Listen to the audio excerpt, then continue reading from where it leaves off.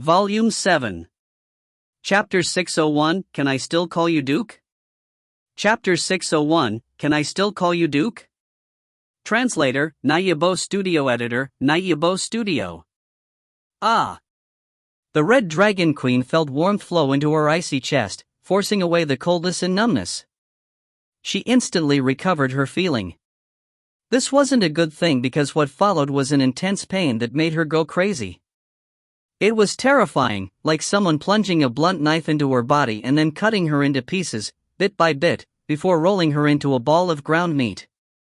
She felt like her bones were getting shattered. Under this extreme pain, all she could do was scream. But the small movement brought new pain. The pain came in waves, each stronger than the last. It felt like her intestines were breaking and her soul was scattering. What's wrong?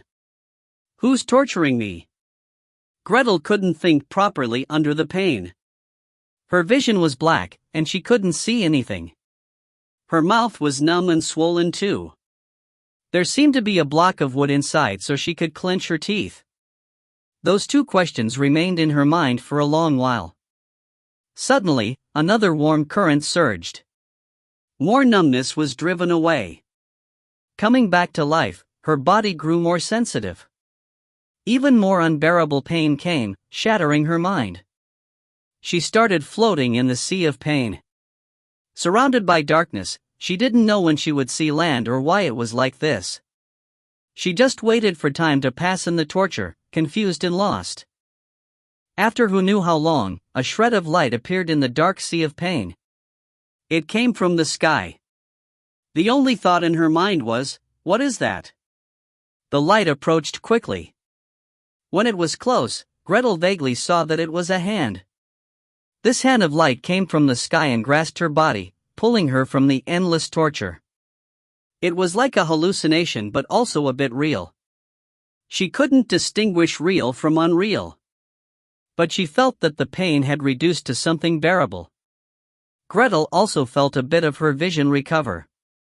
A blurry figure appeared, he was familiar.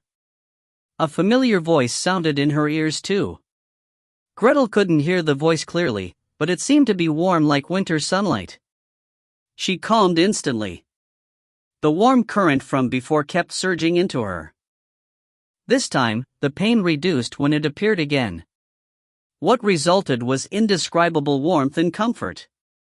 Slowly, Gretel's vision sharpened more, and she saw the figure clearly.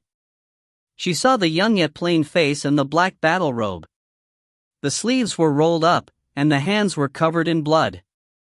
They reflected the moonlight. There was something like a thread and needle in the hand. It was doing something in her chest and abdomen. The warmth she felt came from these hands. The memories of before returned to Gretel's mind. She'd run into the light magician Helino. She hadn't been his match. A few moves later, she had been nailed to the wall by the spear of light. Then Link had appeared, and Helino had detonated the spear. She didn't know what happened afterwards. But Link was healing her now. At the very least, this meant Helino hadn't defeated him. This young man was incredibly powerful. He'd killed the black magician Eugene, who had been undefeatable for centuries. He'd also survived a battle with the light magician. Unfortunately, he had his own path and didn't belong to the dragons. U.P. Dated by Novel Full, Com. Looking at Link's focused expression and the sweat on his forehead, and feeling her body recovering quickly, Gretel stopped caring. She threw away all worries. Without speaking, she gazed at Link, looking at every curve and detail on his face. She wanted to remember all of this. On the other hand, Link was focused completely on healing Gretel's injury. Instead of the flesh magic puppet spell, he used Vance's anatomy method. He also used realm essence to urge Gretel's body to heal itself. The effect wouldn't be as fast as the flesh magic puppet spell, but it would help Gretel recover to its original state. There wouldn't be many side effects. Gretel's injury was grave. That explosion had practically shattered her body. Link had used 2 hours just to keep her from dying. Then he used 3 hours to help her regain consciousness and get rid of the pain. But she was still far from recovered. Link couldn't help much during this process. It depended on Gretel's own recovery ability. After another half an hour, Link finally treated all the surface wounds. From the outside, Gretel's body had recovered. There were just stitches everywhere that looked menacing and scary. To prevent scarring her mentally, Link washed the blood off his hands and wrapped her with the magic gauze he'd prepared. "Your Majesty, your wounds are treated but are still grave. You need at least 10 more hours before he can move." As he spoke, Link placed a fur cape on Gretel's body and a clean shirt under her head for a pillow. Now, Gretel had collected the weak emotions that had come out. She was once again the Red Dragon Queen. "How's Heleno?" she asked softly. "He's dead." Link wasn't surprised by the Red Dragon Queen's actions. They'd chosen different paths and were both rulers. If the prior disagreements still existed, they would have no room for negotiations. Gretel was shocked. She didn't think that things were more dramatic than she'd imagined. Link had killed both light and dark magicians. After a moment, she asked the most important question. "Did you get the piece?" When asking the question, she wished that Link would tell her he didn't. Even if it was a lie, she would accept it and move on. So what if Link became the ruler? He had the ability. As the ruler of Ferd, the territory had prospered instead of sinking into darkness. Anyway, she didn't want to care anymore. She couldn't care. As long as Link lied, she wouldn't be conflicted. But Link nodded. "I did." The Red Dragon Queen's heart turned bitter. She said with difficulty, "You shouldn't have saved me. You should have killed me." Link smiled. He rolled down his sleeves and pulled a book from his waist. "Actually, we were all fooled by the Protector. The piece can't do anything. It's just a key." What I received, in the end, was a book of secret spells. Link opened the leather buckle on the book and flipped through for Gretel. "Do you see? It's all secret spells and some soul spells. This was left behind by some powerful ancient magician. It has nothing to do with the World Tree." "Really?" Gretel's eyes sparkled with happiness. The pained expression in her brows dissipated. "When have I ever lied to you? In reality, you're the one who's always lying. Do you still remember the Dragon Valley?" Link asked in return, smiling. Gretel sighed in relief. Link was right. She'd indeed lied to Link many times, tricking him into the Dragon Valley. Of course, these were nothing now. Even if the soul spells in Link's book were mostly forbidden, that didn't matter either. The most terrifying disagreement between them had disappeared. They didn't have to kill each other anymore. It was enough. Gretel's brows curved and her voice became gentle. Her entire temperament grew gentle. "Thank you for saving me, Duke." "Duke?" Link arched an eyebrow in confusion. "I think that your idea before was right. The dragon race can't remain in the same spot. When I recover, I will return and persuade the elders to share the secret of the dragon power." Then, fearing Link wouldn't agree, she asked, "Will you come back?" "Your Majesty, I'm very happy you can understand me." Link smiled and nodded. He agreed. Duke was only a title to represent that he saw himself as part of the dragon race. But now, he and the Red Dragon Queen didn't have any difference in status. In reality, this was like an alliance. Link lowered his title in consideration of the ego of the ancient dragon race. Take the Qing dynasty tribute trade for example. It was trade but was called tribute for the Qing dynasty's ego. Gretel obviously knew they couldn't return to the past. But after experiencing this event, she understood something. Decisions shouldn't be made in a hurry. She should look forward, it may be a good thing. Where are we now? Gretel looked around and only saw icy walls. There was a magic light above her head. We're still in the extreme north. This is a hole I dug randomly to keep warm. Link chuckled. As he spoke, he felt that Gretel's wound had used up all her power again, so he started feeding her power. Your injury is very grave. The power cycle may even be damaged, so every now and then, I must feed your power to boost recovery. A few hours later, when you're better, I'll take you to Ferd. Right now, the Red Dragon Queen didn't have any power at all. It was all supplied by Link. She couldn't recover it anymore, and Link didn't know why. But seeing as her body kept using up power to heal itself, it was highly possible she would recover. Gretel nodded in agreement. After a pause, she suddenly thought of something. What about those who'd come with you? They're okay. The test we experienced was actually an illusion. My people have returned to Ferd. The mountain sage also returned to Dwarf Mountain. The warrior from the Isomerism realm has also disappeared. I checked the tracks in the snow. They seem to have gone towards the Black Forest. Oh, that's good. Gretel sighed softly. This way, we won't be able to stop the fusion of the realms. Fireman will have trouble. Link nodded.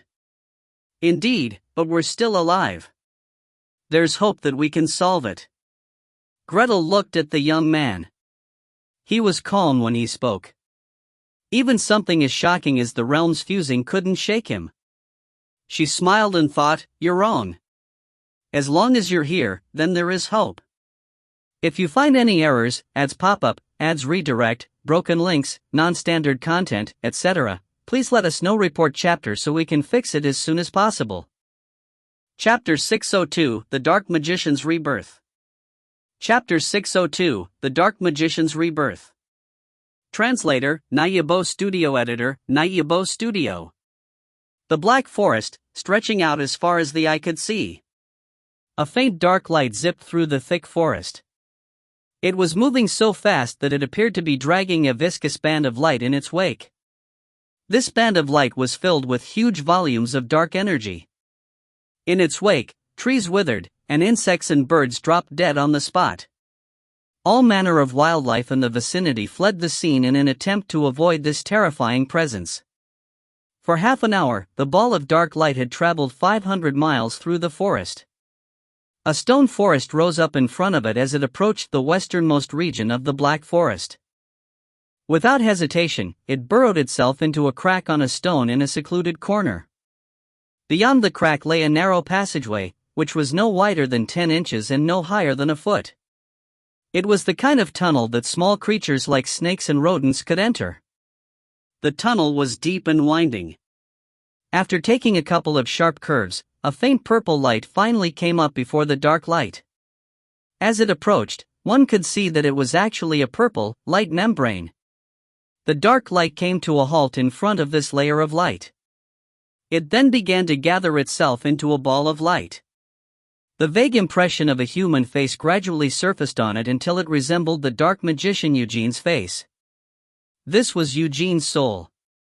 He had fled the far north all the way to the south. His soul was incredibly powerful.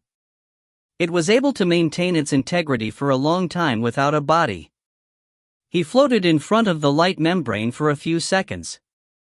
He then extended a tentacle-like band of light and touched a couple of flickering magical runes on the light membrane with it. There was a flash of purple light, and the light membrane was gone. There was a 5-square-foot wide secret room beyond the light membrane. The room's walls were filled with magical runes. They made up a permanent magical formation, which ensured that the place stayed dry. In the middle of the room stood a crystal container which was as tall as a human being. The container was filled with a green fluid. Inside it floated a sickly-looking female dark elf. The female dark elf looked to be at least 25 years old, an age where one should be at the peak of their life. Her hair was golden. Her eyes stared out vacantly, showing a pair of black pupils. Her entire face was as dark as any other dark elf, but her limbs were exquisitely built, giving the impression of a painting that had come to life. The female dark elf's body was close to perfection, from her chest down to her long, slender legs. She would have been the most beautiful specimen of the female gender if she was dressed in some form-fitting clothes. The ball of dark light swam around the woman's body, floating in the container. Finally, it came to rest on a dark rune on the lid of the crystal container. The ball of dark light burst into specks of light, which slowly diffused into the rune and then came out of its other end. Once inside the container, the specks of light began integrating themselves into the dark elf's body. With each speck of light entering her body, the dark elf's skin and vacant eyes grew even more radiant. It took 10 hours for the specks of light to diffuse completely into the dark elf woman's body. Her chest began to rise and fall slightly. She was now breathing in the green fluid. This went on for another minute. Then, her limbs began to move. Finally, her eyes widened. She then stretched out her hand and lightly touched the wall of the container. Cracks began spreading across the container's surface like a spider's web from where the dark elf's hand was touching until they covered the whole thing. Without warning, the crystal container shattered into pieces, spilling the green fluid out. The ground immediately sucked up the fluid without leaving a single trace of it behind. She then cast a levitation spell on herself and floated out of the broken remains of the container towards one of the walls of the secret room. There was a rune on the wall as well. She touched it with a hand and then channeled a weak current of magical power into it. The wall vanished, revealing a storage space behind it. Its contents included a magic wand, a magician's robe and a vial of magical potion. The dark elf woman activated the magician's hand spell, and the vial containing a light red potion drifted into her hand. She gulped the whole thing down and waited patiently for it to take effect. She then stretched her arms out, allowing the magician's robe to put itself on her. Finally, the magic wand flew out from the storage space and into her hand. At first glance, there did not seem to be anything special about the wand and the robe. Nobody would even bother picking them up if they were left on the street. However, when the dark elf gently touched a few runes on the robe and the wand, a dark golden light radiated from both items. Countless magical runes swirled in the air as well, like stars in a night sky. "Robe of eternal night, wand of darkness, my old friends, we meet again," said the dark elf. Her voice was soft and hoarse with disuse, but her tone was the same as the dark magician Eugene's. She was Eugene. As a conniving dark magician, Eugene was always paranoid about people conspiring against him. As a result, he had prepared a couple of contingency plans for himself should the worst come to pass. One of those plans involved amassing a large number of bodies that were compatible with his soul. The body he was now using had once belonged to a princess from the Dark Elf royal court 200 years ago. She possessed an extraordinary talent for magic and had a bright future ahead of her. She could have even grown up to be a pillar of Dark Elf society. She was only 24 years old when Eugene met her. She was already a level 6 magician, which was a rare thing at the time. What caught Eugene's attention was the fact that his soul had a certain resonance with hers. He even felt as if he was able to read her mind as he got close to her. Eugene was an expert in soul magic. He immediately realized that the Dark Elf princess was a perfect vessel for his soul. The only problem was that it was a female body. However, it was nothing he could not handle. He simply needed to adapt to a new life as a female Dark Elf. That year, he was already a level 11 legendary master. There was no way he would let such a perfect specimen escape him. It did not matter that the body belonged to a princess. And so, this talented Dark Elf princess had vanished from the face of the earth. The princess' disappearance remained unsolved to this day among the Dark Elves. Though the vessel was flawless, the power it possessed was only level 6. Eugene was only able to raise it to level 8 even after drinking his specially brewed magical potion. To a former level 13 legendary magician, this was no more different than being a cripple. He had Link to thank for his present state. Taking a deep breath, Eugene said to himself, "I'll admit that you are a better magician than me. I was never a match for you, nor shall I be for a long time to come. However, your enemies are everywhere, and they also happen to be my allies. I would like to see just how long you'll be able to survive our plots and schemes." When he was finished, he turned back and walked towards the crack in the stone. He then pointed his wand at it and activated the stone splitter spell. The stone began to crumble on both sides of the crack until it formed a long tunnel. Eugene began walking down the tunnel until he reached the exit. He chuckled as he saw the dark forest in front of him and felt a cold breeze blowing from the north. Dark elves, the prodigal princess has returned. Eugene's body possession spell was flawless. No one would be any wiser as to who was inhabiting the dark elf princess body. She had returned to the Black Forest with level 8 power. With her innate potential for growth, she would be able to easily rise up the ranks in dark elf society, especially considering the emaciated state of the dark elves at the moment. Just as Eugene emerged from his lair in a new body, ready to enter dark elf society, a Silver Storm Sparrow battleship had entered the dark waterport on the western side of the Black Forest. An elegantly dressed high elf with white sideburns stood silently on the deck. It was the High Elf King, Mordina.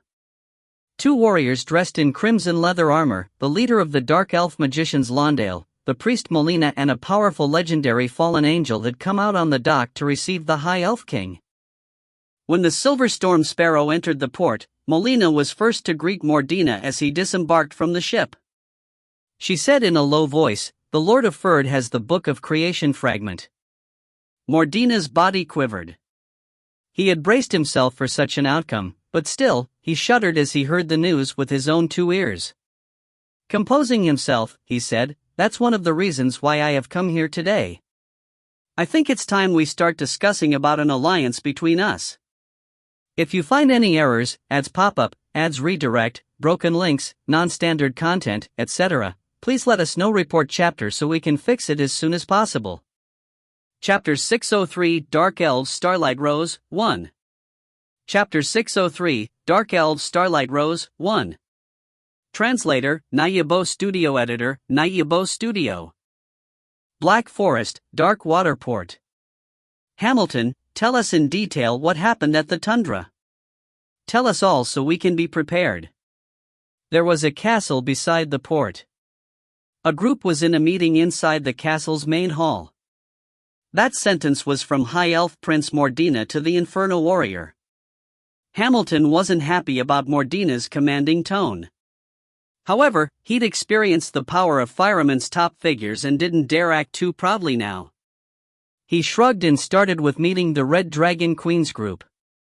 He continued with the extreme north, meeting the Protector and everything else.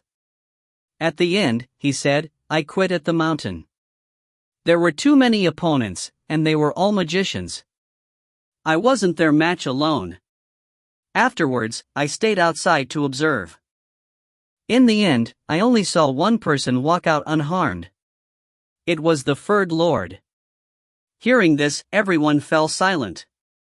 Of the magicians that Hamilton had mentioned, only the Ferd Lord and the Red Dragon Queen were well known. The others, like the Dwarf and Light and Dark magicians, were unheard of to most of the people present. The only one who knew everyone was High Elf Prince Mordina. He was also the most shaken. Every time Hamilton described one of them, he would subconsciously tap the table, his brows furrowing. "Your Highness, do you know them?" asked Londale, head of the Dark Elf magicians. After that battle at the Arita Fortress 2 years ago, the Dark Elves had lost their elites and suffered great losses. They'd become a second-class race now, almost becoming servants to the Agatha Nagas. Londale was a level 9 magician, but he didn't have much confidence when he spoke. He was very quiet and even bowed slightly to Mordina to show respect. Molina and the others also looked to Mordina, waiting for him to explain. Mordina nodded. "I've indeed heard of them. Perhaps you think that the Red Dragon Queen and Ferd Lord are figures from legends. But I think that the other 3 magicians all have comparable strength, especially the Light and Dark magicians. They are the most mysterious. They're behind many of the large events throughout the centuries. Hearing this, everyone exchanged glances. Then they thought of something else. They were all absolute powerhouses, but only the Third Lord was unharmed in the end. Where did they all go? Here, Mordina got an idea and asked, Hamilton, you said you saw the Third Lord walk out alone in the end but don't know what happened exactly. This doesn't mean he really got the key to the Book of Creation. Yes, but that's most likely what happened. This also meant that it wasn't certain. Mordina relaxed slightly. To be honest, if the Third Lord really got the so-called Book of Creation fragment, he wouldn't know what to do. Since it wasn't certain, he had to figure out what had really happened and then decide what the Isle of Dawn should do. Of course, he couldn't say what he was thinking. He decided to delay them first. No matter what, the Third Lord's threat is obvious, he said. I think it's time for us to ally against him. How about we discuss the specific conditions of our alliance? Molina and the others obviously agreed. After that, they started discussing the specifics of their cooperation. Both sides fought for their own interests and haggled over every detail. Prince Mordina was the most difficult. After arguing from morning to night, the agreement only had a few conditions. Something so important obviously couldn't be completed in a day. They weren't in a hurry either. After agreeing to continue tomorrow, they all went to rest. Mordina and the two Inferno warriors happened to go the same way. On the road, Mordina cast a soundproof barrier and asked caringly, I heard that you two were hurt. How are your injuries now? The two warriors weren't stupid. Exchanging glances, Hamilton asked, Your Highness, please speak straightforwardly. The saint had told us to do everything to help you. I see. Mordina chuckled awkwardly. I want you to go to Ferd and get some information. I must know if he got the fragment or not. This pertains to my race's strategy. I must know clearly. Noah was unhappy at this. We heard what had happened with rescuing Katyusha. Ferd is very dangerous. Your Highness, are you sending us to die? Mordina shook his head quickly. No, of course not. The mission is a bit dangerous, but we've prepared well for you. As he spoke, he took out a scroll. Unfurling it, he revealed a map. Look, this is our map of Ferd's defenses. It cost our spies a lot to draw it, but it's highly accurate. If you follow the map, you won't set off Ferd's alarms. That's not all. These are 2 transmission runestones. If you must escape, you can use this. The Isle of Dawn will open a long-distance transmission spell to take you back and save you. What do you think? These preparations weren't insincere. He was also the saint's father and was quite noble.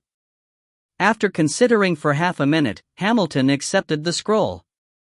I can go, but I can't ensure success. I can only try my best. No problem. Just do your best. Mordina smiled, but he was worried inside. The Inferno warriors were so difficult. Could the Isle of Dawn truly control them after the realms fused? He wasn't sure at all. But the Elder Council had passed this, and it was already started. There was no room for regret. Mordina had some worries, but he could only keep going and try to make it succeed. Canceling the soundproof barrier, Hamilton and Noah took the scroll and runestones. Without wasting any time, they hurried southward. Mordina returned to the place arranged by the Dark Elves to plan the next step. On the other hand, Dark Elf magician leader Lawndale also walked towards his room. Dark Waterport was created by the Dark Elves, but it didn't belong to them anymore. The army of destruction and demons were the new guards. The Dark Elves were the lower class, mistreated wherever they went. Lawndale had high status, but he still had to be careful. He also had to try to help the Dark Elves so they wouldn't become the cannon fodder. Trying to find the balance had used up much of his spirits. He wasn't 30 yet, but his hair had already turned white. He walked cautiously, being careful that his movements wouldn't catch the attention of the guards. A full half-hour later, he returned to his home. As soon as he opened the door, he felt that the living room was off. The furniture hadn't changed, but there was an unfamiliar aura. He immediately grasped his wand and cast a defense spell. Then he followed the aura timidly into the room. There was nothing there, but the aura remained. It smelled faintly like flowers. It led him to the balcony on the second floor. There, he saw the uninvited guest in his home.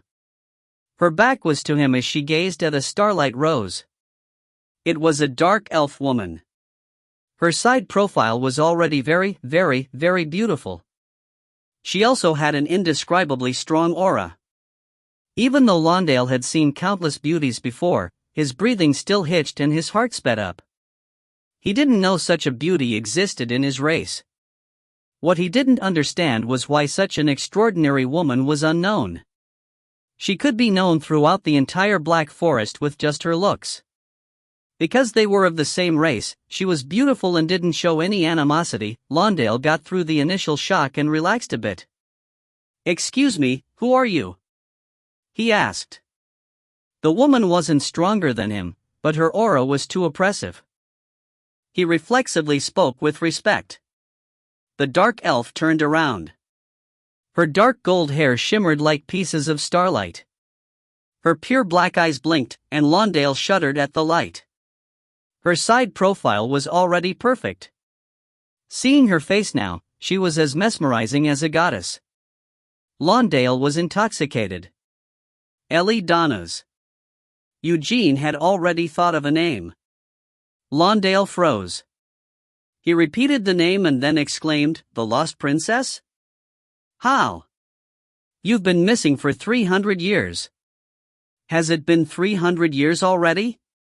Confusion flashed past the dark elf's eyes. Her brows furrowed slightly. Lawndale wished he could smooth them for her. "Your Majesty, what happened?" Lawndale subconsciously accepted her identity. The reason was none other than the fact that her features and aura were clearly from dark elf royalty. It was enough to prove her identity. "I mistakenly entered a spatial whirlpool and recently broke free from it. I didn't know so much time had passed. I thought it had only been 100 years, Eugene said. "Oh, I see. It is fortunate that you are back." "Oh, the girl blessed by the gods is back." "Oh, this is amazing." Lawndale could feel that the other was at the pinnacle of level 8 and was only around 24 years old. What did this mean? It meant that she had great potential and could become a legendary figure. To have such a talented royal return to a weakening race was so exciting. On the other hand, Eugene knew everything about Lawndale's thoughts. Waiting for him to calm down, she smiled. "Lawndale, I saw the silver storm sparrow. Have we recovered our relationship with the High Elves?" "Oh, Your Highness, the world has changed greatly. Please sit down. I will tell you what happened during these 300 years. You will need to know." Eugene smiled again. His body was too amazing. Not only was it talented, but it was also beautiful. No wonder this dark elf would freak out and call it the girl blessed by the gods. He'd easily shaken up the usually calm Lawndale. Back when Lawndale went south, he could act cruelly to human beauties. This was different though. The other was a princess of his race. She was a flawless rose sparkling faintly under the starlight. He was drunk. Thus, he tried his best and racked his brain to say everything that he knew about the mainland. Eugene listened attentively. When Lawndale finished, Eugene fell silent as if in deep thought. A few minutes later, he chuckled lightly. "It's not hard to deal with the Furred Lord. If you find any errors, ads pop up, ads redirect, broken links, non-standard content, etc., please let us know. Report chapter so we can fix it as soon as possible." Chapter 604 Dark Elves Starlight Rose 2. Chapter 604, Dark Elves Starlight Rose, 2. Translator, Nayabo Studio Editor, Nayabo Studio. Hearing what Ellie said, Lawndale shook his head furiously. Princess, you don't understand.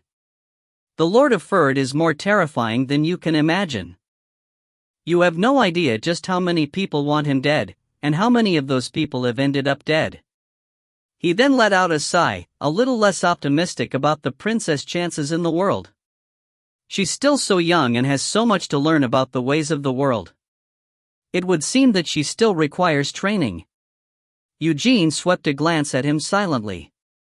He had stood on the pinnacle of firemen for 400 years.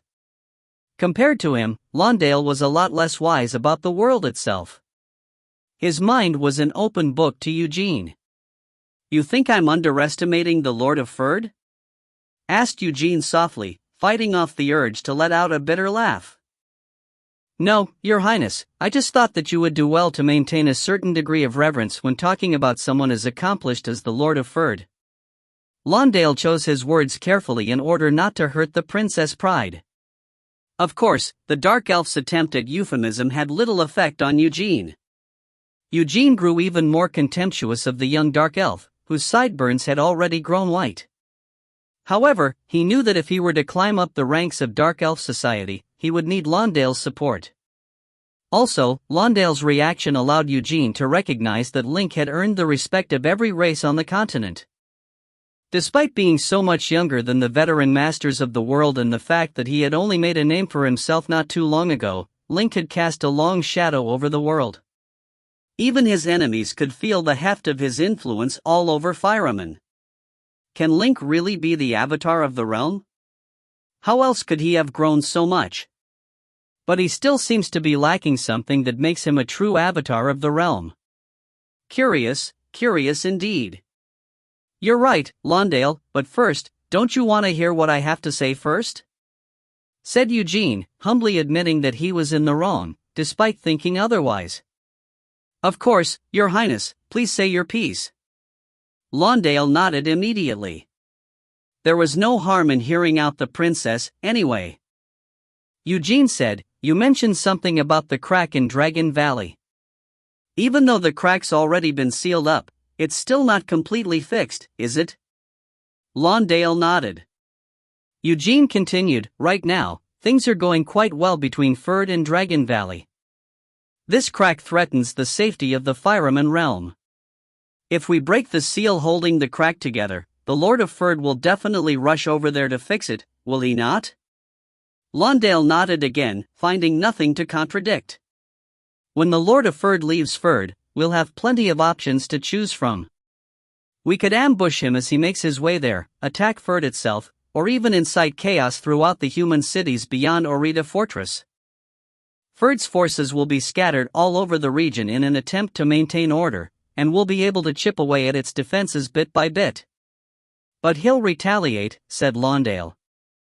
It sounded like a solid plan, but his mind had grown duller recently. He would instinctively try to refute anything without forming an actual counter-argument. Eugene explained, Of course he'll retaliate. But don't forget, we're in the Black Forest. We can always retreat back into the darkness if he does. While the High Elves may have the World Tree to protect them, we are already protected by the geography of our natural habitat. We'll simply have to be on the defensive, as we send in crack troops to harass the human cities. The humans live mainly on flat terrain. Once they're scattered, they'll be more vulnerable to our attacks. Trade among the humans will weaken considerably in the resulting chaos, and Ferd's sources of income will be cut off as well. Follow my plan to the letter, and the humans will become so weak that all we need to do is give them a little push, and their entire civilization will fall. Your plan sounds reasonable, said Lawndale, mulling over Eugene's plan. He was obviously moved by it. Of course, it's reasonable. Eugene was now becoming increasingly disdainful towards the Dark Elf, who seemed to have sunk so deep into the pit of abject failure there was no hope of pulling him out of it. Of course, she managed to hide her contempt as she continued, This is only step 1. There's a step 2 to my plan, "Oh, do continue, Your Highness," said Lawndale. Eugene continued, "There's the syndicate to the south of the human's domain. Wasn't Morpheus planning on ascending to godhood? Also, wasn't he an ally of ours? Why have we stopped working together? Let the syndicate harass Ferd from the south. Even if this proves difficult for them, they could still block off merchant ships bound for Ferd and disrupt business there. What do you think?" "Yes, you're absolutely right." Lawndale's eyes lit up for a moment but then shook his head, chuckling bitterly. "It's a good plan, but I fear that it may be impossible to carry out." Eugene frowned. An oppressive aura began to bubble up from the depths of Eugene's soul. The radiance that the dark elf princess' flawless features had afforded him on the outside had faded all of a sudden and was replaced by a chilling sternness. At that moment, Lawndale sensed that the air was becoming hard to breathe. A shiver went down his spine as he looked at the princess. He quickly lowered his head, not daring to look at her in the eye. All the meanderings in his head had melted away like snow under a fiery sun. As is to be expected by someone blessed by the gods themselves. "I shouldn't have opened my mouth so carelessly. She truly is the princess of the Dark Elves." All of Lawndale's distrust towards Eugene was converted into admiration in an instant. "Why would it be impossible to carry out?" asked Eugene. Lawndale smiled bitterly. "Your Highness, I had come up with a plan similar to yours back then, but it had fallen on deaf ears. The Black Forest now belongs to the Nagas. Don't let their feminine features fool you. In truth, they are as hard as steel and have always preferred head-on confrontations with Ferd. They have never been one for sophisticated plans like yours, Princess. What they do like, though, are one-off solutions along the lines of taking the fight straight to the humans at Orita Fortress. According to them, doing so will please the god of destruction. Once he's satisfied, they'll receive more of his blessings. But won't they lose in a head-on fight?" Eugene held his forehead in his hand. He did not expect to hit such a problem here. Which is why they decided to make their next move after the High Elves succeed in merging the two realms. "Damn it!" cursed Eugene before Lawndale could even finish speaking. He then took a deep breath, calming himself down. "The realm unification will destroy Fireman. The High Elves have gone mad. This is exactly what the god of destruction wanted. Idiots. Lawndale, the Dark Elves will be taking the helm of this alliance. There's no way I'm entrusting the fate of my race to a bunch of madmen and servants of the god of destruction." Eugene's words resonated with Lawndale. Deep down, he could not agree any more with them, but there was nothing he, or anyone else, could do at this point. He sighed. "Your Highness, our race has never been the same since the war between light and darkness 2 years ago. We can only leave these things to the realms of fancy." Eugene fell silent for a long time. Then he spoke. "I once came across a certain presence residing in a space-time distortion. It taught me a sacrificial technique that would allow me to increase my power considerably. I've tried it once. It was effective, but I'll need your help to do it." Lawndale was stunned. "How much power will you be able to acquire?" Eugene narrowed his eyes. "I'll be able to reach level 14 in 3 days if we can sacrifice more than 30,000 people." Before, he had only reached level 13 with the technique in question. After his ordeal with Link, he was now able to easily solve some of the problems that had tormented him in the past. He was now confident that he could reach level 14 this time. 30,000? You can reach level 14 by sacrificing 30,000 lives? Lawndale's eyes widened. He could feel his heart thumping wildly against his chest. If the princess could acquire such power, the Dark Elves would be free from a fate of exploitation in the hands of others. Regaining his composure, he said in a low voice, "Your Highness, how sure are you about this?" "I'm 90% sure that I could pull it off, but I'll need your help, Lawndale." Eugene reached out and touched Lawndale's face, looking fondly into his eyes. He could see that Lawndale was immediately entranced by his gesture. Don't you worry, Your Highness, I'll have 30,000 people ready for you in a day. They'll be dying for a righteous cause," said Lawndale, gritting his teeth in resolution. "If you find any errors, ads pop up, ads redirect, broken links, non-standard content, etc., please let us know. Report chapter so we can fix it as soon as possible." Chapter 605 Dark Elves Starlight Rose, 3. Chapter 605 Dark Elves Starlight Rose, 3. Translator, Nayabo Studio Editor, Nayabo Studio. Black Forest, Dark Waterport. No, we can't agree to those conditions. Iridium is a precious material from the Isle of Dawn. It's a strategic resource. Supplying 200 pounds per month is too much. We can't give that much. At the table, Prince Mordina shook his head. There seemed to be no room for negotiations. Molina was frustrated. She'd experienced the High Elf's toughness many times these past days. He would repeatedly calculate each condition of cooperation. Nothing was smooth. She wouldn't waste time with these discussions that just went back and forth if he hadn't shown some sincerity.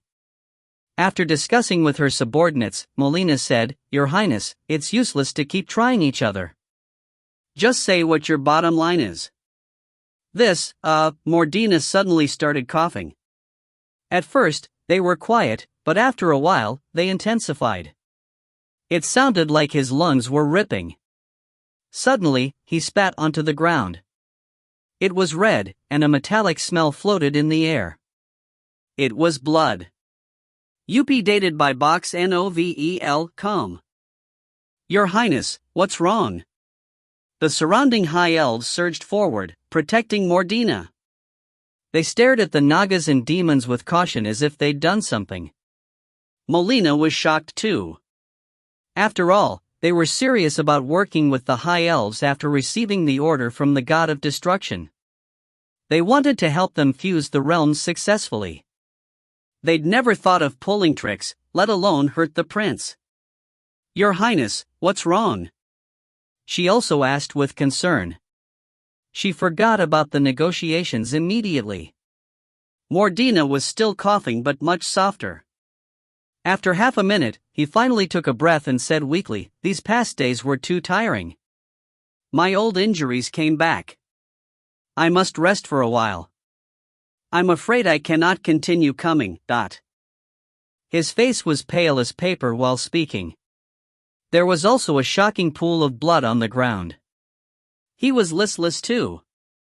Molina furrowed her brows. She wanted to say something, but Mordina continued, "The alliance can't be delayed either. My subordinates will negotiate for me." "Okay, that's fine." Molina nodded and then asked in concern, "Your Highness, I am skilled in divine healing spells. Would you like me to help you?" Mordina smiled wryly and waved his hand. "No need. My injury isn't easy. Even the world tree is useless. It isn't too bad though. Just let me rest for a few days." With that, he nodded apologetically to Molina and then said to his servant, "Take me back." His servants helped Mordina away from the room. When he returned to his residence, he straightened and said to his adjutant that had followed, "Vader, it's up to you all now. Argue with them if the conditions are too much. If the conditions are okay, then pick them apart. If there's nothing to pick, then agree. Whatever you do, just drag it out, understand?" The two Inferno warriors hadn't sent news back, but this information was too important. It directly affected their strategy. If they couldn't confirm it, the High Elves couldn't fully cooperate with the Army of Destruction. "I understand, Your Highness." Vader nodded. He knew what his prince meant. Lawndale was at the meeting room. "Saint," he whispered to Molina. "The High Elves may be trying to delay things." Molina's heart jumped. But before she could reply, she saw that High Elf across the table had good hearing. His eyes narrowed, and he said angrily, "Saint, is this your attitude towards cooperation? We've decided on quite a few conditions these days. Is it all nothing to you?" We have no need to delay things. This was true. Things were going slowly, but the High Elves were still sincere. Once they decided on something, they would follow through immediately without any delay. This was one of the reasons why the negotiations hadn't failed after this half-month. The High Elves would occasionally toss out something sweet to keep tempting them. The High Elf's protest was effective. Molina's worry was erased instantly. She knew she must soothe the other's feelings. Turning to Lawndale, she said angrily, "Dark Elf, watch your words. Go apologize to the Isle of Dawn." Usually, Lawndale would stand up without hesitation to apologize. He would even give compensation. But today, for some reason, he grew tough. Sitting in his chair without moving, Lawndale said coldly, "Saint, am I wrong? Do you not see anything wrong with their performance these days? The promises they'd gone with are all unimportant details. These benefits are like ants. It's just to sate us. They always avoid the core problems." As he spoke, he huffed at the High Elf across from him. "Gore, I think that you're waiting for news from the two Inferno warriors, right? You want to confirm if the Third Lord truly got the Book of Creation fragment because it pertains to the safety of the World Tree and the Isle of Dawn. Is that right?" "You, nonsense." Sweat beaded on Gore's forehead. "Then tell me where the Inferno warriors went," Lawndale pressed. "That's our private matters." "I don't need to tell you." Gore composed himself a bit and turned to Molina. "Saint." Before he could finish, Lawndale started again. He stood up powerfully and slammed a hand on the table. "Look at me, Gore," he roared. "Answer my question." That utterance was powerful and loud. Everyone was frightened, especially Molina. She froze and stared at Lawndale incredulously. The demon nearby blinked too. Then he pointed at Lawndale, laughing. "Poor thing, are you still drunk? Do you still think you're laying down next to a girl right now?" Lawndale looked over and sneered. "Idiot. Your brain is filled with sh*t. What do you know? Shut up before you embarrass the army of destruction." "Huh, did you eat sh*t today and embarrass yourself so now you want to die?" The demon wasn't easy to deal with either. He waved his fists. Lawndale wasn't afraid. He glared at the demon, pissing him off even more. "Looks like you don't want to live anymore." Lawndale grasped his wand and inserted mana. Thick black fog surrounded the dark gem at the wand's tip. Seeing that a fight was about to break out, Molina finally said, "Enough, but." Demons feared Agatha Nagas, especially Molina, who could communicate directly with the god of destruction. Hearing her yell, the demon stopped immediately. Lawndale also retracted his mana. Seeing that things were calming down, Molina looked to Lawndale. "Dark Elf, you're different today," she said, feeling strange. "What gave you the courage?" The current Dark Elf race had no legendary figures. The most powerful was only level 9. The entire race only had around 1 million people. There were less than 5,000 warriors who could fight. With that power, they could only be subordinates. But today, they suddenly straightened their backs. It was very strange. Lawndale smiled. Standing up, he walked to the door and lowered onto one knee. "Welcome the princess," he said respectfully. "Princess?" Molina was confused. The Dark Elves had a royal family, but they only existed in name. All authority lay with the Silver Moon Council. The so-called princess was only a puppet of this fallen race. She only had symbolic significance. The demons found it strange too. They stared at each other. When did the Dark Elves get a new princess? A little girl can give Lawndale so much strength? Did he hit his head?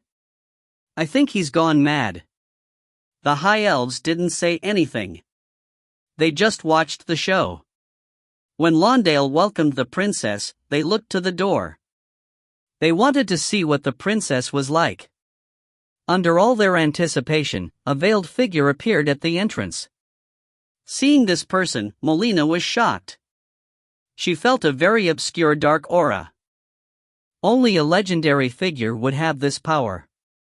It had to be at least level 12 too. Really? Molina thought back to Lawndale's actions, and fear appeared. At this time, the figure raised her hand and slowly took off her hood. Light golden hair flowed down like a waterfall. The delicate features revealed now stole everyone's breaths. The pure black eyes shone with indescribable authority. When she appeared, the surroundings lost color. Everything became the background to show her off. It was as if all light in the world had gone to her. She was flawlessly beautiful, she was high and mighty, like a goddess in the clouds. The room was silent. No one could speak. After a long while, a high elf behind Gore fell to one knee like Lawndale. Mesmerized, he murmured, "The rose illuminated by starlight, the moon's daughter, unmatched. My only wish is to accompany you for eternity." Her charm was truly shocking. If you find any errors, ads pop up, ads redirect, broken links, non-standard content, etc., please let us know. Report chapter so we can fix it as soon as possible. Chapter 606, Time to Take on Ferd. Chapter 606, Time to Take on Ferd. Translator, Nayabo Studio. Editor, Nayabo Studio. Dark Water Port. Everyone in the Great Hall was stunned by the young high elf's action. However, a hush fell over the room as all of them realized that they could not pull their gaze away from the dark elf princess. Even Molina was not immune to the princess' beauty. She immediately came to her senses and muttered to herself, "Forgive me, my lord, for I have sinned." On the other end of the room, Eugene laughed inwardly at the full attention she was receiving from everyone thanks to her new body. What a bunch of fools! However, on the outside, she smiled at them.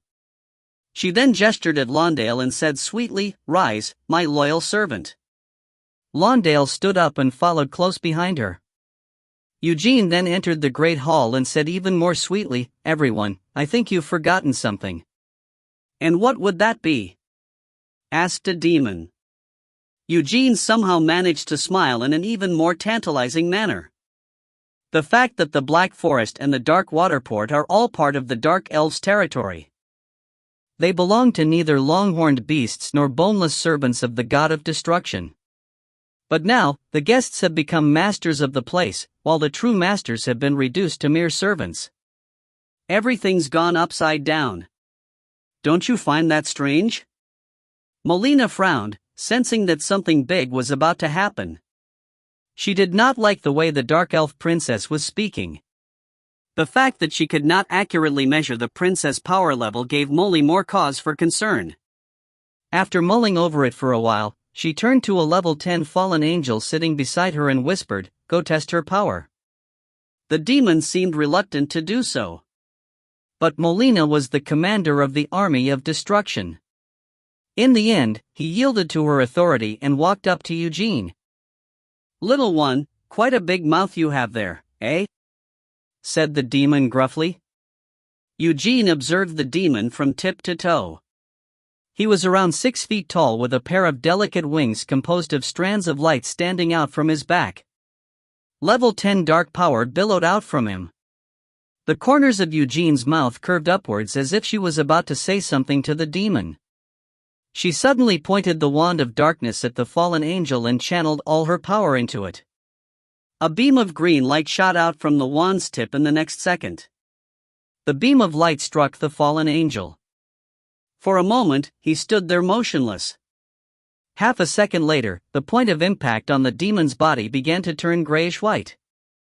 The discoloration quickly spread across his entire body until the fallen angel was transformed completely into a stone statue.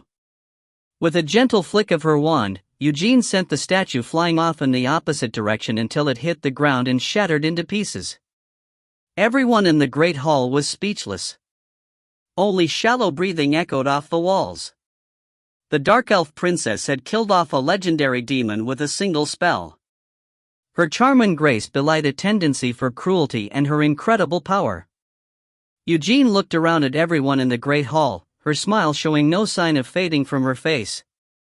These were all higher-ranking individuals in the Army of Destruction. Most of them were at least level 8 in terms of power level, and they were all completely taken aback by her actions. Finally, Eugene's gaze fell on Molina. She asked smilingly, "Naga, you and your kind have outstayed your welcome. Tell me, should I kick all of you out of the Black Forest right now?" The Dark Elf Princess' voice was calm and gentle, as if she was simply having an ordinary conversation with Molina.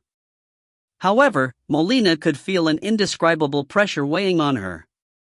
Her legs had gone wobbly, and her back was sticky with sweat. "Oh, Master," she began to pray to the god of destruction for solace. Eugene waved her wand, and the black crystal on its tip began glowing with a black light. Before Molina could finish her prayer, Eugene said, "Your master won't be able to enter the Fireman realm, and your so-called divine destruction spells won't have much effect on me because I won't be giving you any chance to use them on me. If you even think about casting any of your spells on me right now, I won't hesitate to kill you where you stand." As an expert in soul magic, Eugene would be able to easily read Molina's mind. Molina's legs were now trembling. Forcing herself to regain composure, she asked, "What do you mean?" Eugene chuckled and appeared beside Molina. She then walked around to face the Naga priest. The Nagas and demons nearby took a few steps back, fearful for their lives. On the other hand, the Dark Elves were now watching their princess' every move with admiration. Eugene stopped smiling as she gazed around at everyone else from where she now stood. She then spoke with a raised voice, "The Black Forest belongs to the Dark Elves. Not the Nagas and certainly not the demons. From now on, no alliances with the Dark Elves will be forged without my consent. This isn't a request. It's an order." Eugene looked at the High Elf Lieutenant Gore and gave him a cold smile. She then shot a beam of black light at him. Gore's body shook violently the instant he was struck by Eugene's attack. His body began melting like candle wax until all that remained of him was a puddle of pungent black sludge. The scene was horrifying. The High Elves in the Great Hall were all surprised and angered by this, but for some reason, no one dared say a word. They were completely spooked by the Dark Elf Princess' true power. However, Eugene remained calm throughout all this. "You High Elves must have all gone blind that you don't even know who's running the show here. This is the price you'll pay for your disrespect." Saying this, she saw a High Elf sneaking out of the Great Hall from the corner of her eye, probably to inform his superiors on the events that had transpired here. She did not bother to stop him and simply waited until he was out of the hall. An instant later, a white light appeared in the middle of the hall. It was a teleportation spell. Someone was coming. The figure of a certain someone appeared immediately in Eugene's mind when she saw the white light.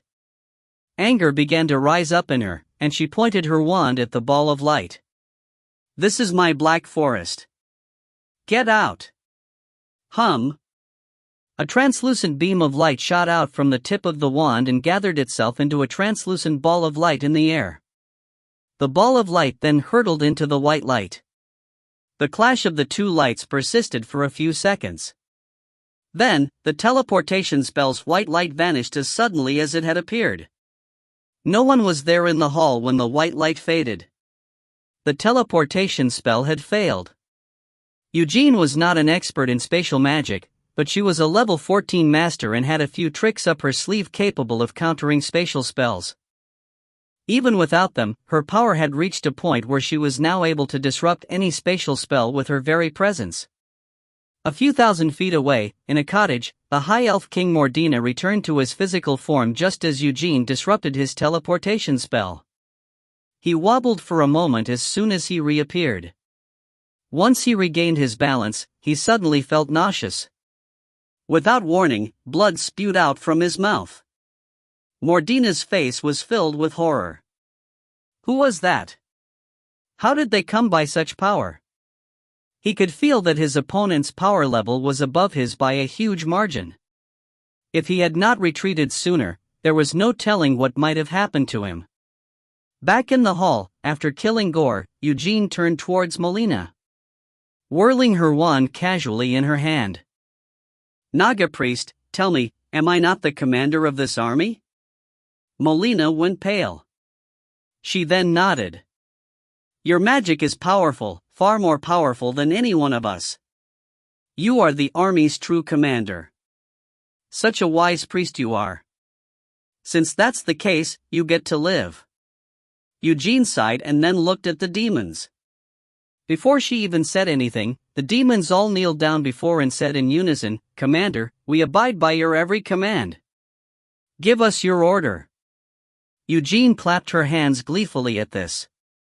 She then turned towards the High Elf and said, Go tell that king of yours that the Isle of Dawn only has one option from here on out, regardless of whether the Lord of Ferd has the fragment of the Book of Creation, and that is to form an alliance with us. If he delays his decision any longer, the Isle of Dawn will have to deal with Ferd by itself. The High Elves looked at each other. Now get lost, barked Eugene. The High Elves immediately ran out of the hall. Eugene then sat on Molina's seat and said to the demons, Go spy on the High Elves. If they're having second thoughts about an alliance with us or even thinking about running away, kill them all. Hearing this, Molina said hurriedly, Your Highness. Eugene waved her wand, sealing Molina's mouth in an instant. Eugene smiled coldly. Bear this in mind, Naga. I know what the god of destruction's planning. He's thinking about destroying firemen, and I don't like that. So, just giving you a heads up, I won't hesitate to cast a level 13 area of effect spell on an Agatha Naga base camp if you don't cooperate fully with me. The muffling from Molina's mouth stopped. Eugene laughed. Such an obedient little Naga. I like you. As long as I'm alive, you can stop thinking about that mad god of yours. Once I'm dead, you have my permission to do whatever you want. Right now, I want you to focus on the Lord of Ferd. What do you say? If it was not for the fact that she still needed the Naga's power, Eugene would have slain them all without hesitation.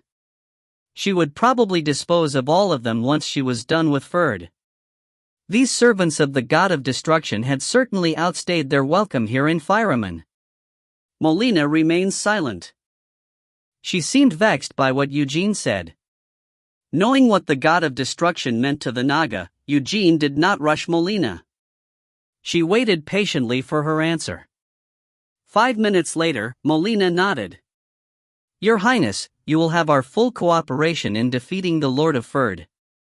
The Dark Elf Princess possessed extraordinary power, which the army of destruction lacked at the moment. Also, she probably would not try to abuse the Nagas in the god of destruction's presence. Molina saw no problem in letting the princess taking command of the army for now, especially when she was the one who had so eagerly volunteered to lead the charge against Ferd. Gods all had one thing in common, patience. Good, said Eugene. Just then, there was a commotion beyond the doors of the Great Hall. A fight had broken out between the High Elves and demons. A demon had entered with a report. Your Highness, the High Elves refused to form an alliance with us. We've made our move on them. Excellent. Molina, time to demonstrate your loyalty, said Eugene, looking at the priest. Molina beckoned at her sisters beside her, and the Nagas all slithered out of the Great Hall. The fight out on the port lasted for 10 minutes. Then, a heavily scarred demon came before Eugene to deliver his report. Your Highness, out of the 109 High Elves, we've killed 108 of them. The Elves' Silver Storm Sparrow ship was also destroyed. Only the High Elf King managed to flee. Well done. Those High Elves are out of their minds apparently. Next time, kill them all on sight. Don't even let their corpses go to waste. Gobble them up. Grind their bones to dust. Do you understand? If the High Elves had not decided to proceed with their plan to merge the two realms, Eugene would not have gone all the way to the far north to retrieve the Book of Creation's fragment, only to have his body be destroyed by Link and finally end up in the body of a dark elf princess. The High Elves were mostly at fault for his current condition. Since the High Elves had no intention of forming an alliance, Eugene would not show them any mercy. Besides, the High Elves would not surrender to Ferd no matter what Eugene chose to do at that point. Yes, Commander, everyone said in unison. This made Eugene extremely happy. She let out a laugh as light and sharp as a silver bell.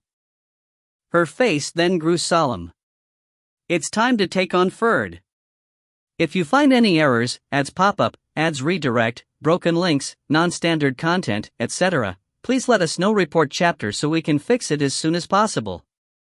Chapter 607 Dragon Allies. Chapter 607 Dragon Allies. Translator, Nayabo Studio Editor, Nayabo Studio. Roar! A dragon's cry came from the clouds. After that, the people of Ferd saw dozens of fiery red dragons of varying sizes. They circled in the air and then slowly landed on the roof of Scorched Ridge's main mage tower. The dragons were very slow and didn't do anything aggressive. The residents had all experienced many things, so they didn't fall into unrest now. The dragons descending only let the people on the streets have more to talk about. Let us return to the mage tower roof. There were around 20 dragons. The leaders were Elder Petalong and young Felina, both familiar with Link. The others included 3 elders and a dozen rising stars above level 8. After landing on the roof, they transformed back into human form. Many people were there to welcome them, including Link, Celine, Iliard, Evelina, Nana, and more. The core magicians were all present. There were 6 legendary figures, and the newest one was Iliard. He hadn't faced a legendary magician directly at the extreme north this time, but he'd passed the Protector's test. This helped him break through the bottleneck and enter a new world. Elder Petalong arrived first. After transforming, he looked to Red Dragon Queen Gretel. Seeing her pale face and unsteady steps, he immediately said, "Your Majesty, I heard that you were gravely wounded. How are you now?" Petalong didn't avoid the Ferd magicians while speaking. He took out a fist-sized red crystal. "Your Majesty, I brought a flawless dragon power crystal. It is filled with dragon power and should be of help." Gretel seriously needed this, it could greatly speed up her recovery. She took the crystal and smiled gently at Petalong. "Just in time. My injury is quite serious, but I've already recovered much." "It is okay now." The dragons were all relieved by this. The Red Dragon Queen had a unique lineage and had a true hereditary legendary bloodline. If something happened to her, the lineage would lose a protector. If something big happened, the dragon race would weaken quickly. They couldn't endure that loss. Seeing that everyone was relieved, Link smiled. Everyone traveled great distances and must be tired. Come, come. We've prepared a banquet so you all can shake away the fatigue." "Thank you, Duke." Petalong bowed to Link. They knew that the Queen had re-accepted Link as a Red Dragon Duke. Some dragons protested, but this was still an exciting thing. Petalong especially had witnessed Ferd's fast development and Link's power. He supported this wholeheartedly. The other dragons all thanked him and found their seats. At Felina's turn, Link gave her a second glance. Surprised, he asked softly, "Are you at the pinnacle of level 9? She was about to enter the legendary level. Felina smiled proudly but also with some regret. "Sadly, I just can't get past it." "Don't worry. You'll succeed," Link encouraged her. He could tell that Felina would get there sooner or later. Felina nodded with force. She was motivated. Encouragements from others were just encouragements. But Link had amazing achievements. His words were practically like prophecies. If he said she could do it, then she definitely could. After that, everyone took their seats. Then beautiful magic puppets walked up to take away the silver covers over the dishes. Instantly, a delicious smell spread about. Not only did the dishes smell so tempting, but they also looked great. Many of the dishes were so beautiful that they didn't want to destroy it. Link sat at the head of the table. These delicacies were all procured by Ferd's chefs from all over, he explained. Every dish has a unique story. If you're interested, you can ask your magic puppet. The dragons were all intrigued by that. They started pointing at the dishes and asking questions. They couldn't help it, the dishes looked too interesting. There was a pot of broth before Felina. The broth was thick and semi-transparent. It kept bubbling and gurgling too. But what was interesting was that there were many thumb-sized, silver fish swimming inside. They seemed to be alive, but the milky broth radiated with such a delicious fragrance. There weren't any mana waves either. This meant that it wasn't made with magic, which was even more confusing. After asking, the magic puppet explained quietly, "This is called fishing for silver. The fish are from a volcanic spring. They can survive extreme heat. After being caught, they're fed with a special method, and their meat becomes crisp and sweet. They only need to be placed in the prepared broth before being brought to the table to create this delicacy." Oh, why is it called fishing? Felina was interested. "Miss, look at this second dish. It is thin strips of a vegetable called green cassava. It is tasty in itself and also the favorite of the silver volcanic fish. Try putting the cassava into the broth." Felina picked up a strip of green cassava and lowered it into the broth. As expected, a fish nearby swam over and bit the cassava. It refused to let go. After fishing it out, Felina saw that the fish was biting the cassava, but it wasn't moving. It seemed to be asleep. What happened? She continued asking. The cassava is filled with a special ingredient. It makes the silver fish more delicious and also acts as a sedative. This prevents the fish from struggling in your mouth, which affects the taste. Oh, great idea. Felina took a bite. An interesting taste entered her mouth. It was crisp, light, fresh, and soft. It was like a pair of small hands gently massaging her tongue. The taste was incredible. This put her in a great mood. Interesting, interesting, she praised repeatedly. After eating that fish, she immediately took another piece of green cassava and continued fishing at the table. She ate one after another happily. The other dragons were all like this, mesmerized by the dishes before them.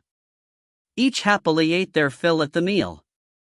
The atmosphere was harmonious too. Some elders who didn't know the truth disliked Link because it had happened before. But after this great treatment, the hard feelings all softened. Afterwards, the magic puppet speedily cleaned everything up and served the dessert. The magicians and Red Dragon elders started chatting about the specifics of cooperation. Petalong's group came to see Gretel's state and also negotiate the alliance. The core was the popularization of dragon power.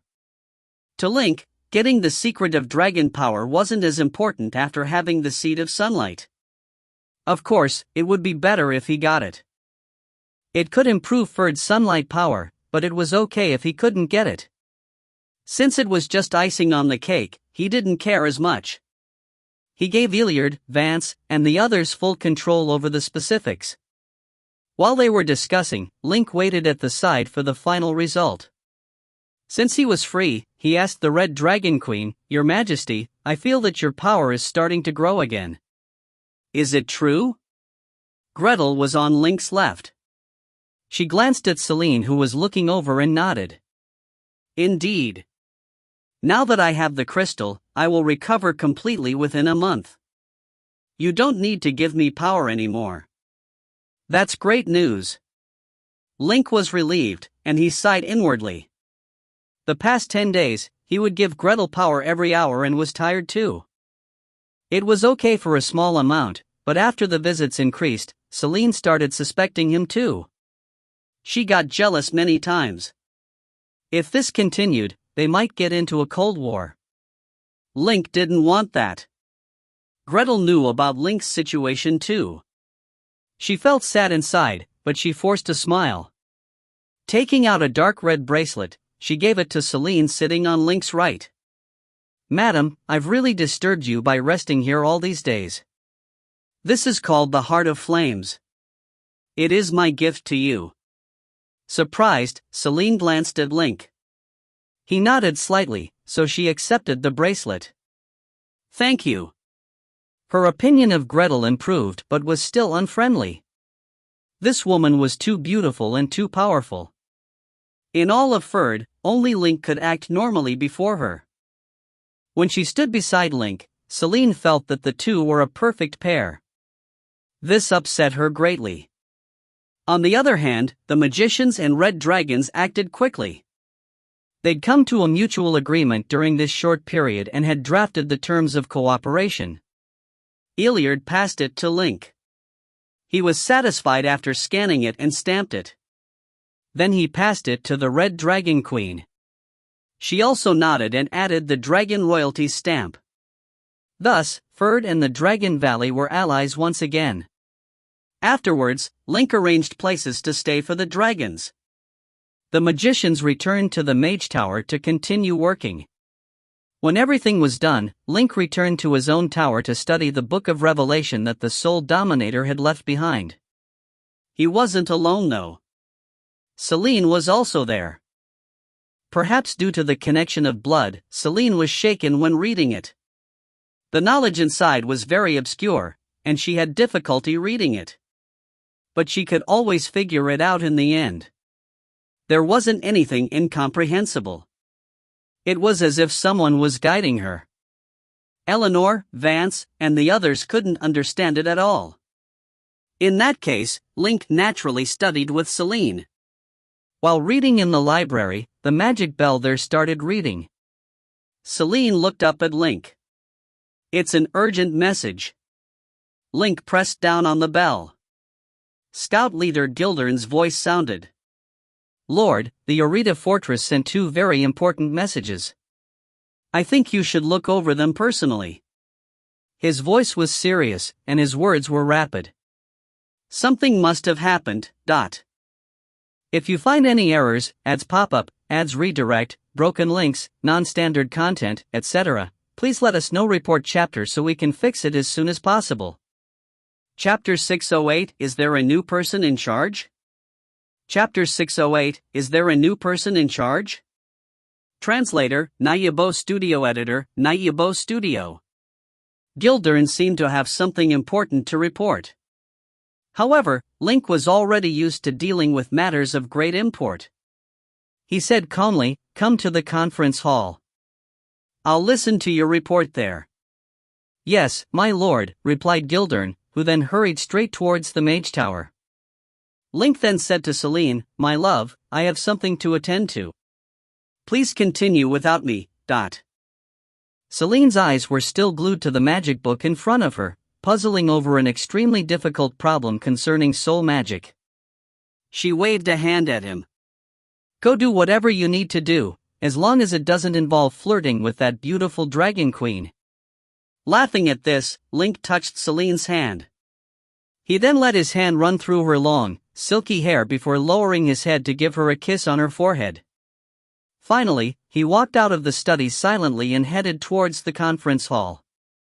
On his way, he saw Gildern hurrying towards him from the other side of the corridor. The two of them then walked side by side towards their destination. Gildern said, "My lord, the problem we're now dealing with." He stopped when he saw a magician walking towards them. Seeing how cautious Gildern was, once they were inside the conference hall, Link closed the doors and cast a soundproof barrier over the whole room.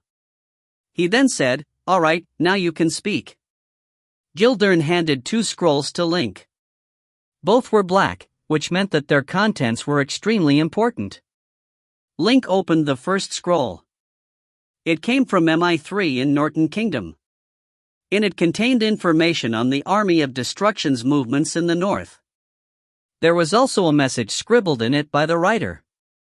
The message was this: a veteran scout leader of Orita Fortress recently sighted a set of intriguing tracks in the Black Forest. He determined that it had been left by a 300-man shock troop of demon soldiers. Each member of this unit had a power level of at least level 8. A shock troop of this scale would be able to cause a lot of chaos anywhere in Firaman. As soon as he made the discovery, the scout leader decided to take a couple of his subordinates to follow these tracks through the forest all the way to the depths of Hengduan mountain range. The enemy's tracks stopped there abruptly. As the enemy's schemes had always been a great cause for concern, any information regarding them would be brought to Ferd in a black scroll to indicate its urgency. When he was done reading the scroll, Link contemplated on it for a moment. He then asked Gildern, "Any word on the beastmen of the Golden Plains?" Ferd had set up scout outposts throughout all of the Firaman continent. These outposts formed a far-reaching information network, which was complemented with that belonging to Norton Kingdom's MI3. This allowed Ferd to keep tabs on almost everything on the continent. Gildern took out another scroll and gave it to Link. "My lord, the Golden Plains had sent us information regarding the demons' appearances. They were sighted in 5 different spots. I've already marked them out on a map. Please have a look at it." Link took the scroll and unfurled it. A detailed map of the Golden Plains was depicted on the scroll, with 5 red markers on it which pointed out the locations where demons had last been sighted. These markers began from the northeastern corner of the Golden Plains, where the plains were connected to the Hengduan mountain range, all the way to the Karora mountain range in the southwest. It was clear where the demons were heading. Link was stunned for a moment when he realized what the demons' destination was. Are they heading towards the Realm Crack? But how did the Army of Destruction know where it was? If the Army of Destruction had long known the precise location of the crack, they would have made a huge fuss over it a long time ago. They certainly would not have waited until now to do something about it. The God of Destruction would also be making a lot of noise trying to come through the crack from the other side. Only now did they decide to move in to open the crack after it had been sealed up and the space around it had been stabilized. This could only mean one thing: they had just recently discovered the coordinates of the crack. Regardless of how they came upon this piece of information, the demons needed to be stopped before they could break open the crack. "When were the demons spotted?" asked Link. "Any news from Orita Fortress would need at least 3 days to reach us. As all our scouts are given communication runestones, news from the Golden Plains would at most be delayed by 2 hours before reaching Ferd. Also, according to one of the scouts, an hour had passed since he received word on the demon's latest movement and brought it to the nearest outpost in the Golden Plains, so there is a 3-hour delay in total to the news that we've received," answered Gildern. This meant that information on the demon's latest movements that Link now had was 3 hours old. He looked at the map again. The last marker was no more than 1,000 miles away from the crack.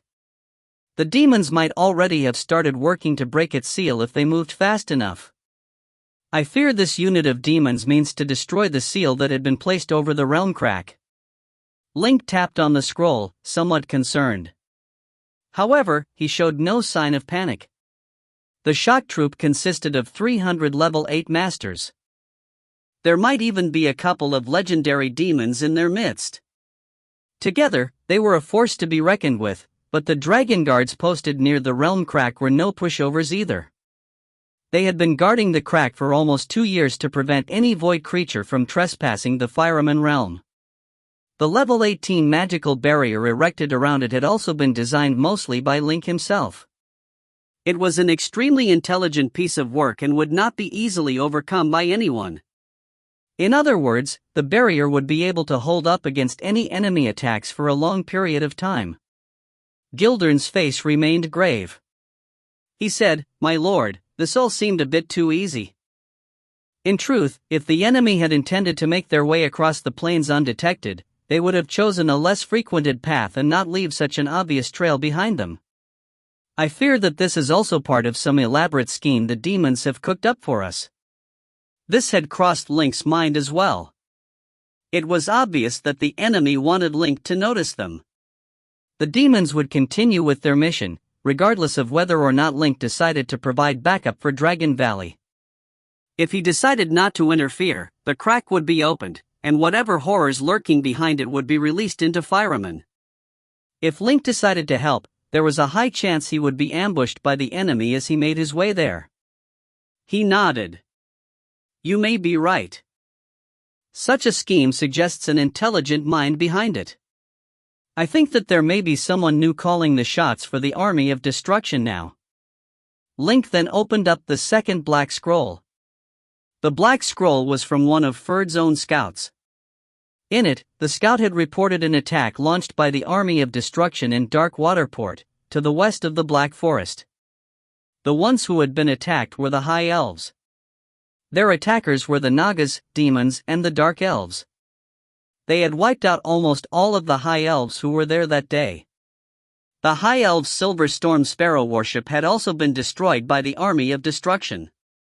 As an insult to injury, members of the army had cooked and feasted on all the High Elf corpses they could find. It was most likely a terrible scene to behold. Looking at the report, Link said with a frown, weren't the High Elves reported to be in talks with the Army of Destruction about forming an alliance? Why have negotiations broken down between them?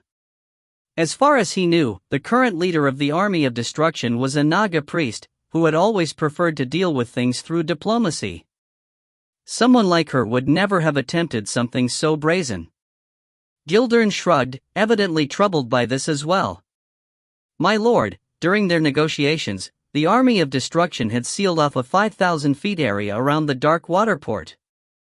This was all the information we could find about the incident. Link tapped a finger on the table. Strange indeed. Tell me, do you think that there's been a change in management in the Army of Destruction? Gildern could not give Link an answer. As an intelligence officer, he would never make baseless assumptions without solid information, as he knew from experience that the truth was always far stranger than one could imagine. Also, as he did not possess the near-clairvoyant instincts of a magician like Link, Gildern's predictions would probably not be as accurate as those made by the Lord of Ferd. On the other hand, Link's instincts were extraordinarily accurate. This had been proven on multiple occasions in the past. Before Gildern gave him a reply, Link muttered to himself, I think that there's a new commander at the helm of the Army of Destruction. He or she is extremely intelligent but does not seem to have any experience in leading an army. Their extreme actions and the fact that they were able to immediately inspire loyalty from the army meant that they possess incredible power.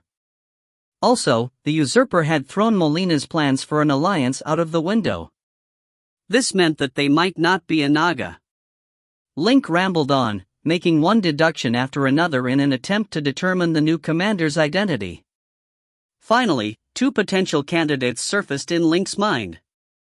Assuming the Army of Destruction had changed leadership, there are only two people capable of doing such a thing. The first is Eugene. Knowing him, he must have prepared a contingency plan for the destruction of his physical body and regained his full strength by now. The other potential candidate is Saravani. No, it couldn't be her. She's still in another realm and has already reached level 16. The Eye of the Realm would have picked up any attempts made by such a powerful presence to breach the walls between realms. She also would have left some shred of dignity for the Nagas. This means that Eugene might be the one behind everything. Once he reached his conclusion, Link looked at the two black scrolls in his hands and began closely reading the description of the attack in Dark Waterport. Gradually, based on his memories of the Dark Magician, Link realized that the new leader of the Army of Destruction and Eugene had behaved exactly the same way. However, Link had no way of proving his fears at the moment. What held precedence right now was the enemy's plan to open up the crack. Under no circumstances should anything be allowed to happen to the crack. The crack was not just Ferd's problem. The dragons would also be greatly impacted by it as well. As they were now allies, this meant that it was a problem both sides had to confront together. Link then said to Gildern, "Listen closely." Gildern stood up immediately. Assign a couple of scouts to the Black Forest. I need to know as soon as possible what is going on inside the Army of Destruction. Make this your top priority. I understand, my lord. Now go. Gildern turned around and exited the room to carry out his orders. Link sat in the Great Hall, meditating on something for a few minutes. Then, he took the 2 scrolls on the table and set off to find the Red Dragon Elder Petalong. If you find any errors, ads pop-up, ads redirect, broken links, non-standard content, etc., please let us know. Report chapter so we can fix it as soon as possible. Chapter 609 Dragon Race Divides. Chapter 609 Dragon Race Divides. Translator, Nayabo Studio. Editor, Nayabo Studio. What? They want to break the seals for the crack? Elder Petalong couldn't keep sitting after hearing this news. He shot up, brows furrowed and gray whiskers trembling. Shock was written all over his face. Relax, relax. Link pressed his hands. It isn't irrevocable yet. It isn't easy to break the seals around the crack. Of course, we must respond to this quickly. Do you have any ideas, Dot? Petalong leaned against the table. Half a minute later, he was still shocked. Worries and concerns flooded into him without stop. He forced himself to stay composed, but those thoughts were still affecting his mind. If it was 5 years ago, he wouldn't be so easily affected. But recently, so many things have happened in the Dragon Valley. Each event had been shocking.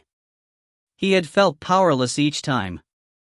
The entire world was getting stronger while the Dragon Valley kept weakening. This was the worst period for the dragons. Now, he was on edge. There were problems with the crack again. He feared that things would get to the point of no return. A few minutes later, he sighed. Duke, he said to Link. My mind is a mess.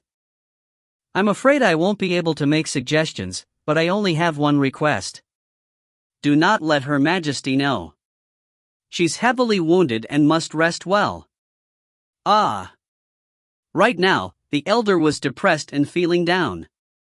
Link could clearly sense the hopeless aura coming from him.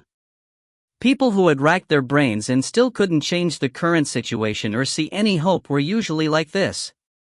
Link frowned, confused about Petalong's state. He was still a spirited man before. Why had he changed so much? However, things were urgent, and he didn't have time to wonder. He couldn't expect help from a dragon elder like this either. Thinking a bit, he said, in that case, please recommend someone to help. Petalong paused and then said, then Felina. She's young and vigorous, filled with bravery and courage. She's the star of the younger generation, and you two are familiar. Duke, she can help you. Link was even more confused. As I recall, there are 10 elders here. Why don't you recommend an elder? Petalong shook his head. No, Duke. We're all old and don't have energy. Things like war should be handled by the young. Oh, that works. Link knew Felina. Since Petalong insisted, he didn't have any complaints. Then I'll go now. Wait, Petalong called out. What? Duke, many things have happened, and many high-level dragons have died. There aren't many left. Now, there are less than 1,000 true great dragons. We cannot have more losses. Here, Petalong lowered his head and avoided Link's eyes. He wished Link could take care of the dragons to reduce losses, but since the demons wanted to target the crack, there would be an intense fight. If they wanted to lower dragon casualties, they would be replaced by humans. Before, this would be no problem. But now, Ferd was huge and surpassed the Dragon Valley in every aspect. With Ferd, the humans were now a powerful race. Petalong didn't have confidence in saying this. Link knew what he meant. Chuckling, he said, I'll try my best, Elder. With that, white light flashed. When he reappeared, he was at Felina's door. He knocked. A while later, Felina opened the door.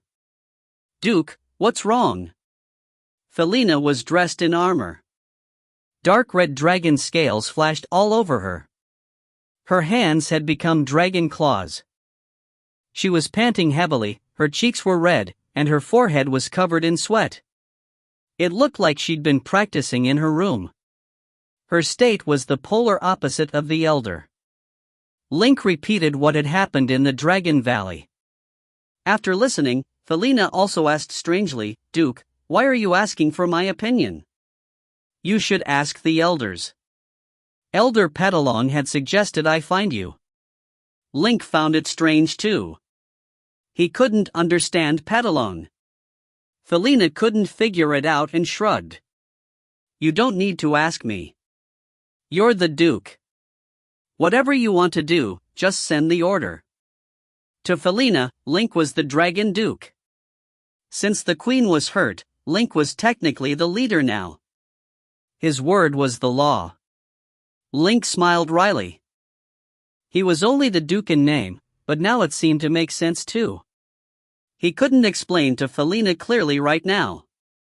Unexpectedly, Felina continued, "Duke, I actually know what's happening. Some elders think you're an outsider or that you're only our ally and not a dragon. But I think they're wrong. You passed the mist maze alone and was recognized by the ancestors. You received the dragon body too. You became a dragon long ago. There are no doubts. Those elders don't admit it because of their bias and selfishness." Her eyes were determined as she spoke. There wasn't any doubt. She'd already thought through this long ago.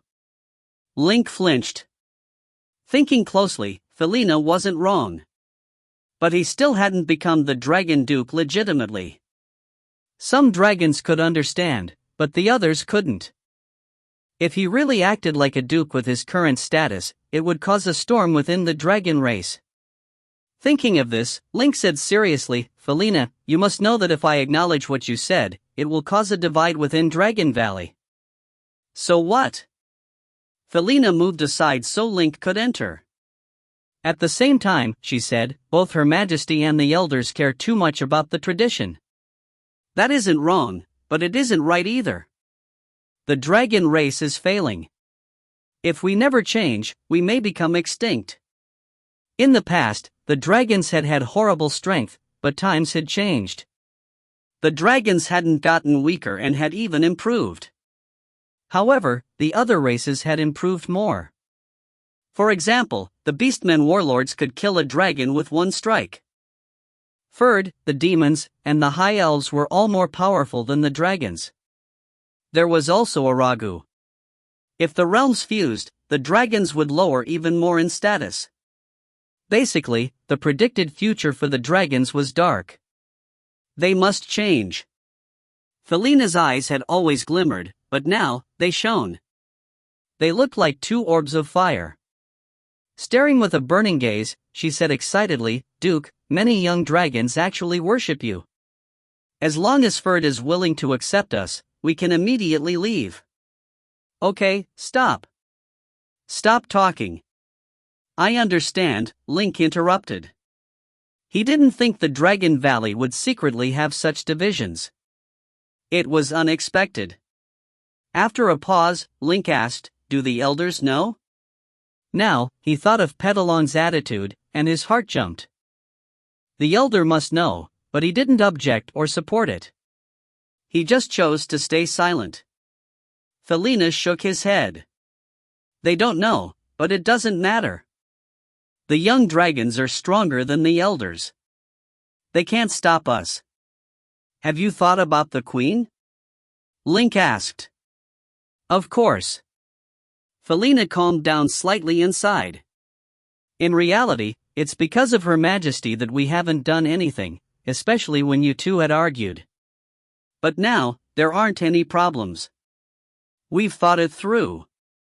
You are our Duke, and we're all free. We can choose to be loyal to any strong dragons. We can follow you and become your followers. No one can stop us, not even Her Majesty. Become his followers? That wasn't too bad. Even though it was still getting close to the bottom line, they wouldn't completely break apart. There was still room to amend things. Now, there was one problem left. Should he accept the loyalty of the young dragons? Thinking, he asked, Felina, how many people think like you? Many. Most young dragons think this way.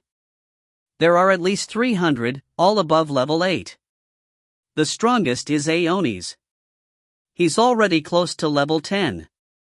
Unless something happens, he should become a new legendary dragon half a year later. There were more than 300 level 8 dragon warriors. Unlike humans, these dragon warriors had great potential to improve. They were likely to enter the legendary level and could continue to strengthen to at least level 16. The dragons were a legendary race, after all. After the mana density rose, every race's average power was rising. It was the same for the dragons. But the problem was that dragons had long lives. Their improvements were relatively slower than the other races.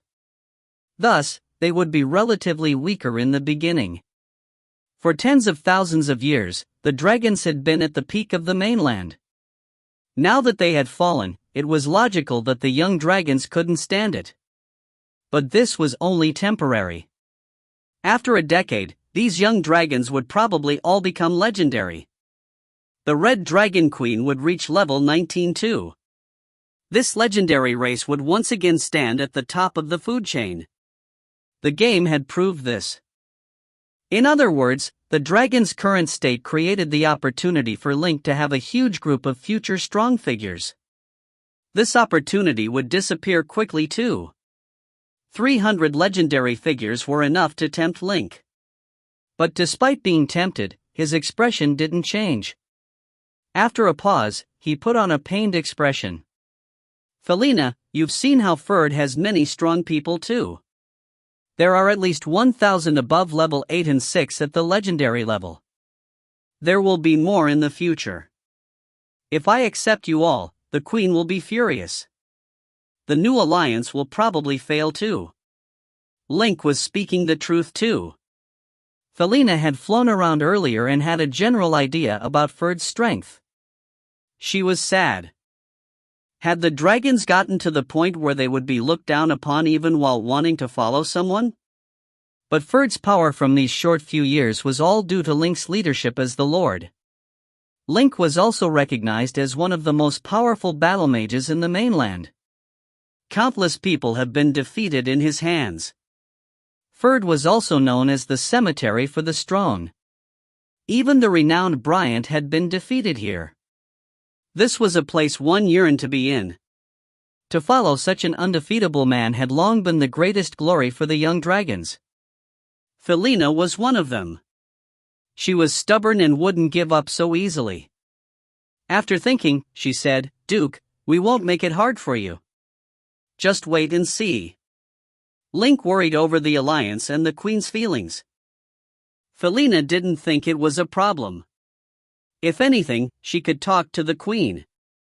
Link didn't say anything. At this point, it was already decided. Now, he didn't have to state his stance. He only had to wait for things to develop. If the Red Dragon Queen gave tacit consent, he would naturally accept these young dragons into Ferd. If she objected strongly, he would use even gentler tactics. Of course, this would be in the future. Now, the Karora mountain range crack was the most important. He passed the report to Felina. Your matter isn't urgent now. Look at the details and gather the warriors to the Karora mountain range. Felina accepted the scroll and scanned quickly. A few minutes later, she said, no problem. There are 8 young warriors here. The weakest is at the pinnacle of level 8. I will call them over now. Link nodded. Remember not to alert Her Majesty. Her health won't allow it. I understand. Felina turned and walked away briskly. Different from the downtrodden Petalon, she was energetic and did things quickly. She would do what she said without any delay. Watching her leave, Link started preparing as well. First, he found Evelina and informed her. Then, he sent her to chat with the Red Dragon Queen and distract her. Next, he found the Yaba airship commander in Scorched Ridge and called up the Airship Usage Authority. Finally, he gathered the people above level 8 in the territory. There were 300 in total. 236 were Sunlight Warriors. 64 were newly leveled up magicians in the Mage Tower. He could have found more, but many of the elites had been sent to the Orita fortress earlier. Only less than half had remained in the territory. These people didn't make a scene. After receiving Link's orders, they quietly hurried to the western suburbs of Scorched Ridge. Around 20 minutes later, Nana, the magicians, Sunlight Warriors, and 8 Dragon Warriors had all arrived. This time, Celine had requested to join the temporary army and Link had agreed. A short while later, there were buzzes in the air. Everyone turned to look and saw the Yaba airship fly over slowly. This airship was called City in the Sky. It was a new supership created this year. Hundreds of feet long, it had a capacity of more than 500. It could travel more than 3,000 miles per hour and was even faster than the dragons. With this speed, they could reach the Korora mountain range in around 2 hours. The pilot was Merlin, someone Link was familiar with. After seeing Link, he immediately saluted. "Lord, everything is ready. We can depart at any time." Link nodded. "Depart immediately after everyone boards. First, fly south slowly. 60 miles later, adjust the direction to the realm crack in the Korora mountain range." As he spoke, he suddenly felt something. Turning towards Scorched Ridge, his crazy vision allowed him to see Petalong stand next to a window, gazing at them. Perhaps feeling Link's eyes, Petalong turned and pulled the curtains. Link had an idea. Perhaps following Ferd is a common voice within the dragons. The objections to accepting these young dragons might not be as big as I thought. This was good news, but Link had to stay calm. He continued to watch and wait quietly. All participants were strong this time and were fast. Within 5 minutes, everyone was in place. Ding dong, ding dong. Under crisp bells, the City in the Sky rose up slowly. Then it sped up and, following Link's orders, it went southward first. 5 minutes later, it had flown 60 miles.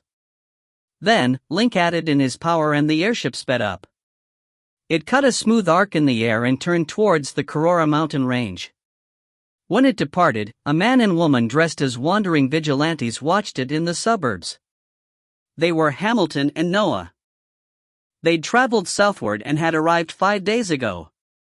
Mordina had told them to investigate the Book of Creation, but they wouldn't really risk their lives for the High Elves. They just wandered outside the city these past 5 days.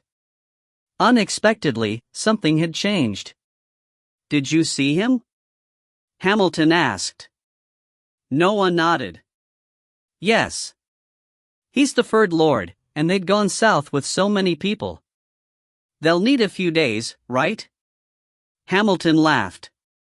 "This is a great chance for us to investigate Ferd. Yes, I think this saint must be interested in the inner power structure. If we're lucky, we might even get the fragment. That'll be even better, heh." They hadn't come to Fireman to help the High Elves. Instead, they were missionaries. Since they couldn't stop the fusion of the realms, the saint wanted Fireman to become a new region of the Fire Sect. If they were to do that, they'd have to become familiar with Ferd, the power hub of Fireman. "Don't underestimate them," Noah reminded. "There are still many strong people guarding the city." "I know. Don't worry, the lesson learned in the Black Forest is enough." Hamilton shook his head in annoyance. He wasn't stupid. As they spoke, they walked towards Scorched Ridge. At the same time, in a grassy valley, thousands of miles away from the Korora mountain range. "When do you think they'll arrive?" The speaker was a magician. Heavy black light wrapped around him. His wand kept flashing with dark purple lightning. His eyes burned with dark red fire. He was Glyn, a black blood demon. He was the demon commander in this mission. In the abyss, he was an important subordinate of Nozama. As a rare demon magician, he was very strong. Even with the restrictions inferred, he was still at level 13. His hands didn't stop as he spoke. They were speedily creating a magic seal. A Naga stood beside him, Priest Molina. Molina was silent for a bit. Then she said, "It won't be too long. Master has already seen them." She raised her voice. "Hurry up. We don't have much time." Her voice boosted the morale of the magicians beside her. They sped up quite a lot. On the ground, a huge magic seal that crossed the mountains was quickly being built. If you find any errors, ads pop up, ads redirect, broken links, non-standard content, etc., please let us know. Report chapter so we can fix it as soon as possible. Chapter 610, The Army of Destruction Scheme. Chapter 610, The Army of Destruction Scheme. Translator, Nayabo Studio Editor, Nayabo Studio. My lord, a beastman village is in flames up ahead. The fire's really strong, shouted the captain of the airship Merlin. A couple of his crew members began working the magic seals in the airship in order to pull up a visual of the beastman village. The village is approximately 80 miles away from us. Look, 30 degrees to our left, demons, said Merlin, pointing at the image. The airship was new, and so were all the magic seals installed on board. All of them were the result of innovative work done by the magicians of Ferd's Mage Tower. Although they were 80 miles away from the village, its visual was displayed on board in exquisite detail. Everything on the ground could be seen clearly, from the raging fire to one of the demon warriors chasing after a screaming beastman villager. My lord, there are 37 demons in total on the ground, including 1 Fodor flaming demon, 3 succubi, and 2 demon illusory assassin. The rest are horned demon warriors. The Fodor flaming demon is at least level 10. It must be the leader here, reported one of the co-pilots beside Merlin in a feverish voice. Celine intently observed the image and frowned. These demons are acting strange. They don't seem to be killing anyone. I think they're just reveling in the beastman's misery. Look at that demon over there, Dot. It was a level 7 demon warrior. Before it stood an ordinary beastman warrior. The demon warrior had 1 foot on the body of a beast woman and 1 claw clutching the leg of a 6-year-old beast girl. The demon let out a terrible laugh as he brandished the little girl as a weapon at the beastman warrior. The beastman's movements were becoming sluggish due to the injuries he had sustained. He also had to take a step back every time the little girl screamed out, in case the demon managed to land a hit on him with her body. The girl must be the warrior's daughter, and the woman being stepped on must be his wife. These demons should be sent back into whatever hole they crawled out of, said a Yaba man through gritted teeth. In the visual, the beastman warrior looked on helplessly as the demon continued toying with his wife and daughter. Tears streamed down his face until his eyes were all red and puffed up. He roared at the demon until his voice went hoarse. The beastman seemed to be on the verge of collapsing in exhaustion and despair. Link noticed that the other demons exhibited similar behaviors in other parts of the village. In the middle of the village, a couple of the demons had set up a bonfire and hung a huge cauldron above it. The cauldron was filled with water, inside which a couple of children who had not even learned how to walk were left to soak. The water slowly began to boil until the children inside the cauldron started to feel uncomfortable. They then cried out, their little hands flailing about in the water in an attempt to climb out of the cauldron. But the cauldron's rim was too high for them to reach. It had also turned scalding hot. The children pulled their hands back immediately when they touched the cauldron's walls. Hot steam was now rising from the cauldron. It would not be long before they were all cooked alive in it. The demons had even tied their parents to wooden stakes that had been planted no more than 3 feet away from the cauldron. Just like that, they were forced to watch their own children being boiled alive. The parents cried out as they frantically struggled to free themselves from their bonds and rescue their own flesh and blood, but the demons had done a wonderful job of tying all of them to the wooden stakes. The parents' efforts were all in vain. Such atrocities could be seen everywhere throughout the village. There was a demon who was munching on the flesh of a beast woman in front of her husband. A demon had forced a beast man to cut off one of his legs and then cook it for the demon himself. There was even one who had twisted a beastman's arms into a ribbon. It was a terrible sight to see. This is literally hell on earth. Celine could not stand this any longer. She took out her rifle and looked at Link. Her intent was obvious. She wanted to kill every demon on the ground. "Duke, are we moving in?" asked Felina. Nana remained silent, but she was already gripping the handle of her sword. Any normal person would be filled with a sense of righteousness and hatred towards these demons after seeing such a horrific scene unfold before them. These demons were truly foul beyond belief. Link nodded and then turned to Merlin. "Let's move in, but pay attention to the village's surroundings. This could be a trap." "Yes, my lord," said Merlin, and he gave a military salute to Link. He turned around and gave his crew members a series of complicated orders. Link then retracted the boost of power he had given the airship as he readied himself for battle. He gazed at the magical visual in the middle of the airship and then sank into a deep meditation. What these demons had done was unspeakably evil, but Link had been hardened by his experience in the war between light and darkness back in Orita Fortress. The scene in the Beastman's village barely affected his judgment. There was something strange about this. What are the demons trying to achieve by tormenting a village full of beastmen? He thought. This would not have struck Link as odd if it had happened near the Black Forest, which happened to be part of the Army of Destruction's domain. However, they were now in the Golden Plains, and the beastmen were no pushovers. The demons were no fools. Why would they risk incurring the wrath of more powerful beastmen by engaging in such meaningless acts of violence? But these demons may not be part of the crack troop that the scouts had spotted, which means that there may be more than 300 demons who had come out of the Black Forest. The Army of Destruction may have even sent 2 or 3 squads out to spread chaos throughout the beastmen's domain.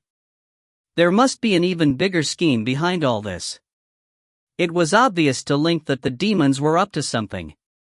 The only problem was, what were they planning to do? Link could not figure out what their plan was. He feared that they might already be playing into the demons' hands. At that moment, Link noticed that something had changed in the magic visual. Are the demons retreating? In the visual, the Fodor flaming demon seemed to have received some sort of message, as he took out a horn and blew into it. All the demons who had been tormenting the villagers suddenly stopped what they were doing. They then turned around and retreated towards the west. When they were all grouped up, the Fodor flaming demon took out a scroll and triggered whatever spell it contained. Once activated, the group of demons ran off at an incredible speed of up to 700 feet per second. Did they notice us? Thought Link, surprised by this. This suggested that the demons had set up a powerful detection spell. I did not sense anyone spying on us. Whoever was able to do such a thing without revealing themselves must possess a power superior even to mine. We may be dealing with some form of divine spell that was cast by a powerful servant of the god of destruction. This was the only conclusion Link could come up with. My lord, the fire's still raging in the village. If we don't do anything about it, the villagers will be burned alive. But if we go down and save everyone now, those demons will. Merlin did not finish his sentence, but everyone in the airship understood all too well that they would lose the demons if they decided to go down and help the villagers. They could make any one of the demons spill the beans on their big plan by punishing them for their crimes at the same time. There was no way they were letting the demons flee. However, Link had already made up his mind. He said firmly, "We'll help the villagers. Once we're done, we'll go straight towards the realm crack." Whatever the Army of Destruction's game was, Link would not take the bait. As long as they kept the crack safe, there would not be a problem. "But my lord, those demons," said Merlin with a low voice. "The crack is our top priority. The safety of the entire realm hinges on it," said Link coldly. Merlin jolted. He then said apologetically, "Understood, my lord." The airship accelerated towards the village until they were floating 100 feet above it. 3 water magicians climbed to the deck and began to cast a rain-making spell in unison. This was a non-offensive level 3 spell. The only thing unique about it was that its area of effect could be expanded. The spell could even summon a torrential rain stretching across hundreds of miles with the use of magic seals and the involvement of other magicians. The 3 water magicians were at least level 8. They began channeling their power into the spell together. 3 seconds later, thick clouds began to churn in the sky above the village. Before long, heavy rain poured down, extinguishing the village's fire in one fell swoop. At that moment, a magician appeared a few hundred feet in the air and used the magician's hand to undo the rope tied around the limbs of every villager. Once everything was done, the airship sped off towards the realm crack. However, after flying for 100 miles, Merlin caught sight of something in front of the airship. "My lord, look. There's a lake up ahead. Dark elf magicians seem to be trying to activate a dark magic seal in it." Link had already sensed the swirl of dark power. He was particularly sensitive to it. Not only was he able to sense the dark magic seal's presence, but he could also tell what technique the dark elf magicians were using. He narrowed his eyes and began meditating. 5 seconds later, he said, "It's a realm teleportation seal. They're going to summon backup through it. Increase altitude and bring us closer. Strengthen our detection seals and look out for any sign of ambush." The enemy would be able to muster an even greater force if the dark elf magicians were not stopped. They might even summon powerful legendary demons through the magic seal. Keeping the realm crack safe would be impossible by then. Merlin began giving out his orders. Link then said to Celine, "Celine, get into position. Take your shot as soon as the dark elves enter your range of fire. Use your crystallized silver bullets just in case."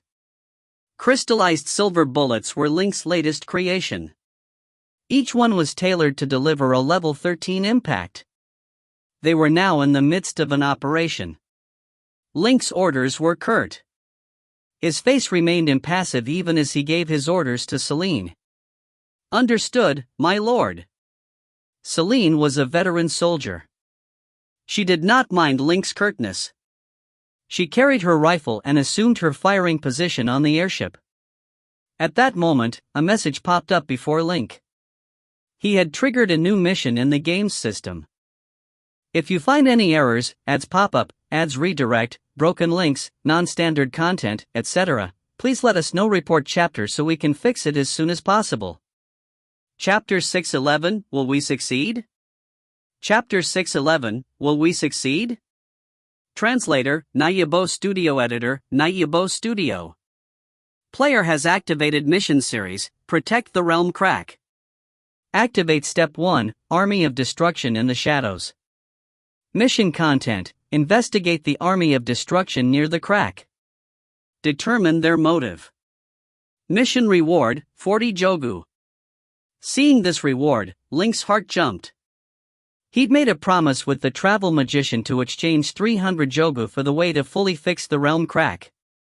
Skenorse had sent someone to bring him some Jogu recently. Now, he had 273. If he had these additional 40, he would be able to solve the problem completely. In this case, Link accepted without hesitation. During this time, the airship had risen to 2 miles in the air. The range of Celine's large fire gun was 2.5 miles. This height was perfect, with some space for sudden changes. She took out 5 thorium bullets and pressed them one by one into the gun. Aiming at the dark elf magicians in the distance, Celine said, "Shooter in position." "Fighters prepare," Link ordered again. All passengers on the airship had been trained. They weren't very familiar, but all were above level 8. Their brains worked quickly, and voices sounded within half a minute. "Magicians are in place. Airship vector defense force field activated. Magic cannon charging, complete in 20 seconds. Warriors in place. Cannons in place. Ready to fire."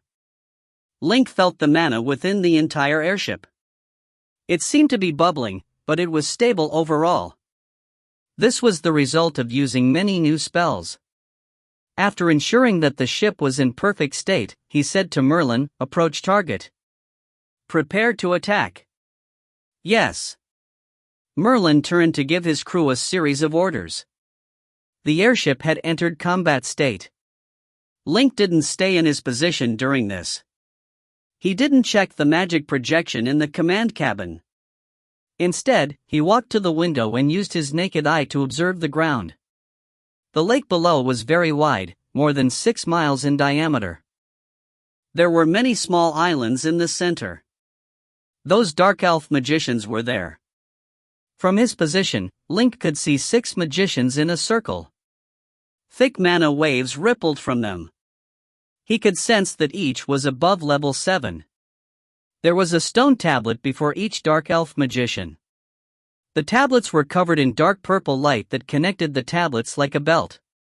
Looking from the sky, he could see a dark purple 6-point star. Obvious mana waves came from the star.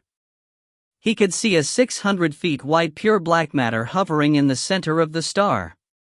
What was pure black matter? It was something that light could enter but never come out of. The most direct characteristic was that it was darker than anything around it. It was an abnormally pure blackness. Inside it, Link sensed a horribly distorted space. He looked down at the Eye of the Realm bracelet on his wrist. The crystal had a weak red glow.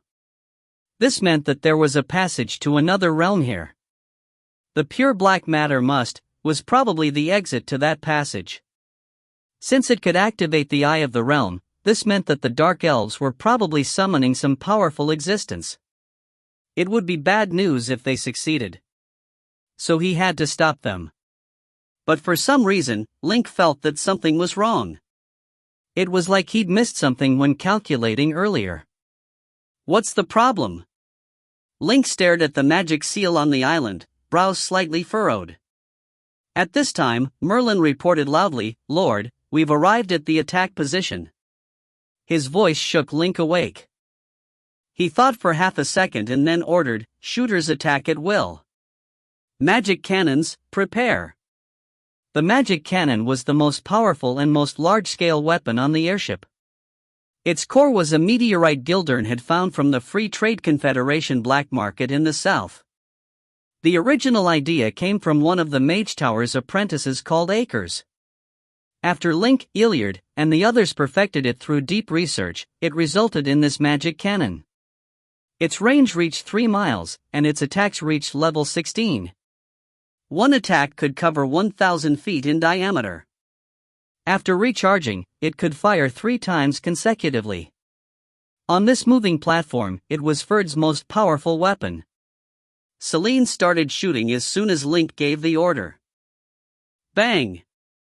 With the gunshot, a white gold beam shot down from the airship. It crossed almost 2 miles instantly and shot into a dark elf magician's head. The crystallized thorium bullet was at level 13 and had impressive anti-magic elements.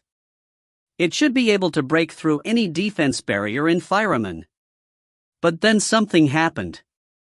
When the white gold arc was 150 feet from the magic seal, a huge lattice shield made of many runes suddenly appeared.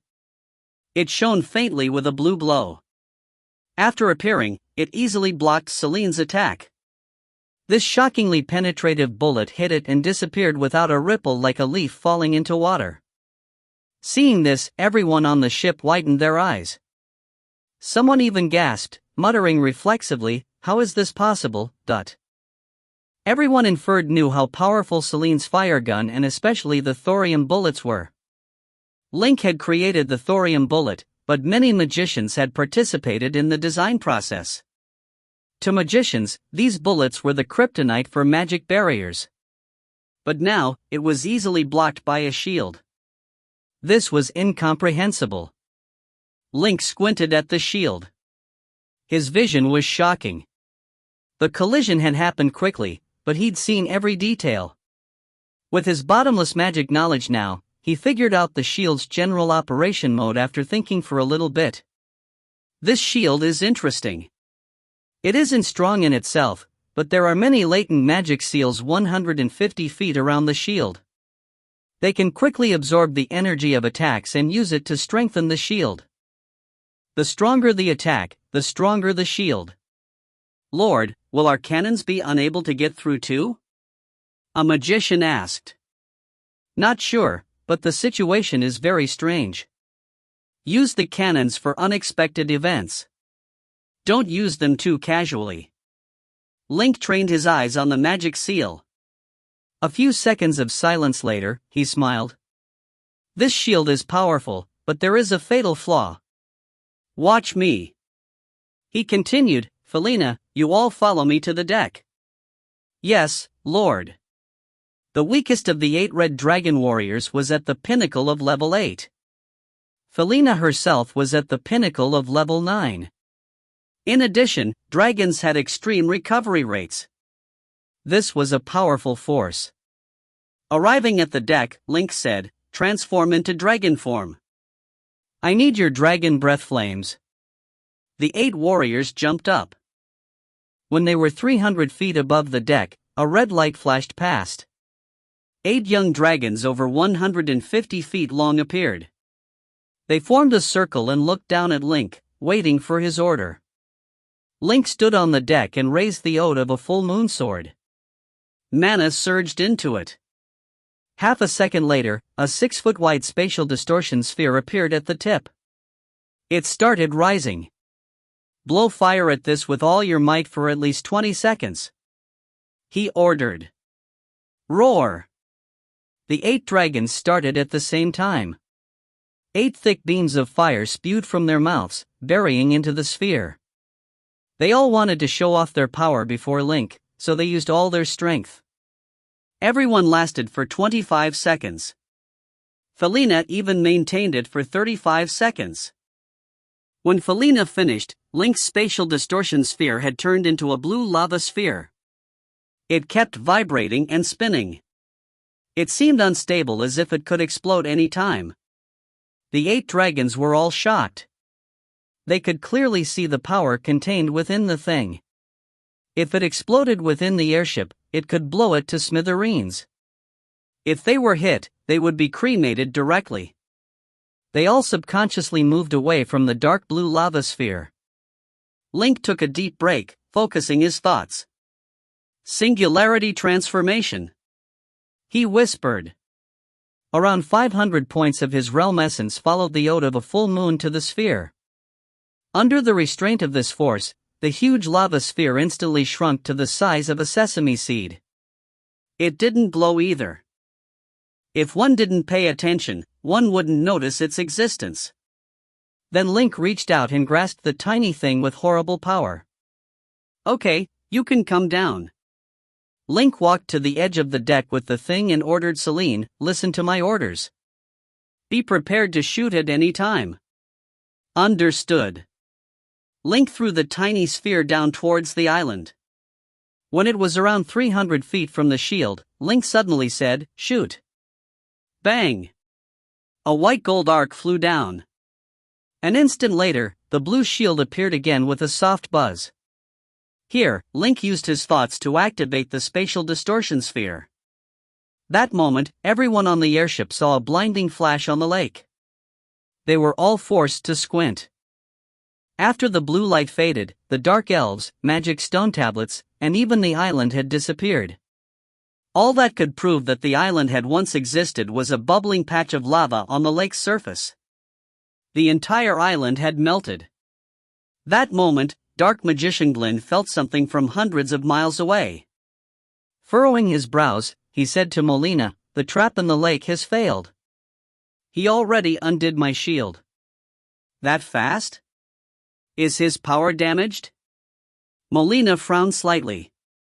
She didn't think to use the shield to defeat Link. She'd only wanted to weaken him and raise the chance of success. Now, it seemed that it hadn't been effective. The opponent's feelings hadn't been affected by the demons at all. They were still terrifyingly calm. How can there be such a frightening magician in the world? Damn it! A shred of doubt appeared in Molina's heart. Would their carefully prepared plan? No, she couldn't think that. Her master's wisdom was boundless. If he attacked personally, that mortal would definitely die. Glynn shook his head. It only took 3 seconds. He didn't use brute force to undo it. Instead, he used a tiny flaw in the shield's mana cycle. This trap probably didn't weaken him. Molina let out a long sigh, pushing down her worries. The Third Lord is definitely troublesome, but our magic seal is the true tactic. Glynn, go get ready. As you wish, Saint. Glynn bowed to Molina. His body blurred and then disappeared. If you find any errors, ads pop up, ads redirect, broken links, non-standard content, etc., please let us know. Report chapter so we can fix it as soon as possible.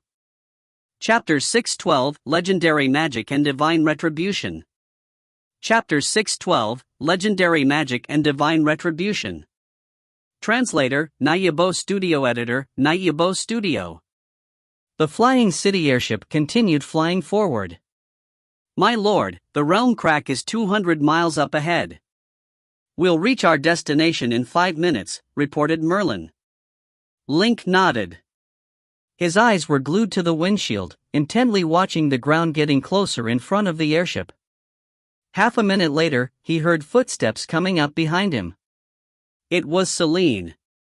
"There's something strange about all this," she whispered. Link's eyes did not budge one bit. In truth, he had already sensed that something seemed wrong as well. The demons setting a village on fire and the summoning ritual that the dark elf magicians were conducting earlier all seemed to point to the fact that the enemy had a good idea where Link and his lot would be. The army of destruction had made preparations to deal with them. The first 2 incidents had been harmless distractions, but it was possible that they heralded something grander and more likely to kill them all.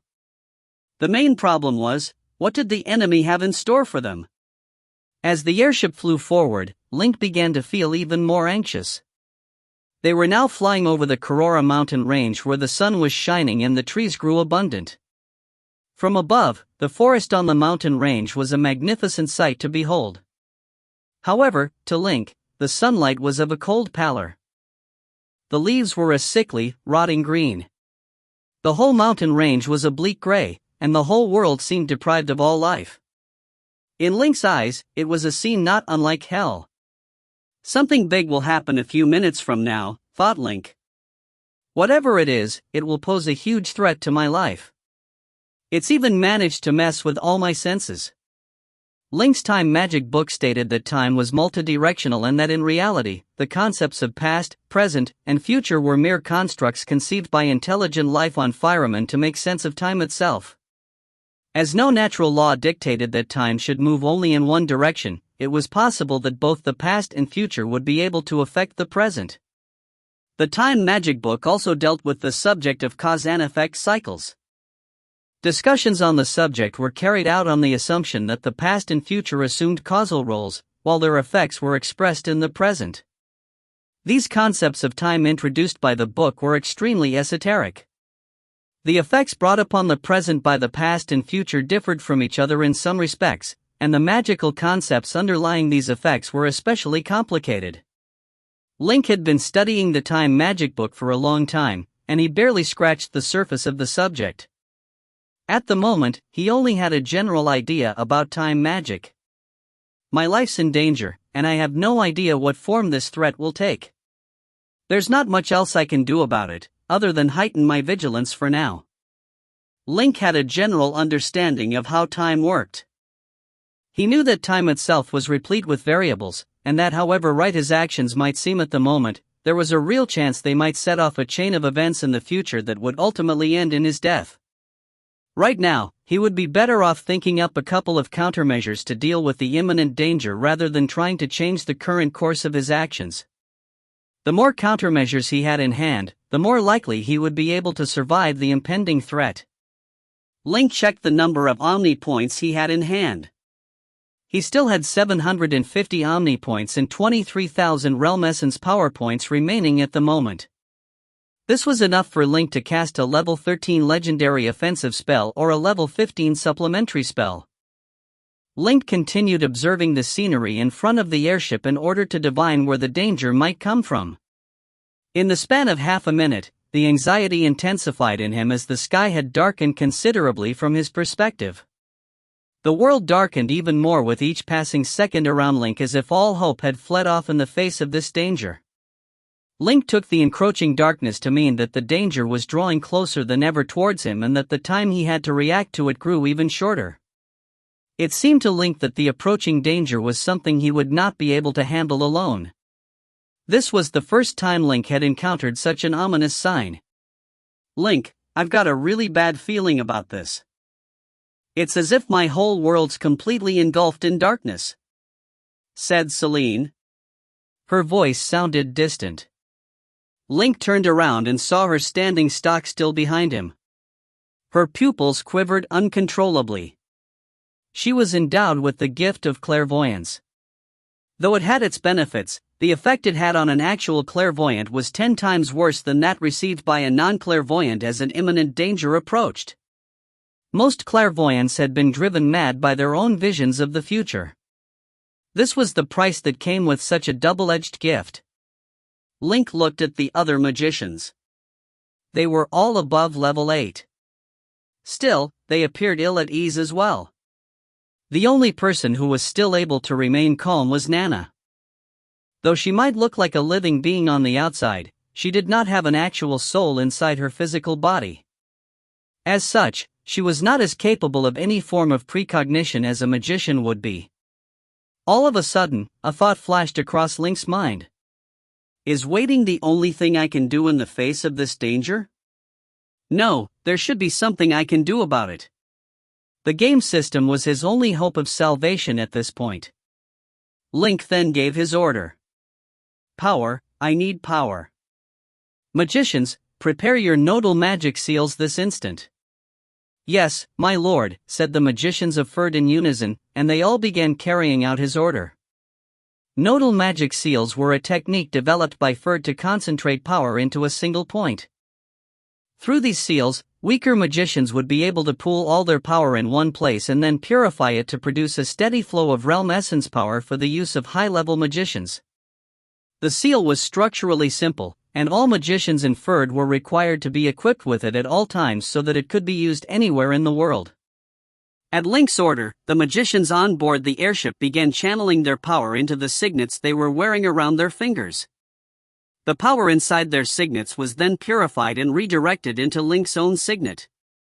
A moment later, Link's signet turned transparent. The space around it was visibly distorted by the high concentration of power in it. Golden ripples of light began radiating from his ring as well.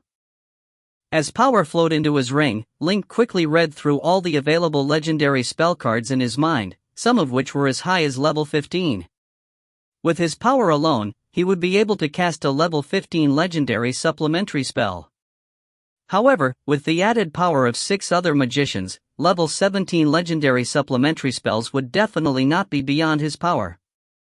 In his vision, these high-level cards shimmered with an assortment of colors. There were purple secret spells, iridescent elemental spells and spatial spells which were enveloped in rippling light. Finally, Link's gaze settled on the darkest spell card in the collection.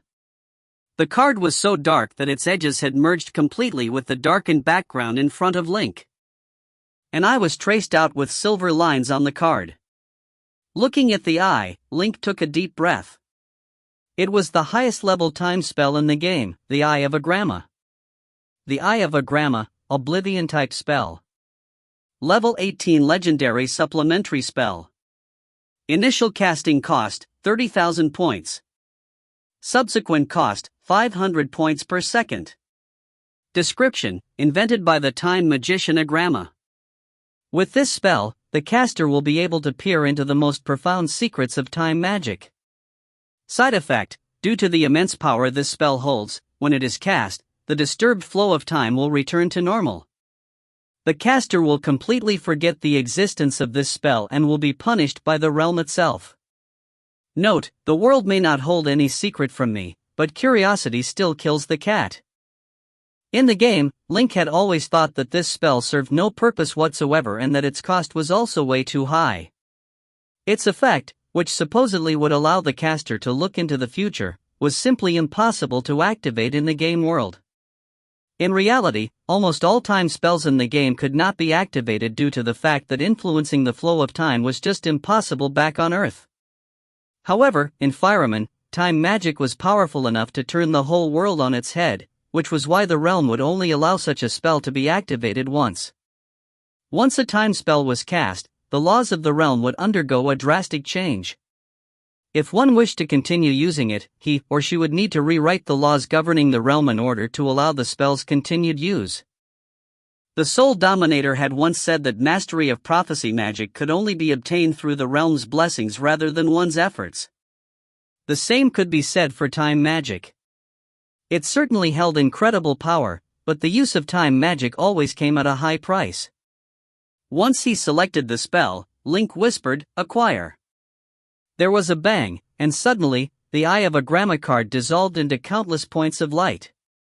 A second later, a new spell settled in Link's mind. At that moment, the nodal magic seals were almost done channeling the magician's power into Link's signet.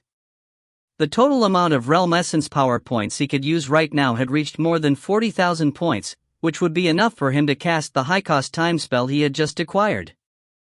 Link's sense of foreboding was now screaming at him. He felt as if he was at the bottom of a mountain, and an avalanche was thundering down the slope in his direction, moments away from swallowing him whole. There's no time to lose. Link activated the Eye of Agrama spell immediately. In an instant, the whole world went black. Countless shapes of light floated in front of him.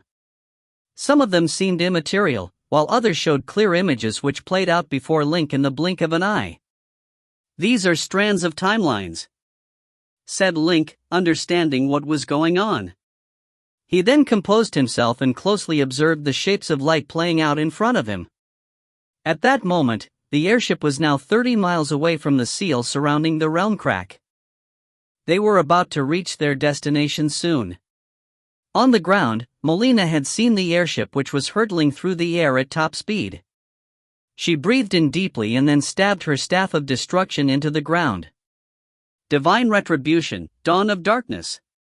If you find any errors, ads pop-up, ads redirect, broken links, non-standard content, etc., please let us know. Report chapter so we can fix it as soon as possible. Chapter 613 Judgment from a True God. Chapter 613 Judgment from a True God. Translator, Nayabo Studio. Editor, Nayabo Studio. Lord, look over there. Merlin started yelling. Oh my God, what is that? Right now, Link's eyes were listless. He seemed to see it, or he did not. His two black eyes reflected the strange sight before the airship. There, a beam of dark red light fell from the sky, landing somewhere on the ground. The place it landed in was very tall. One couldn't see the top. The beam was also thick, more than 1,000 feet wide. Around the solid beam of red light, there were countless dark red storm clouds spinning counterclockwise. They swept up the rocks and clouds of the forest and the water vapor and clouds in the air. From afar, a world-ending red storm was being born. Less than 2 seconds after Merlin yelled, the destructive force of the dark red storm already affected the airship. Merlin, the wind speed is rising and affecting the ship's balance. What do we do? Clack, clack, clack. The ship shook clearly as it was blown towards one side. Add more mana to the turbine power. Keep it steady, steady. Merlin cried. The wind strengthened. After the airship added more power, the two forces turned the airship into a tug-of-war. The ship shook even more. Clang, clack, creak. The ship shook violently as if it would fall apart. After 3 seconds, Merlin knew this couldn't continue. He immediately changed his order. Retreat, retreat. Follow the wind back. No. Go against it. Link suddenly said. His eyes were still blank, but his voice was abnormally determined. There was no room for negotiation. Lord, the ship can't survive it. Go against the wind. Hurry, left turn. Merlin followed Link's orders in the end. He knew the ship would definitely fall apart, but this was the army. They were fighting an unknown force. He must follow the Lord's orders. The crew immediately turned and started going against the wind. During this short period, the windstorm's range had expanded again. The wind had doubled in intensity too. The airship had adjusted its direction and was going against the wind, but its speed was pitifully slow. They could only go 300 feet per second. Usually, it could go at almost 2,000 feet per second. The wind continued strengthening. The airship continued slowing. After 3 seconds, its speed had been halved. It could only go 150 feet per second and was shaking violently. Crash. Clang. Creak. All types of sounds formed a cacophony. It was about to scatter into pieces. Lord, we can't keep going. Merlin saw many magic seals had already lost control. If they continued, the airship's core would explode. Keep going, turn 90 degrees to the right. Right now, hurry. Link made another crazy order. They'd been going against the wind. If they made a right angle turn, they'd be going straight into the storm. Any logical person could see that this was the same as suicide. But this time, Link's voice contained a spiritual spell. As soon as his voice sounded, his intent carved directly into Merlin's brain. He couldn't refute at all. Right turn, extreme output of power. Charge! Merlin yelled. The bright voice unique to the Yabas rang throughout the command cabin. Every crew member was terrified, but they instinctively followed the orders. The cabin charged towards the storm at full force. Creak, creak, creak. The noises made one's insides curl. Runes on the floor and walls kept breaking apart. Many places already had cracks. The only fortunate thing was that the critical parts had all been specially fortified. They were still as strong as before, undamaged by the windstorm. Just as the ship charged towards the storm, a 10-foot-wide black beam of light flashed past the end of the ship. It was so close that it practically brushed past the airship. There were less than 100 feet between them. It had already reached the outer edge of the airship's defense barrier. The magic seal inside immediately displayed its stats. Level 13, power scale of 13,000, a powerful dark magician is secretly attacking us. An operating yelled in terror. Everyone in the airship paled. They couldn't imagine the consequences if they were hit. It was level 13 and at 13,000. If the airship was hit, it would be decimated immediately. Less than 10 people would survive. Now, the airship had used a series of strange and illogical actions to avoid this fatal attack. The instant the beam brushed past the airship, Link ordered, "Retreat with the wind." Now! He didn't have to worry about disagreements. Merlin immediately yelled, "Right turbine! Open lower right wing!" The airship shook and made a turn. The huge ship nearly flipped over as it retreated to the outside of the windstorm. Almost simultaneously, Link used the spiritual transmission spell to order the magicians from Ferd, magic cannon, shoot at coordinates 78, 751, 281, 232. These were spatial coordinates that corresponded to numbers on the magic locking wheel. Though the airship had been damaged in the windstorm, the cannon was the core. It had been fortified and was still unaffected. Half a second after Link sent the order, the cannon fired. Whoosh! The entire airship shook. Below, a white gold arc around 300 feet wide appeared. Like a sort of divine punishment, it cut to the source of the black beam. The cannon attack reached level 16 and was unbeatable. When the white gold arc streaked past, the space in its path distorted. Rings of spatial ripples spread in all directions. In the blink of an eye, the attack reached the ground. Kaboom! There was a ground-shaking explosion.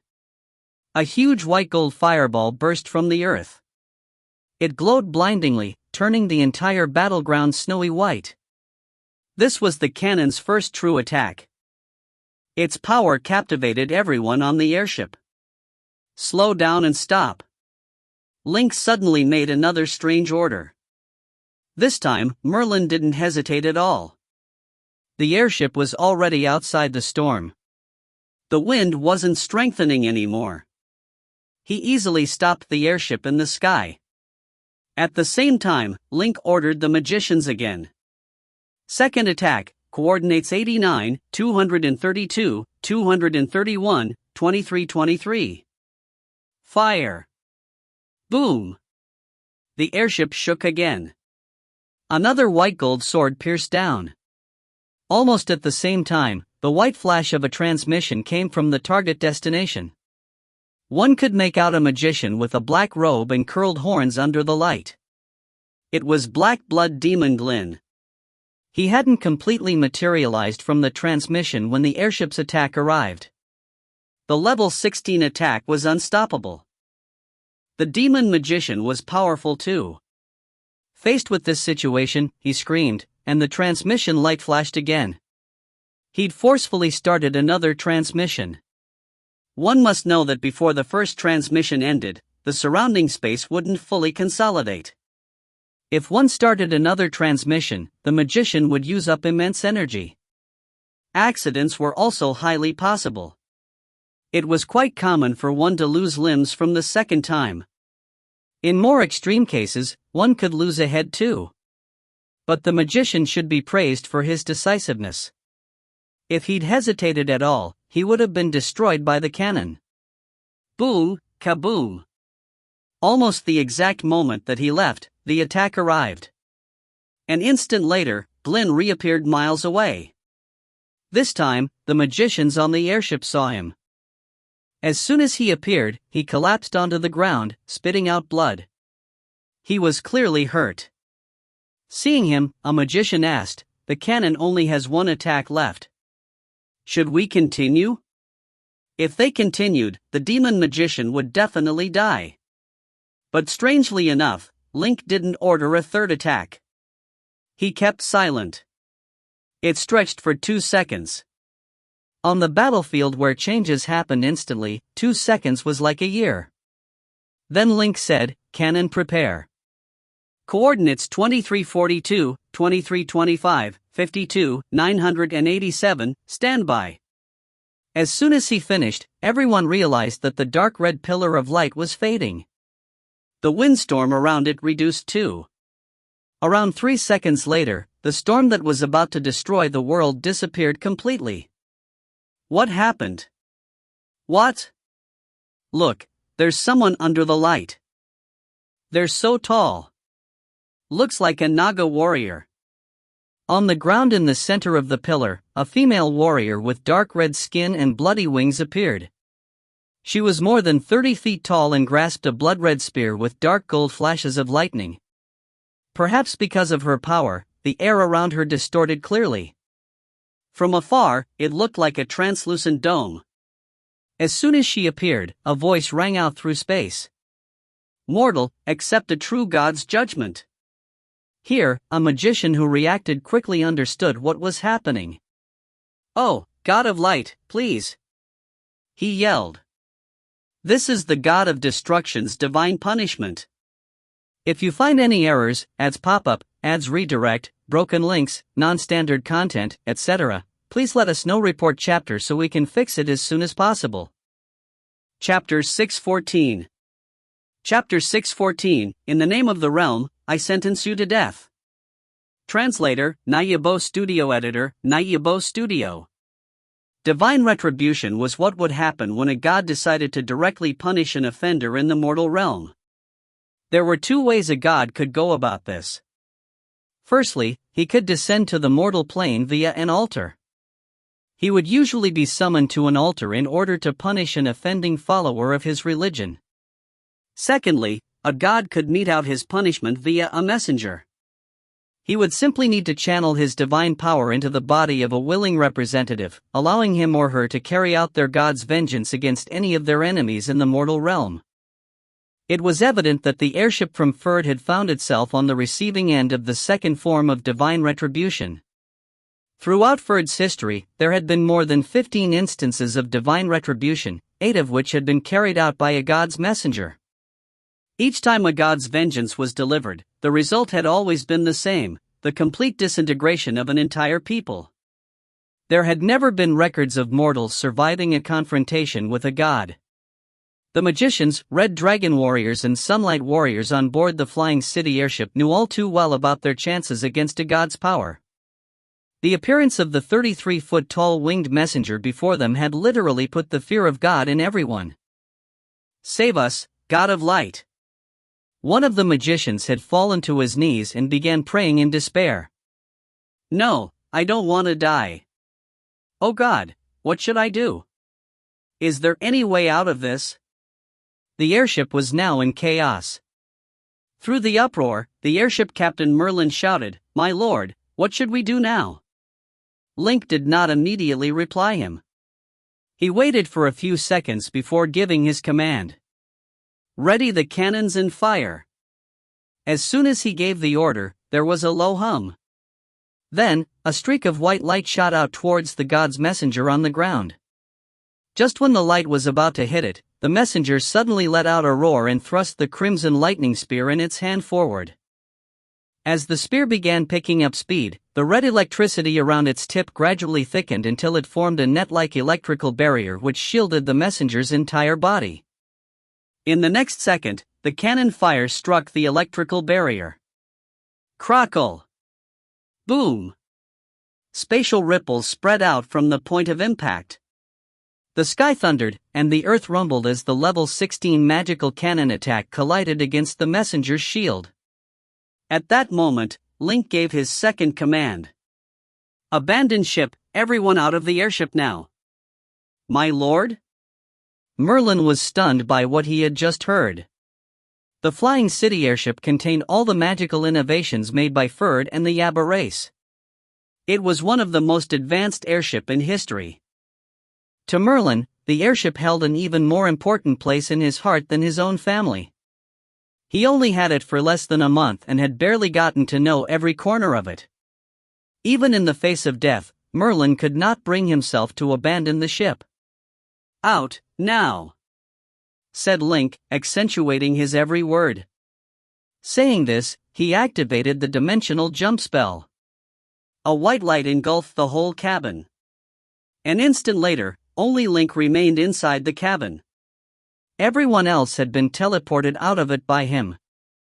The other passengers outside the cabin were all scared witless by the god's messenger as well.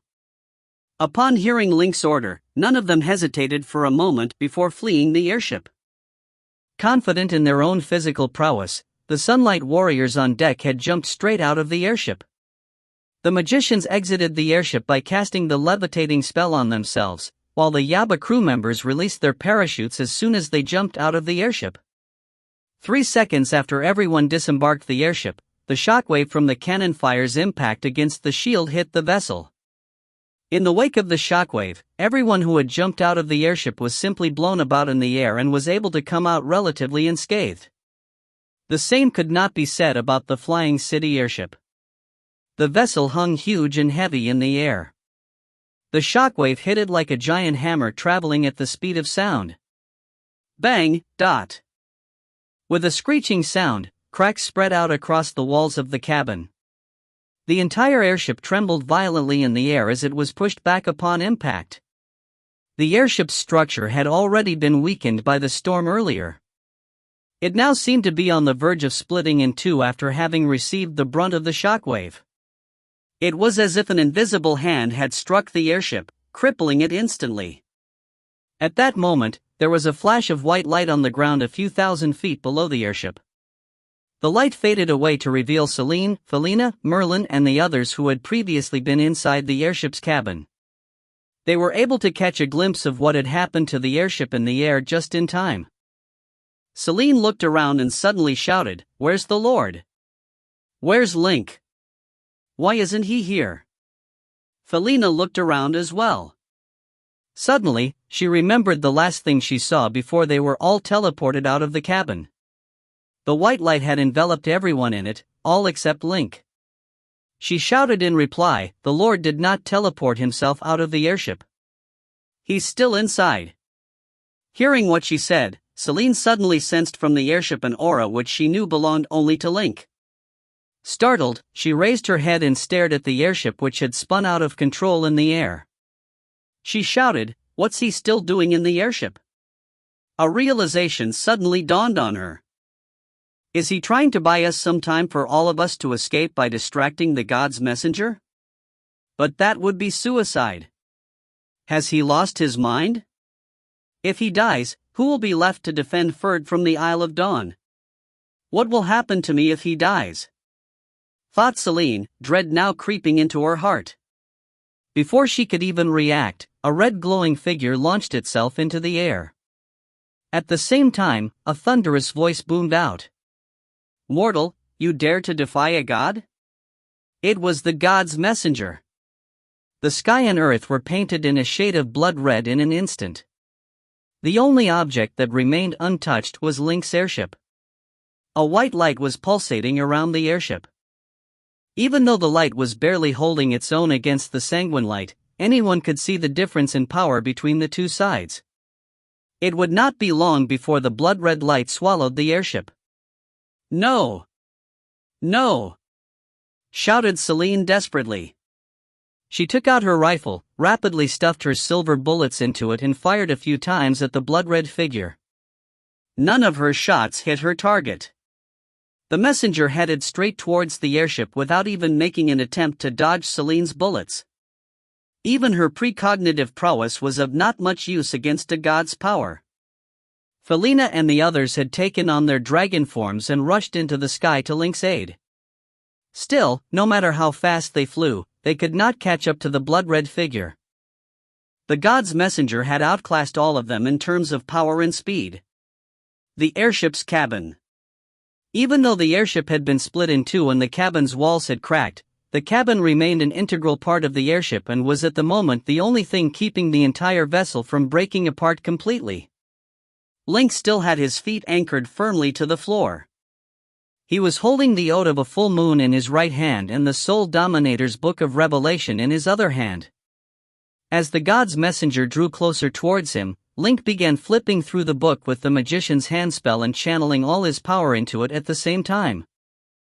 Link had spent more than 33,000 Realm Essence power points in order to cast the Eye of Agrama spell and keep it activated all this time. His power had depleted so much that he now had no more than 10,000 points of power to channel into the Book of Revelation. The Book of Revelation's divination of the Fate spell may not be able to kill the messenger, but it should be able to buy me some time, thought Link. Just then, there was a flash of light in the corner of his eye.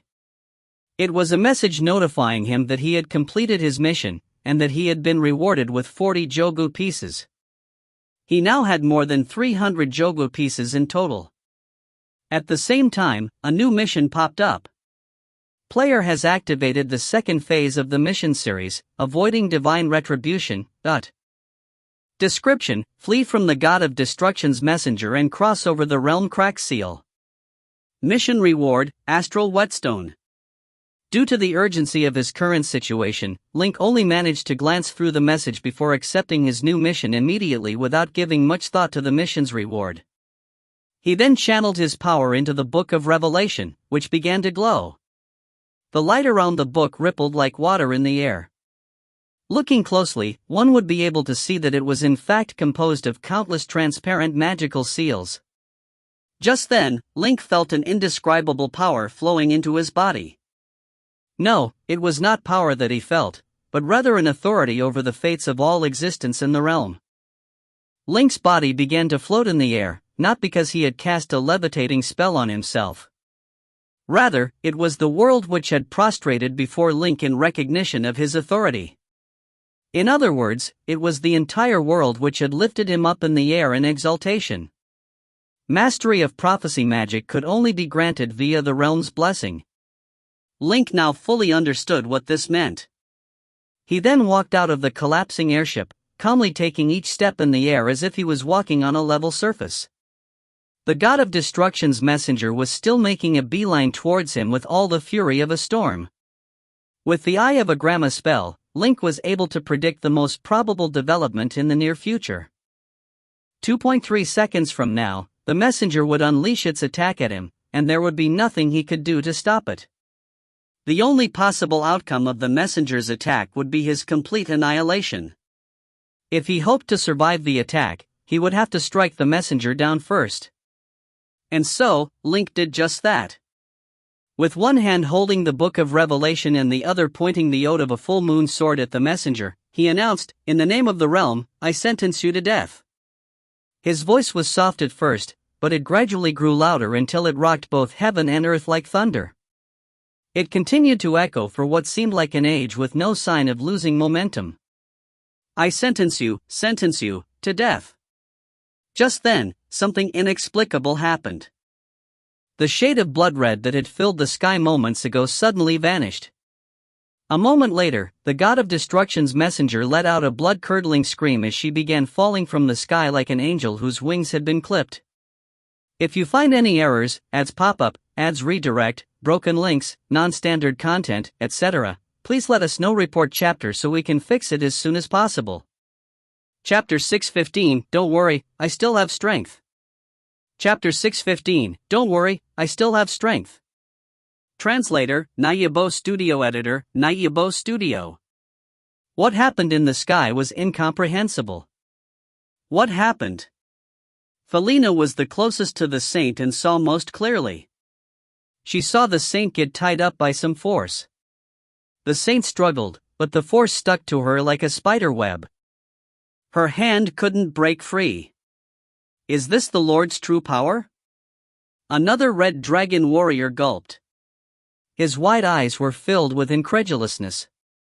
After all, it had been a divine punishment. A true God's power had descended into the mortal world, but the Lord had said to take care of her on the spot. Judging from the current situation, the Lord hadn't been bluffing. If this true God saint was really taken care of, then Ferd's Lord would undeniably be the strongest magician in the history of Fireman. On the ground, Celine's group was shocked too.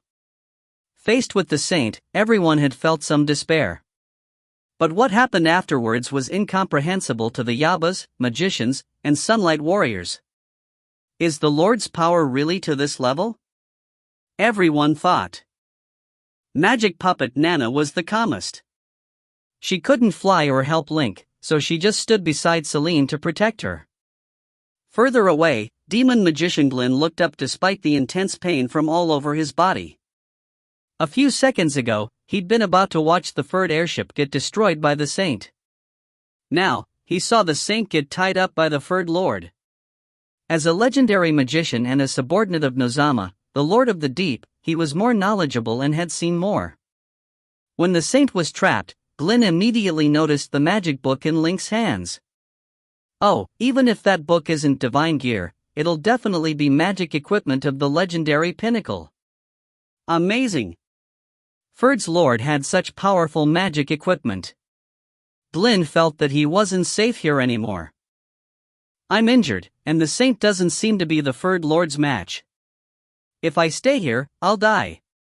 The demons were only temporary allies with the God of Destruction's servants. He was already being nice by not turning on the servants in their trouble. They'd be dreaming if they wanted him to help. He was decisive and immediately prepared to leave. But a few steps later, he saw a somewhat familiar figure out of the corner of his eye.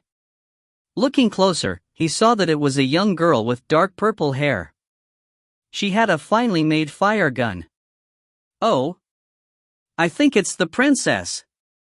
As Nozama's subordinate, he was familiar with each daughter. Their features were carved in his soul. He could recognize them even if they were turned to ashes. Celine's power had been purified and barely had any demonic aura, but Glynn was sensitive. He recognized her after a few glances. Right now, he was less than 2 miles from Celine. The other was completely focused on the furred lord in the sky. If Glynn ambushed her, he could probably capture her successfully. Lord Nozama misses Princess Celine. If I can take her back to the abyss, I will definitely be rewarded heavily. Looking back up at where the furred lord was, Glynn clenched his teeth and snuck towards Celine. Capturing the princess could distract Link, help the god of destruction saint, and also help himself get on Nozama's good side. It was 3 birds with 1 stone and wasn't that risky. Only an idiot wouldn't do it. On the other hand, Link had used up almost all his power to restrain the god of destruction's saint. He had less than 1,000 points and couldn't maintain the Eye of Agrama anymore. After stopping the spell, he felt his head spin like something had disappeared from his body. Thinking back, he had no information about the Agrama spell. He'd forgotten it all. He knew this was one of the side effects. According to the instructions, he would get punished by the Fireman realm too. But time was tight now. The saint could break free at any time. Even 1/10 of a second's delay would make a difference between life and death.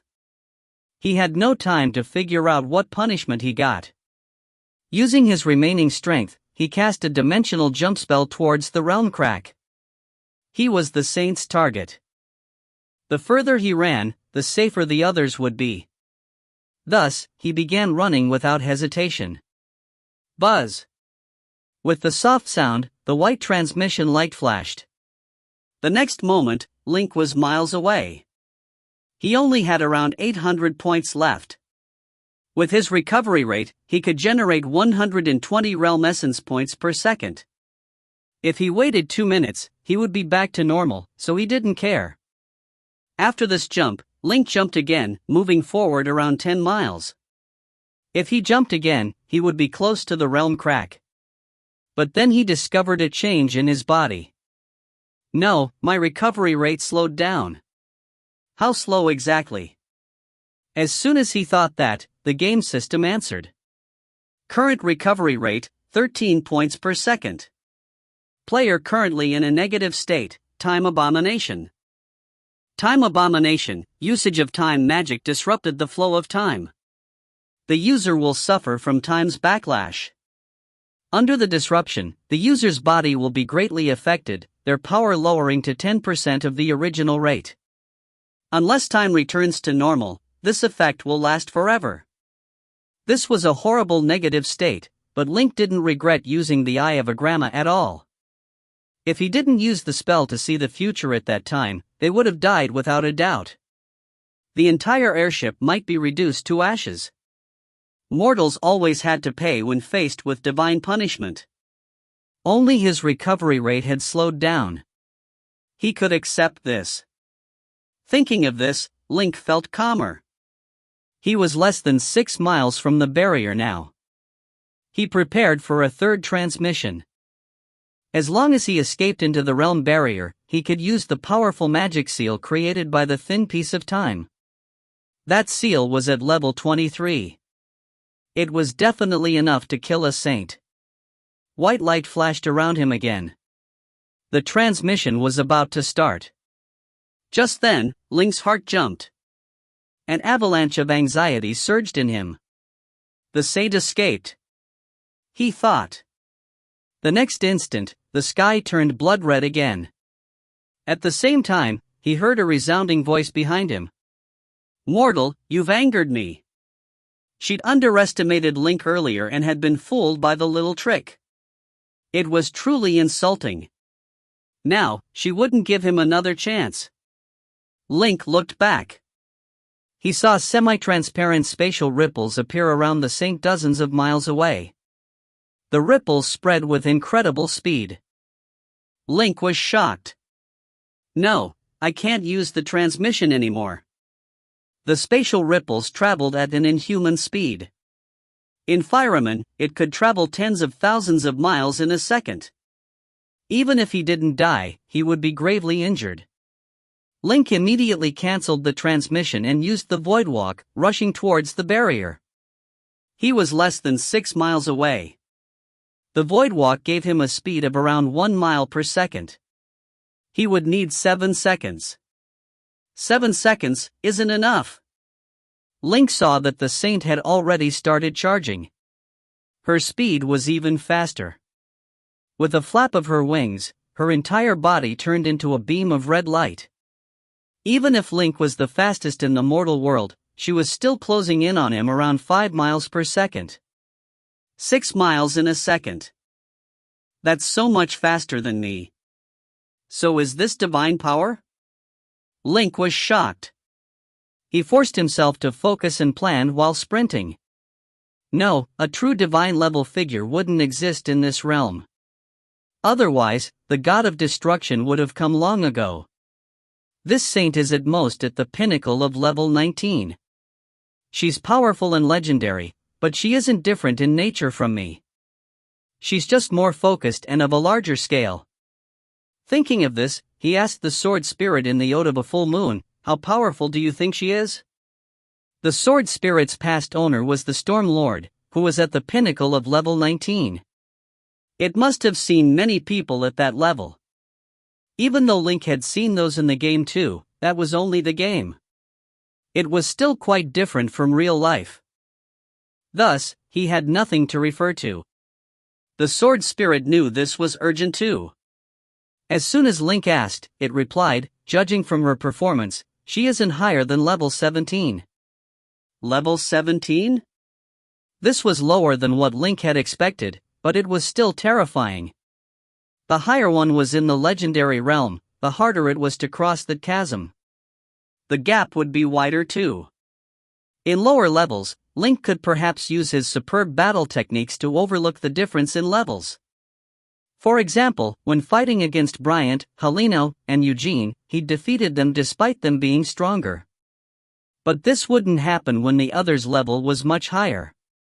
Even in the game, it was impossible for a lower level to win after reaching level 14. The difference was hopeless. Yes, she should be level 17. If she is truly at level 19, we wouldn't have the chance to fight back. The Book of Revelation wouldn't be able to stop her, but I still can't fight against this. Indeed. Link's eyes brightened and then darkened again. He now had 820 Omni points and around 600 Realm Essence points. This was too little. He hadn't been a match at his full status. Now, it was basically hopeless. How could he fight against the Saint's attack? There wasn't much time. Link's mind whirred as he worked to find an idea. During this time, the Saint traveled close to 6 miles again. She would catch up the next moment. What do I do? What do I do? Don't worry. I still have strength, the sword spirit suddenly said. If you find any errors, ads pop up, ads redirect, broken links, non-standard content, etc., please let us know. Report chapter so we can fix it as soon as possible. Chapter 616 Mortal, you will be judged soon. Chapter 616 Mortal, you will be judged soon. Translator, Nayabo Studio Editor, Nayabo Studio. The Ode of a Full Moon sword indeed still had some power left in it. During his downtime, Link would channel his power into it in order to raise the sword's quality. Link was already able to recover more than 100 Realm Essence power points every second. With such a high recovery rate, he could afford to store most of his power inside his sword whenever he could. Upon careful calculation, he realized that the power he had stored within the Ode of a Full Moon sword had reached an astronomical figure. As soon as he heard the sword spirit's voice inside his head, he began to feel a huge surge of power inside him. He could see in his field of vision his own power level beginning to rise. 1,000. 2,000. 3,000. His power was restored completely before 1/100th of a second had even passed. Do you still need power? There's more where that came from, said the sword spirit. How much do you still have left? Asked Link. He had opened up the game system's spell card shopping interface. He still had 820 Omni points, which was enough to buy a level 19 spell and enable him to defeat the God of Destruction's messenger. I've used most of the power you've given me to improve on the quality of my blade. I can probably replenish your power twice over if I have to. Twice, you say? Link quickly did the math. This meant that the sword could provide an additional 45,000 power points to him. Adding to the 22,000 power points already restored in him, he would have approximately 68,000 Realm Essence power points in total. 68,000 Realm Essence points would be the equivalent of 300,000 mana points, which would be enough for Link to cast a level 17 pinnacle offensive spell. Link quickly flipped through the pages of spell cards on display and was able to find 4 level 17 offensive spells that he had used before in the game world. Time Hex, Calamity. Costs 5,000 power points to activate. An extremely powerful spell, with an extremely long casting time. Not what I'm looking for. Infernal Secret Art, Twilight of the Gods. Costs 58,000 power points. Explosive and impactful, but it's an area of effect spell, which means that its power is not particularly concentrated in one point. Don't think it would be of any use against a god's messenger. Wait, this is... His eyes fell on the third spell card, on which was written, Glorious God, Judgment. A level 17 single target offensive spell. It can be cast instantly with a 60,000 power point cost. Once the spell is cast, its target will be immobilized and rendered incapable of retaliating. Recalling how the spell had worked in the game world, Link could not help but sigh. In order to attract more players, the game had added a lot of gaudy effects to the spell. As a result, its power was reduced considerably. Still, this is the only offensive spell I can use right now. In the game world, Link had acquired the spell in order to show it off to others. Back then, he had thought that the spell was extremely powerful. Now, after actually acquiring the spell, he felt that it was a spell simply meant for showboating. Nonetheless, he had no other choice. Without any delay, he purchased the spell card. 107th Omni points were instantly deducted from him. In his field of sight, the spell card dissolved into countless points of light, which was then absorbed by his body. The God of Destruction's messenger was already 1,000 feet away from Link when Link concluded the transaction. Electricity crackled around the blood-red spear she was holding in her hand. Its tip was pointed straight at Link. Mortal, time to receive your final judgment. Just as her voice boomed in the air, the electricity around the spear began expanding until it formed a huge net which covered a 500 square foot wide area. The net then descended rapidly toward Link. Link noticed that there were ripples spreading from the blood-red electricity. Upon closer inspection, he also saw that there were countless spatial cracks left by the ripples in the air. It was clear that the electrical net had completely sealed off the space around Link. There was no place he could run. His only option now was to confront the attack head-on. The Red Dragon warriors who were hovering 10 miles away in the air saw what was going on. Unable to do anything else, the Red Dragon warriors could only look on at the scene as they kept themselves afloat by flapping their wings against the wind. Felina's face contorted in horror. She began muttering to herself, "No, how can this be? There's no way it would end like this for the Duke." Floating alongside the Red Dragon warriors in the air, the Sunlight Magicians were also watching what was happening in helpless horror. The power they had witnessed had simply surpassed the imagination of all the magicians on the scene, but the magicians were so shaken by this that most of them were unable to maintain their concentration and fell straight out of the sky. Had it not been for the fact that they were able to strengthen their bodies in time with sunlight power, most of them would have died on impact. Perched atop the trees in the forest, the sunlight warriors of Ferd were also able to see what was going on in the sky. Most of them began trembling so violently that they could not keep a firm footing on the treetops. Unable to react as quickly as their fellow magicians, some of them even tumbled to the ground. Celine was standing on top of a tree as well. She gaped at the horrific scene before her, a tear rolling down her cheek from the corner of her eye. "Is this it?" she murmured. At that moment, the time she had spent with Link flashed before her eyes. She remembered the moment she first met Link in Fleming Magic Academy. Back then, Link was just a clumsy initiate in the mystic arts, whose furtive glances he would shoot at her from time to time did not escape her notice. She remembered the time he had come to save her in Opal City on his own. She also remembered the tender moments she had shared with him, as well as the look of concentration on his face every time he forged magical equipment for her. All these scenes raced through her mind until finally, all she could see now was the horrifying display of blood-red electricity that had filled the sky in front of her. It was over. Grief overcame Celine like a raging river. Her mind was now filled with thoughts about Link and nothing else. At that moment, there was only one person who was still able to calmly observe the scene before them. It was Nana, who had not spoken a word all this time. She had seen the blood-red web of electricity, and still, she did not feel a hint of despair.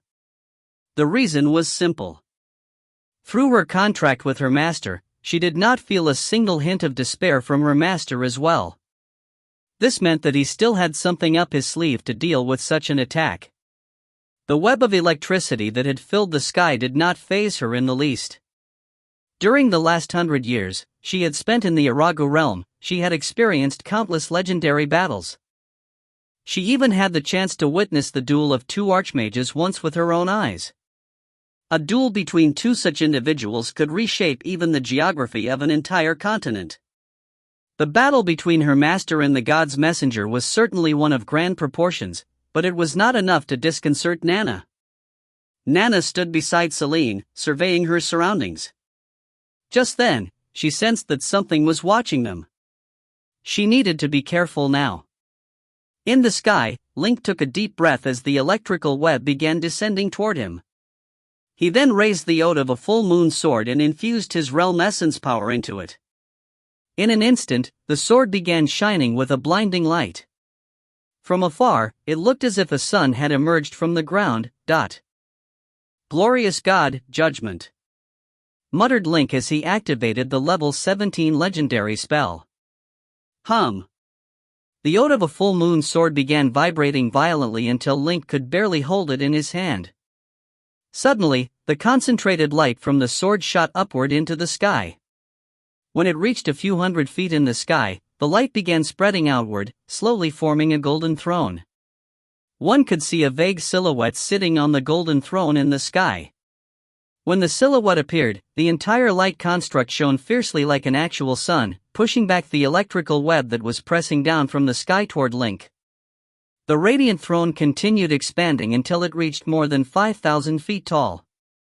From afar, it looked as if a golden mountain had risen abruptly from the ground. Overlooking the god's messenger, the figure sitting on the throne boomed, "Messenger of the god of destruction, I now find you guilty." Both heaven and earth quaked when the voice sounded, and it echoed on for a long while. "I find you guilty. Guilty. Guilty." Any mortal, be they an ordinary being or a legendary master, would have been scared witless as soon as they heard those words. The condemnation of the whole world now weighed heavily on the god of destruction's messenger. Everyone throughout the world was now judging her, reviling her. One could only imagine the stress she was feeling right now. "Who are you?" roared the messenger. She tried to bring down the electrical web on it but soon realized that the figure was a lot stronger than her and was able to resist her attack. The figure on the golden throne ignored her. It gazed on at the world below it indifferently, as if the god's messenger was nothing more than a grain of dust. Then the voice rumbled once more, "I now banish you from this realm." Something happened as soon as its words fell. The messenger sensed that her power was depleting rapidly. Strands of blood aura were now seeping out of her pores and into the sea of void. Her 33-foot-tall body was also rapidly shrinking and losing the luster that had enveloped it moments ago. "What are you doing to me?" roared the messenger.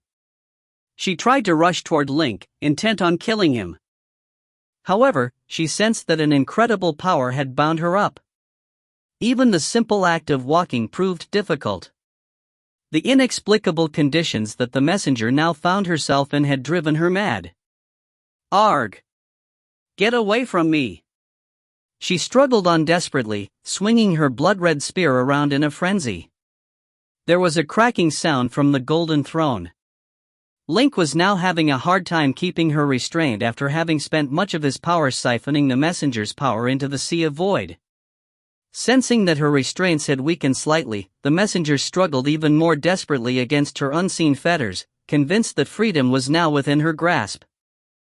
Her power was still receding rapidly from her body, which was shrinking as a result, but the golden throne was also breaking apart in the air.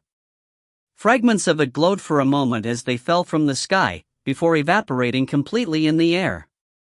Both parties had sustained heavy injuries at this point. The ground trembled furiously during the course of the battle, as if the entire world itself was gripped by terror in the face of these two extraordinary beings. Everyone on the scene had stopped what they were doing and simply gaped at the spectacle. This included everyone from Ferd, the elite soldiers of the Army of Destruction who had been watching the fight unfold from afar, and the dragon guards inside the barrier protecting the realm crack. Even the demon magician Glyn, who was intent on taking Celine prisoner, had stopped in his tracks as he saw what was happening in the air. Glyn had wanted to make his move, but he noticed that there was a female warrior standing beside Celine.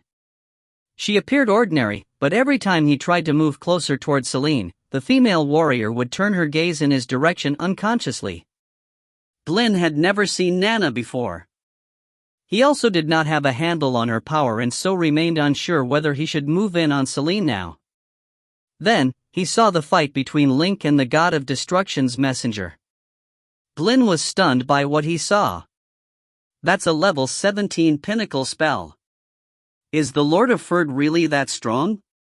Even back in the abyss, his power was only level 16. Upon entering Fireman, the restrictions imposed by the realm had reduced him to level 13. The fact that the other party was evidently stronger than Glyn even when he was in his full power certainly came as a shock to him. He now had doubts about capturing Celine. The clash between the Golden Throne and the God's Messenger lasted for 15 seconds. The messenger was now 7 feet tall, while the Golden Throne had used up all of its power in an attempt to keep her down.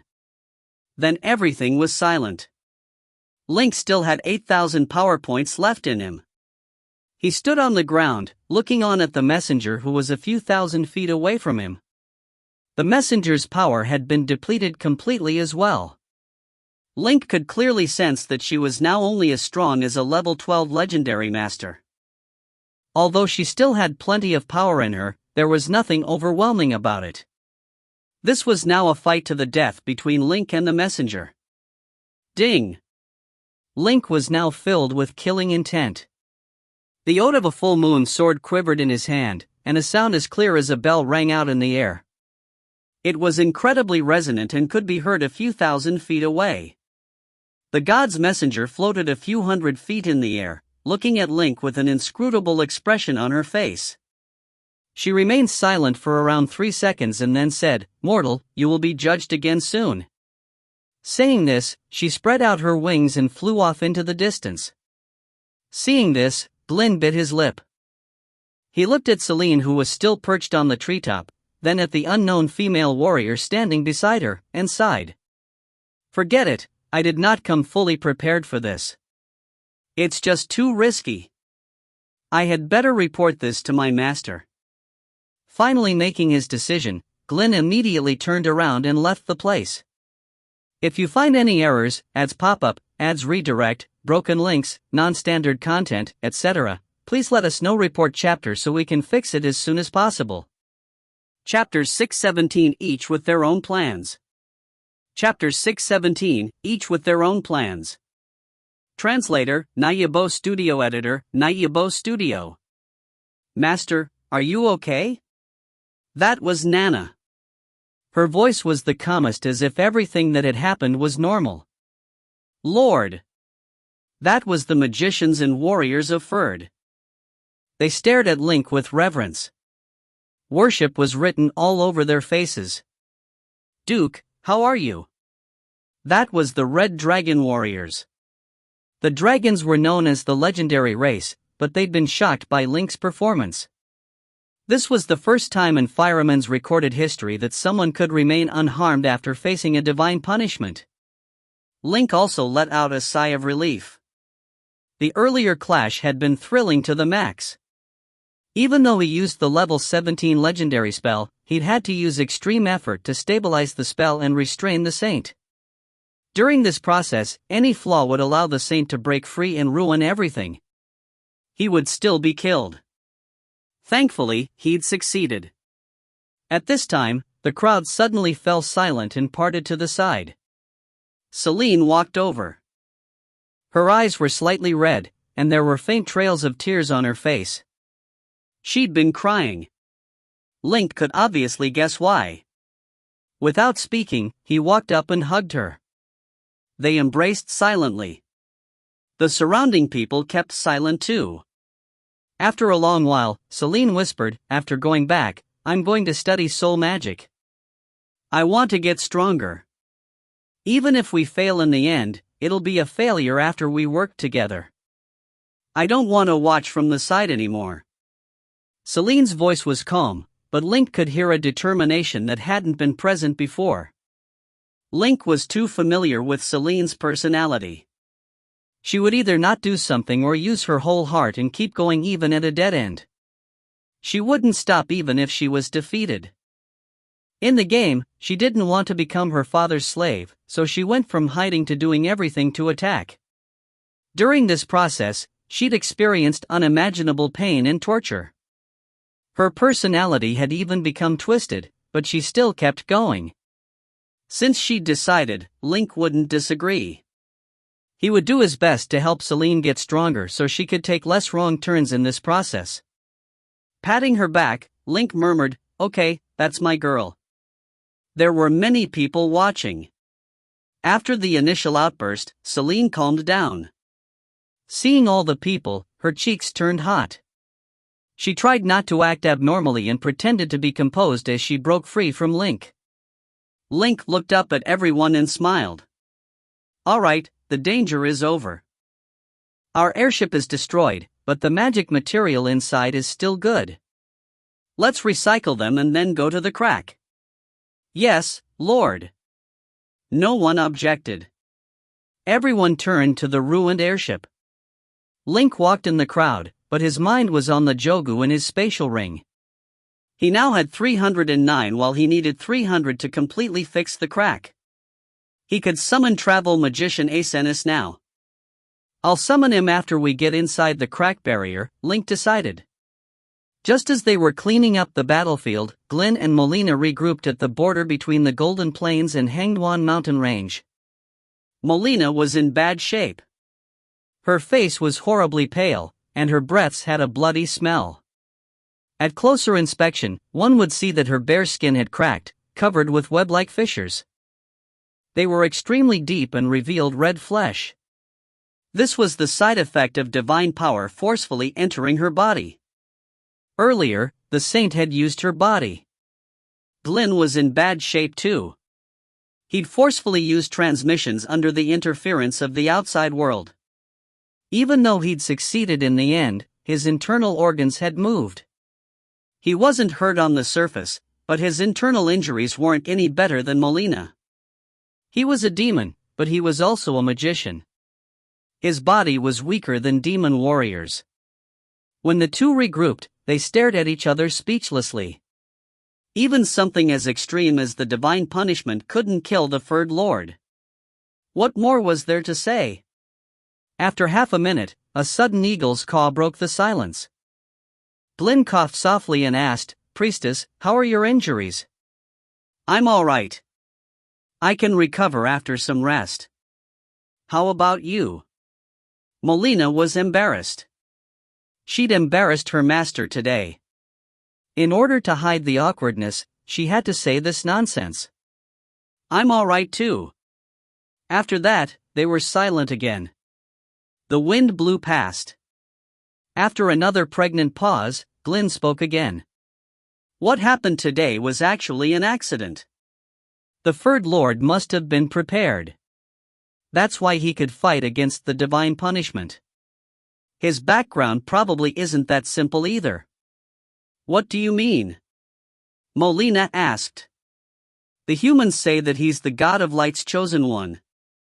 Molina froze and then shook her head. I don't think so. My master hasn't seen the glory of the chosen one on him. He never prays to the god of light or contacts the church either. Glynn didn't know what to say. He obviously wasn't as familiar about religion as the priestess. But he had his own reasons. How do you explain his last move? The huge with a huge figure, the tone of the figure. Everything looked as if a god had come to the mortal world. Glynn had been far away. To him, the fight between the Third Lord and Molina had seemed more like the representatives of two gods fighting rather than divine punishment. No. That was only a spell, Molina explained. He just made it fancier. It was around the pinnacle of level 17 and didn't contain any divine power. I could feel it. This shocked Glynn even more. Pinnacle of level 17? He's already at the pinnacle of level 17?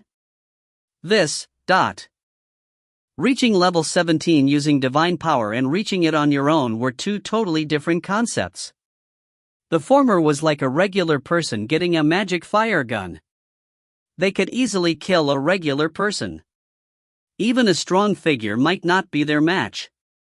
But their weakness was obvious too. They couldn't use the spell to the max. The latter was like a person with strict training who had a magic fire gun. Their combat ability could make someone feel hopeless. A level 17 magician was someone who could make others feel despair. Glynn had level 16 power in the abyss, but he could only look up to someone at the pinnacle of level 17. He could only worship those in level 19, just like how he worshipped Nozama. If there really was this powerful of a human, there was no point in the war anymore. The army of destruction should just disband, the demons returning to the abyss, Nagas retreating, dark elves back to the dark hell, and high elves back to the Isle of Dawn. Everyone should hide and try not to get destroyed, waiting painfully until this legendary figure died. Glynn suddenly felt the urge to go back to the abyss and never come back to Fireman. Molina shook her head. No, he isn't that strong. I could feel that he used some divine gear to temporarily reach that strength. It can't be maintained, and he must pay for it somehow.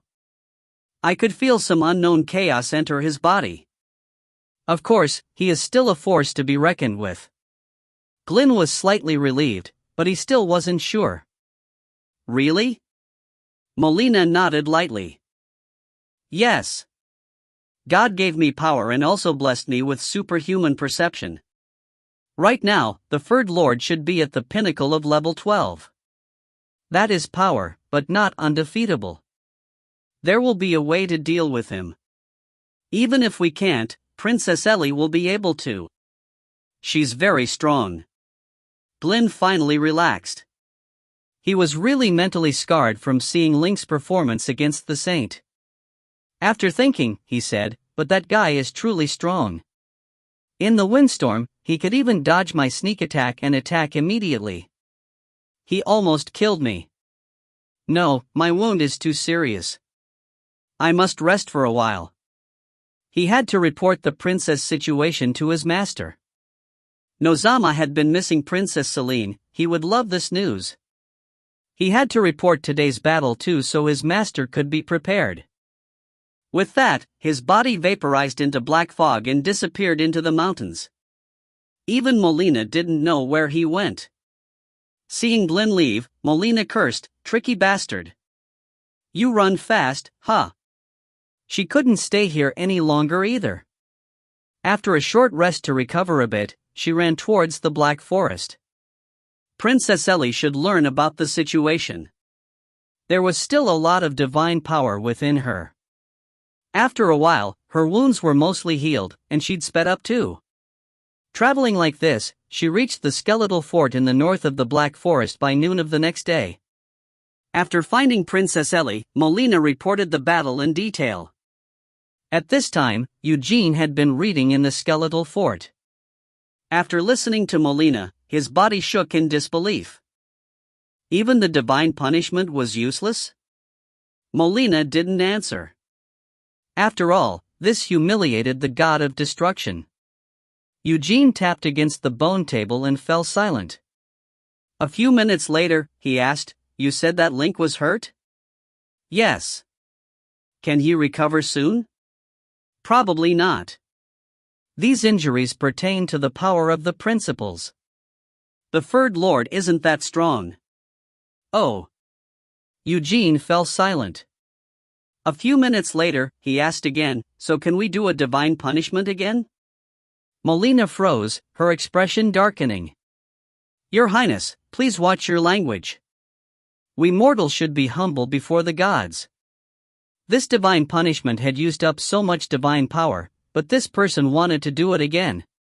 Did she think that a god could be used like a tool? This was blasphemy. If they really did it, Molina would punish her first. Okay, we won't talk about that. I'll think of something else," Eugene quickly said. She knew that fervent believers had no logic. They would throw away all logic for their religion. Squinting her dark eyes, Eugene's thoughts whirred. Finally, her gaze landed on Morpheus, the shadow walker in the south. That guy is an upstart, but he's still powerful. Maybe I can borrow some power from him. At this time, Eugene didn't know that Link had finished cleaning up the ruins and reached the crack barrier. Link was also thinking something similar. Very good, army of destruction. I can't be fooled by you every time. This time, you can taste my power. With that in mind, Link started contacting Acenis. If you find any errors, ads pop up, ads redirect, broken links, non-standard content, etc., please let us know. Report chapter so we can fix it as soon as possible. Chapter 618, Take Care, Kid. Chapter 618, Take Care, Kid. Translator, Nayabo Studio Editor, Nayabo Studio. I take it you have some good news for me? Icini's appearance was abrupt. No energy fluctuations preceded it. He had appeared as a shadow, which then solidified into a physical body, from which sounded the Yaba man's clear, melodious voice. As Yaba people were generally short, Acenis would always appear on an elevated platform so that he would not have to keep his head raised to speak with someone. At that moment, he had decided to make his entrance on a long table. Link smiled. Without saying anything, he took out the jobu pieces and began lining them up one by one on the table. "Oh, are these jogus? That's quite a collection. How did you manage to amass this much so quickly?" Acenis stared at the rows of jogus. He stooped down and began inspecting each white stone on the table. After inspecting 10 or so pieces, he turned around and looked at Link. "So you've collected 300 pieces of jogu in total?" Link nodded. As per our agreement, 300 pieces of jogu in exchange for a way to completely seal up the realm crack. Hearing this, a troubled look crept up Icini's face. He rubbed his hands together unconsciously as he stared at the sky outside the window for a long while. Finally, he spoke. "To tell you the truth, I didn't think you would be able to collect this much jogus. If I were to give you the means to repair the realm crack, I'd automatically be an enemy of the god of destruction. I wouldn't be able to stay in this realm for long, as he'd be sending his servants after me soon." Link frowned. "We had a deal. Don't tell me you're going back on your word now?" Link's words seemed to have touched a nerve, as Acenis leaped up and said loudly, "No, of course not. I would never do anything to jeopardize my reputation as a respectable travel magician. Link shrugged. Then what are you making such a fuss about? Every transaction always comes with its own risk. Just tell me what I need to hear and consider our business concluded. Asenis looked at the pieces of jogus lined up neatly on the table. He picked one up and began gently stroking it. After a while, he sighed, "Mortal, if you ever have the chance to leave this realm and take a trip to the Sea of Void, you'd understand my misgivings about this. Also, this is a lot of jogus, even for me." Alright, I'll keep my end of the bargain." He handed a brown goatskin scroll over to Link. "It's all in this scroll." "The procedure's a bit complicated, but it doesn't require much." "You're a lord now. You probably have a lot of subordinates under you. I figure you'll be able to pull it off with your resources." Asenis waved a hand, and all the white jogus stones on the table vanished in an instant. In the next moment, the travel magician began to fade away, ready to leave the place. "Wait, I still have something I would like to talk to you about," said Link in a hurry. Asenis reverted to his corporeal form. "I'm listening." "I still have a couple of jogus left. I would like to buy a piece of information with them." Link initially had 307 jogu pieces in total. After giving Asenis 300 pieces, he still had 7 pieces to spare, which probably would be enough to purchase a small piece of information from the Yabba-man. Looking at the stones in Link's hand, Izensi hesitated for a moment, then said, "Keep your jogus. Whatever it is you want to know, just ask. Consider it a parting gift from me, as I don't think we will ever have the chance to see each other again." Iceni's face broke into a bitter smile. Curiously enough, Link could sense a hint of sympathy in his eyes as the travel magician looked at him. Is he feeling sorry for me? Or is he just feeling sorry for himself? Thought Link, puzzled. What was even stranger was the fact that Asenis had always expressed a fervent passion for these jogus stones. What would have made him turn down Link's last remaining jogus stones? Link figured the travel magician would not tell him his reasons even if he had asked.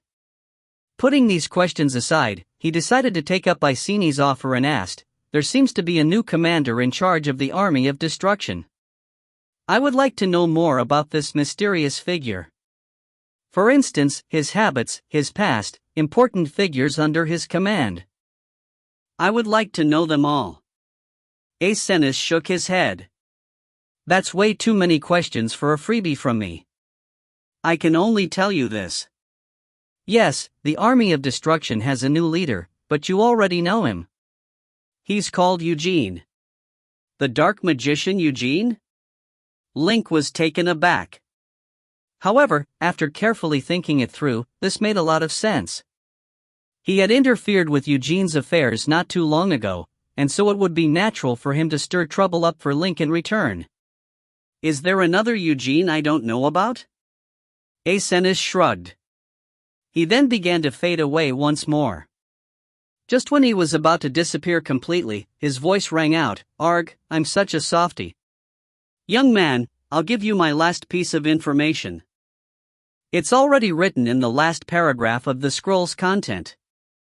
It concerns Fireman's future, or at least, the most likely future I was able to see. What will you do in the face of such a future, I wonder?" Saying this, a beam of light shot out from Iceni's fading form and hit the scroll in Link's hand. Finally, he was gone. Link did not have the faintest idea where he could have gone off to, or whether he was still in Fireman. Recollecting himself, Link unfurled the scroll in his hand and began reading its content. A magic seal was depicted at the beginning of the scroll. It was extremely sophisticated. More than half of the runes inscribed on it had surpassed Link's comprehension. However, he was still able to make sense of a couple of structures in it. They all seemed to involve gluing the torn edges of space together. This all seemed legitimate, though Link would need to spend some time studying the magic seal in order to use it properly. Iceni's final words had piqued his curiosity. After giving a cursory glance at the magic seal, he moved on to the second paragraph of the scroll. The paragraph was titled ominously, "The Age of Darkness." Below it was an introduction of a few hundred words, which gave a brief account of Fireman's history. Link continued reading the rest of the paragraph. A year from now, after the realm reunification, the Aragu realm will be able to subdue all of Fireman with its overwhelming military might. In the first year after the reunification, the Inferno Archmage will burn the World Tree down. As a result, the Isle of Dawn will sink into the depths of the ocean. Most of its inhabitants will perish, and any survivors will be forced to seek shelter on the continent. In the third year after the reunification, Shadow Stalker Morpheus will fail at his ascension to godhood. The Southern Free Trade Confederation will be annexed by the Yen Empire as a result. As the representative of the entire Norton Kingdom, Ferd will form the Alliance of Light with the Beastmen. In the fourth year after the reunification, the War of the Green Valley will erupt. The Beastmen will be brought to the brink of extinction as a result of the war, and the Alliance will be disbanded. With the God of Light's influence weakened considerably, the Lord of Ferd will later be exiled from his domain. 3 months later, he will join forces with the Aragu Empire. In the seventh year after the reunification, the Inferno Archmage will successfully ascend to godhood and later defeat the Aragu Empire's protector, the Snow Mountain Archmage.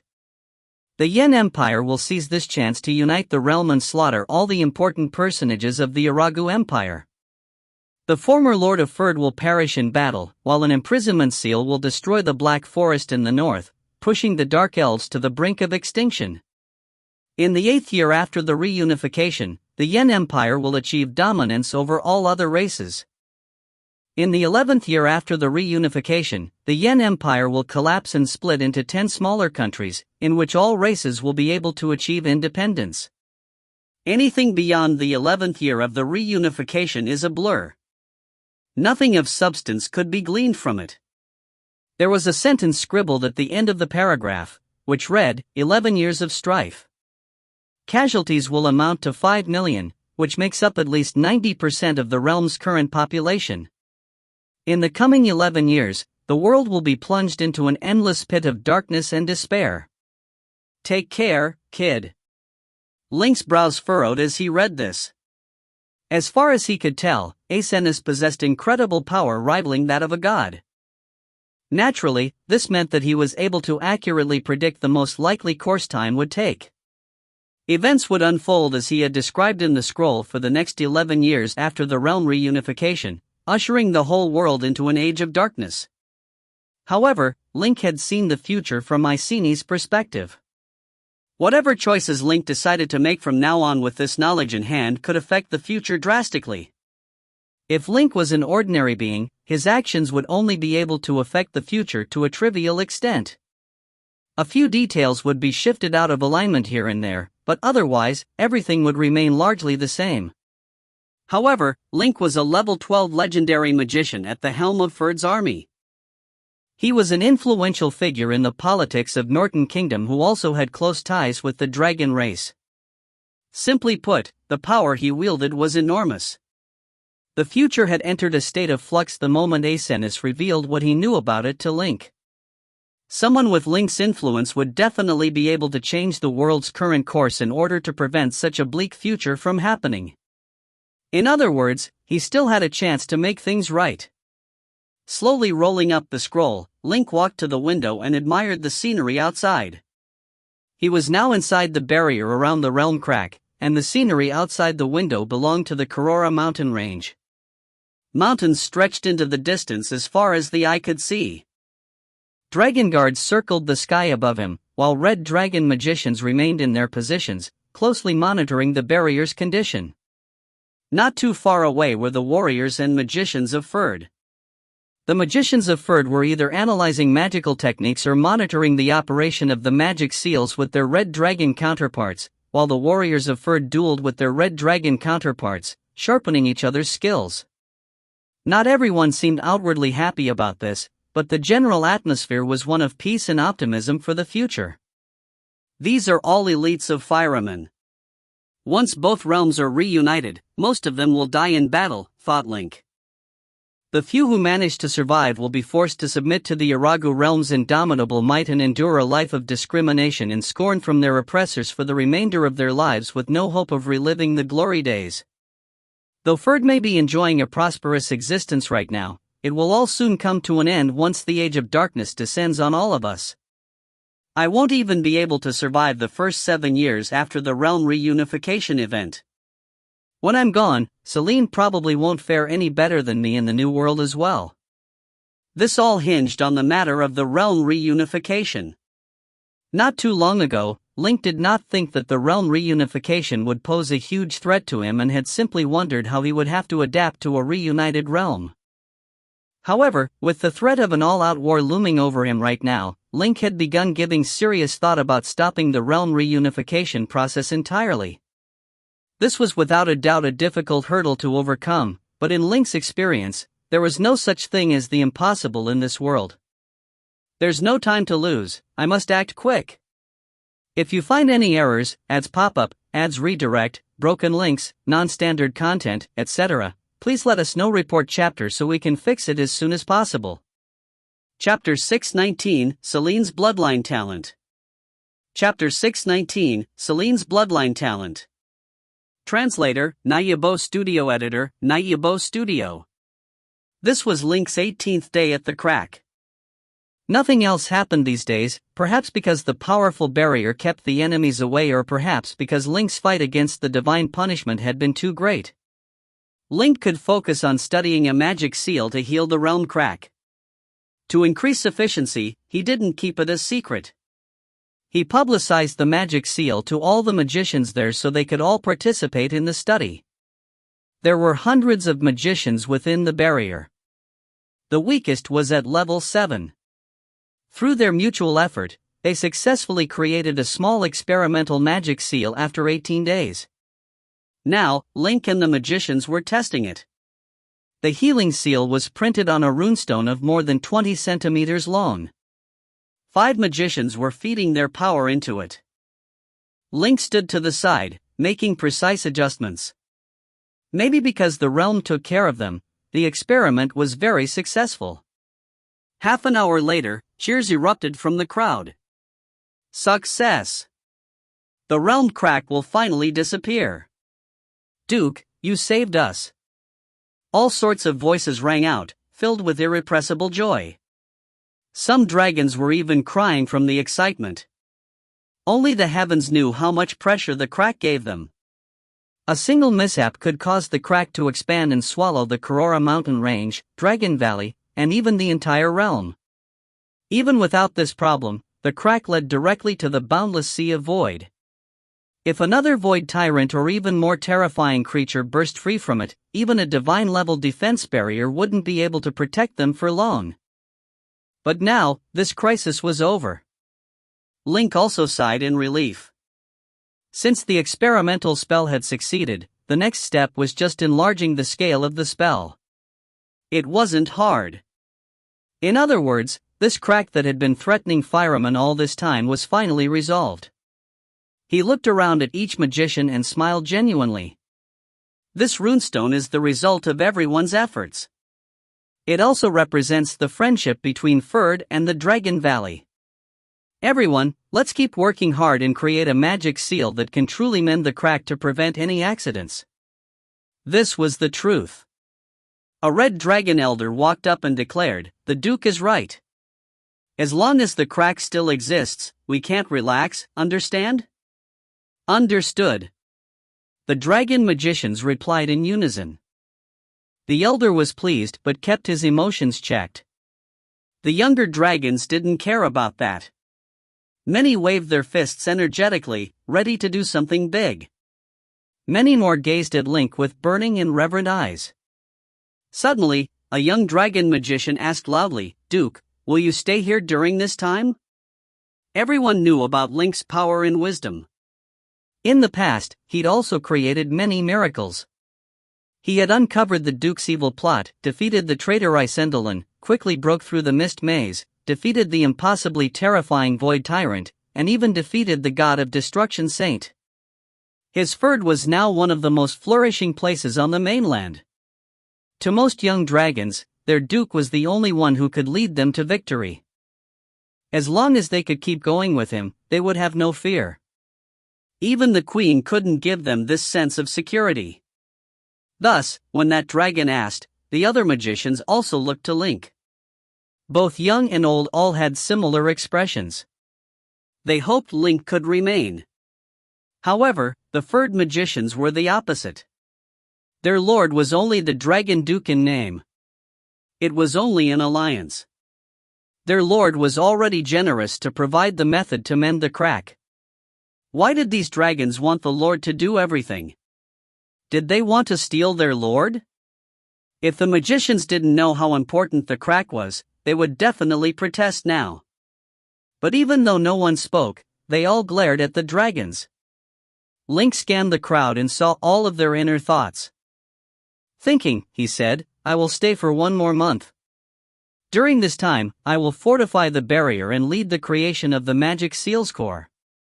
He couldn't stay for longer. After that, he must return to Ferd and plan to attack the army of destruction and lower their confidence. He also had to find a way to prevent the fusion of realms. All these things were important. He couldn't stay at the crack. Hearing this, the dragons were a bit disappointed, but they couldn't say anything. After all, Link wasn't a true Dragon Duke. They'd all accept that, but Link also had the powerful Ferd. He might not be impressed by the weakening Dragon Valley. The dragons weren't as strong anymore and had lost confidence. The Ferd magicians couldn't argue either. The crack was too important, and nothing could go wrong. Everyone knew this. There was nothing disputable about Link's actions. Seeing everyone quiet down, Link clapped and said, "All right, let's start now." Since the test succeeded, everything else was basically just physical labor. Neither the Red Dragon magicians nor Ferd Sunlight magicians lacked physical strength. With Link's supervision, their speed was unexpectedly fast. 1 day, 2 days, 3 days.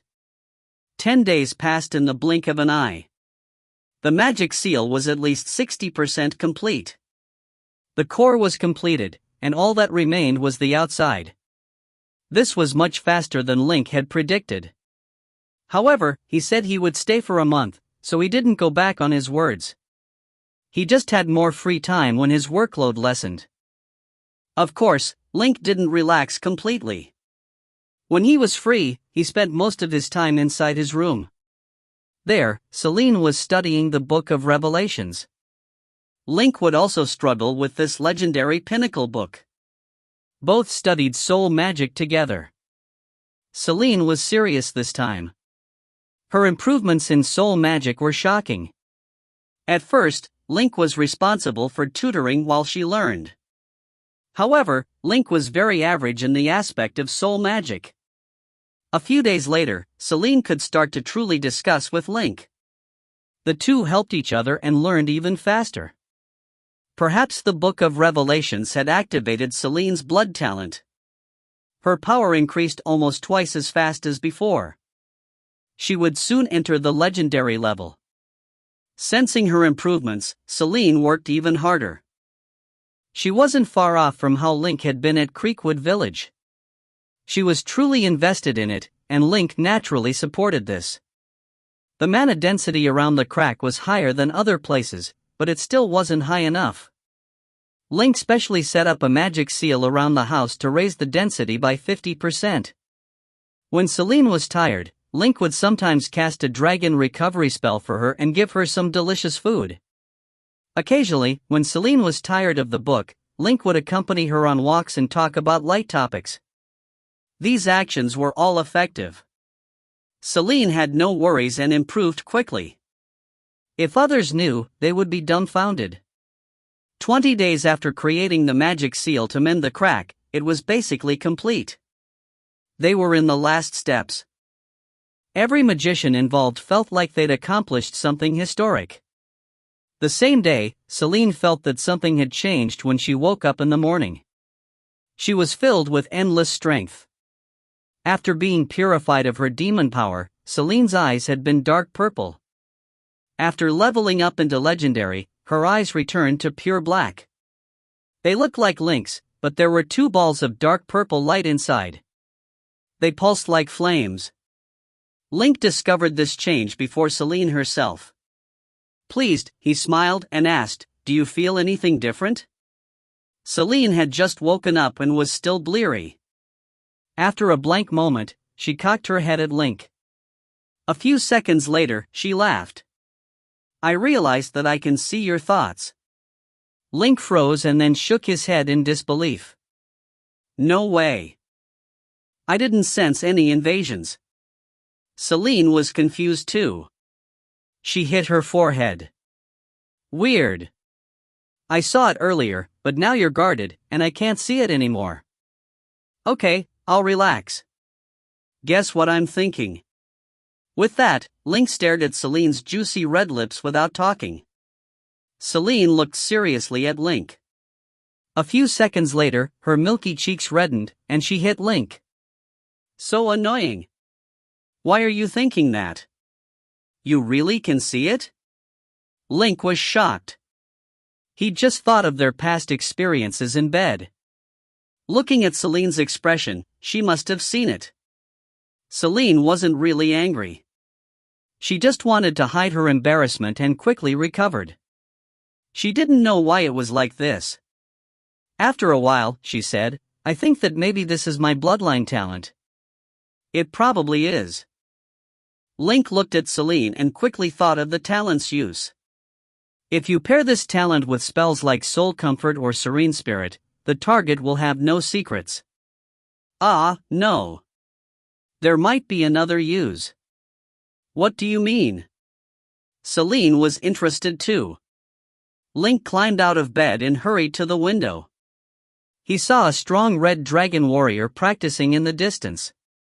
Link distorted space so the other's image was projected before Celine. "Look, he doesn't know you're here, so he won't have any guards." "What is he thinking?" Celine looked and said, "I really can see his thoughts, but they're very messy and broken. Most are battle techniques and such. He also has a goal, which is to keep strengthening and become a legendary figure." "Oh, that's normal. Another one." Link changed the target to a female magician from Ferd. After seeing her, Celine said, "She's thinking of her children in Ferd. Her son is 5, and her daughter is only 3. She's worried that the servants can't take good care of them." "Yes, they're very cute." "Oh, and this one?" Link changed the target to another Ferd magician. "He's thinking of his pretty girlfriend. He's worried she'll like someone else and cheat on him. Seems like I should bring them back to Ferd." "What about this one?" Link changed the target to a young dragon. He knew this guy. He was Picheno and had just become of age. He was talented and was already at the pinnacle of level 8. "This, oh? I can't see anything." "No, I see darkness." "No, it's coming at me. It's a soul trap, dot." If you find any errors, ads pop up, ads redirect, broken links, non-standard content, etc., please let us know. Report chapter so we can fix it as soon as possible. Chapter 620, A Blue-Skinned Intruder. Chapter 620, A Blue-Skinned Intruder. Translator, Nayabo Studio. Editor, Nayabo Studio. Celine instinctively closed her eyes when the darkness surged towards her. At that moment, Link did exactly 3 things. He ended the light distortion spell and erected a spiritual defensive barrier that he had recently acquired around Celine. He then cast a magical brand on the red dragon magician known as Picheno. The magical brand was almost undetectable and difficult to dispel. It ensured that its caster would be able to track down his or her target anywhere in the world. When he was done, Link rushed to Celine's side immediately. "How are you feeling?" Celine shook her head, with one hand held against her forehead. "I'm all right. The darkness disappeared as soon as I closed my eyes. I probably didn't close them fast enough, as my head's throbbing now." Link looked at Celine's face.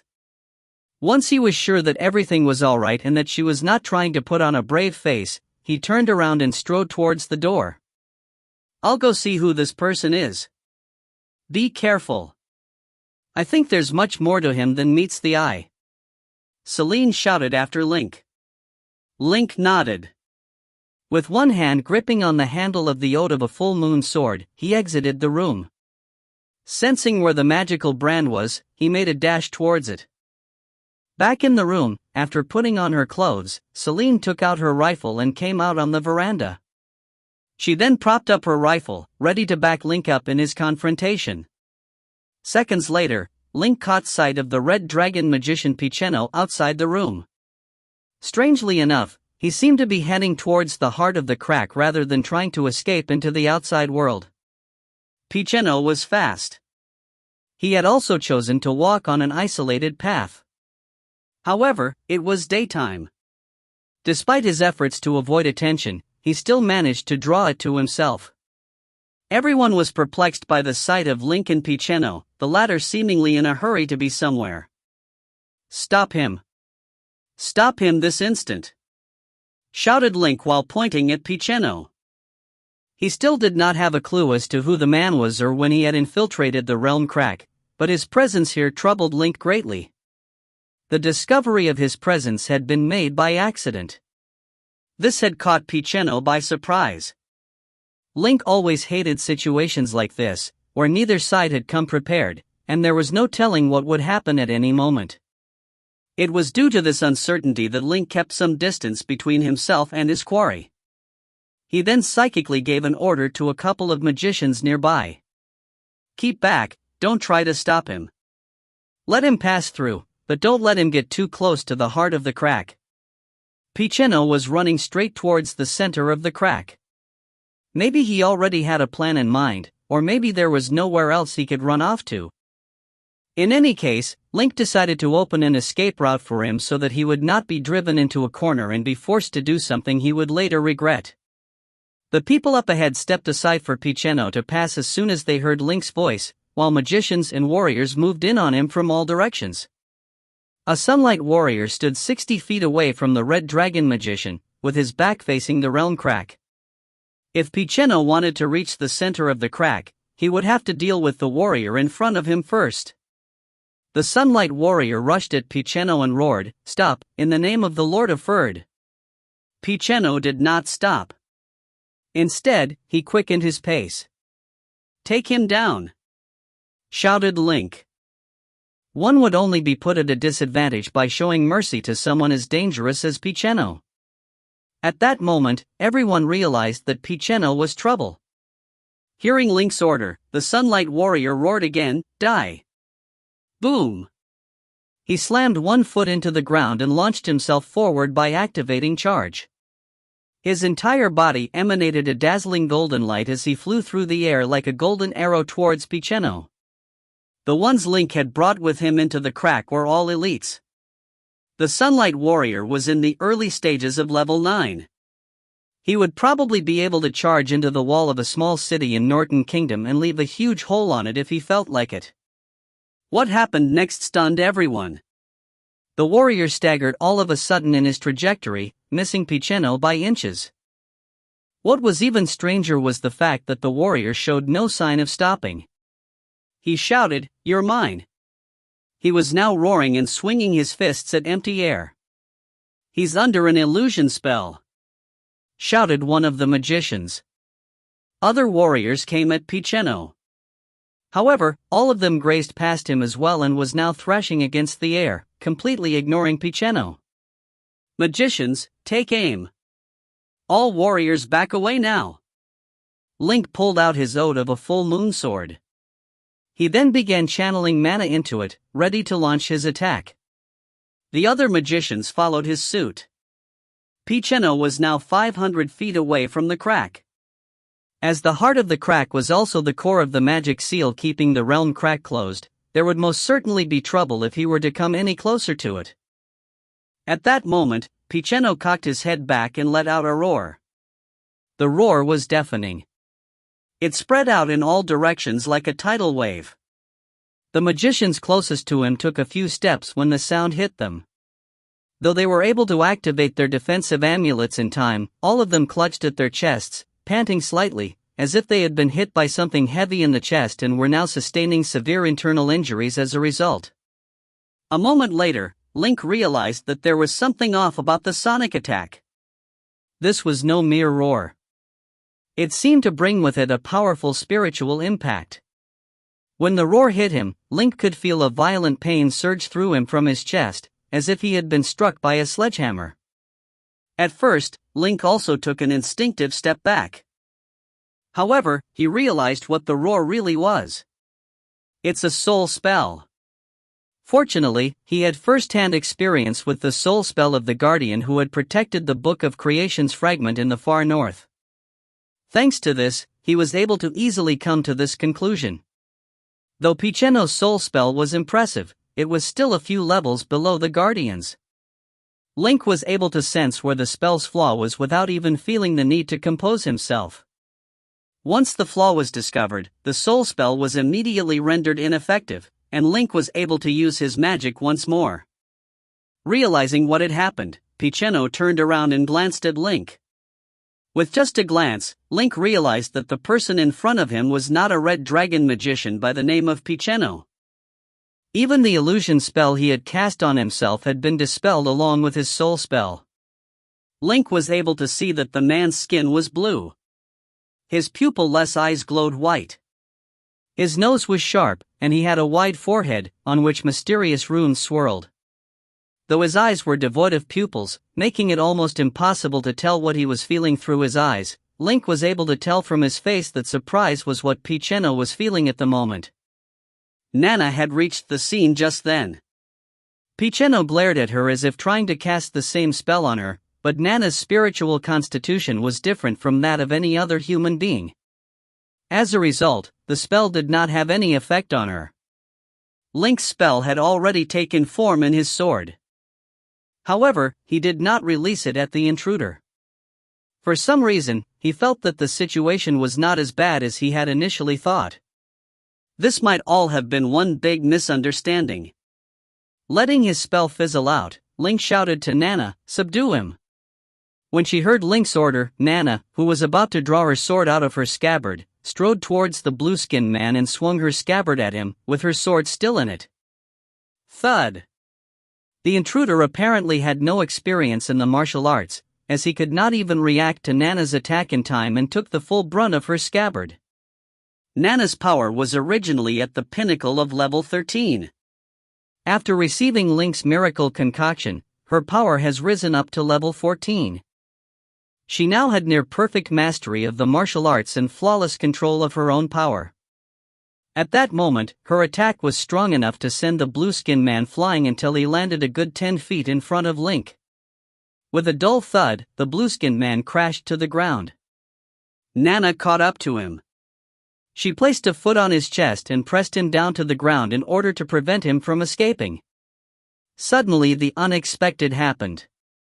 The man struggled for a while, but could not free himself from under Nana's foot. In the end, he raised both his hands up and shouted, "Don't kill me! Don't kill me! I mean you no harm at all. This is all a misunderstanding. If you find any errors, ads pop up, ads redirect, broken links, non-standard content, etc. Please let us know. Report chapter so we can fix it as soon as possible." Chapter 621 Visitor from the Void. Chapter 621 Visitor from the Void. Translator, Nayabo Studio. Editor, Nayabo Studio. I really don't mean harm. Really?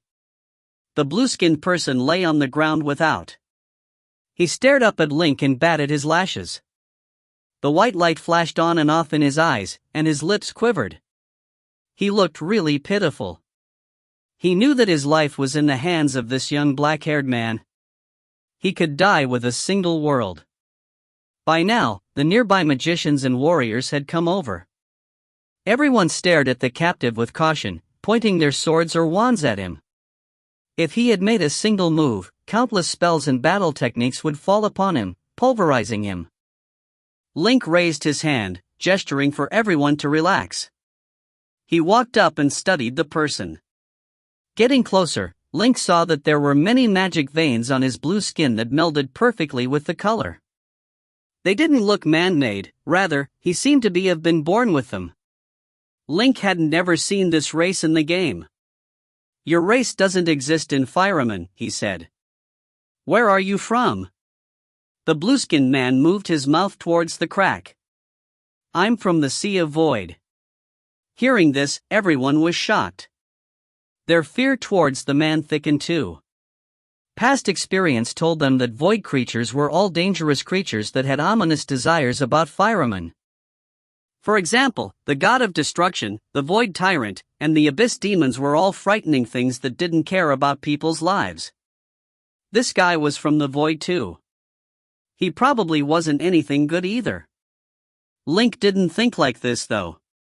The Sea of Void was huge and filled with all sorts of things. Each organism had their own wishes. There were cruel things like the god of destruction, but there were also trustworthy people like Asenis. There were no unfriendly expressions on Link's face. "What's your name?" he continued asking. "When did you arrive? How did you break through the defense barrier?" The blue-skinned man quickly replied, "I am P.S. Ariadu. I came to Fireman a year ago. The defense barrier hadn't been completed yet, so I just snuck in. I don't mean any harm. I just came here for survival." Survival? Link studied the other. He had 2 arms and 2 legs and breathed to live. Other than some details, he wasn't that different from the races of Firemen. He indeed couldn't survive in the Sea of Void with this body. It was believable. Now, a red dragon elder walked up. "Where is Picheno? Killed by you? If you're here for survival, why do you stay somewhere so dangerous? Why don't you go somewhere safer?" Link also stared at the blue-skinned man, waiting for him to explain these points. Pias chuckled bitterly. "You're all wrong. I'm Picheno. There is no red dragon magician called Picheno in the world. None of you found it strange when Picheno arrived because I used some soul spells out. You're lying. I remember clearly that Picheno grew up with me. I remember the pranks we pulled together." A young dragon cried. "Yeah, you're speaking nonsense." A middle-aged dragon walked out from the crowd. 3 years ago, I accepted Picheno as my student. I taught him for 3 years. I remember everything that happened in those 3 years. You said that you came 1 year ago. That doesn't make any sense. The other magicians who had interacted with Picheno all spoke up to prove that Pias was lying. Link looked at Pias, wondering how he would explain. Pias sighed and looked at Link. "Third Lord, I heard that your eyes could see through all lies. Do you believe my words?" Link was expressionless, and no one could figure out his thoughts. After Pias asked, he said, "Any magic theory needs evidence to support it. If there isn't enough proof, I won't make any judgment. Since you said you're not lying, prove it." Pias glanced at the foot on his chest and then at Nana. "Miss, can you step more lightly?" he begged. "I can't breathe." Nana glanced at him in disdain and decided to remove her foot. However, her hand was still on her sword's hilt. She hadn't unsheathed her sword, but if Pias did anything abnormal, she would have him immediately. Pias coughed lightly and patted the dust off his clothes. He sat up and first looked to the young magician from before. "The prank you did with Pias, was it putting a snake into the wash basin of your prettiest aunt, resulting in her running out without clothes on, that?" "You, how do you know?" The magician's face reddened. Pias shrugged. "Because I put it in your mind secretly when you were sleeping." "Oh, your memory." Picheno caught the snake. "It was a black snake, poisonous, but you two got rid of the fangs, right?" The young dragon was instantly in a mess because everything Pias had said was right. But the memory was so fresh as if it had happened yesterday. How could it be fake? Then Pias looked to Picheno's tutor. I'm sorry, Elder. I used a similar tactic on you. In order to not be suspected, a tutor's recognition is very important. Thus, I added very detailed memories into your mind. This took me a lot of effort. The result didn't disappoint me. You still think I'm your student, . Seeing the suspicion on the dragon's face, Pias continued, You think I'm lying now, but let me ask you. One day last year, you slept for 2 days straight, right? After you woke up, even you found it strange. You saw Picheno as soon as you opened your eyes, right? The middle-aged magician was shocked. Clearly, Pias was right again. Pias looked to all the dragons that had spoken and filled in the details. He was always correct. Finally, the dragons couldn't say anything else. Now, they weren't suspecting that Pias was lying. Instead, they feared his soul magic. Without realizing, he made everyone think that there was an extra magician in the world. No one had suspected it. This was terrifying. If the Third Lord hadn't revealed him, he might hide within the dragons for his entire life. If he had any evil intentions, the consequences would be unimaginable. Seeing the dragon's expressions, Pias smiled wryly and looked to Link. See, Picheno is an imaginary figure. I haven't done anything against the barrier this entire year. If you're here for survival, why do you stay near the dangerous crack? Link asked. I'm very curious about the magic here. More accurately, I'm curious about any foreign magic. Clearly, this barrier represents the best magic in this realm, so I stayed. I wanted to wait until the crack was mended and then quietly sneak away, but... Here, Pias shrugged. He looked helplessly at Link. He hadn't thought he would be exposed, this was a pure accident. Link still didn't rush to a decision. He looked at Pias sitting on the ground and thought back to what he did after being exposed. Suddenly, he asked, Why did you run towards the crack after being exposed? I was responsible for creating the core, Pias explained. I left a one-time spatial door in a certain location. It leads directly to my void fairy. I was going to hide into it for a while. I think that's my only chance for escape, right? Indeed, with the power he'd displayed, escaping into the crack was his only chance at escape. But now, it was easy. If they could find the void fairy in question, it would prove if he was telling the truth. Link nodded. Take me to your void fairy. Pias shook his head quickly. I'm afraid I can't. I hung it on the outer surface of Fireman. A bit further and it's the Sea of Void. It's very dangerous. Give me the spatial coordinates, Link said. There would be no problems with the coordinates. Alright, it's yours. Pias took out a portal runestone for Link. It contained the specific coordinates. Link studied it. This thing recorded things a bit differently from Fireman's method. However, it wasn't that complex. Link figured out the specific location of the Void Fairy. This wasn't all. A magician who randomly received spatial coordinates and went to check without any preparation would die very easily. Link put away the runestone and glanced at Pias. You said that you put a secret door in the center of the crack. Take me there and point it out. If the door's location is different from the spatial coordinates, I'll have to apologize. Pias gulped. He was very clear what apologize meant.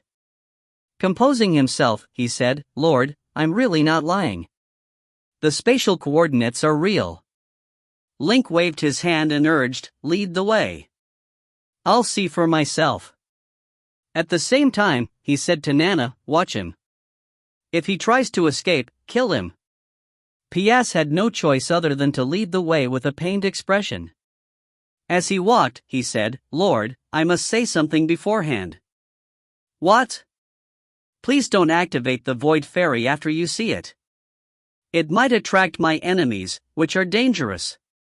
If you find any errors, ads pop up, ads redirect, broken links, non-standard content, etc., please let us know. Report chapter so we can fix it as soon as possible.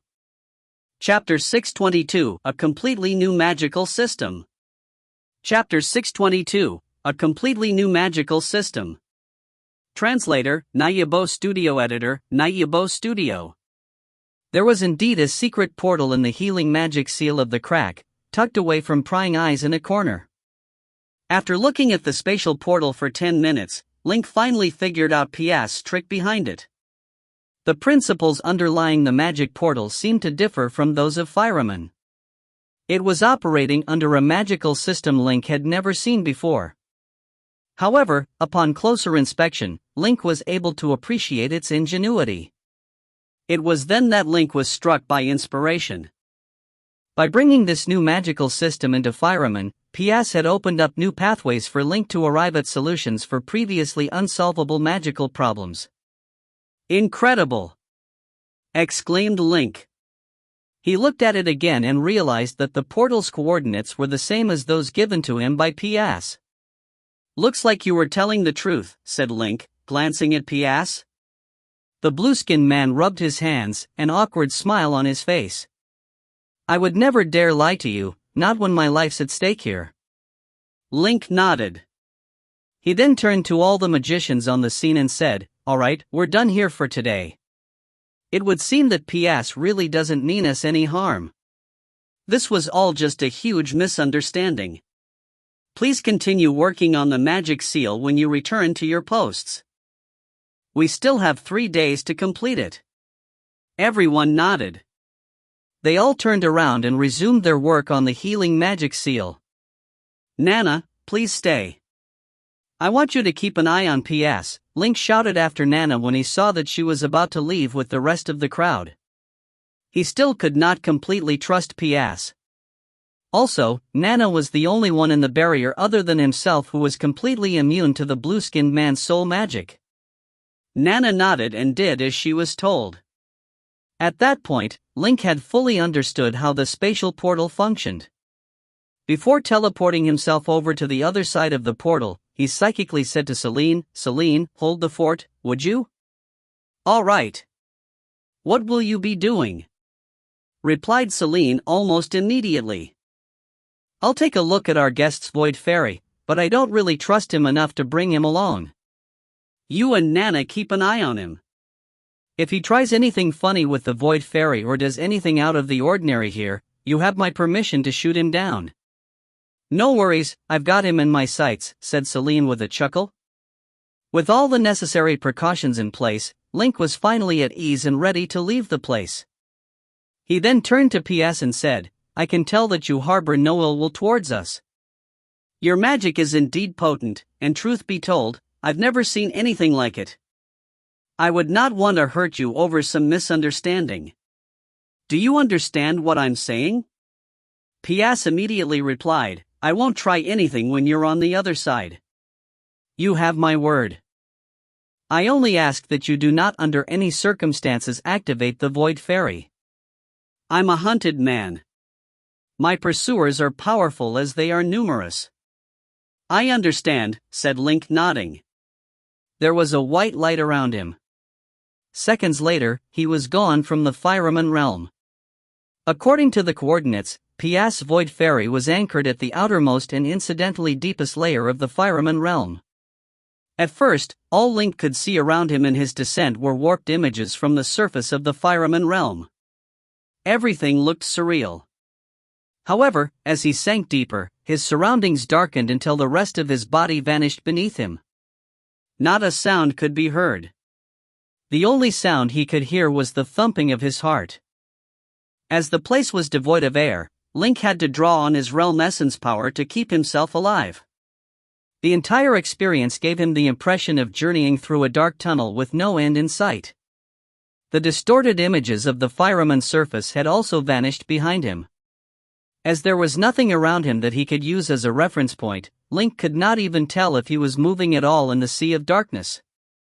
Any ordinary human being would have been driven mad by the overwhelming silence and darkness. Link could also feel the suffocating pressure around him. However, as this was not his first plunge into the depths of space, he was still able to endure it. An hour later, Link saw a gentle blue glow in front of him. It was different from the Sea of Void's deathly white sheen. Also, the blue glow seemed to be concentrated at one point.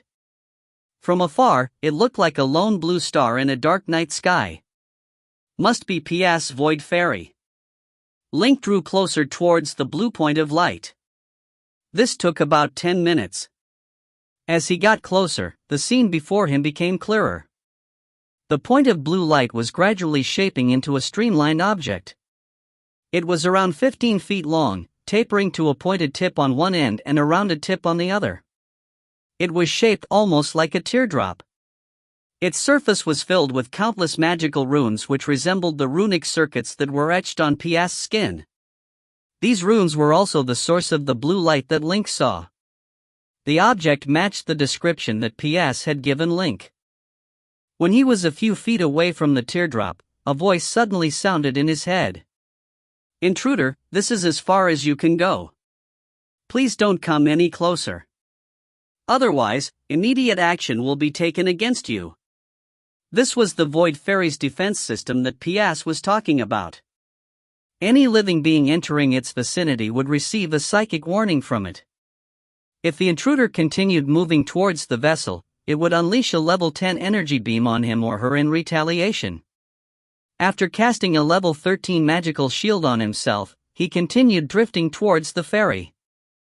A blue energy beam streaked out from the Void Fairy and struck Link's shield.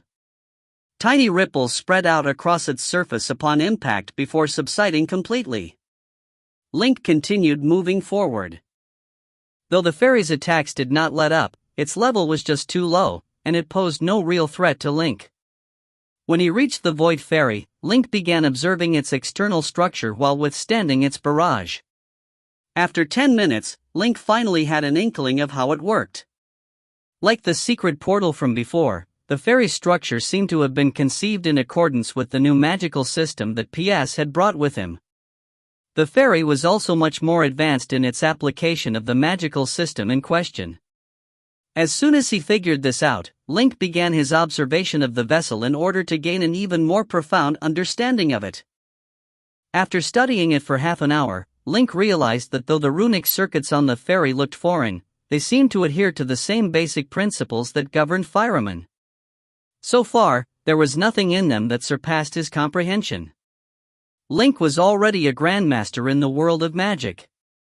With his current mastery of the mystic arts, he was able to understand most of the runes inscribed on the Void Fairy with ease. Link was soon lost in his observations. After God knew how long, he finally had a complete grasp of the Void Fairy's design.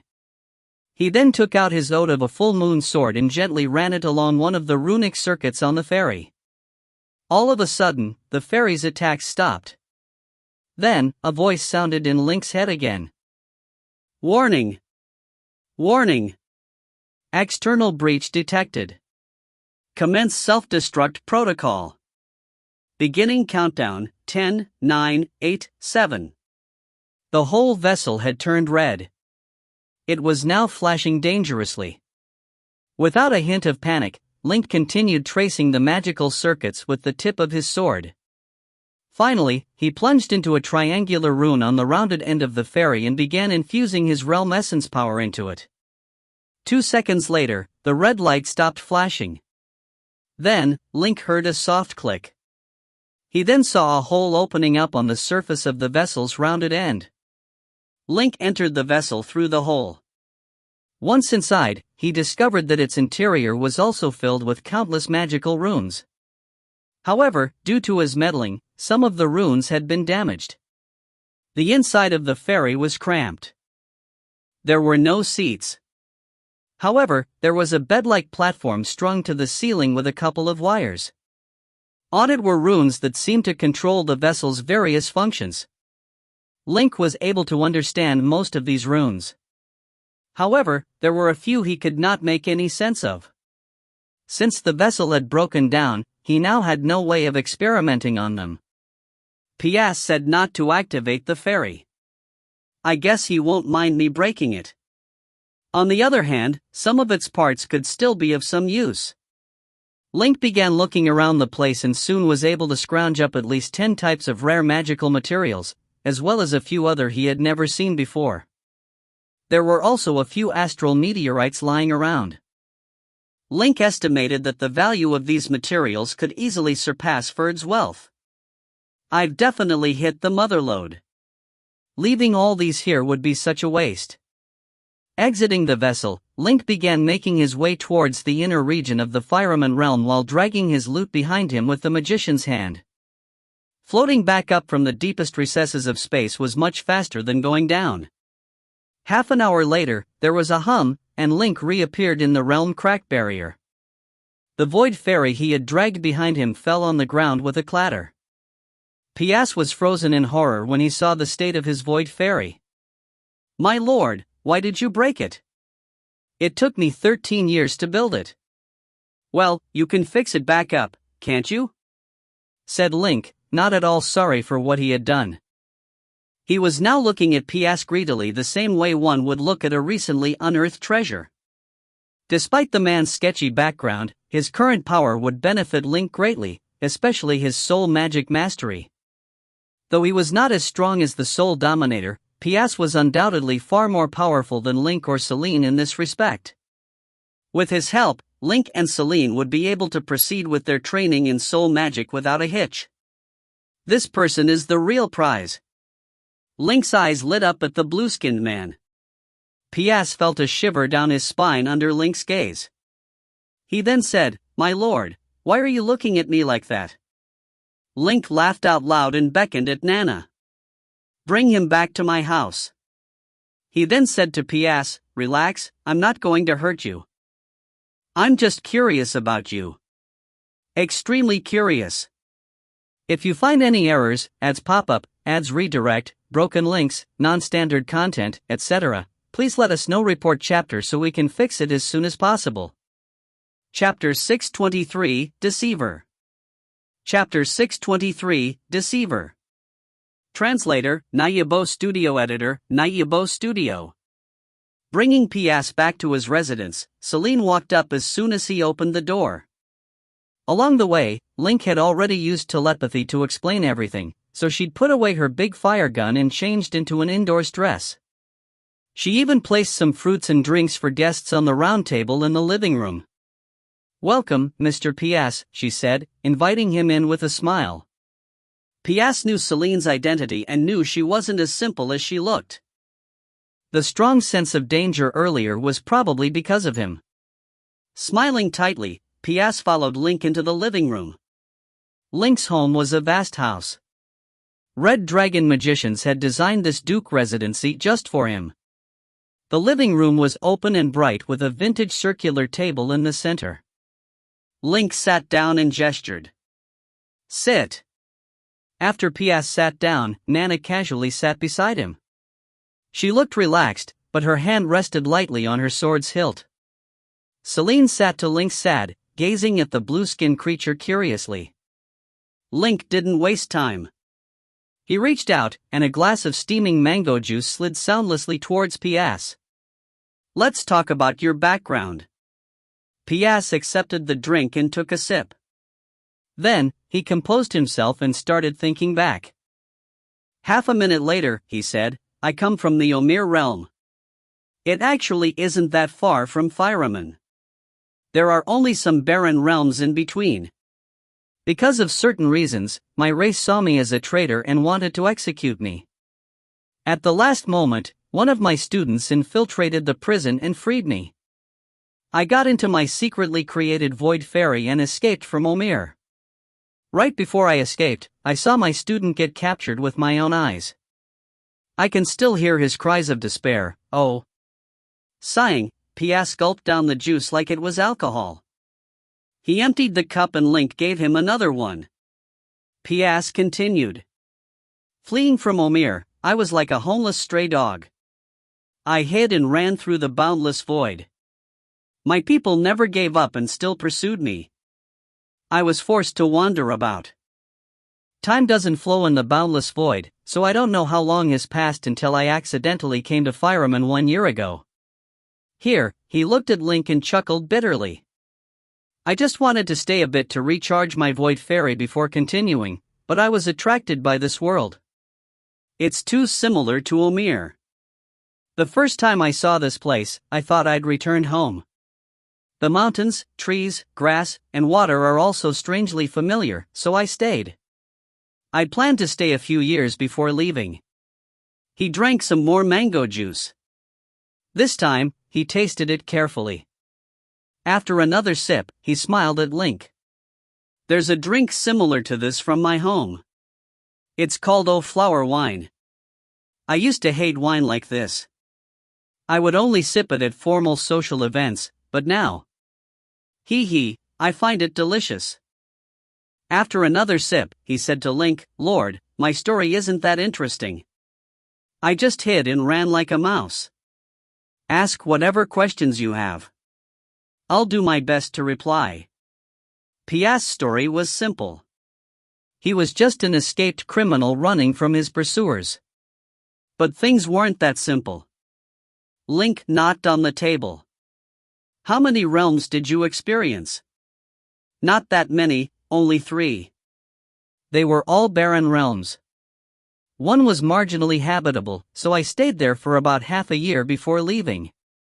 You said that your people keep pursuing you, so you're forced to wander, Link continued. But you've been running for quite some time and distance. Isn't the cost too high to keep chasing you in the sea of void? The cost of chasing someone would never be more than the rewards after killing him. If the people of Omir kept chasing, it meant that Pia's identity was complex. In the Omir realm, he must be in the upper tier. Hearing this question, Pias fell silent. His hands clutched the crystal glass anxiously. After a long while, he said, Omir has very advanced inter-realm transportation technology. When I left, it was only a bit behind my void fairy. These years, I've been improving my void fairy, but Omir is developing quickly too. Their accomplishments shouldn't be any less than mine. Of course, the cost of traveling is still great, and they must pay a lot. Their chasing so relentlessly is because. Lord, I think I must explain Omir's situation to answer this question. Go on. Link was listening attentively. Pia's eyes filled with reminiscence. My home used to be peaceful. Everyone lived happily, the land was fertile, and everything was plentiful. The world was filled with clean manna, like Fireman. But unlike Fireman, we didn't develop large-scale destruction spells. We mostly cared about the cultivation of the soul. Those with attainments in soul magic are known as soul roamers. Soul roamers? That sounds interesting.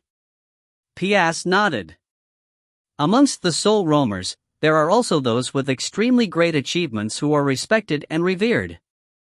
They can become soul tutors. When I was in Omir, there were 3 soul tutors. I was one of them. Oh. It dawned on Link. In other words, you were one of Omir's 3 leaders. Not leader, or you can just say that. If I did anything, many people would follow me. Pias nodded. On the side, Celine couldn't contain her curiosity. I want to know what exactly you did that made people think you're a traitor and keep chasing you. Pias had a pained expression.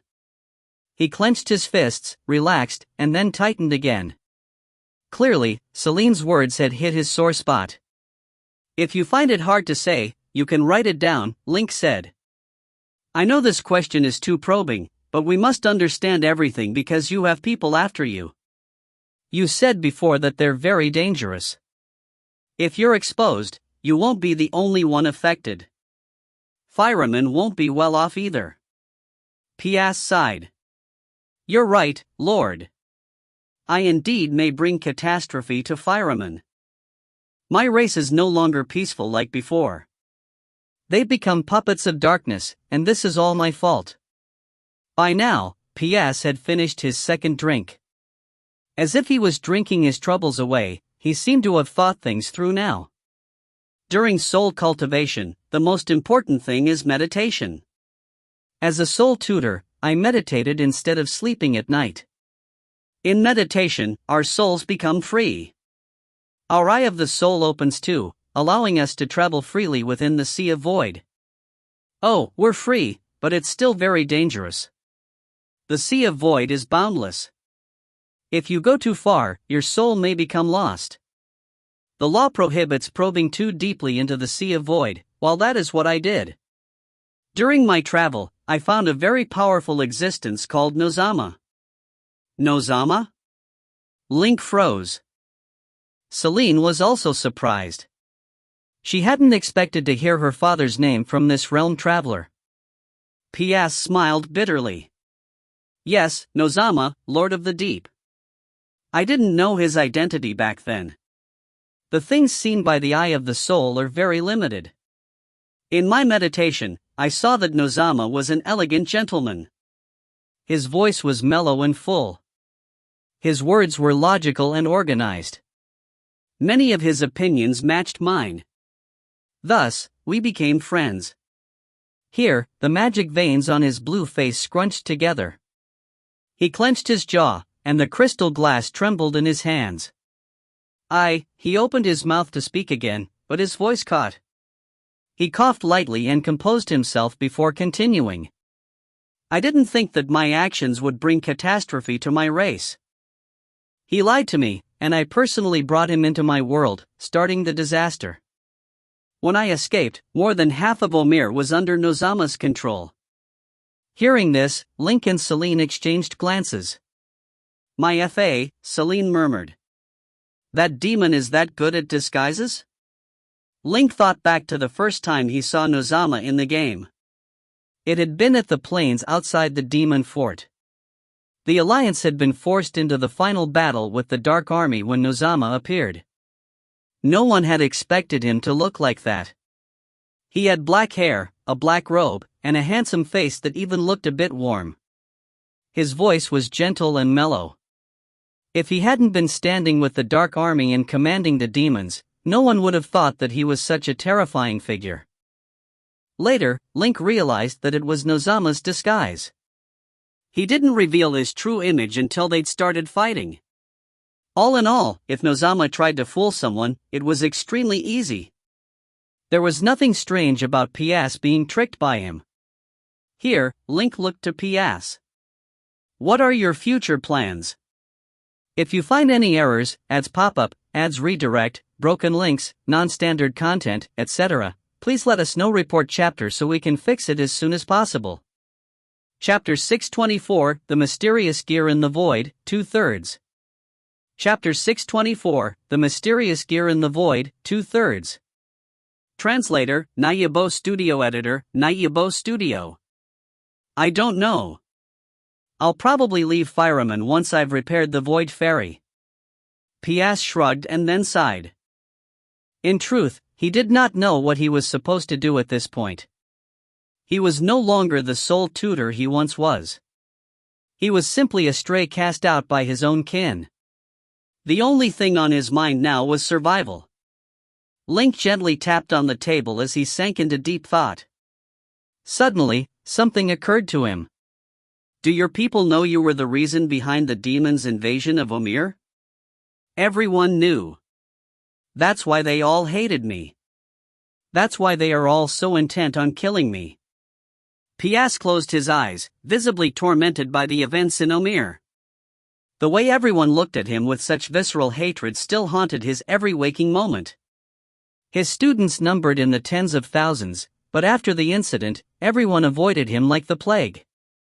Even the student who had freed him from his prison had looked at him with disgust. The only reason he had come to set P.S. free was that he did not wish to see his former teacher die in a prison. However, like everyone else, his liberator did not think he should remain in Omir any longer.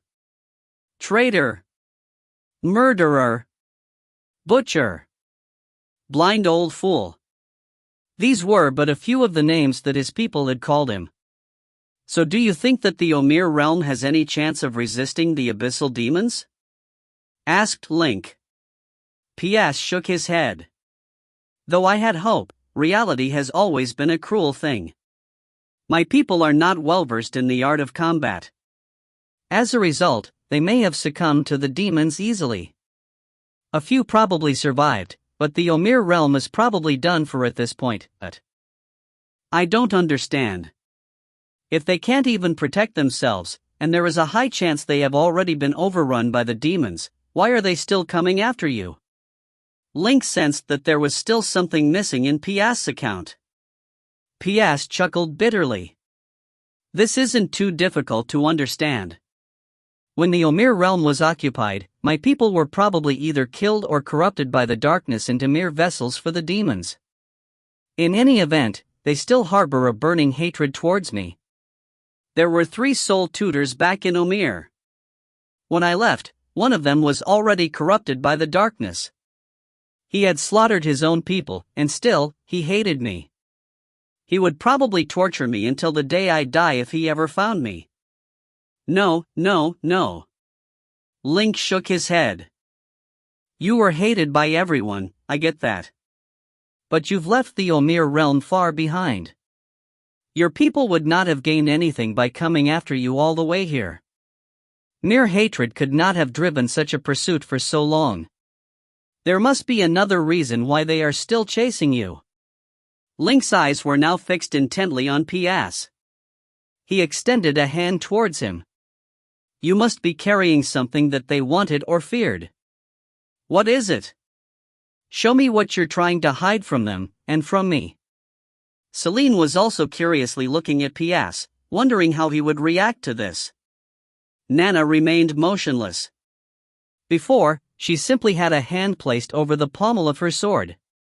Now, she was gripping on its handle, ready to pull it out should P.S. try anything funny. P.S. was stunned for a moment. He did not move a muscle as he sat there on his chair. After a while, he sighed. My lord, I have no intention of keeping this from you. It's just that I don't think your current power level would be able to withstand the heft of my secret. It may bring you more harm than good if I reveal it to you. Oh? Don't you think you're a bit too quick to judge my abilities? Link sat up straight and listened intently to what P.S. had to say now.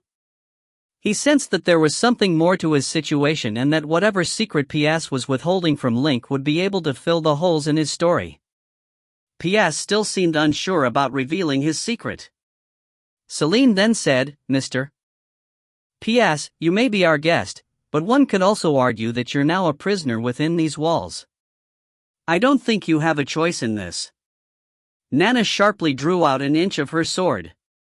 A clear clang sounded from within its scabbard, making its owner's intent clear to P.S.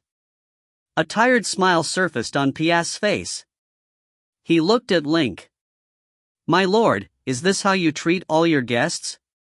Link nodded. Speak then.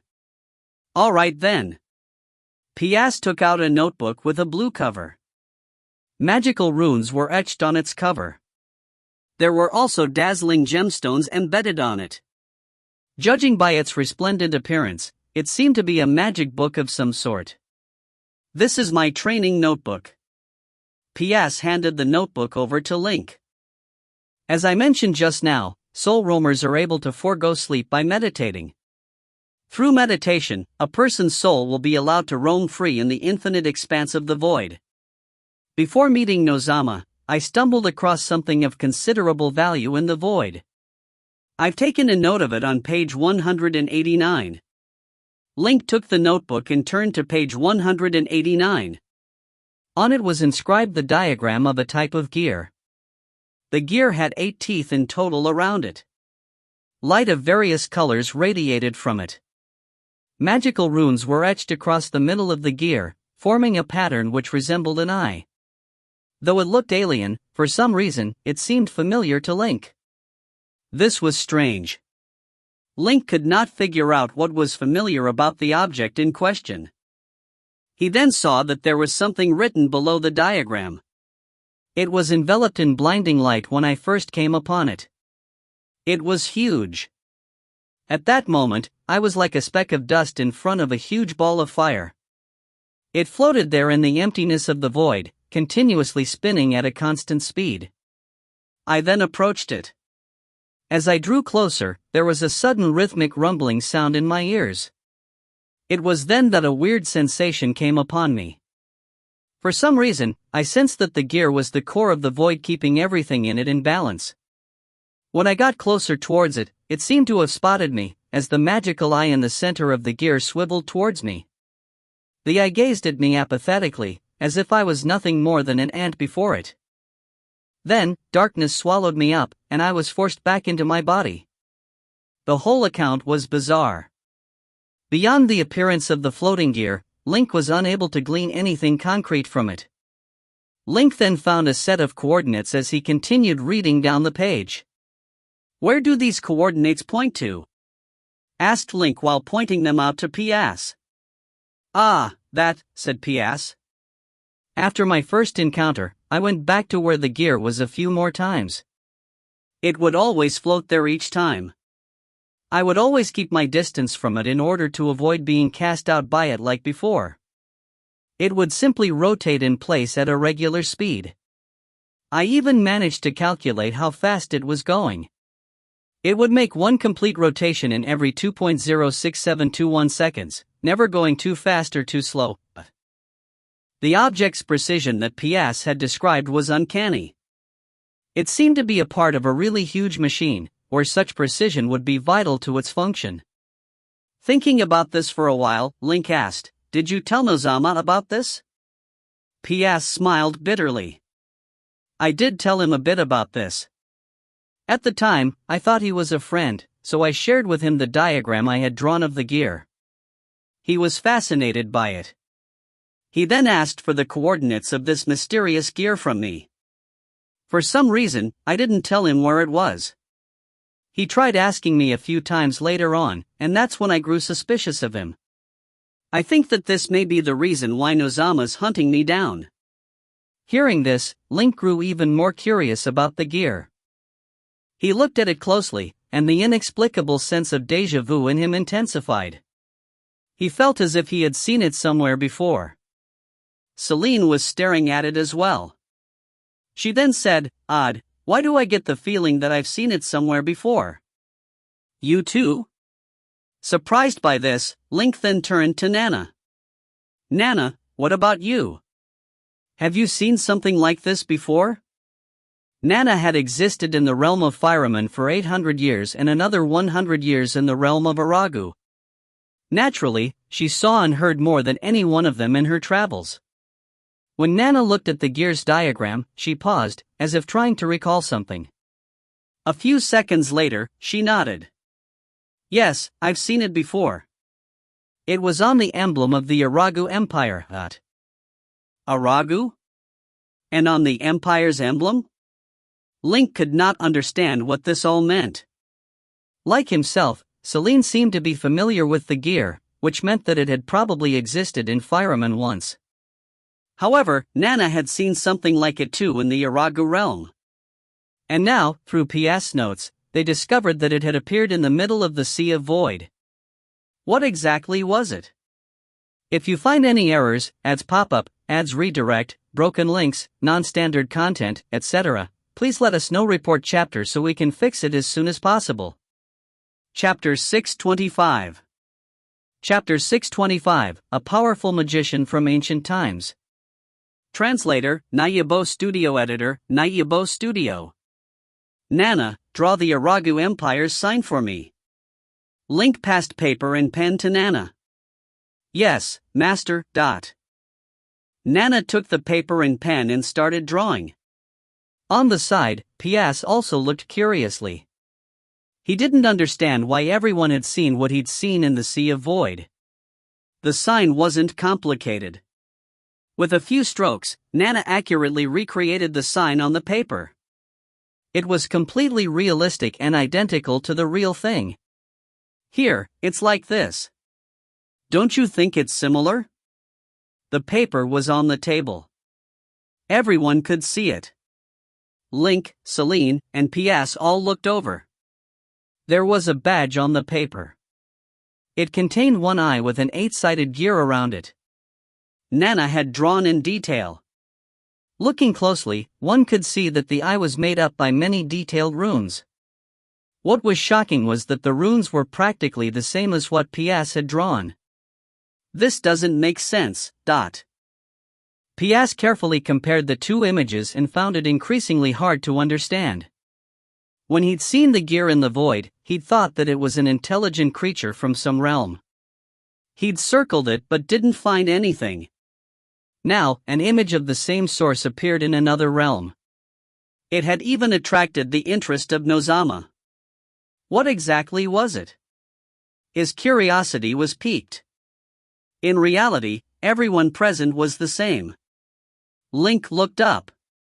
Nana, Araga should have more than one sign. Is there anything special about this? Yes. This is the sign of God-given wisdom, the core magic workshop of Aragu. The eye is called Right's Eye. God-given wisdom? Magic workshop? Pias asked hurriedly. Do you know which god the so-called God-blessed is referring to, Nana thought a bit and shook her head. I'm unsure. Apparently, this magic workshop has been around for many years. It's a name passed down from ancient times. Maybe it had a special meaning in the beginning but was lost. It's probably just called this by habit now. Link had wanted to ask another question. Hearing Nana's answer, he didn't have much hope, but he still asked. Who's right? This was another critical question. All three turned to look at Nana with hopeful eyes. If they knew who right was, they could follow it to get another clue. This time, Nana didn't disappoint. She supplied another piece of information. Apparently, right is the name of an ancient enchanter. Princess Milda had researched this question, so I read some material. According to legends, Right was one of the creators of God-given wisdom. He was the most skilled in creating magic puppets. Not only were his puppets extremely realistic, but they were also very smart. In some ways, they were even more intelligent than humans. Later, Right disappeared. No historical records said where he went. The three all felt that Nana should have said more. The information was too little and crude. It was basically useless. Link couldn't help but ask, Nana, is that all? Think more closely. Nana cruelly shook her head. Nothing more. These are all ancient legends. Princess Milda could find it because the Aragu Empire split and no one supervised the library. There are more than 100,000 books there. It took Milda a month to find this much. I could see it only because I was her personal bodyguard at the time. Everyone sighed at this. Too much time had passed. The truth of history was hidden in the passage of time. It was depressing. Link walked up. He used a print spell to print the right side that Nana drew on the eye on Pias' mysterious gear. He turned them into magic projections and compared them carefully in the air. This way, he found something new. Don't you think that the runes forming the gear's eye are more detailed than Right's eye? It seems like the revised version. Pias nodded. Now that you say that, it does seem that way.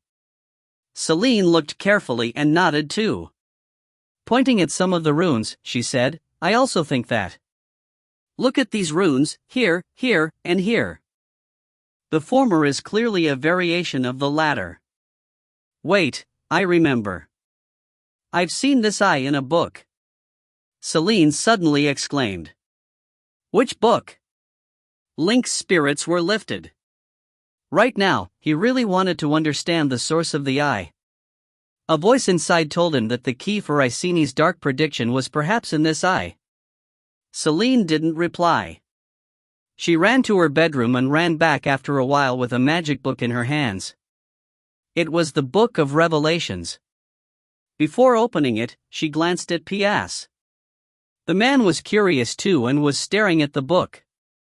Sensing Celine's eyes, he chuckled awkwardly and looked away.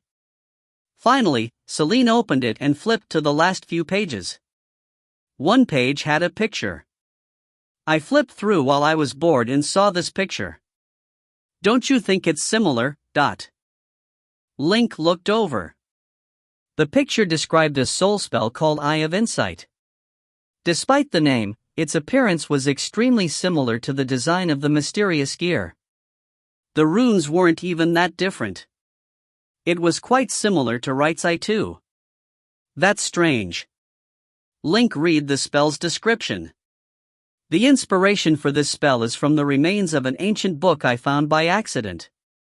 The author is named Right Skynar. There isn't much recorded in the book, but using the information, I can conclude that Right was an excellent magician. Unfortunately, he has passed.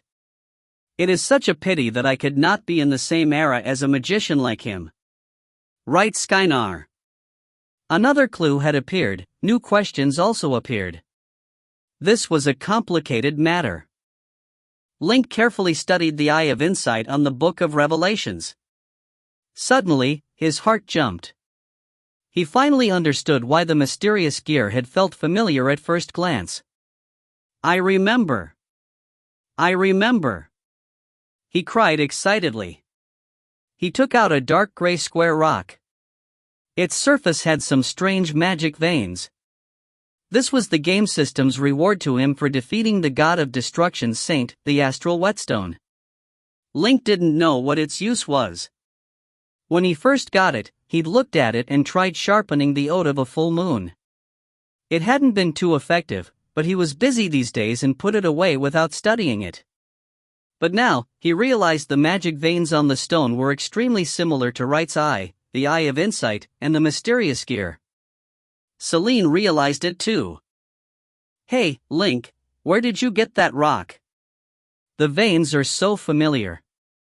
Link didn't keep it from PS. The style is completely the same. I think it's made by the same person, he quickly concluded. Here, Link had formed a vague hypothesis, but there wasn't enough information. He couldn't confirm it. Looking at the coordinates in PS book, he said, I guess we'll have to go see the gear personally in the Sea of Void. PS immediately said, how will you go? My Void Fairy? It'll definitely attract Nozama and his Dark Army. No, not your Void Fairy. It's too shabby. I have a better idea, Link said, smiling. If you find any errors, ads pop up, ads redirect, broken links, non-standard content, etc. Please let us know. Report chapter so we can fix it as soon as possible. Chapter 626 Savior of the Realm. Chapter 626 Savior of the Realm. Translator, Nayabo Studio. Editor, Nayabo Studio. Korora Mountain Range, Realm Crack Barrier. Commence preparations for the Magic Seal's activation. Ordered Link.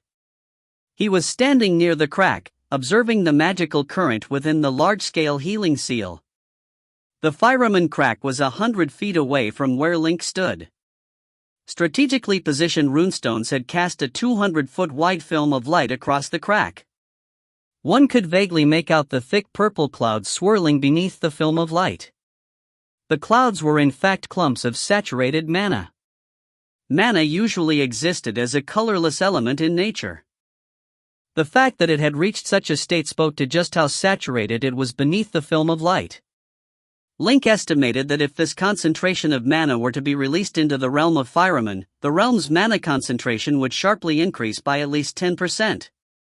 Though mana was usually harmless by itself, an explosion of such a high concentration of mana would instantly kill everyone in the vicinity. Also, there was a real risk of breaking the seal while trying to seal up the realm crack. If anything went wrong during the procedure, the resulting explosion would blow them all up to Kingdom Come. In the face of such a risk, Link could not afford to be careless. After giving out his order, Link soon heard sounds of activity coming from every magical node around him.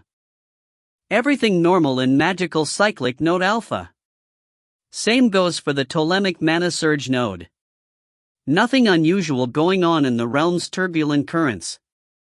The activation of the large-scale healing magic seal was proceeding smoothly. Link looked at the cracked seal in front of him. He then psychically gave out his next command. Good. Now, activate the seal. There were more than 300 magicians present. Each one of them was higher than level 8, and they were all working on one of the largest magic seals to ever be conceived in the history of Fireman. As soon as Link gave his command, these magicians began channeling their power according to the restrictions that had been imposed upon them beforehand. Hum. Hum. The large influx of mana hummed softly. It sounded almost peaceful. However, it belied a raging torrent of mana now flowing within the magic seal. There was now a visible distortion in the air around the barrier. At that moment, there seemed to be some sort of heat wave emanating from the ground and rising into the air. Huge waves of mana began radiating from the seal, causing the wildlife and the surrounding forest to flee in terror. Link served as the pivot of the healing magic seal. As the most powerful magician present, he was responsible for controlling at least 40% of the power circulating in the magic seal. This was an extremely demanding task. In all of Fireman, there were no more than 5 magicians capable of withstanding such a strain. Even if they were physically sturdy enough to endure it, there was no guarantee that they would be able to seal up the realm crack completely. The magician at the pivot of the magic seal would also need to endure the pressure for a long time. In short, the success of the entire process hinged on both the magician's power level and their mental fortitude. At that moment, Link's mental processes were working at top speed. He was distributing the influx of power evenly throughout the magic seal while making sure that power was flowing in uniformly from every magician. There were more than 300 magicians present possessing either dragon power or sunlight power. Their power and spellcasting levels also varied greatly from each other. With their combined powers, they had produced a smorgasbord of different flavors of power circulating within the magic seal.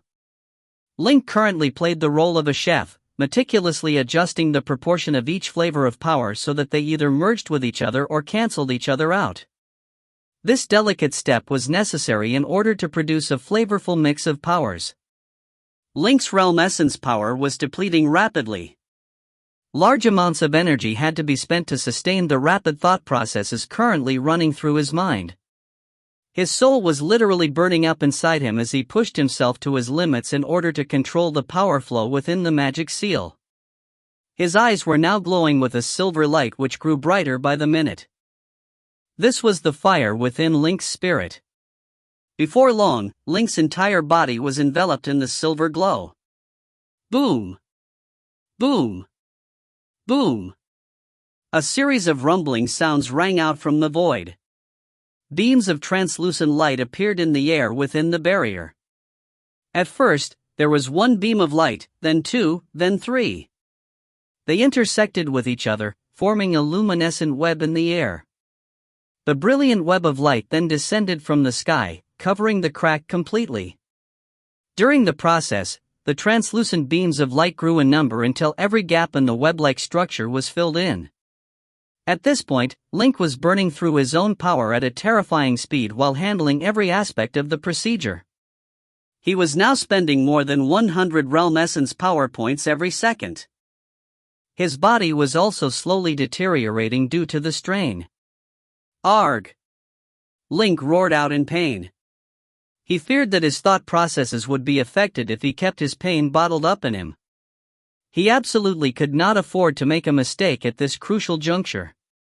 Outside the web of light, Celine saw what was happening in the magic seal and panicked. She closed her fist, then opened it. She then felt her palm. It was wet with cold sweat. "Something's not right," said Celine to Pias, who was standing beside her when Link roared out. Pias was also closely looking at the situation around the realm crack. To him, the sealing of the realm crack was a good thing. It would mean that Nozama would not be able to track him down. The Lord of the Deep would also have a hard time entering Fireman. Pias would be able to rest easier with the realm crack sealed. Like Celine, he was also looking at the whole process with a concerned look on his face. He then said, as the pivot of the magic seal, the Lord needs to endure most of the magic seal's strain. This is a risk he has to take.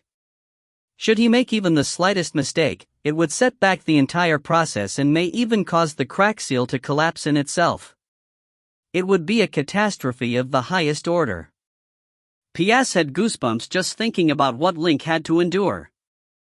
If he was in Link's shoes right now, he would probably have collapsed from exhaustion within minutes.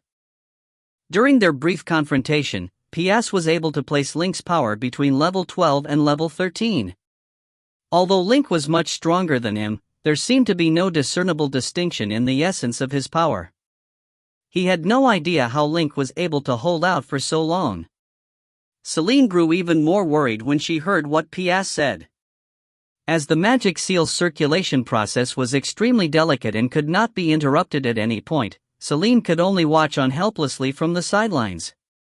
Nana was standing beside Celine at that moment. When she heard what P.S. had said, she said flatly, "P.S., you're thinking too much. My master will not fail." There was a vague look of condescension on her indifferent face. P.S. shrugged. "Of course, I don't want him to fail. I'm just stating the facts as they are right now." Nana turned to look at the magic seal. "I'm also stating them as they are." Though P.S. possessed level 11 pinnacle magical power, he was merely a scholar. Someone like him would not fully understand her master's power and resolve. As he was still a bit wary of Nana, P.S. decided to not argue with her any further. Just then, the translucent web of light had fully merged with the crack seal. It began to shrink, expelling all the mana within the crack seal out of the fireman realm. As the pivot of the magic seal, Link was now shining so brightly that no one could look at him directly. From afar, he now resembled a silver sun that had descended to the ground. No one knew how long he would be able to endure the strain of the process. As everyone looked at Link, anxiously worried that he might collapse at any moment, the purple clumps of mana within the crack seal began to shrink. 3 minutes later, the mana clouds vanished completely. Soon, the dark earth on both sides of the seal began pressing towards each other, and the crack grew smaller and smaller. All of a sudden, there was a clear ting from the crack. The sound was so resonant that it seemed to vibrate through every person on the scene. It was then that the crack vanished completely. The healing magic seal emitted a few flashes of light which then died out gradually. At the center of the magic seal, the blinding silver light also began to fade away, slowly revealing Link's form in the center of it all. Link was half kneeling on the ground, with one hand gripped tight around the handle of the ode of a full moon sword. He was taking in huge gulps of air. His body was drenched in sweat. Despite looking as pale as a corpse, he was wearing a huge, relieved smile on his face. Celine rushed over to his side, immediately helping him up. She asked, "Are you all right?" "I'm all right, but I may need a few days' rest after all this." Link was still staring at where the crack had been moments ago. Though he was physically exhausted, he now felt at ease, as if he had just downed a glass of cold beer during a hot summer's day. Felina and the young red dragon warriors quickly came over. They were all looking at him with awe and reverence. Suddenly, Link could hear a series of disordered footsteps coming towards him. It was the red dragon elders. They hurried over to where the crack had been.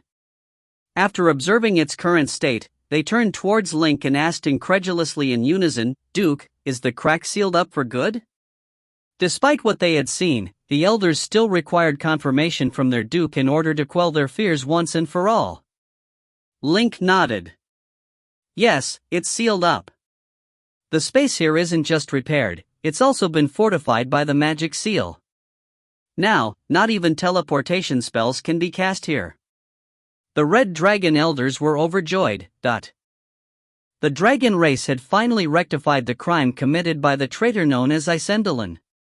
With the threat towards the entire dragon race now gone, every dragon present was now able to heave a sigh of relief. No one would ever forget what Link had done for all of them. Though the Red Dragon elders were not as quick as the younger Red Dragons to express their gratitude, there was a noticeable change in their behavior towards him.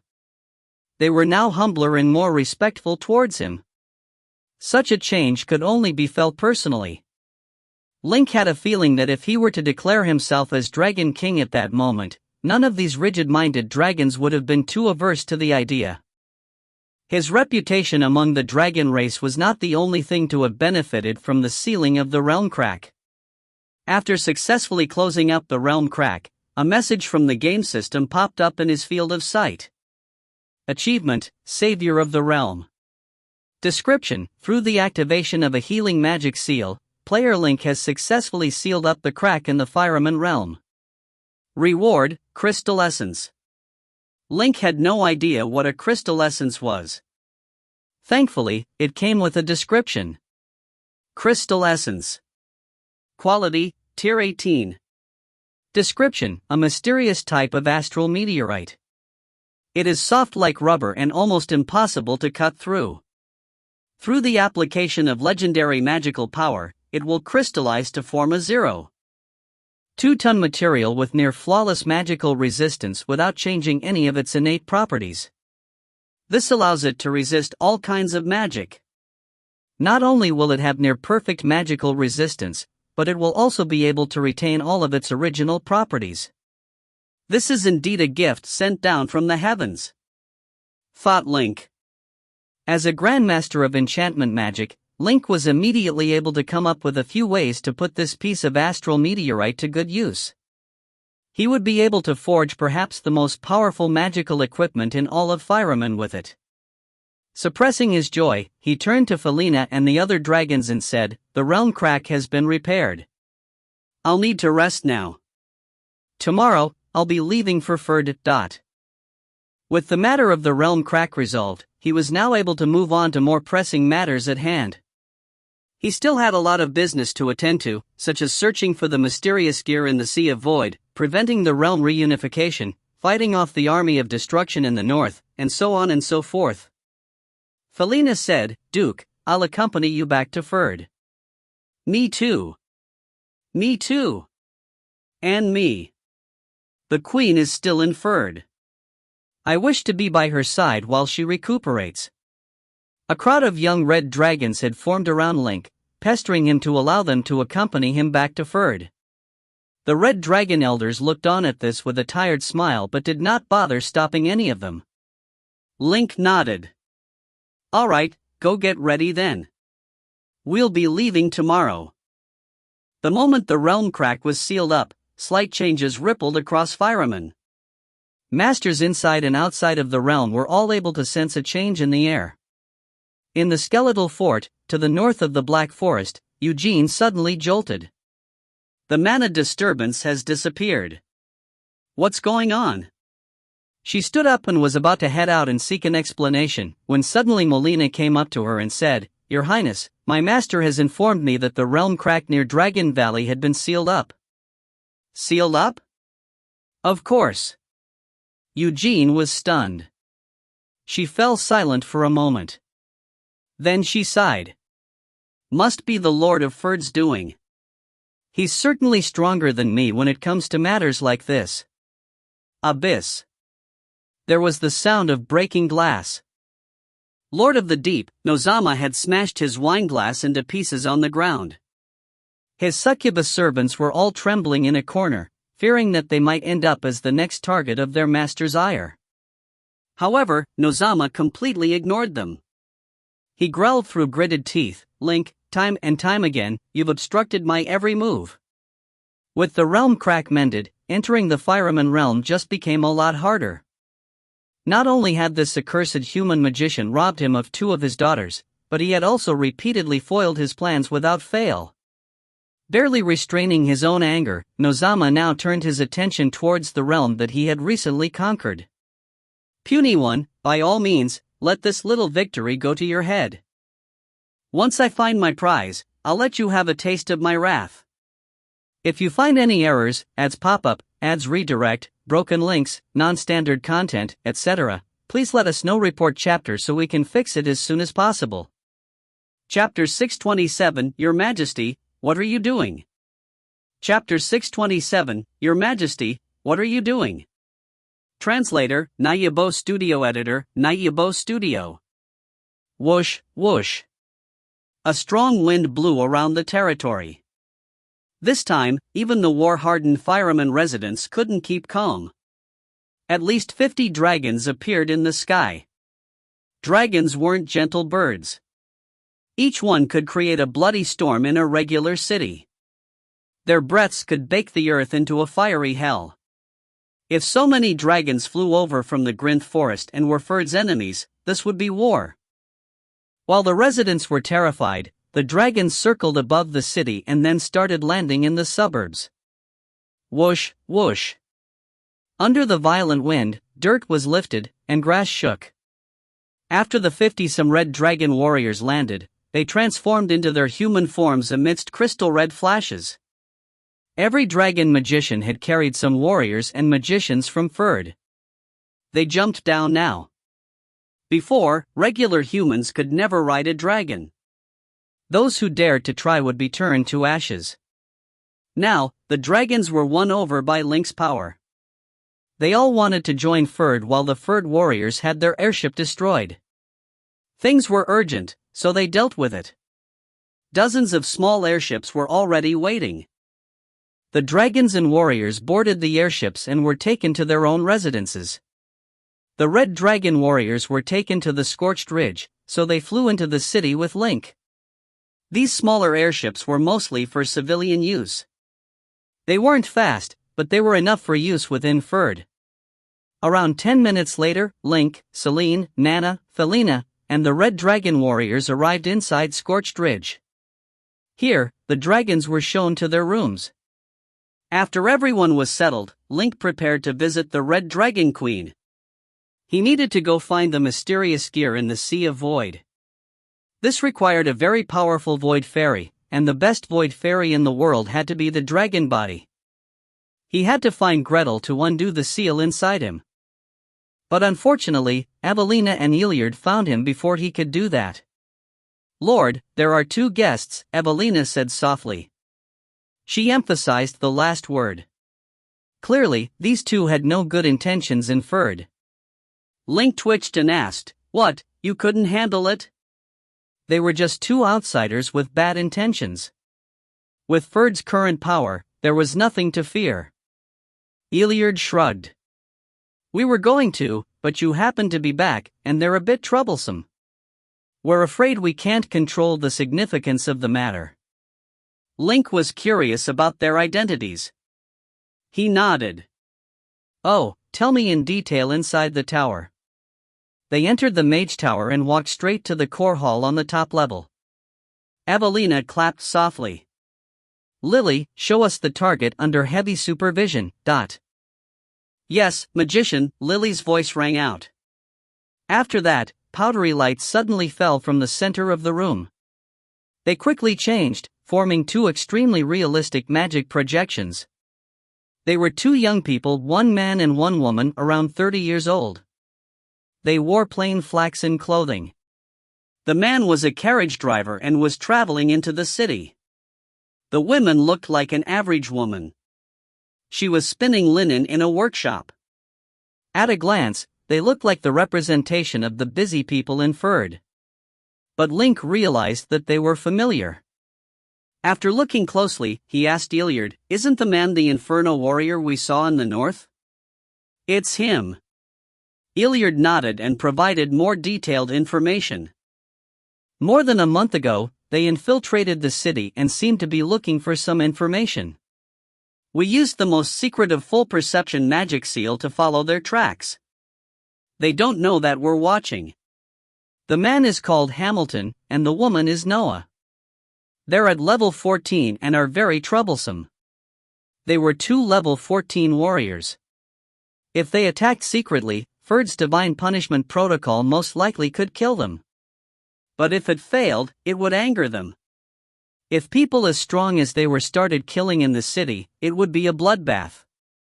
Tens of thousands could die. Clearly, this couldn't happen to Ferd. Thus, Iliard and the others didn't dare do anything. Studying the two, Link thought for a while and then chuckled. It's troublesome for me too, but this time, I brought back a powerful soul magician. Powerful? Iliard was instantly interested. There weren't many magicians in Fireman that Link would say was powerful, and a soul magician at that. He'd like to meet them. Evelina thought the same. Link used telepathy and said to PS, who was in his room, "Mr. PS, I might need your help." "Whatever you say, Lord," PS replied immediately. Ever since Link mended the crack, PS had become even more reverent. He'd revealed his wishes to stay inferred. Link obviously wouldn't bar someone so talented. After receiving the reply, Link located PS and used the transmission spell. An instant later, white light flashed in the hall. After the light faded, the blue-skinned PS appeared. "Lord." PS bowed at Link and then looked at Iliard and Evelina. He was very shocked. The two before him were very powerful. They were at the legendary level and were unexpectedly young. Thinking back, most of the powerful figures he'd seen inferred were young. Seems that I've made the right choice. This place is filled with vigor and potential to grow, he thought. On the other hand, Link introduced, this is Magician Evelina. She specializes in plants and dragon magic. This is Magician Iliard, who specializes in elemental magic. Then he said to Iliard and Evelina, this is PS. He specializes in soul magic. Everyone present was at the legendary level. They had strong perceptions and could instantly sense what level everyone was at. They greeted each other politely, calling each other master. After the introductions, Link explained the situation. When he was done, PS studied the two Inferno warriors for around 3 minutes. Then he smiled. These two warriors are powerful but don't have determined souls. I can easily control them. Link wasn't surprised. These warriors were from the Aragu realm. They'd reached legendary only thanks to their realm. With their own talent, they could only reach level 6 in Fireman. He chuckled. Then it's up to you. Soul magic takes a while to become effective, PS said. The most widely used tactics are hints and metaphors to not raise any alarms. Lord, please give me 3 days. Link didn't mind. He chatted with the others for a while and prepared to find Gretel. Just as he turned, he received a message. Lord, Her Majesty is coming down. Link was surprised. What's wrong? She can just send someone. Why would she come personally? Just then, the rune of the door already lit up. Gretel's voice came from outside. Duke, are you there? Was she in that much of a hurry? Link found it strange, but he still said to Lily, open the door. The magic door disappeared, revealing Red Dragon Queen Gretel. She wasn't alone. There were 2 elders behind her, Petalong and Wardas. Link didn't follow the Dragon Valley situation, but he knew that these 2 were the most powerful elders. Then he looked at Gretel. She wore a very formal gown, her hair was done up, and she'd put on makeup. It was a rare formal look. The situation was strange. Gretel looked aside and saw Evelina and Iliard. Since you 2 are here, you can witness it. Witness? Witness what? Iliard and Evelina stared at each other. They didn't understand Gretel's motive. Gretel then looked at PS and smiled. You must be Master PS from Omir. PS was still shocked by Gretel's natural elegance and nobility.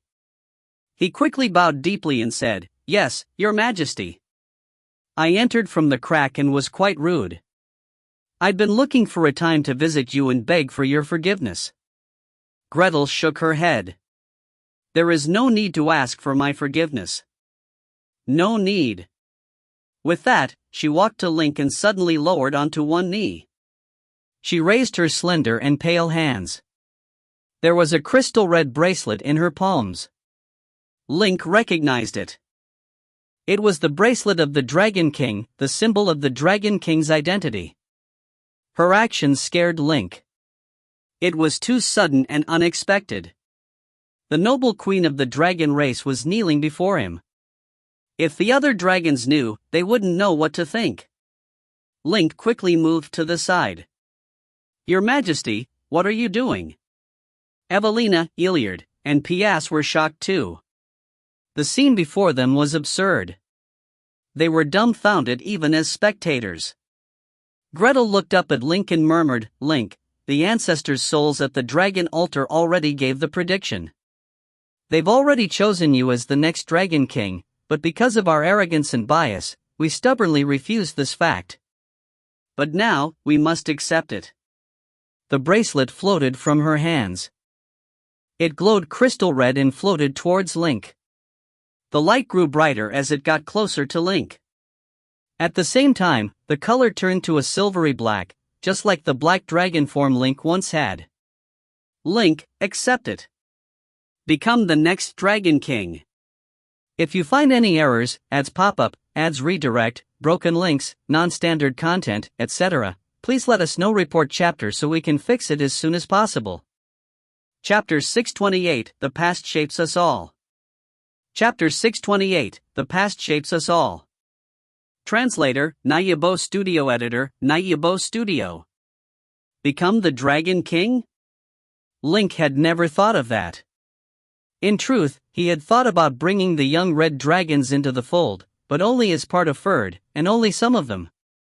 He had never actually thought about ruling the entire dragon race.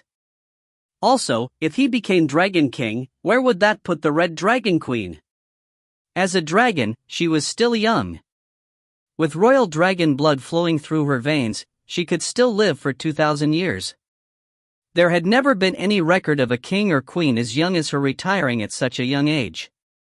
Link was stunned for a moment but quickly composed himself. Even though the Dragon King's bracelet was drifting in the air towards him, he did not take it. Instead, he stepped forward and bent over Gretel, trying to pull her up. "Your Highness, what are you doing? Please get up." He was worried that Gretel might have been coerced by someone into doing this, which seemed possible, considering she still had not regained her full strength. More than a month had passed. Link noticed that Gretel still had the red dragon crystal on her, which meant that she still required external assistance to replenish her power. To his surprise, Gretel did not budge from her half-kneel when Link tried to pull her up. In order to resist his efforts to get her up, she grounded both her knees to the ground. She then looked up at Link, her eyes slightly red. "Duke, I'm more than aware of my current physical condition. I fear I won't be able to return to my full strength.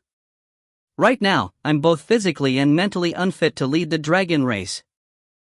I'm also aware of what the young red dragons are thinking now. I do not wish to see the dragon race fall apart because of me." Link frowned. He channeled his power into Gretel's body through his arm in order to gauge how much she had recovered from her injuries. Link was a bit surprised by what he discovered. It had been close to 2 months, and Gretel's wounds had indeed healed for the most part. Though her external scarring had vanished completely, the deeper parts of her body showed no signs of recovery, especially her heart of the dragon, which remained just as lacerated as it had been 2 months ago. The damaged heart of the dragon was still pumping out dragon power.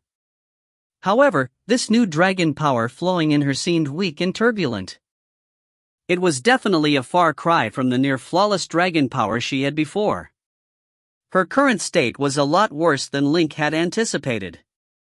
With his limited understanding of the Dragon Magic Book, Link was unable to help Gretel with her predicament. Even the Red Dragon Queen herself and the Red Dragon Elders, who had a much more profound understanding of dragon power, could not think of any way to restore Gretel back to her former glory, so it seemed unlikely that Link would fare any better than any one of them. "See?" Gretel let out a slow breath. "I'm no longer the queen the dragon race deserves." With her heart of the dragon in tatters, she was now a mere shadow of her former self. If word of this got out, ambitious red dragons would begin circling around her like sharks, scheming to usurp her. In the worst-case scenario, Gretel might even be assassinated to make room for a more competent ruler. Gretel was intelligent enough to see the danger she would be putting her life in if she remained on the throne. On account of his many contributions to the dragon race, Link was the only candidate for the position of Dragon King that she recognized at the moment. Finally understanding why she was doing this, Link looked at Red Dragon Elder Petalon, who was standing behind her. The aged Red Dragon wordlessly gave him a nod. He had already accepted the cold hard reality of his queen's condition. Link then looked at Wardas, another Red Dragon Elder. He was much younger than Petalon. He also had level 9 pinnacle power and was probably close to hitting legendary. He seemed displeased about this, but when Link's gaze fell on him, he immediately suppressed his dissatisfaction and said with a low voice, "Duke, you are the only person fit to rule us right now." From the looks of things, even though there were differing voices on the subject among the dragons, they seemed to have reached a temporary consensus. If Link was willing, he would be able to transition smoothly to the role of Dragon King. With his current power level and intelligence, he might even be able to rapidly rise up the dragon's ranks and become an actual Dragon King. Should he accept their offer then? Link began weighing the pros and cons of becoming Dragon King. The benefits were clear as day. He would have the loyalty of the entire dragon race. Dragons possessed near unlimited potential. Legendary masters would emerge among them under his guidance, and these masters would in turn provide a huge boost to Ferd's military strength. In the long run, however, this could spell disaster for him. The dragon race had always been fixated on maintaining the balance of the world. Due to their currently weakened state, they had temporarily set aside tradition in order to focus on more important matters. However, maintaining the balance of the world had always been an integral tradition of the dragon race. Since time immemorial, it had been ingrained so deeply within the consciousness of every dragon. Once the dragon race regained their former glory under Link's leadership, their obsession with tradition might flare up once more. If any of Link's actions ever ran contrary to the dragon's tradition, their desire to maintain the balanced world might drive them to resist Link's rule. It would be the end for him if he failed to appease them. Link was more than aware of his own character. He had never cared for the balance of the world. He was only ever content with admiring the dragon's guiding principle from a distance. It could be said that a race's current state was but a shadow cast by its own past. The dragons had a long history behind them. They were made by their millennia-long tradition of safeguarding the world's balance. In other words, there might be a clash of interests between Link and the dragon race in the future. The outcome of this conflict could also be foreseen. One faction of dragons would remain loyal to him, while another faction would rise up and revolt against Link's rule. At that point, the dragons had already become an integral part of Ferd's strength. Ferd would be caught in the crossfire of this conflict as a result. An age of darkness loomed menacingly in his future still. Such chaos and internal strife would only push Ferd closer to the edge of destruction. All these thoughts flashed through his mind in the blink of an eye. Finally, he made his choice. He could bring a couple of young progressive-minded red dragons into Ferd, which seemed a lot safer than the alternative. However, this would mean that he would not be able to become an actual Dragon King. Link then forcibly pulled the frail Red Dragon Queen up to her feet. With a wave of his hand, he activated a magical distortion field, forcibly pulling the two Red Dragon Elders up to their feet as well. Link then took the Dragon King's bracelet, which was pulsating with a silver-black light. However, he did not put it on. Instead, he put it back around the Red Dragon Queen's snow-white wrist. "Duke?" Gretel was stunned. She did not expect him to refuse her offer. She also could not understand why he had refused it. Link took a step back and bowed deeply before her. He then said seriously, "Your Highness, I am a Duke of the Dragon race, and I will forever pledge my loyalty only to you, Queen of the Dragons. If any of your young dragons wish to further hone their skills, they are more than welcome to come work in Ferd." Should they grow weary of Ferd, they could always return to Dragon Valley. As for your injuries, that won't be a problem. I imagine that the dragon ancestral spirit, who had given me the heart of the dragon, will also be able to heal your wounds. Patalong was now looking at Link in confusion. Back then, he could see the fiery fire of ambition burning in the young man's eyes, which was the reason why he did not object to the Red Dragon Queen's suggestion to retire from the throne. Link was the one who had sealed up the realm crack. Such a feat had helped improve his reputation among the dragons. If the queen had held onto the throne, Patalong feared that Link would resort to more radical means to reach his goal. However, he did not anticipate Link's outright refusal of the throne. He stared at Link incredulously. Have I misjudged him? Evelina and P.S., who was standing in a corner, also looked at Link in surprise as well. They could not understand why Link would do such a thing. Only Iliard was able to grasp Link's intentions. He looked at his friend and sighed inwardly. I see my old friend could still remain clear-minded even with potential fame and glory dangling before him. He truly is something. At that moment, Iliard felt nothing but pride and respect towards Link. The Red Dragon Queen looked at the Dragon King's bracelet around her wrist. She then turned to look at Link in the eye. His eyes were still the same shade of black. Both his pupils glistened with a light as clear and penetrating as before. It was as if they were staring straight into her very core. She and Link had researched spatial magic together, had fought the Void Tyrants side by side, and had even traversed the Sea of Void with each other. They had also worked together to formulate a magic seal capable of killing a god. Though they were not related by blood, they had known each other for a long time. Gretel finally understood Link's intentions as she stared into his eyes. Taking a deep breath, Gretel shook her head and smiled bitterly at him. Duke, the dragon race never had a depowered ruler sitting on its throne. This bracelet may well be the end of me. Link laughed heartily. Who would dare come at you with me around? Gretel's eyes glistened moistly when she heard Link's reply. Her red lips moved, as if she wanted to say something. However, the shadow of someone surfaced in her mind, and she decided against it. Gretel sighed. Many thanks, Duke, for your support. Your Highness, try to focus on your recovery. I'll also help you look for ways to hasten your recovery process. Gretel nodded and then turned around to leave. When the three red dragons left the place, Evelina walked up before Link and asked, My lord, why did you reject her offer? Link shook his head. The past never stays completely dead. It defines who we all are. The dragons are an ancient race whose roots are deeply embedded in their past and tradition.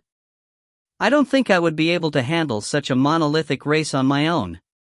Pias was also pondering on this question. He was stunned when he heard what Link said. He realized that he had hugely underestimated this human lord's foresight. Suddenly, Link slapped his forehead. I forgot to have Gretel unseal my Void Fairy. I'm going to go look for her. Whoosh. Pias's superiority complex over Link had crumbled altogether. He could not help but chuckle. I guess he's still a youngster at heart. Must be good to be young, though. If you find any errors, ads pop up, ads redirect, broken links, non-standard content, etc. Please let us know. Report chapter so we can fix it as soon as possible. Chapter 629 Dragon King of Light. Chapter 629 Dragon King of Light. Translator, Nayabo Studio. Editor, Nayabo Studio. Before Gretel could sit down after returning to her residence, Link arrived with a transmission. Duke, what's wrong? Gretel didn't understand. She suspected that Link regretted his decision. Patalong and Wardas were there too. They also looked at Link. Link chuckled and said, Your Majesty, I think it's about time to undo the seal on my dragon form. UP dated by novel full, com. Gretel laughed awkwardly. She'd been both disappointed and furious at Link at the Island of Secrets. In anger, she'd sealed Link's dragon form. Thinking back, she didn't have to do that. It had just been a clash of opinions. She didn't have to be so extreme. Since Link agreed to continue being the Dragon Duke, the seal should be undone. Holding the bracelet gently, Gretel fed her power into it to activate it and undo Link's seal. Wait, there was a problem. Something was wrong with the bracelet.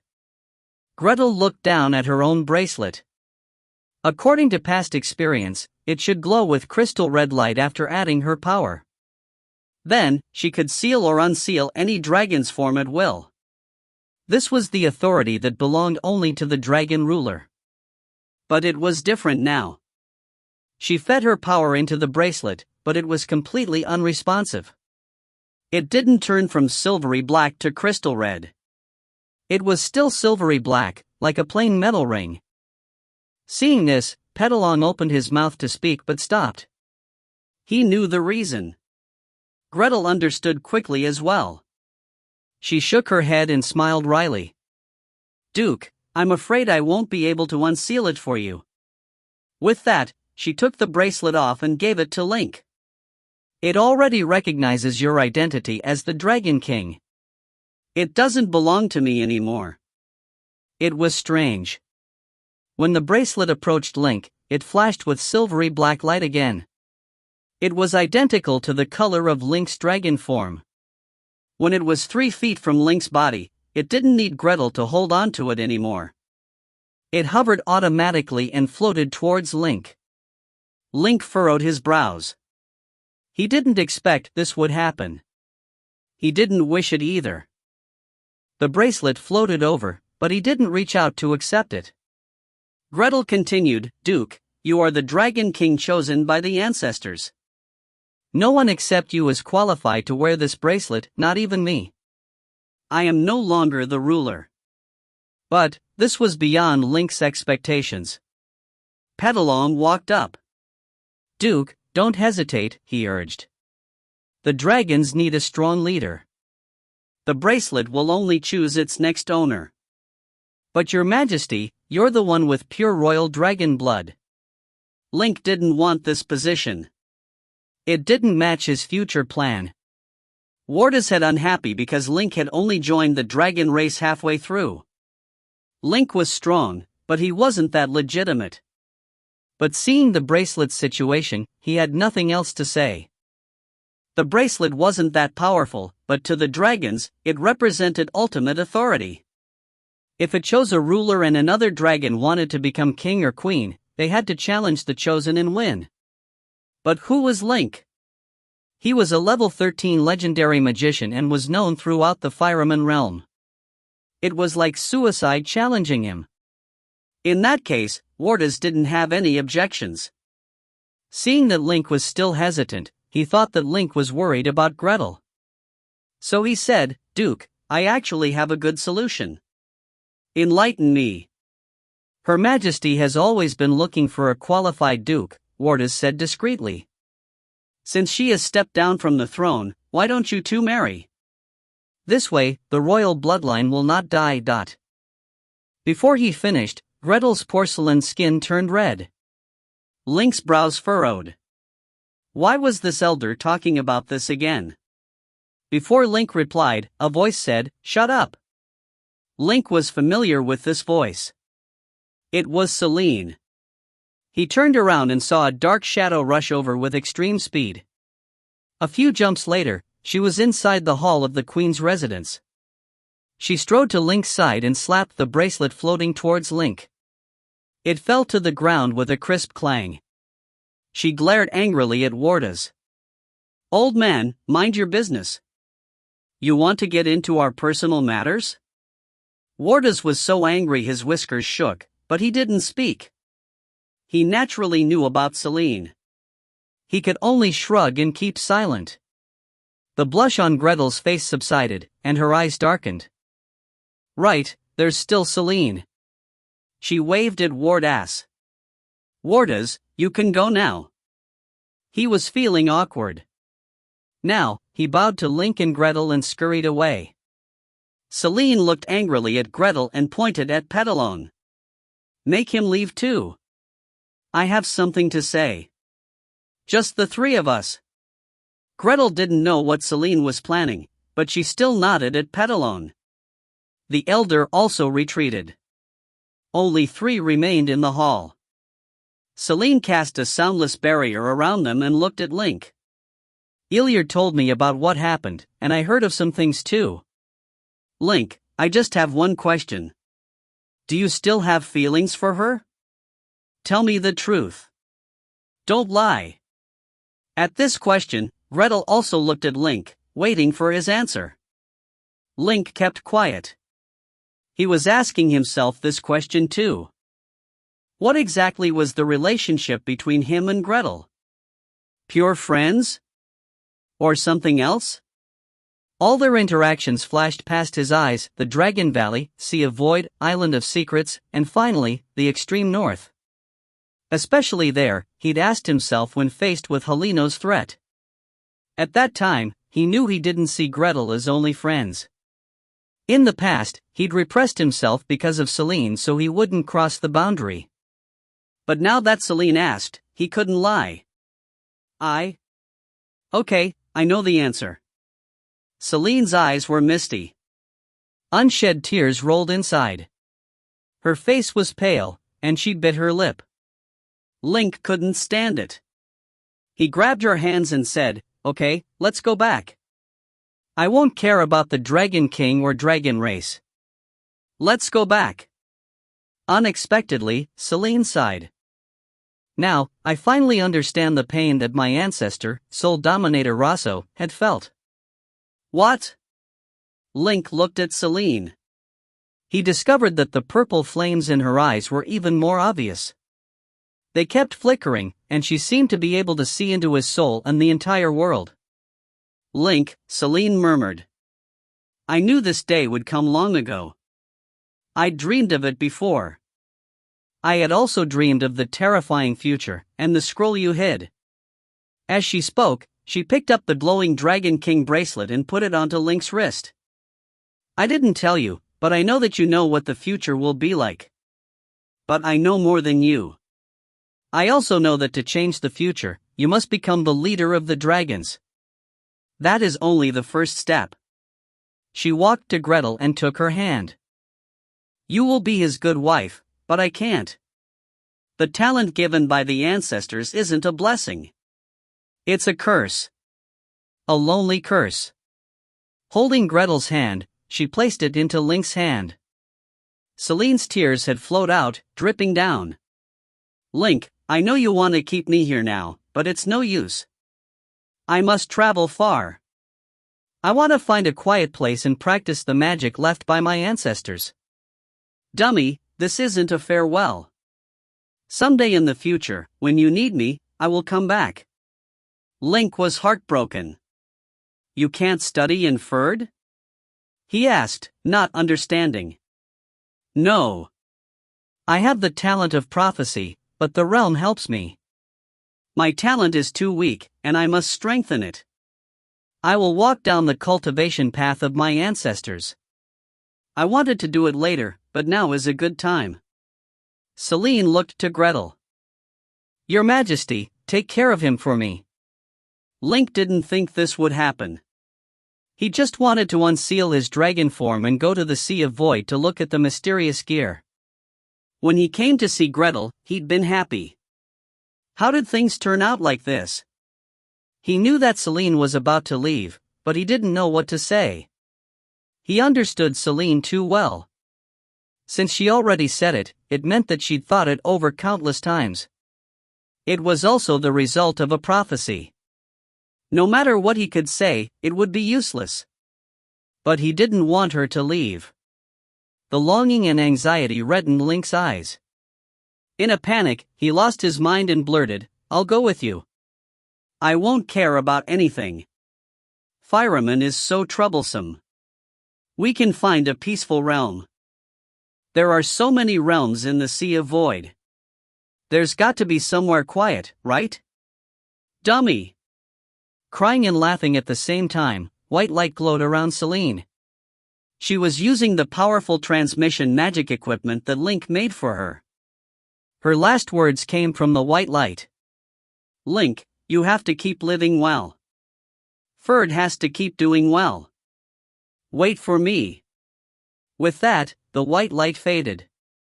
Something went missing from Link's heart. Footsteps sounded beside him. Gretel. Duke, she said. She'll come back. I know.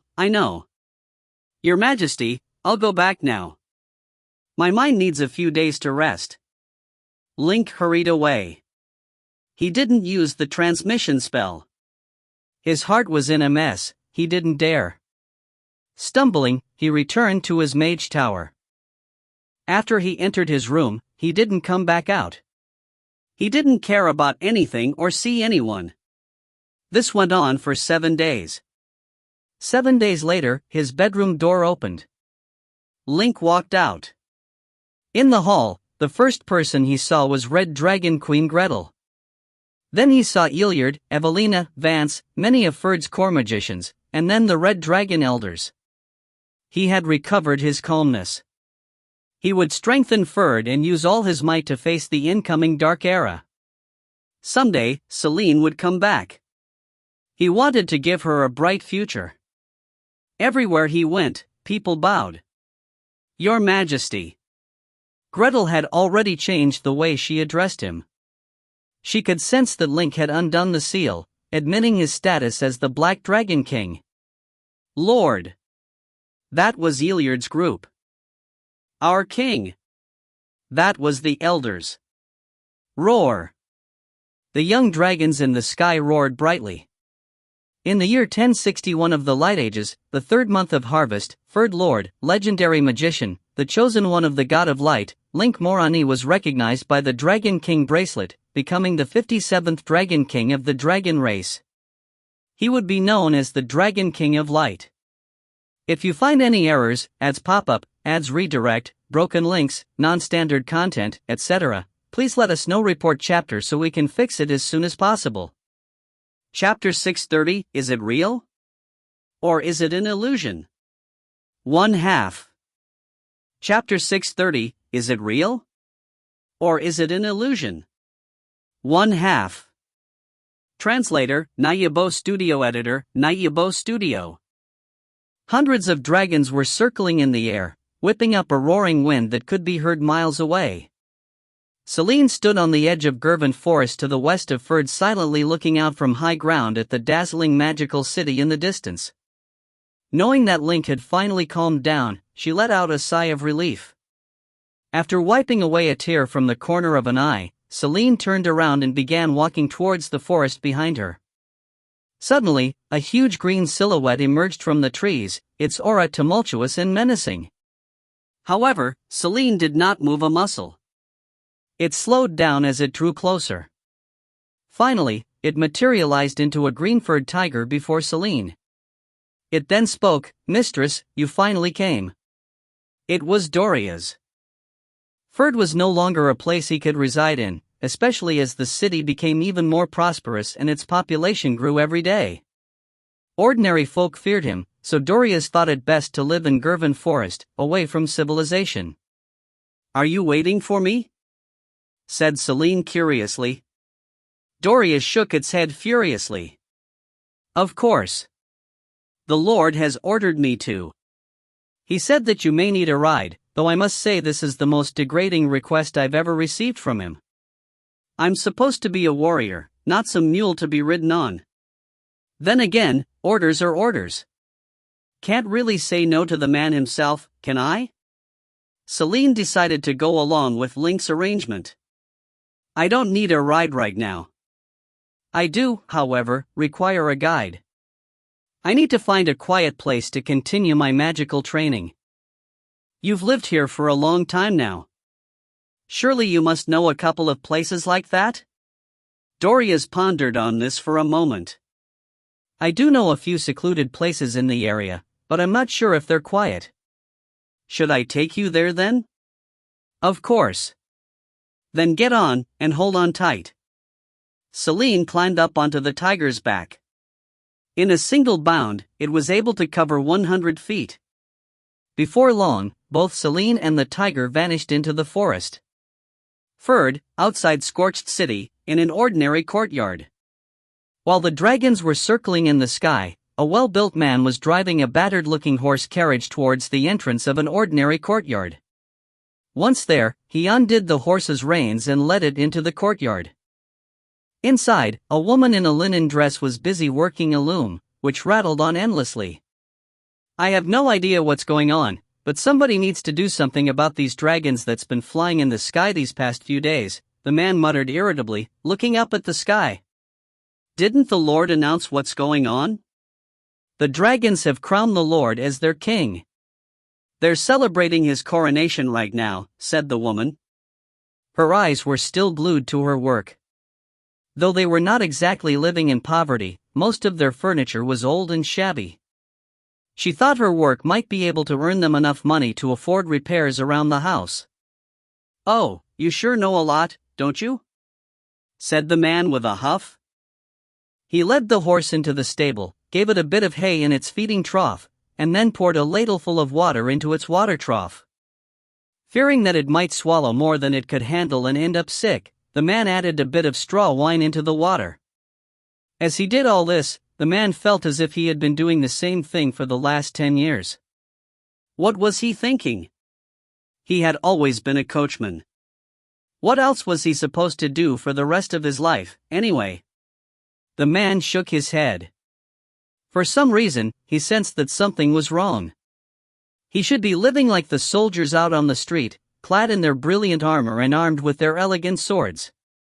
No, he should have been someone important, maybe even an esteemed master like those magicians in Ferd's Mage Tower. He looked down at his own hands.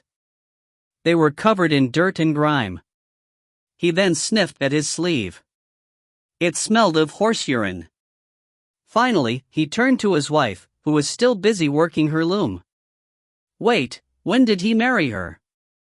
Why could he not remember a thing? Hamilton, what are you doing there? Still having one of your daydreams? Why don't you come here and make yourself useful? I can't carry all these spindles by myself, you know. His wife was standing beside the loom. She was staring at him furiously, her hands clasped on her waist. Hamilton jolted from his reverie and hurried over. Coming, dear. I'll handle this. Why don't you go cook something? I'm starving. Hamilton felt a sharp stab of hunger in his stomach. The piece of bread he had this morning was not as filling as he thought it would be. Suddenly, a dragon's roar reverberated in the sky. Hamilton looked up at the sky. A dragon was flying especially low in the sky. Hamilton could clearly see the dragon's dark red scales which gleamed with a metallic light. The dragon seemed to be glowing as well. As it flew over, countless specks of light fell like raindrops to the ground. One of these specks of light landed on Hamilton. In an instant, he felt a sudden warmth flow through his body.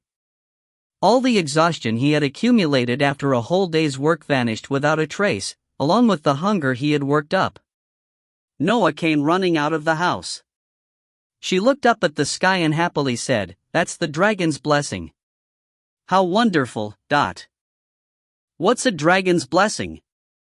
Asked Hamilton, perplexed. Noah hit his arm indignantly. How ignorant can you really be? The royal messenger has been going around from door to door telling us all about it. There should also be announcements posted at every corner on the street. You could have at least stopped to take a look at some of the posters outside. Hamilton tried to recall what he had seen and heard as he made his rounds around the city, and realized that he had indeed heard something about the dragon's blessing. However, as he had been a bit absent-minded of late, feeling that there was something wrong about his life, he did not pay it much mind. All right, a blessing's nice and all, but I still have dinner to make for tonight. Noah pulled up her sleeves and returned to the kitchen. Hamilton began piling up the spindles under his arms. Suddenly, there was a knock on the door. A voice sounded behind it. Is anyone home? Her wife shouted from the kitchen, "Hamilton, there's a customer outside our door." I'm busy right now, so go answer the door. Oh, okay. Hamilton walked towards the entrance and pulled open the shabby door, which whined noisily in its hinges. He was taken aback by what he saw there. There were two men standing outside the courtyard. One of them was wearing a silver-black battle robe with a sword dangling from his waist. What immediately stood out about the other man was his blue skin. He was clad in a dark blue robe with golden edges, which was usually reserved for high-ranking magicians and furred. What came as a greater shock to the senses were their eyes, which glowed with a piercing light. He was now feeling a bit lightheaded as his heart thumped incessantly against his chest. "Who's at our door?" shouted Noah again from the kitchen. Hamilton swallowed. No idea." "Useless old fool," shouted Hamilton's wife. Hurried footsteps sounded behind him. Upon reaching the courtyard's entrance, she gasped in surprise when she saw who their guests were and immediately knelt down before them. "Peace be upon you, my lord." She then pulled at her husband, trying to get him to kneel down with her on the ground. At first, Hamilton seemed reluctant to do so. After much resisting, he finally gave in and knelt on the ground beside Noah. Hamilton was just an ordinary commoner, and it was customary for commoners like him to kneel before someone as important as a lord. Still, it did not sit right with him. Link observed the man and woman who was kneeling before him, somewhat surprised. He then turned to P.S. "Good job." Soul magic was simply incredible. 2 level 14 masters had been subdued so easily without shedding a drop of blood. Fooled into believing that they were mere commoners, both of them even behaved like actual commoners before the Lord of Ferd. Both Link and P.S. entered the courtyard and closed the door behind them. Link then gave 2 quick taps on Hamilton and Noah with a hand and cast a spell on them, sealing both their powers in them. Hamilton and Noah looked at him quizzically, not sure what he had done to them. "My lord, have we done something wrong?" stammered Noah. Link smiled. He looked around the courtyard and found a chair to sit on. He then said to the couple still kneeling before him, "Get up, both of you." The two obediently did as they were told, looking uneasily at each other. When the two of them got up to their feet, Link said to P.S., "That's enough, P.S. It's time to ask them a few questions." P.S. nodded. He looked at Hamilton and Noah, muttered an incantation and then snapped his fingers. In an instant, the couple shuddered, and their glazed eyes cleared up. Then, there was a look of surprise on both their faces. Surprise quickly turned into anger. Hamilton did not take this too well in particular.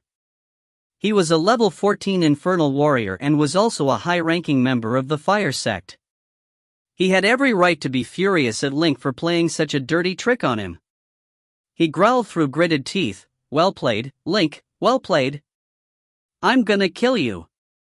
Link quickly cast a distortion spell. A vague ripple appeared in the air with a hum. With their powers sealed inside them, both Hamilton and Noah were forced back down on their knees, unable to resist Link's spell. "End me if you can. Do it now," roared Hamilton. He was still struggling to break free from Link's invisible restraints. However, his efforts were all in vain. Link raised a hand, lifting Noah's face by her lower jaw. "I can feel the seeds of life sown in you. It's Hamilton's child, isn't it? But aren't all infernal warriors supposed to abstain from matters of the flesh? Or have the two of you chosen to forsake your God?" P.S. was able to uncover this piece of information from the two infernal warriors' consciousness before confronting them. What? Hamilton was stunned. Noah had actually conceived his child. But this was in direct violation with the tenets of his religion. What was he supposed to do now? If you find any errors, ads pop-up, ads redirect, broken links, non-standard content, etc., please let us know. Report chapter so we can fix it as soon as possible. Chapter 631, No Choice. Chapter 631, No Choice. Translator, Nayabo Studio Editor, Nayabo Studio. It was not only Hamilton. Noah was also dazed.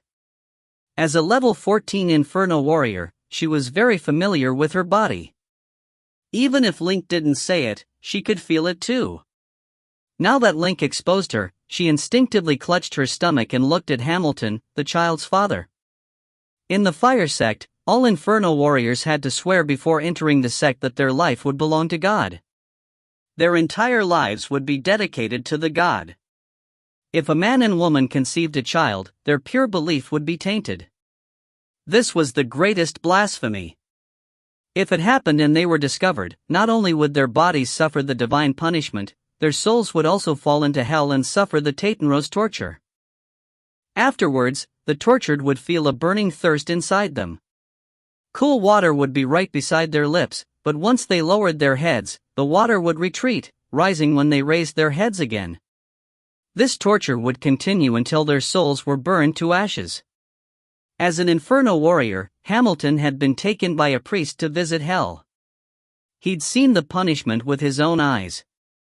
At that time, he'd felt terrified. He didn't expect this day would come to him too.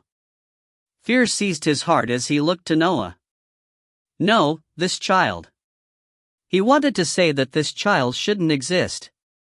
But halfway through, Noah stepped back. Tears flowed down as she shook her head furiously. The days of being a regular couple were right before her eyes. Thinking back, it had been a deception, but their experiences had all been real. The baby in her was real too. She couldn't give it up. Hamilton was just panicking too. After the panic subsided, he couldn't do it either. Seeing Noah like that, he sighed and looked to Link. "Third Lord, you are so cruel. What do you want us to do?" Since things were at this point, there was no way back. He could only surrender. Link wasn't proud about his dirty trick. Thinking, he said calmly, "I already know why you're here. Go back to the Isle of Dawn and bring some news to those high elves." With that, Link handed a scroll to Hamilton, who accepted it and started reading. "I wrote the information on there, as well as my goal. Afterwards, remain on the island and keep working for the high elves. Record their actions for me. For these two things, you only have to follow the current for the former. But for the latter, you must work hard." The high elves on the Isle of Dawn were too xenophobic. The island's situation was not transparent. Link had to stop the fusion of realms while the World Tree was the most important of all. He might have to personally step onto the Isle of Dawn to deal with it one day. In that case, news from the Isle of Dawn was extremely important. Hamilton looked at the scroll and was silent for 5 full minutes. Then he asked, "What about Noah?" "Her? She will stay inferred. Her power will continue to be sealed, but she will have a manor in Scorched Ridge with servants. She will give birth to your child and raise it. As long as you do well, your woman and child will be fine." This was a dirty trick, but desperate times called for desperate actions. Link had done even dirtier things before. He wasn't innocent anymore. Beside him, P.S. couldn't really take it. However, he'd once been a soul tutor in another realm and had seen these political tactics before. He didn't like it, but he still kept his expression calm. Hamilton fell silent. Half a minute later, he said, "Aren't you afraid of me abandoning her?" One only had to harden their hearts a bit to abandon a wife. "Yes," Link said honestly. "So I have another protection. P.S. Show him." P.S. walked up. He put a hand-sized silver mirror before Hamilton's eyes and asked, "Do you see who's inside it?" Hamilton nodded. He saw his own reflection. The mirror was very smooth, and the image was clear. P.S. took the mirror away. He took out a needle and stabbed it into the mirror. "Ah!" Hamilton cried. He looked down and saw a hole appear on his leg. Blood poured out. "What spell is this?" Hamilton was shocked. A soul curse, P.S. explained. A person doesn't only have one soul. It has many divisions. Some are the core while others are auxiliary. One of your unimportant souls was captured by this silver mirror. No matter how far you go, even if you go to another realm, I can prick this little guy's heart in the mirror, and you'll be dead too. Of course, the Lord doesn't wish to kill you so quickly. Instead, He wants you to experience 3,000 tortures before dying. That means that I'll carefully prick 3,000 holes in you while being careful to not let you die halfway through. Hamilton was terrified.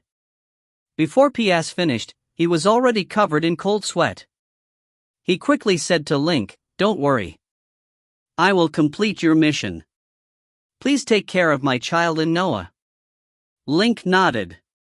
He flicked a finger at Hamilton and a ball of light buried into his body. Hamilton shuddered. His power was unsealed. Feeling the power surging inside him, he stood up slowly. He looked at Link not far from him and sensed the man's power. His expression darkened. This third lord was only level 13, and the magician beside him was only level 11. They were less than 6 feet away. If he burst forward, he could kill those two and snatch the terrible mirror. He might even be able to save Noah and his child and live out the rest of their lives, hidden in a quiet place. This thought kept growing in his mind. He could barely control it. His only worry was that he had no weapons and wasn't confident. But right then, Link had another trick. The floorboards of the old cabin suddenly cracked open. A cloth bag flew out. It was the magic equipment Hamilton had carefully hidden earlier. Whoosh! Link tossed the bag before Hamilton. "Take your things too. A warrior needs a sword." This was a lifesaver. Hamilton bent over to pick up the bag. A familiar sword hilt peeked out of the opening. It was his blade of fire sword. His weapon was right before his eyes. If he reached out, he would get his sword. Then he could pull it out and strike at the third lord.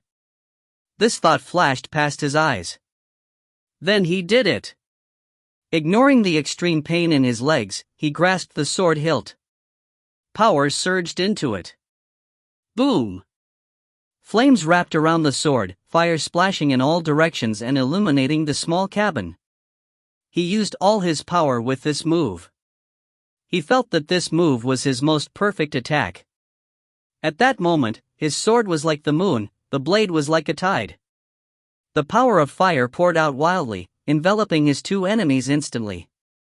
In 0.1 seconds, he could destroy these two lowly bastards. He really wanted to do that. The next moment, something changed. The third lord had been sitting casually on the chair. Hamilton saw him suddenly raise a hand. When the hand moved, it had been covered in human skin.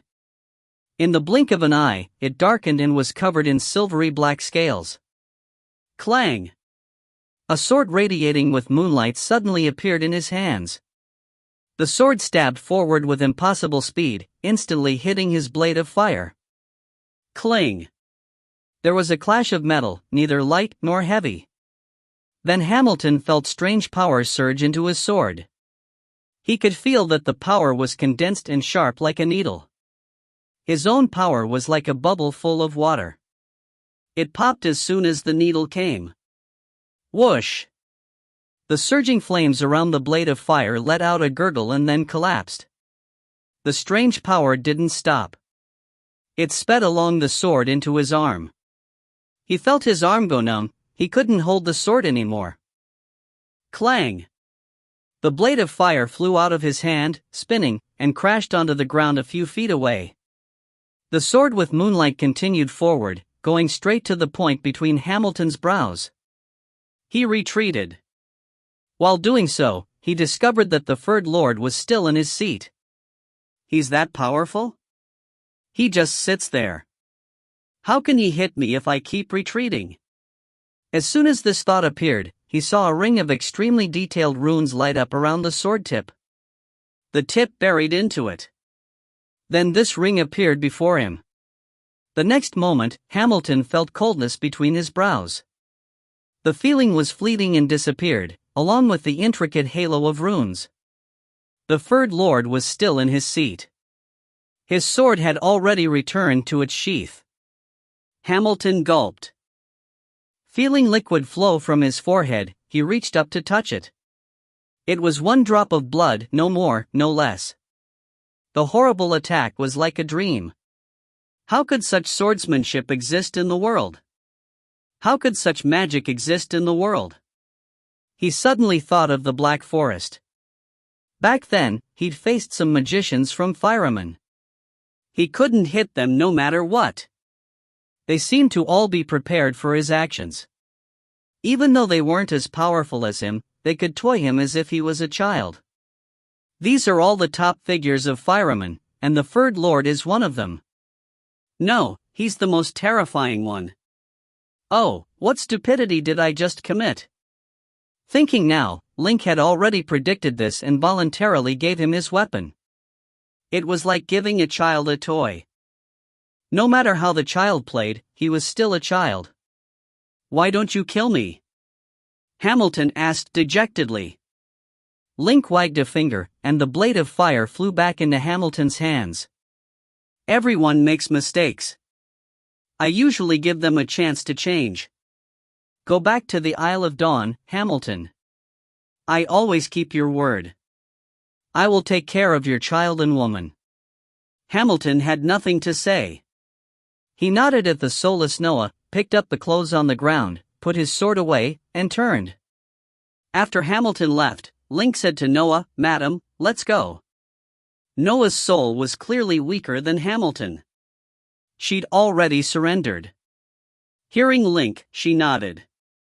White light flashed around her, and the three disappeared. Link didn't rest after settling Noah. He talked to Gretel, assigned tasks to Iliard and the others, and then went to the roof of the Mage Tower alone. Everything was ready. It was time to enter the Sea of Void and find that mysterious piece of gear. If you find any errors, ads pop up, ads redirect, broken links, non-standard content, etc., please let us know. Report chapter so we can fix it as soon as possible. Chapter 632, Entering the Sea of Void, 1/2. Chapter 632, Entering the Sea of Void, 1/2. Translator, Nayabo Studio Editor, Nayabo Studio. Arg! A blood-curdling shriek sounded. It came from an odd-looking blue-white tower. The two demons standing at the tower's entrance sniggered at each other. One of them even licked their lips. Master Eyelet's having his fun again. Sounds like his toy is enjoying themselves too. This had been going on for more than 3 months. Every day, the Dark Tutor, Eyelet, would bring in an Omirian to torture for 10 hours. The Omirian prisoners had entered the tower physically whole. They had no scars on them. Some were even plump and white. However, after those 10 hours of torture, the Omirians were all reduced to piles of minced meat. The tower was now filled with said piles of Omirian minced meat. The demons seemed to love it for some reason. Arg! Another shriek echoed from behind the tower walls. Following the shriek was a feeble voice, which pleaded, I'll talk, Eyelet, just stop. I'll tell you everything. The tower's first floor was a circular hall where the screams had been coming from. An Omirian with dark blue skin gave a brisk wave of his hand, and the demon executioners who had been abusing their victims in front of him immediately left the hall. The Omirian was Eyelet. 3 months ago, he was a sole tutor respected by all Omirians. Now, he was Nozama's Dark Tutor. He was now sitting on a black throne. In a corner of the circular hall was a torture rack where a young female Omirian was left to bleed. Blood flowed profusely from her wounds before hitting the floor. The dripping sound it made was enough to make anyone's hair stand on end. There was a cage on the other side of the room. 10 Omirians in commoner attire were imprisoned in it. There was a young man kneeling in it, staring at the young Omirian girl on the rack. He pleaded, his eyes bloodshot with tears. "Let her go, Islet, and I'll tell you anything you want to know." Islet's face remained expressionless. "You're in no position to negotiate." Saying this, he gripped at the void. A dark blue whip appeared in his hand in an instant. With a violent motion, he whipped at the girl who was hanging from the rack 10 feet away from Islet. Upon being struck, the barely conscious girl let out another blood-curdling shriek. "Woo!" The whip returned to Islet. Fine steel teeth lined the whip's length. With every stroke, its teeth would fasten themselves to its victim's skin. It would then pull out chunks of flesh and skin from him or her every time it returned to its handler's hand. The girl on the rack screamed again, but this time, her voice was frail and lifeless. The prisoners in the cage shuddered. Tears streamed down the young man's face even more as he looked on helplessly at the horrific scene. Seeing how severe her wounds were and how much blood she had lost, the young man knew that she was beyond saving. "No! No! Islet, no!" shouted the young man in the cage, his eyes widened with growing hatred. Islet looked at him and then said, "Dylan, I'm about to kill your sister. The next one to be hung on the rack will be your father. I'll save your mother for last. P.S. was your tutor, but he is now a wanted man. Now he's escaped, and still, you would give your life up to protect him?" Dylan had undergone rigorous training in soul magic. Forcibly extracting any information from his soul would have decimated his mind, and Islet would not be able to gain anything from him. He would not have gone through this much trouble if there had been an easier way to make Dylan speak. Dylan was now kneeling on the ground, emotionally exhausted. He said in a low voice, "I'll tell you everything. I only ask that you give us a painless death. Please don't torture us anymore." "I can live with that," said Islet, nodding. He had always found the routine of torture tedious anyway. An hour later, 10 Omirian corpses were lifted out of the blue-white tower and thrown out onto the pathway leading to the tower's entrance. A couple of demons rushed over and tore into the corpses, ripping their flesh clean off their bones. In the tower, Islet remained seated on his throne without moving a muscle. His eyes were closed. However, he was not asleep. Rather, he had slipped into a meditative state commonly practiced by the Omirians. Physically, he was still within the realm. However, his soul had entered the Sea of Void. The Sea of Void was filled with eddies of energy. A naked soul entering the Sea of Void was a risky affair. One would need to possess extraordinary skill in order to traverse the Sea of Void safely. There were only two people in the Omir realm capable of such a feat. Islet's path was thick with white mana mist, energy vortexes, and negative energy pitfalls. Wily void creatures lurked in the shadows as well, but Islet managed to avoid them all. Half an hour later, a red globe appeared before him. From afar, the object looked like a tiny bubble in the depths of an ocean. However, as he got closer, the red globe grew bigger. After swimming towards it for half an hour, the tiny bubble had expanded into a huge globe, occupying Islet's line of sight completely. Islet made his way expertly through the bubble for half an hour. Soon, a whirlpool appeared up ahead. Without hesitation, he plunged into the eye of the vortex. Beyond the eye of the vortex was a long tunnel. Dim, red light emanated from its walls, swimming around Islet as he pressed on. The light wove all kinds of imagery across the walls. At times, it was a laughing skull, at others, it was a roaring beast. There was even one which depicted a giant pulling apart a dwarf limb by limb. All of it seemed surreal to Islet. 20 minutes passed, and Islet finally reached the end of the tunnel. There was a ball of dark red light up ahead. Islet began to accelerate and soon burst through the light. The scene before him shifted. In the next few seconds, the surreal imagery vanished, giving way to an empty hall. The hall was built on a seemingly endless plain. There were no walls in it. Only 4 circular pillars were holding it together. Bits of sand were swept up by a bitter wind. The sky was a shade of red, and a lone sun hung from it, casting a weak, red glow over the plain. One could see silhouettes of towering demons lumbering aimlessly in the horizon. The bitter wind also carried with it inhuman screams across the wasteland. In this dark, empty word, a soft, mellow voice spoke out, "Islet, I take it that you've come here to bring me some good news?" Islet's eyes searched for the source of the voice. They were drawn to a pile of bones shaped like a throne at the end of the empty hall. The bones were pitch black, and they were mostly skulls. Each of their sockets was glowing with an eerie red light. Sitting atop the throne was a middle-aged man. His hair was graying, and there were white strands of hair hanging over his forehead. Even from an Omirian standpoint, the man's appearance was flawless. His eyes were black like the night. However, they gleamed with a raging bloodlust that would have given anyone the impression that they were looking at the streams of boiling lava in the abyss. The man was wearing an elegant robe with golden embroidery. He was looking at Islet, his hand propping up one side of his face, a faint smile playing around his lips. It was the Lord of the Deep, Nozama. He looked completely out of place here in the middle of the barren wasteland. On the surface, he looked like a human master who had been cast out into the depths of the abyss but had yet to reach rock bottom. At first sight, no one would have taken him for the notorious Lord of the Deep. However, Islet knew who he was dealing with. He immediately bowed deeply before the middle-aged man and then said, "Master, I've interrogated all of Piast's disciples. Through the bits of information I had gathered from them, I was able to determine the location of that presence you seek. These are their statements. Please take a look."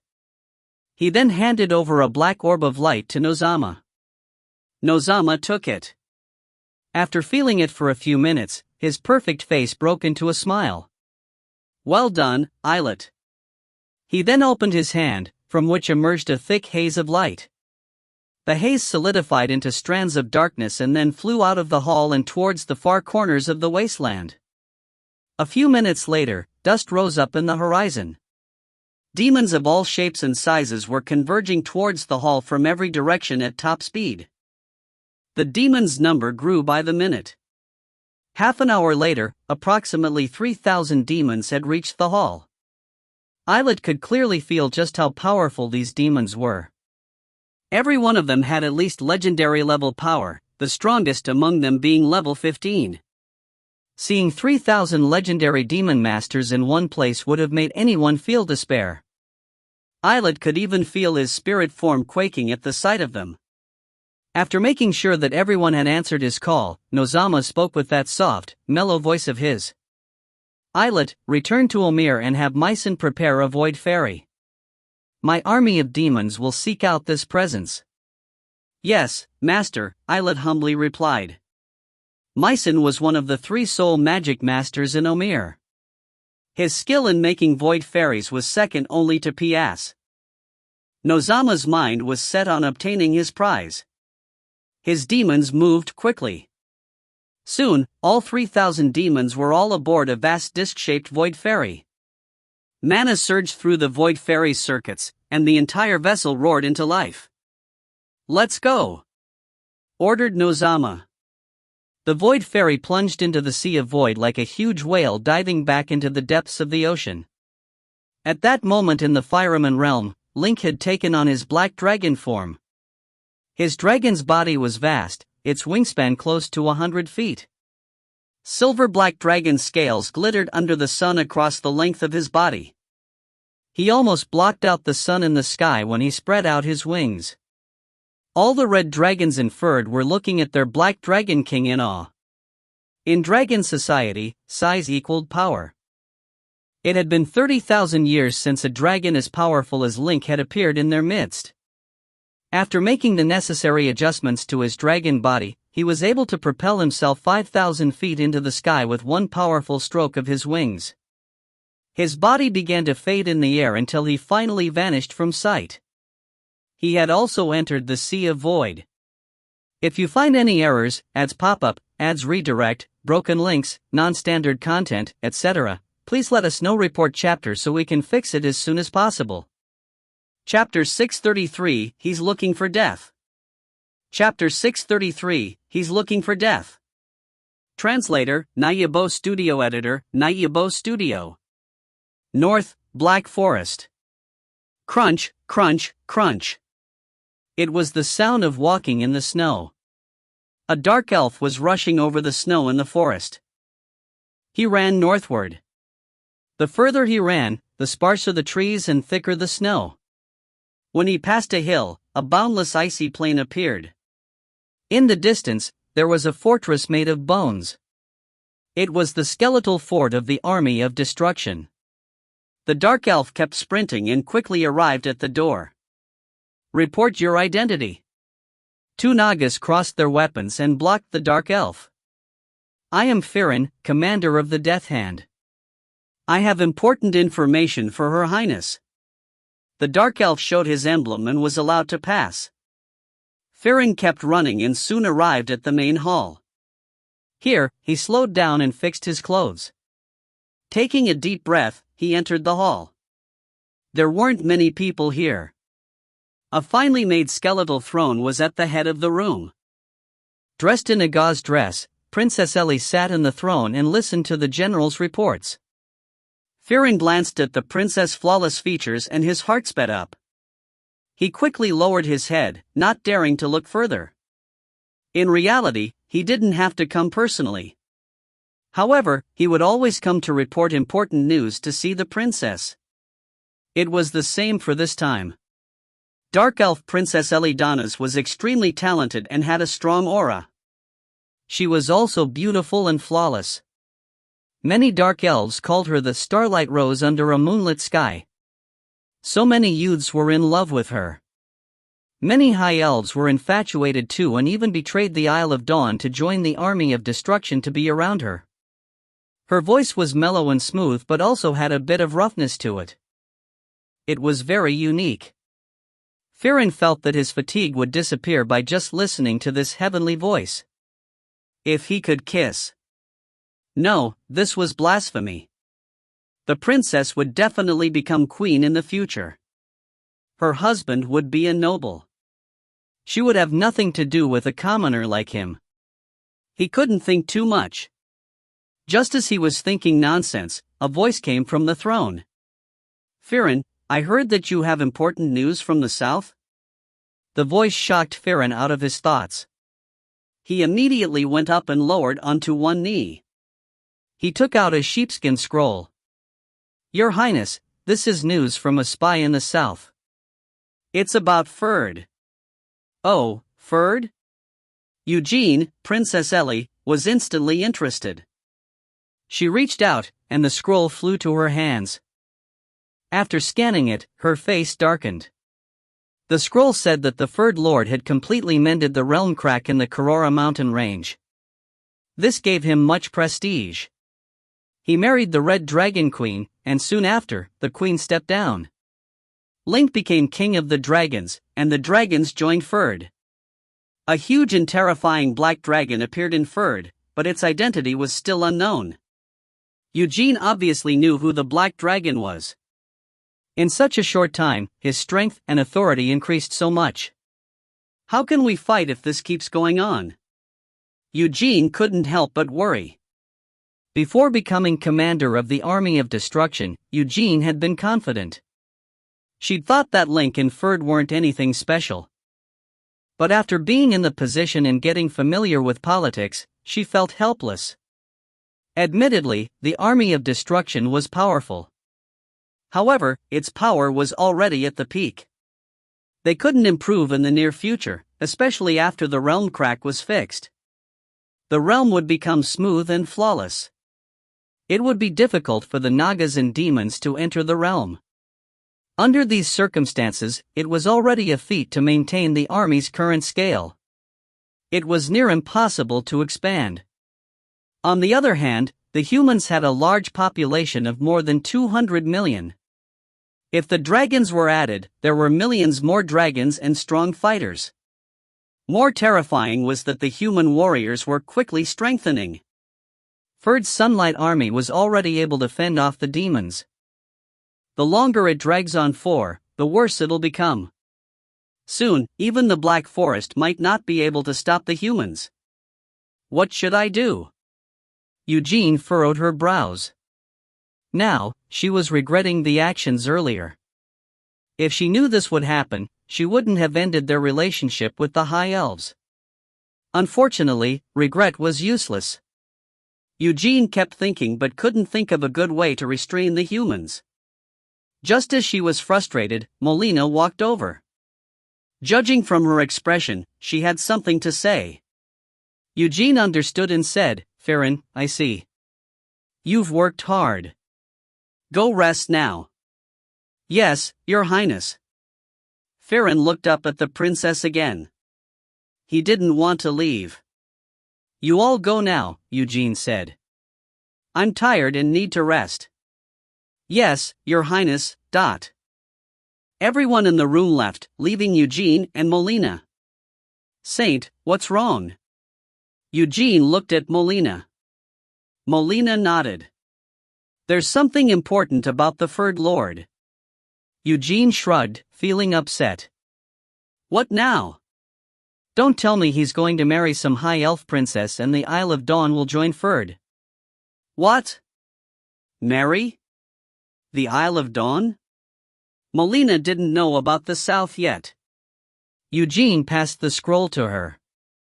"Look for yourself." After scanning the content, Molina's brows furrowed too. Things were getting more and more difficult, but she quickly composed herself. Pointing at the scroll, she said, "The Black Dragon King is Link. I know that. I've seen him in the Dragon Valley." Eugene threw her hands up. "But I also know that he isn't in Furred now." "More accurately, he's not in Fireman." Molina continued. "What?" Eugene straightened. This news was too timely. "How do you know? Did your god tell you?" "Yes." Molina nodded.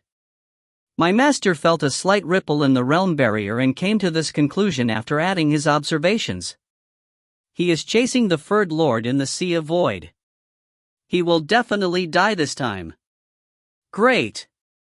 Eugene exclaimed. "Link won't stay in the realm and dare to go into the Sea of Void. He's really looking for death. My master also said that the Furred Lord isn't a worry anymore. He sent an oracle. He wants us to use this chance to break into the Orita fortress and continue southward." "No problem." Eugene cackled. The only one she feared in Fireman was Link. She could still remember that sword. In his entire life, only one person's attack could make her defenseless. After that, she knew that she wasn't Link's match in a face-to-face fight. But now, Link went on a suicidal mission. What more was there to worry about? Seeing Eugene's expression, Molina felt unease. She couldn't help but remind her, the army at the Orita fortress isn't easy to deal with. Norton Kingdom's army, Furred Sunlight Army, Beastmen, and now the dragons, there are countless strong fighters. Don't underestimate them. "Humph, I don't need you to remind me," Eugene huffed. She traveled throughout Fireman for centuries and only met two true opponents, like Magician Heleno and Link. As for the juniors at Orita, no one could fend off his dark magic. Eugene was decisive. Since there was a chance, she wouldn't waste even a second. She immediately called the troops. 3 days later, a huge army of 150,000 dark elves, demons, and nagas started advancing southward. The army made a big commotion. The news was instantly discovered by scouts stationed in the Black Forest. The huge amount of information moved south like snow. The war machine that was the Orita fortress started turning at full speed, preparing for the final fight. At this time, Link was deep inside the Sea of Void. He had a clear target, so he went straight, going astray at all. As he got closer, the gut feeling grew stronger. He believed that he would find the way to change the Dark Era using that gear. If you find any errors, ads pop up, ads redirect, broken links, non-standard content, etc., Please let us know report chapter so we can fix it as soon as possible. Chapter 634, A Brush with Death. Chapter 634, A Brush with Death. Translator, Nayabo Studio Editor, Nayabo Studio. Link let out a breath and then turned around. Behind him was a huge, black disk with a diameter of more than 10,000 miles, bigger than the entire Fireman realm itself. It was a large-scale energy vortex, and it was spewing out powerful energy flares from within. He estimated that the vortex's energy was more than level 20. Otherwise, his sense of danger would not be making every hair on his body stand on end. Though he had reached level 13 with his dragon body and managed to strengthen his scales with the crystal essence the game system had rewarded him with a while back, he would still be slowly ground away into dust by the minute if he allowed himself to be sucked in by a vortex of this magnitude. He had left the Fireman realm far behind. Behind him, Fireman was now no more than an insignificant dot of light. Though the white mist of mana surrounding it had thinned considerably, it still managed to obscure most of Fireman. He looked left and right in front of him. He was surrounded by an empty white fog. Without any reference point anywhere around him, no matter how fast he flew, Link did not feel as if he was making any progress through the void. By Fireman's standards, I should be flying at around 10,000 miles per second right now. I'm still able to go even faster, so at most I'll be able to hit 12,000 miles per second. But nothing's changed around me. Flying in the sea of void is almost like traveling through the endless void of space back on Earth. Suddenly, his body shook for a moment. Then, he felt himself being pulled to the left by a powerful force. At the same time, he could also feel a coldness creeping into his body, sharp like a blade. It felt like an unseen claw trying to pull his very soul out of his dragon body. Not good, it's a negative energy pitfall, thought Link, panicking. Negative energy was high-level dark energy that could only be found in the sea of void. When large amounts of negative energy came together, they would form a singularity, sucking in everything around it, including energy, matter, and even one's soul. Everything would then be compressed into a single compact point. The frightening thing about a negative energy pitfall was that it would ambush you when you least expected it to. The pitfall was incredibly dark. It would not give off any kind of aura, making it almost impossible to detect its presence. Anyone or anything caught by it was as good as dead. Even one's soul would be decimated by the singularity. In the sea of void, a dragon's body continually absorbs residual void energy around itself as fuel. Link swept his wings back, and cold white light began rushing out from them like a pair of afterburners, propelling Link into the dark, empty void in front of him. Link immediately received an enormous thrust forward. His body was locked in place as he struggled to break free from the pitfall's clutches. Still, his body inched inexorably towards the left. The pitfall's pull was just too powerful. No matter how desperately Link struggled against it, he still could not break free from it. Not good. The pitfall's just too powerful. I won't be able to resist it much longer. I'll need to use something else. Link was still an amateur when it came to navigating the void. However, before entering the Sea of Void, Link had read through the notebook that Pias had maintained during his trips in the void. Incidentally, Pias had written in it a way to deal with negative energy pitfalls. Negative energy pitfalls come in all shapes and sizes, but structurally, they all look the same. A pitfall's outer layer is known as the normal region, while its inner layer is called the irreversible layer. Sandwiched between both layers is a thin membrane known as an event horizon. Once you're pulled past the event horizon, the only thing awaiting you there is death. In the history of Omir, there have been accounts of Omirians bold and foolish enough to defy a negative energy pitfall, but no one has ever gone past the event horizon and lived to tell the tale. The moment you sense its pull, break free from it as fast as you can. If you're unable to pull yourself away, execute the spiral burst maneuver immediately. Remember, act immediately. A moment's hesitation may very well be your end. These thoughts raced through Link's mind in an instant. His body had already begun picking up speed instinctively. This time, he stopped pulling away from it in a straight line. Instead, he began accelerating perpendicularly to the direction of the pitfall's pull. With the pitfall still pulling him back, he was now swinging an arc to his left as he pushed forward. You need to push against it with everything you have. A negative energy field is like a rubber band. Once it's ensnared you, no matter how fast you're going, this rubber band will simply be stretched taut. However, its gravitational pull won't falter one bit. In fact, it may even intensify. You will need to pull back at this rubber band until it snaps, or else it will drag you down into the depths of oblivion. Link recalled what P.S. had written in his notebook. This thing resembled a black hole in some respects. However, there were still a few major differences between them. Link continued to accelerate. Soon, he realized that he was now moving in a circular orbit with a diameter of approximately 5,000 miles in the dark expanse. At first, his orbit was circular. As he sped up, it grew longer and longer until it transformed into an oval. The void energy in his body was depleting rapidly. Though his dragon body was still absorbing the energy in the sea of void, it became clear that he was not replenishing his body's void energy as fast as he was spending it. By the looks of things, he could still hold out for another 10 minutes. If he still could not break free within that time, he would have to accept his fate and be pulled into the negative energy pitfall. With a deep breath, Link cleared his mind and simply focused on accelerating. Time slowly passed by. 1 minute, 2 minutes, 3 minutes, 5, 6 minutes. Soon, Link was flying at more than 15,000 miles per second. However, the dragon body could barely handle the strain of maintaining such a breakneck speed. The trajectory he had carved out in the void was now a long ellipse around the vortex. Still, it was not enough. The rubber band of negative energy still remained unbroken as it stubbornly held on to Link. He was now at his limit. Despite his resolve, Link began to fear for his life. Will I really die here? Thought Link.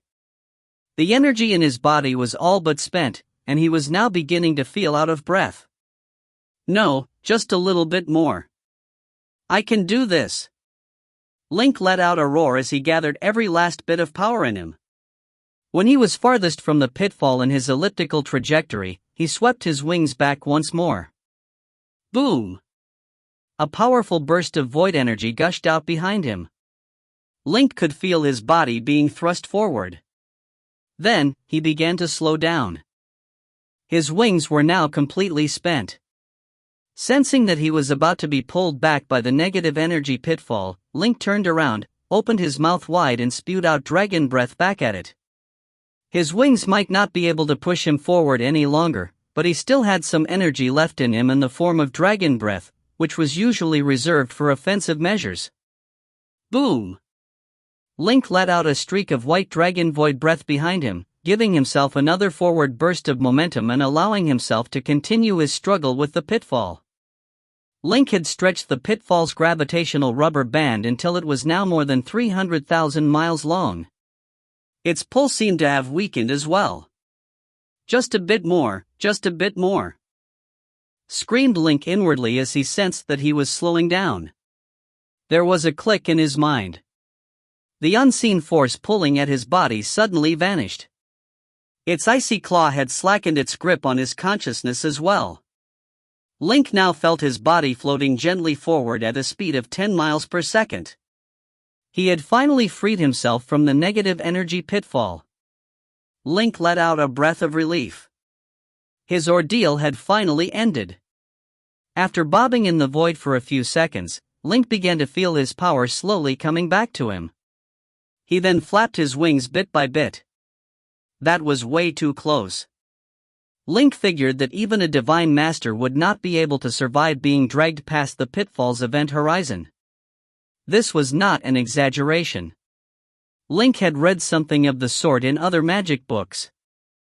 For example, the Dragon Magic Book had made mention of the dangers of traveling in the void a couple of times. The Soul Dominator had also given detailed accounts of his trips into the Sea of Void in the Book of Revelation.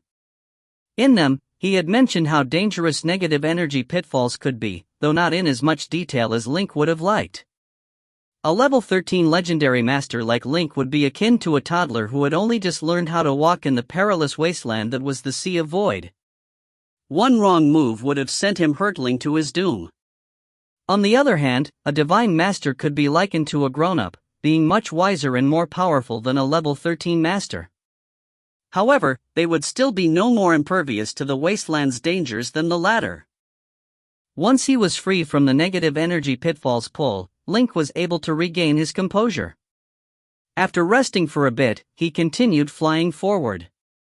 He made his way through the void slowly and cautiously, giving himself time to restore his full power. After flying for a length of time, Link's surroundings began to change somewhat. The faint void mist around him thinned considerably, increasing his visibility. Suddenly, a cloud-like object appeared in front of him. The thick, seemingly endless layers of cloud seemed to be emanating a dark green light.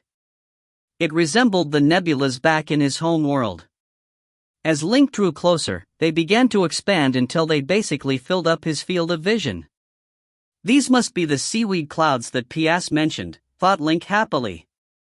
After allying himself with Ferd, Pias had kept nothing back from Link. Not only did he give Link the mysterious gear's coordinates, but he had also shared with him his experience in the void, as well as a detailed account of the scenery around the mysterious object. The cloud before him was one of the landmarks leading up to the mysterious gear. Once he made his way through the labyrinthine layers of cloud, he would be able to reach the mysterious gear at the end of it. Link began accelerating towards the clouds. Soon, he was near the seaweed clouds. From afar, the dark green clouds looked compact, almost solid. However, up close, Link realized that the clouds were gaseous and impalpable like smoke. Visibility in them was a mere 100 miles. The massive cloud wall was perforated with passageways, each with excellent visibility.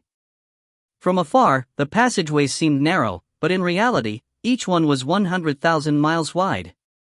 Link did not enter the maze just yet. He recalled what Pias had written in his notebook.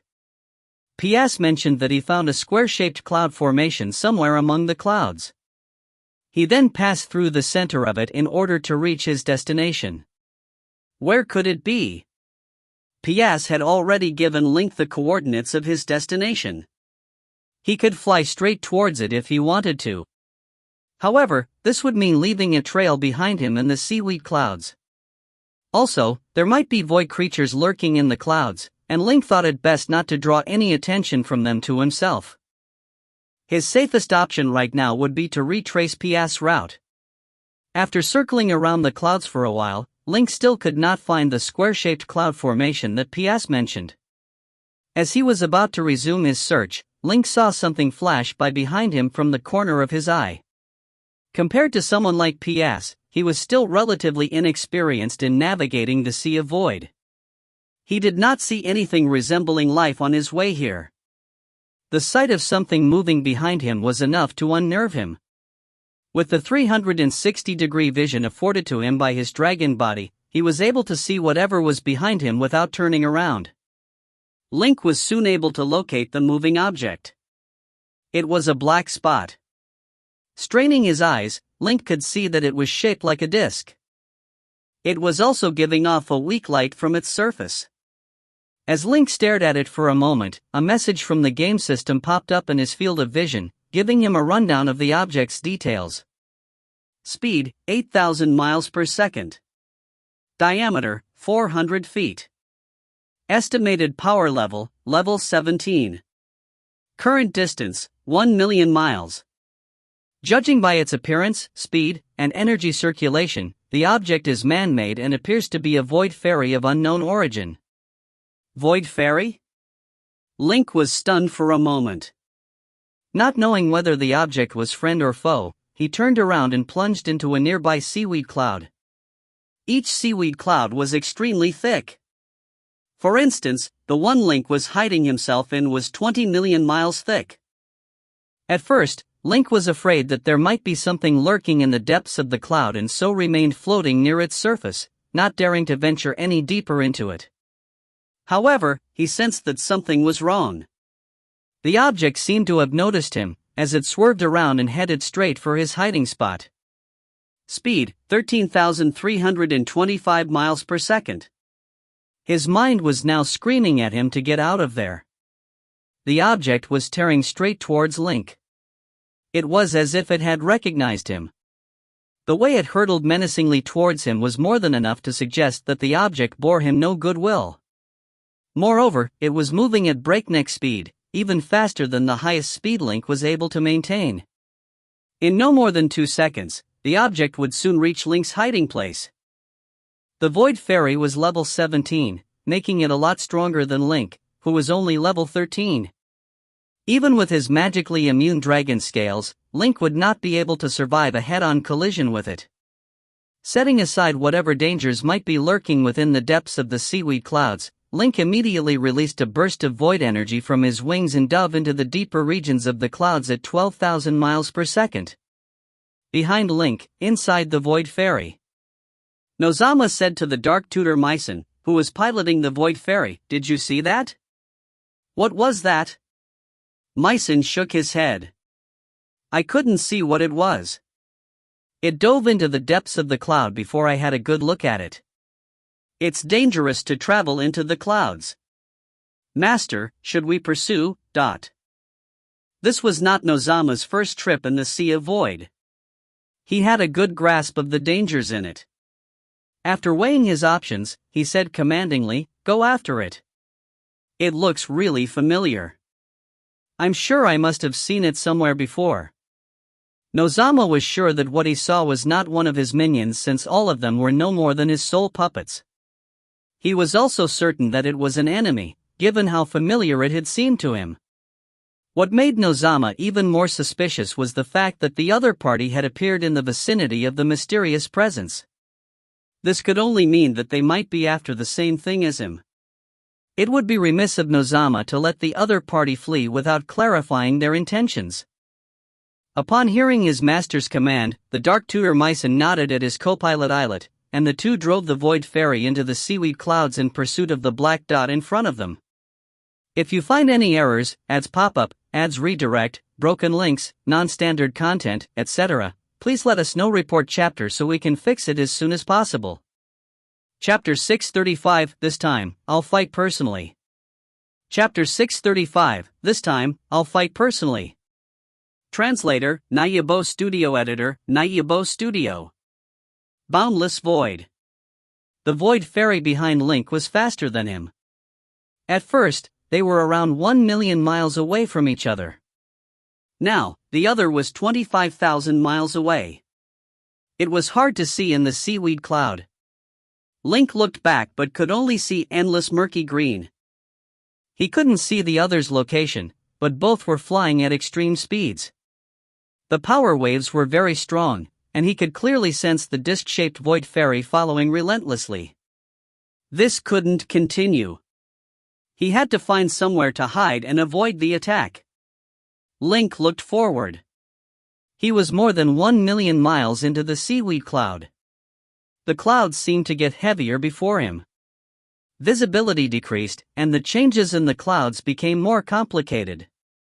Some places were thin, almost like a tunnel, other places had thick blocks of dark green clouds. From afar, they looked a fog-covered firmament. There might really be a realm hidden in the thick clouds. Who knew? Link had read a paragraph in the Book of Revelations. When a realm is first created, it is only an average ball of energy in the Sea of Void, usually a vortex of energy. As time passes, the energy vortex continuously condenses. The realm grows, evolves, and finally exchanges energy and material with the Sea of Void like a living organism. Gradually, heavy fog forms outside the realm. That is how the fog of the firmament realm was formed. However, the dark blocks of clouds before him were too small. They were less than 30,000 miles wide, while the white fog around firmament was more than 300,000 miles. Even if a realm was hidden inside, it would still be in the early stages. They were too small, and Link couldn't hide in them. He continued flying. Time passed, and Link flew 30,000 more miles. The energy waves from the void fairy behind him thickened. He still couldn't see the other, but Link was sure that they weren't more than 20,000 miles apart. If the other sped up, he would catch up. A dark cloud appeared before him. The vapor around it looked thinner. In order to not leave traces in the thick fog, Link moved around it. Just as he was about to speed up, his vision brightened a bit. He looked up and saw a huge patch of light. The vapor obstructed his vision, but the light was still strong. The light source was huge as well. It looked to be more than 60,000 miles wide, practically twice the size of Fireman's cloud. Light is moving energy. If a huge light appears in the sea of void, it's possible that it's a realm. These are usually advanced realms that have already evolved into life. These lights come from the core of the realm, the sun. Something from Piast's travel log flashed past Link's mind. A realm? It also has such heavy fog. It's enough for me to hide in. Link turned to look. The vapor was still thick, and he couldn't see the other at all. However, the power waves were stronger than before. If not for the vapor obstructing their vision, Link would probably be caught long ago. He took a deep breath and pumped his wings with full force, rushing towards the majestic light. It was around 150,000 miles away. After a while, it took up Link's vision. He could only see the dark green light. It was boundless. The vapor here was abnormally heavy. His range of sight was only around 25 miles. The vapor only got worse as he got close, and his sight decreased rapidly too. This phenomenon is identical to Fireman. There really might be a realm inside, Link thought. He stopped flapping his wings and pulled them back. Wrapping his wings around his body, he used the inertia to slide towards the realm. The dragon wings were very strange. Not only were they great at pushing while flying in the void, but they could also become the best disguise when wrapped around one's body. They could perfectly cover a dragon's energy waves, so the dragon looked just like a regular meteorite in the sea of void. Link did this to stop the pursuer from tracing him and also because the surroundings were complicated. He had to be careful. The free energy around a realm was very thick. Some souls would run out the realm at times too. These things were delicacies for void creatures, so it was more likely for them to appear around here too. It wasn't good to alert these void creatures. Link floated for a while. Suddenly, a black shadow shot out from the corner of his eye. His heart jumped, and he stopped moving. His eyes followed the black shadow. He saw that the shadow was shaped like a shuttle. It was more than 200 feet long and had something like fins in the middle. Its tail was really long too. It looked like a fish swimming in the sea. It didn't notice Link, who had weakened his energy. When it passed by Link, it twisted powerfully to the side and sped up abruptly. It was probably more than 5,000 miles per second and instantly disappeared from Link's side. Around 10 seconds later, Link felt an abnormal commotion not too far behind him. Buzz, buzz. The two sounds were like the whistle of a ship in the sea. They were very deep. At the same time, Link felt explosive energy ripple over. Link's heart jumped. It's the power wave from that void fairy. It's very powerful, at least level 15. That fish attacked the void fairy and was probably killed. The other isn't far from me now, but I don't know if they've noticed me. As soon as this thought flashed through Link's mind, he realized that his surroundings brightened. He refocused his eyes and saw that a huge wall of light appeared before him. This light wasn't the dark green he'd seen before. Instead, it was a burning white. It was similar to Fireman's, but it was brighter. At the same time, it looked very smooth. Link couldn't see any flaws. It looked like a glowing crystal similar to the surface of the Fireman realm. It really is a realm. This is so big. Its light is vibrant too. It must be a powerful realm. While thinking, Link had already floated to the wall of the realm. He reached out a claw and hooked lightly on the wall, stopping firmly. He was like a ship resting against the pier. Stopping here, he looked back at the sea of void. All he could see was heavy dark green vapor. His line of sight was less than 20 miles. Link could sense the other void fairy was close. It was probably less than 6,000 miles away. He didn't dare move now. Link just quietly hung on the realm's wall like a lizard, waiting patiently. Time passed bit by bit. Passage of time in the Sea of Void was different from in realms. Time in realms usually flowed steadily without any disturbances. However, time in the Sea of Void was warped. It flowed faster in places with more energy and slower in places with less. If Link had a mortal body without legendary protection instead of using his dragon form as a void fairy, half of his body might become old while the other remained youthful. He wouldn't be able to live in that situation. The Sea of Void was uninhabitable for mortals. If a non-legendary person entered, their souls would scatter immediately. This wasn't an exaggeration. Link didn't know how fast time flowed here, so he obviously didn't know how much time had passed. But after waiting for a long while, he could still sense the Void Fairy's energy waves. The other is still circling this place. It probably knows my general location but can't pinpoint it. If this continues, they'll find me sooner or later. Then I'll be dead. Thoughts flew past Link's mind as he tried to think of a way to escape. Soon, his eyes fell on the huge realm below him. If I enter the realm and go to the other end, I should be able to escape safely. But how do I enter? Flattened against the wall, he could clearly sense the principles and laws of this realm. According to the feeling under his claws, the realm's wall was very soft, like a layer of old leather. But if he applied force, the feedback from his claws strengthened. There was also a strange power that kept pushing out. It was about to push him off the wall. It was repelling him. This realm wasn't Fireman. To Fireman, Link was part of it, so it wouldn't repel him. Going to Fireman was like going back home, while the realm beneath him was someone else's home. It had nothing to do with him. His relationship with this realm was like Nozama against Fireman. He was an invader.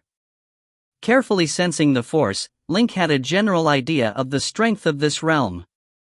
I should be able to forcefully break through this wall, but it will use up a lot of my energy and lead to the realm's violent defense. Even if I enter the realm, my power will be greatly repressed. It'll probably fall to around level 7. There'll be other restrictions too. Even the natives find out, they'll try to kill me. The dangers aren't any lower than the Void Fairy. This isn't wise. Let me look for a realm crack. The realm's surface was smooth, and there couldn't be any cracks, but everything had an exception. Because of some random reasons, there might be some temporary fissures. For example, perhaps something inside the realm was summoning a void creature, or a magician was stupidly studying the laws of the realm and created a temporary crack. These were all possible. A realm had countless organisms. It was quite possible for there to be people who did idiotic things. Just take Fireman as an example. There was never a shortage of stupid people. Of course, if he couldn't find one, he would have to enter forcefully. The Void Fairy was too powerful. Facing a level 17 while in level 13, Link had no confidence at all. But inside the realm, everyone's power would be restricted. The difference between them would close too. It would be much easier to escape. Time is limited. I need to hurry. Thinking of this, Link composed himself and carefully sensed for the realm wall. Time kept flowing, and the Void Fairy's energy waves were even more obvious. It was getting closer to him. There were less than 3,000 miles between them. The other would soon be able to pinpoint his exact location. Once they're 1,000 miles away, I'll have to break in forcefully and figure out the rest when I get into the realm. Link was ready to break in at any time, but he still didn't give up on finding a crack. The latter could save him a lot of energy. He would face weaker repulsion inside the realm too. Suddenly, there was a flash in the corner of his vision. This was the result of the realm's energy spewing out. It meant that the laws in that area were weakened by some force, causing the realm's energy to flow out. In other words, there was a crack. Such good luck. A realm crack usually lasted for a short time. There were many complicated reasons: the distortion of time, the realm's self-healing abilities, and more. He must hurry. Thus, Link immediately used all his limbs and wings to scurry across the wall. This caused a much bigger commotion. In the Sea of Void, Dark Tutor Mycen, who had been searching for Link and the Void Fairy, immediately noticed the abnormality. A few seconds later, he pointed at the wall of light. "Master, look there. Something's happening." Nozama squinted and looked. The light pulsing in his eyes abruptly strengthened. The bloody light that seeped out of his eye sockets were more than 3 feet long. His gaze passed through the vapor and saw the realm wall clearly. There was a dragon with silvery black scales rushing towards a speck of light on the wall. Nozama was a master at passing through realms. He instantly realized that it was a realm crack. He also recognized the dragon. He laughed in anger. "I was wondering who it was. It's the Third Lord. He thinks he's powerful and dares to enter the void alone. Kill him." The Void Fairy had already been rushing towards Link. A few seconds later, Mycen reported, "Master, we're too far away. He's already near the crack. We can't stop him from entering." "It's all right. He can't escape even if he enters. Deploy the Void Fairy cluster and lock the realm." "Glyn, my sub-commander." "Yes, Master." Glyn flinched and walked out. "Take 100 people and forcefully enter the realm. Chase." Before he could finish, Mycen yelled, "Master, Master." Another crack appeared in the realm. "Someone's using a large-scale summoning spell. I've responded to the summoner." "Oh. Great." Nozama praised. Half a second of thinking later, he turned to his sub-commander. "Glyn, take people into the realm, kill the summoner and quickly build a super summoning seal." "This time, I'm going to act personally." He was going to capture that guy and personally tell him the consequences of snatching his daughter and ruining his plans. "Understood." Glyn immediately waved at his trusted men. More than 100 legendary demons walked out. They jumped out of the Void Fairy and started falling towards the crack in the wall. Whoosh! Glyn was the first to enter. It was like diving into water. Whoosh, whoosh, whoosh. 3 level 13 demons followed. After that, the crack's light rippled and flickered like a candle in the wind. "Master," Mycen yelled. "Too many demons past the crack. They're too strong, and the crack can't take it. It's going to collapse." Before he could finish, the crack started mending and soon disappeared. "Everyone else, come back." Nozama waved his hand. Glyn and 3 demons had entered. They should be enough. Now, he would wait for Glyn to reopen the crack. He trusted Glyn not to disappoint him. If you find any errors, ads pop up, ads redirect, broken links, non-standard content, etc., please let us know. Report chapter so we can fix it as soon as possible. Chapter 636, Mortal, are you the one who summoned me? Chapter 636, Mortal, are you the one who summoned me? Translator, Nayabo Studio Editor, Nayabo Studio. There was a howling sound. It was the first sound that Link had heard since entering the realm crack. It sounded like a gust of wind blowing through a canyon. In the next second, Link felt a sudden weightlessness. His body was now no longer under his control, he could not even move a single muscle. He seemed to be falling down a tunnel of sorts. Distorted images swam dizzily across the tunnel's four walls, giving him the impression that he was now falling through a kaleidoscope. This was the first time he was summoned into a realm. It was an entirely new experience for Link. He was also apprehensive about it, as he had no idea what awaited him at the bottom. He tumbled on for a few seconds down the tunnel. Suddenly, a blood-red streak of light shot out of nowhere. Link could not make out what it was at first. As it got closer, he strained his eyes to see what it was.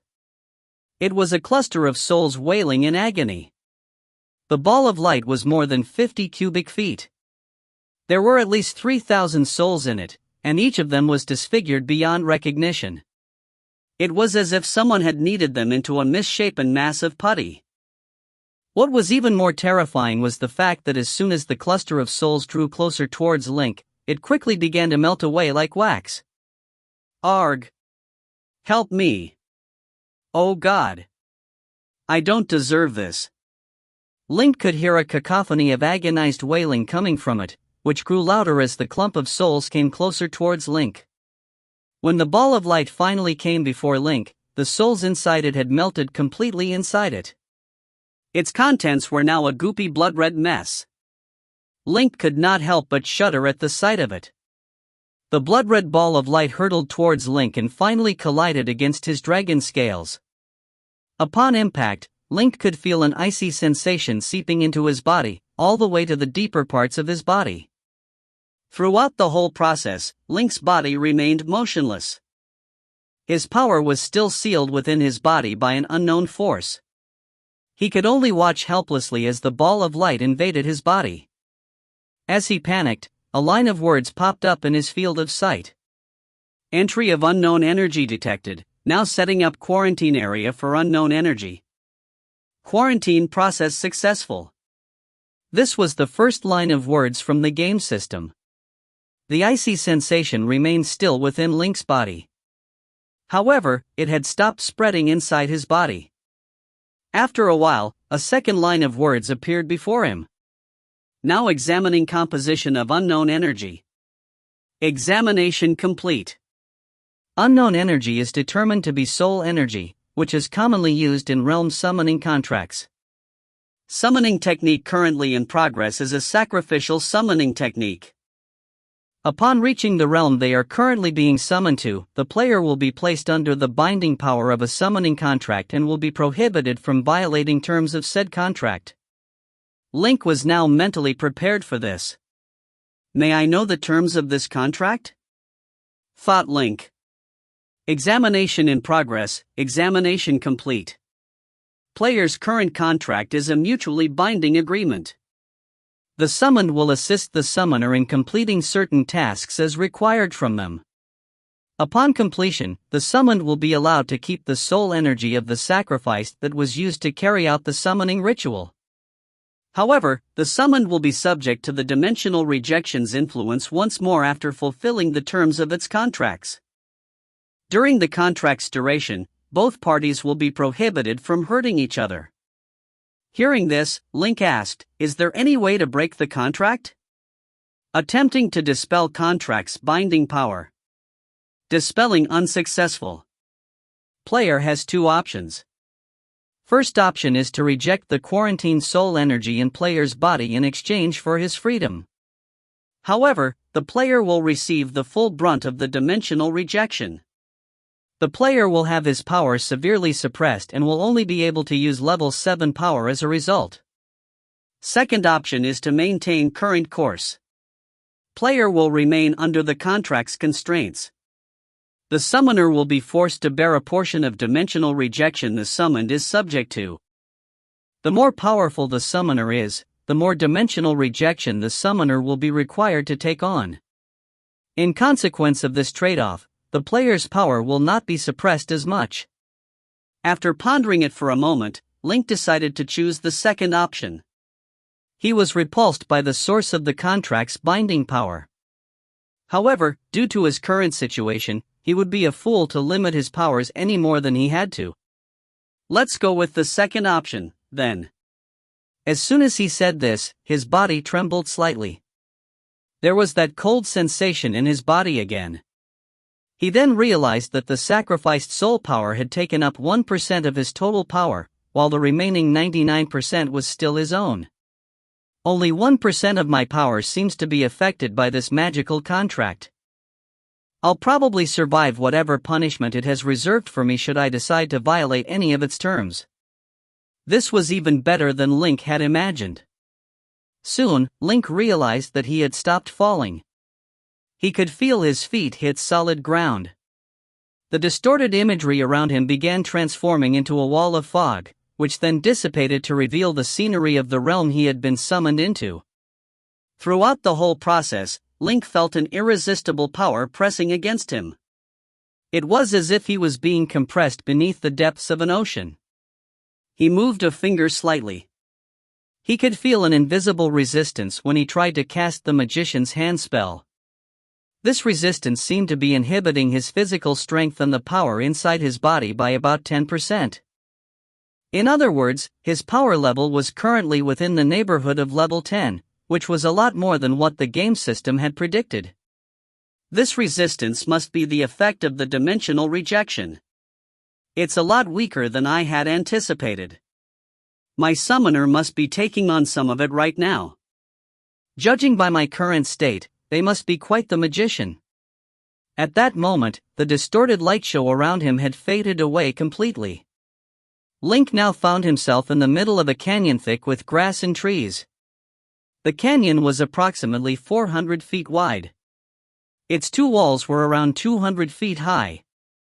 With his 360-degree vision, Link was able to take in his surroundings without turning his head. He realized that he was standing in the middle of a 150-foot wide magic seal which had been etched on the ground with fresh blood. The stench of blood wafted to his nostrils from every line of the magic seal. It was so pungent that Link's face contorted in disgust. As a magician, Link's trained eyes were immediately drawn to the structure of this bloody magic seal. He was stunned by what he saw. The seal seemed almost familiar to him. It greatly resembled the magical circuits that were found on the mysterious gear, the astral whetstone and the Book of Revelation. This realm is within the mysterious gear's vicinity. Is there some sort of connection between them? Thought Link. At that moment, a hoarse voice called out to him, interrupting his thoughts. Ah, Almighty Dragon, we are most pleased that you have answered our calls. The voice was speaking in a foreign tongue. However, due to the contract in place, whatever it was saying was automatically translated in Link's mind. Link followed the source of the voice and saw a wizened magician with hair as white as snow and a black robe standing on one of the nodes of the bloody magic seal. Link was able to determine that the old man was a level 6 magician from the energy he was giving off. He looks human. He also seems to know what I am. How fascinating. Link narrowed his eyes. The old man before him looked like any other human being from the Fireman realm. The only difference was that he had a wide forehead. His eyes were also especially small, and his features were primitive looking. The old man was not alone. There were 6 nodes on the magic seal. On each of them stood a magician native to the realm.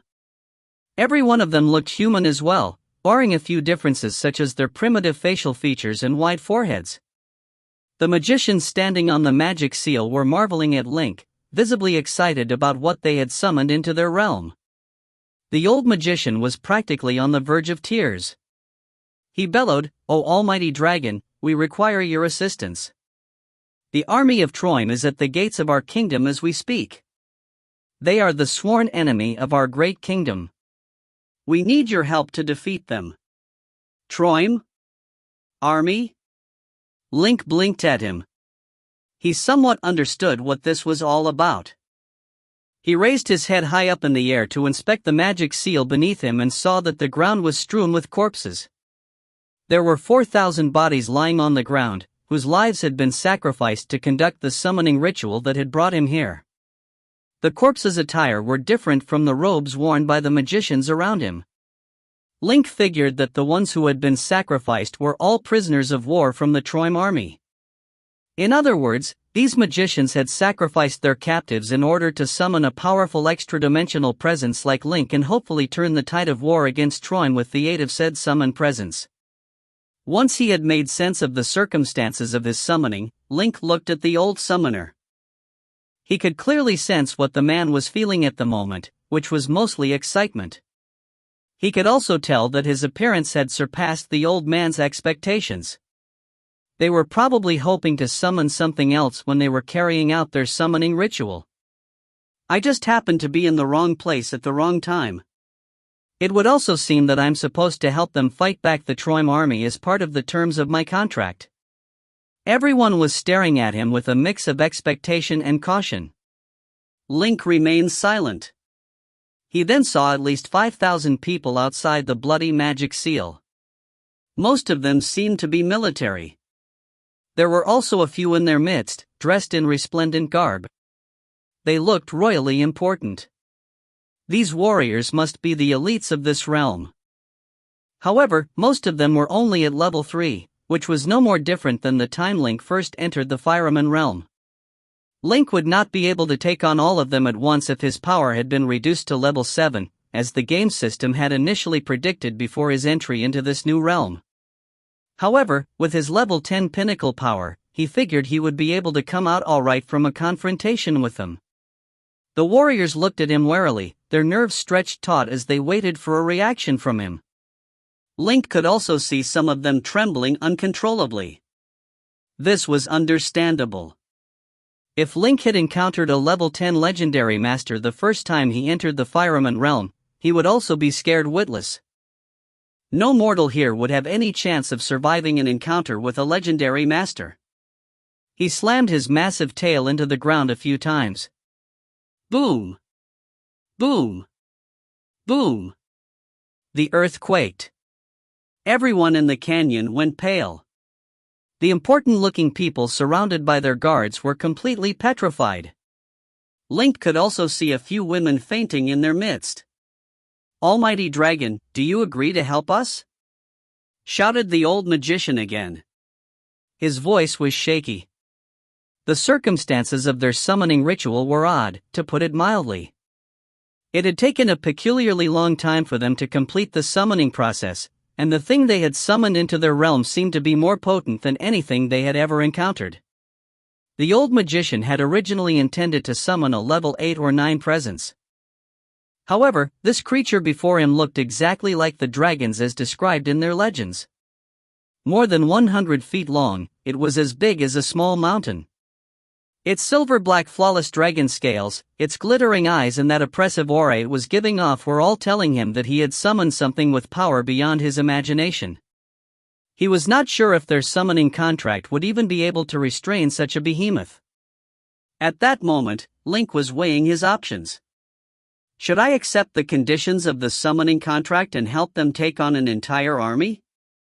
No, the contract's terms seem lax. I could easily find a loophole and wriggle my way out of this. Also, only a fool would take on an army he had never seen before on his lonesome, but right now, Link was only a bit stronger than the red dragon Duke Isendolin, whom he had defeated with the help of the Beastmen back when he was still a threat. Even if he was confident that he would be able to take on the entire Troim army with his current power level, there was just no guarantee everything would go his way. Also, as soon as Link completed his contract, he would still have to deal with the dimensional rejection. At that point, things would become extremely awkward. What should I do? thought Link. A few seconds later, he finally arrived at a solution. He lowered his head, slowly swinging it towards the old magician. When his dragon horn was only 20 feet away from him, the old man could not take it any longer. His legs were trembling so much that he collapsed to the ground on his knees. He then cried out tearily, "Great dragon, please forgive me. I did not mean to offend you. Please forgive all of us." When there was a huge difference in power between a summoner and the summoned entity, the binding power exerted on the latter by its summoning contract would be extremely limited, and the contract could backfire on the summoner himself if he was not careful enough. Seeing the pathetic pile of sobbing mess the old magician was reduced into, the entire army in the canyon immediately descended into chaos. Despite not knowing how summoning magic worked, when the warriors saw the old magician in such a state, everyone knew that the spell had failed. No one could work up the courage to stand up to the winged monstrosity the magicians had summoned. At that moment, Link opened his mouth. Due to his expansive body, his voice came out loud and sonorous. "Mortal, are you the one who summoned me?" The question was directed at the old magician. If you find any errors, ads pop up, ads redirect, broken links, non-standard content, etc., please let us know. Report chapter so we can fix it as soon as possible. Chapter 637, Starting today, you must serve me. Chapter 637, Starting today, you must serve me. Translator, Nayabo Studio Editor, Nayabo Studio. Valley. Dadara was full of regret now. The summoning was his idea, and he'd done it himself. As the most powerful summoner in Blackland Kingdom, he'd summoned countless creatures before. Though he'd failed sometimes, it had never been embarrassing. But today, things were completely beyond his expectations. Blackland Kingdom was in a crisis, and Troim was already at the city walls. As an important member of Blackland, he volunteered bravely to use a ritual summoning spell that had been banned. But it only succeeded halfway. The summoned creature was very powerful, so powerful it stole their breaths. But they didn't seem to be able to restrict the other. It was strange. There was a head the size of a mountain before him. The mouth was wide open, revealing each tooth that was as sharp as a sword. Smoke came out of the thing's nostrils. Dadara could vaguely see dark red flames flickering inside. This reminded him of an active volcano he'd visited with his tutor when he was young. The other's eyes shone with silver flames. Dadara couldn't see the other's eyes, but they were definitely waiting for his reply. He was forced to brace himself and reply, "Majestic dragon, it is I who summoned you." Snort. The dragon pushed air out of its nose. The air before its nose distorted visibly and the gust of air rushed out. Dadara, kneeling on the ground, rolled backwards. Even a slight exhale is this powerful. Oh my god, did I summon the king of dragons? Dadara thought as he fell back. It wasn't that he'd never summoned a great dragon before. Actually, he'd summoned a demon dragon to fight for Blackland Kingdom 10 years ago. That dragon had been very powerful. It had been level 7 and had been the ruler of the skies in the Federo continent, what the natives called the realm. But compared to this black dragon, the demon dragon was like a little chicken. As the most prestigious master in Blackland Kingdom, Dadara usually dressed in elegant clothing and used fancy carriages. He never had to do anything and was always high and mighty. It was the first time he was sprawled so pathetically on the ground. But he couldn't care about that. He only wished that the dragon wouldn't put its claw on his back. Seeing the claw that was many times stronger than his body, he knew that he would be flattened even if the dragon just placed it down gently. Just as everyone was in terrified silence, Dadara heard a voice from above him. "You wish for me to defeat Troim's army?" Yes, Dadara was overjoyed. The warriors nearby who were close to breaking down were slightly relieved. It seemed that things could still be negotiated. Oh? Link snorted in dissatisfaction. Air came out of his nose again, making Dadara too fearful to move. Of course, the magician couldn't protest either. Link's actions weren't breaking the contract. He was just breathing normally and didn't hurt his summoner at all. The other was only affected because he was too weak. Thus, Link didn't feel any reaction from the contract inside him. However, his actions had still expressed his intent. He wasn't happy about Dadara's request. Dadara wasn't stupid either. Otherwise, he wouldn't have become a master summoner. Now that he had to protect his life, his mind whirred quickly. Once the current pressing down disappeared, he said, "Majestic Dragon King, you misunderstood me. I do hope that you can defeat Troim's army, but I know that's unrealistic. I can't help it though, sniff, sniff. I just wish for you to save the kingdom I'm loyal to. As he spoke, Dad Era became emotional. He really didn't want the Blackland kingdom to be defeated. His heart felt a twinge, and his tears and snot came out. Sprawled on the ground, he started sobbing. Behind him, King Morahan of Blackland Kingdom was also in the army. Seeing Dad Era, he couldn't help but think, I didn't think he was so loyal. Is my kingdom really going to end? Thinking of this, he forgot his fear too. On impulse, he walked out from the rings of guards. When he was around 150 feet before Link, he started regretting this. He didn't think the dragon's aura would be so scary. But it was too late. Gritting his teeth, he knelt on the ground and copied Magician Dad Era and cried, "Your Dragon Majesty, I beg you to save my kingdom. The people of Troim are cruel. I cannot let my people live under their rule." When he knelt, everyone in the valley also knelt down. It was such a sight. But were the Troims cruel? His words were nice. Link scanned the mountainous piles of corpses in the valley and found it ironic. However, had the contract been changed to saving the kingdom? The contract's content was very broad. Loosely, as long as the royal family didn't disappear, it was alright if the so-called Troims took over the capital temporarily. They could still get it back later. Even more strangely, this request had no time limit. He could save them in a month, a year, or a decade. The contract could keep going until Link could find a safe way to leave the realm. No, there was something else. If possible, he also had to research the origin of magic here. This would help him with understanding the mysterious gear. These thoughts flashed past Link's mind. He didn't hurry to speak. Instead, he just looked at the mortals kneeling before him. This went on for more than 10 minutes. When the king was covered in sweat, Link finally said, "You mortals are as idiotic and weak as ants. I can help you, but you must listen to my orders." Dad Era winced. How did things turn into this? They'd summon creatures to help fight. How come it was like they'd found a conqueror? However, he understood the situation. King Morahan was clueless about summoning magic and had completely surrendered to Link's power.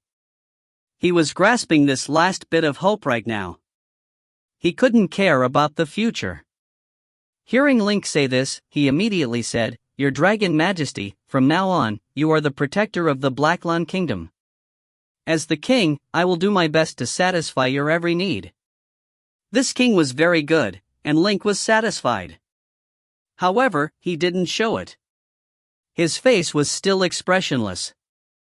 He scanned past everyone in the valley and finally stopped on the unconscious woman from earlier. Judging from her skin, she was very young. Her features were similar to the king. Compared with the king's age, she was probably his daughter. Judging from how the king brought her with even in crisis, she was probably well liked. She must be very important to her. Thinking of this, Link straightened a 15-foot-long dragon finger and pointed at the unconscious woman.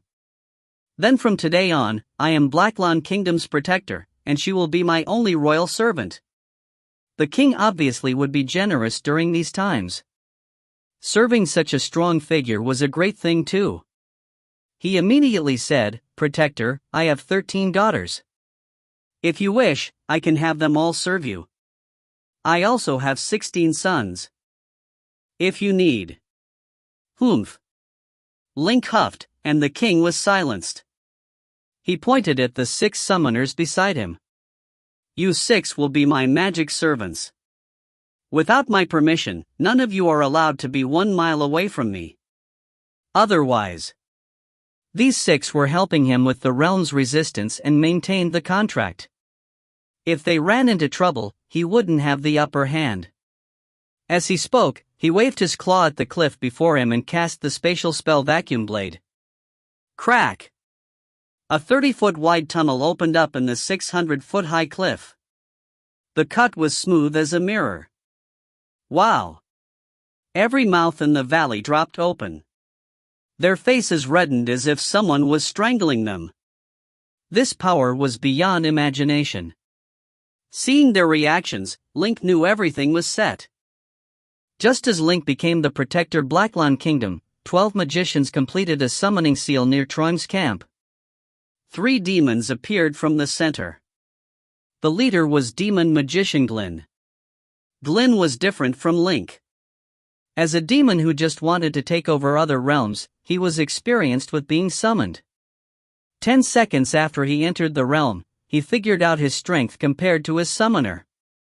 Damn, I shouldn't have had 3 people enter. This realm is too powerful. With us 3, the resistance is too powerful. My strength is repressed too much. Now, he was only at the beginning of level 9. The other 2 demons were level 7. On the other hand, the summoners were taking too much of the resistance. They all spat out blood and were greatly injured. If only one person came, Glyn estimated that he would be at level 11. His summoner wouldn't be so hurt either. It would be much better than now. Even worse, this realm was much stronger than Glyn had predicted. If the natives weren't sharing the resistance, he would probably be even more repressed. It would be a feat if he was just level 7. I've miscalculated. I wonder how the Third Lord is now. Glyn scanned the 12 exhausted magicians around him. The most powerful seemed to be at level 6. Judging from things, they were probably the strongest in this realm. It was easy to deal with these 12. However, the army nearby had more than 150,000 well-fed and equipped soldiers. Things were troublesome. I won't be able to use brute force to complete Master's mission. F***CK. Glyn's expression darkened. He was pissed. If you find any errors, ads pop-up, ads redirect, broken links, non-standard content, etc., please let us know. Report chapter so we can fix it as soon as possible. Chapter 638 Realm Protector. Chapter 638 Realm Protector. Translator, Nayabo Studio. Editor, Nayabo Studio. Master, what should we do? Should we kill them all? Beside Glyn stood a Tyros bladed demon called Gaul. The demon's original power was at level 11, but it was now reduced to level 7. However, he was at his full strength, whereas the summoners around him were only level 6 and had spent most of their energy in summoning them into their realm. To Gaul, these magicians were simply lambs to the slaughter right now. Gaul's eyes swiveled around ravenously as he spoke. He was swinging a pair of serrated swords in both his hands. As soon as Glyn gave his order, he would have these people slaughtered. Glyn waved his hand. There's no rush. We may still need their help. From these insects? Said the third demon, a fine-scaled succubus by the name of Ganya. She originally had level 10 power, but now she was reduced to level 7, which was still more than enough to steamroll through this lot. Glyn nodded. He then said coldly, "Restrain yourselves. I'm in charge now, which means I'm the one giving orders here. If any of you so much as sneeze in a way I don't like, I'll cut off your nose." Demons had no concept of decorum. Brute strength was usually a more efficient means of getting one's point across among them. "Understood, Master Glyn," muttered the 2 demons, crestfallen after being shut down by Glyn. "Good. From now on, you are not to say another word unless I say so. I'll talk to these people." Glyn then strode towards one of the aboriginals who seemed to be in charge and psychically asked him, "Mortal, tell me what it is you desire." As a demon magician, Glyn was extremely tall, standing at approximately 10 feet tall. Magic runes were carved into his hands. A shadow gemstone as big as a fist was mounted on the tip of his wand. Concentrated mana pulsated from it, sending off ripples in the air. These were all signs of the terrible power he possessed. Due to the massive dimensional rejection he had to take on, the magician before Glyn began vomiting blood. Despite his efforts to speak, the man could only muster a gurgling sound from his mouth as blood gradually pooled in it. He seemed to be on the brink of death. Seeing the state the aboriginal magician was in, Glynn frowned. These summoners could not die on him right now. Otherwise, the full force of the dimensional rejection would come down on all three of them like a hammer. Even if they were not expelled from this realm as a result, their power levels would be severely suppressed. It would be a miracle if they were able to leave this realm alive at that point, let alone accomplish the mission that was given to them by their master. Glynn raised his wand and muttered something under his breath. A moment later, rays of purple light shone out from the wand, hitting every injured magician on the scene. This was a level 8 spell, Shadow Healing. Upon being struck by a ray of purple light from Glynn's wand, each magician's body began to emit a faint purple glow. They then shuddered and groaned for around 30 seconds. Gradually, magic runes similar to those on Glynn surfaced on their skins, which had now taken on a shade of violet. Their eyes had also turned blood red, with purple light flashing out from their pupils. A few minutes later, the magician in front of Glynn was first to react. He prostrated himself before the demon and shouted, "Save us, almighty magicians from the void." "State your business then." Glynn was not all too surprised to receive such a response.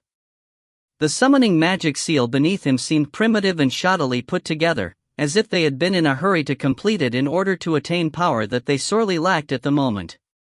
The magician immediately responded, "Our scouts have informed us that the Blackland Kingdom has gone mad. They've sacrificed all their war prisoners in order to summon a powerful void creature into the Federo realm through a forbidden summoning ritual." Blackland Kingdom? Sacrifice? Glynn looked around him. He saw that broken stone fragments littered the magic seal he was standing in. These fragments looked like crystals. There were still traces of magical power left in them. Glynn figured that they must have been magical crystals. There were plenty of these rocks lying beneath him. They must have contained huge amounts of magical power before.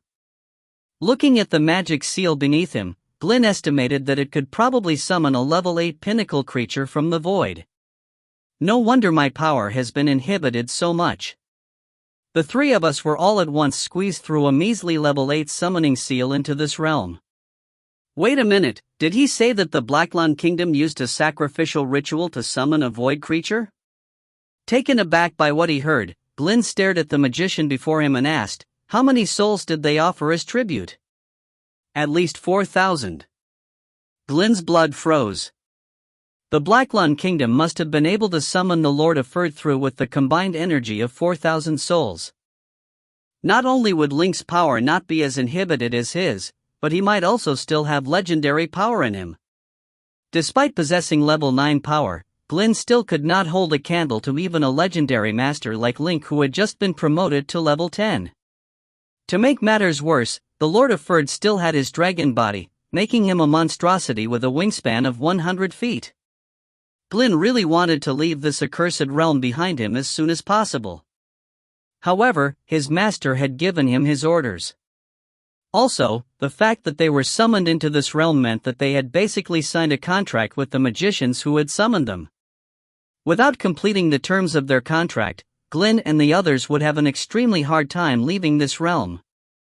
Damn it, this could be a problem. The Lord of Ferd was already a difficult person to handle. He was even able to survive the God of Destruction's divine punishment back then. How should he deal with this on his own? The two demons behind him did not understand much about summoning magic. However, they were quite familiar with sacrificial magic and what it entailed. Hearing that the other party had offered 4,000 souls as tribute in their summoning ritual, the two demons' faces underwent a multitude of changes. The three demons fell silent for a long while. Sensing that something was not right, the magician who was still on the floor said in a timorous voice, "Almighty magicians of the void, is there nothing you can do for us?" A sudden thought flashed through his mind. Glynn responded, "There is a way, but it comes with a huge cost." "Say it," said the magician hopefully. Glynn's idea was simple. He could not think of a way to deal with Link, but his master could. The latter had also mentioned that he would deal with Link personally. By bringing him into this realm, everything would be much simpler. Since the Blacklan Kingdom was able to sacrifice all 4,000 souls for their summoning ritual, why can't you? If you're willing to offer even more souls as tribute, you'll be able to bring in even more powerful creatures from the void to help you defeat your enemy. If you don't know where to start. Before he could finish, the magician on the ground quickly shook his head. No, it's forbidden magic, something we of the Tron Kingdom would not sully our hands with. Otherwise, a protector will make an appearance before us. Glyn was furious at first when he heard what the man said and was of a mind to show him how an actual sacrifice was made. However, upon hearing the last part of his sentence, he frowned. What's a protector? The magician replied, a member of a clandestine council of magicians. Each member is extremely powerful. It is also said that the strongest of their number possesses extraordinary power. The Blacklan Kingdom's actions have probably drawn the attention of these protectors. Those people will most likely be punished for what they have done. However, it may take some time. Until then, we should first think of a way to deal with the void creature that they have summoned. Glyn's heart skipped a beat at the mention of the words extraordinary power. This meant that these protectors must be legendary masters, and as luck would have had it, he was in no position to take on anyone with legendary power. There did not seem to be a way out for Glyn. Wait a minute, there is still a way. Glyn looked at the magical crystals scattered across the ground. I happen to know the name of a powerful void creature. If you could scrounge up another batch of magical crystals for me. The magician interrupted him tearily, these are the last of the magical crystals our kingdom had stocked up for the last 100 years. We've even bought up all the crystals from our neighbors. Glyn was out of options. It would seem that he had finally hit a dead end. Gaul and Ganya looked at each other. Hearing what the magician had said, they could see that things did not look good on their end.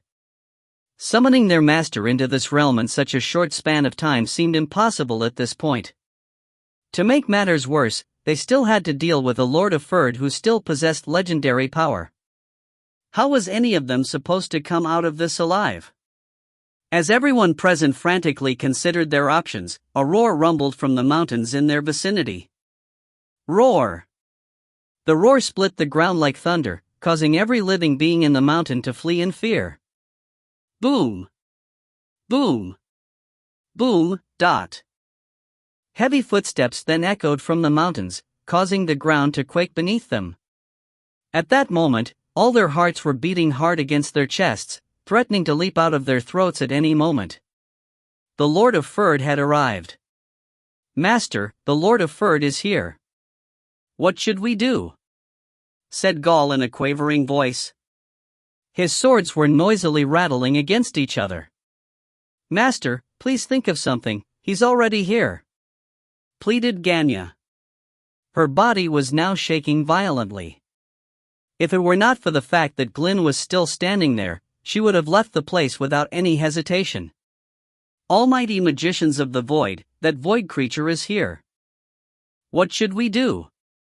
Said the aboriginal magician who was still lying prostrate before Glyn, trembling from head to toe.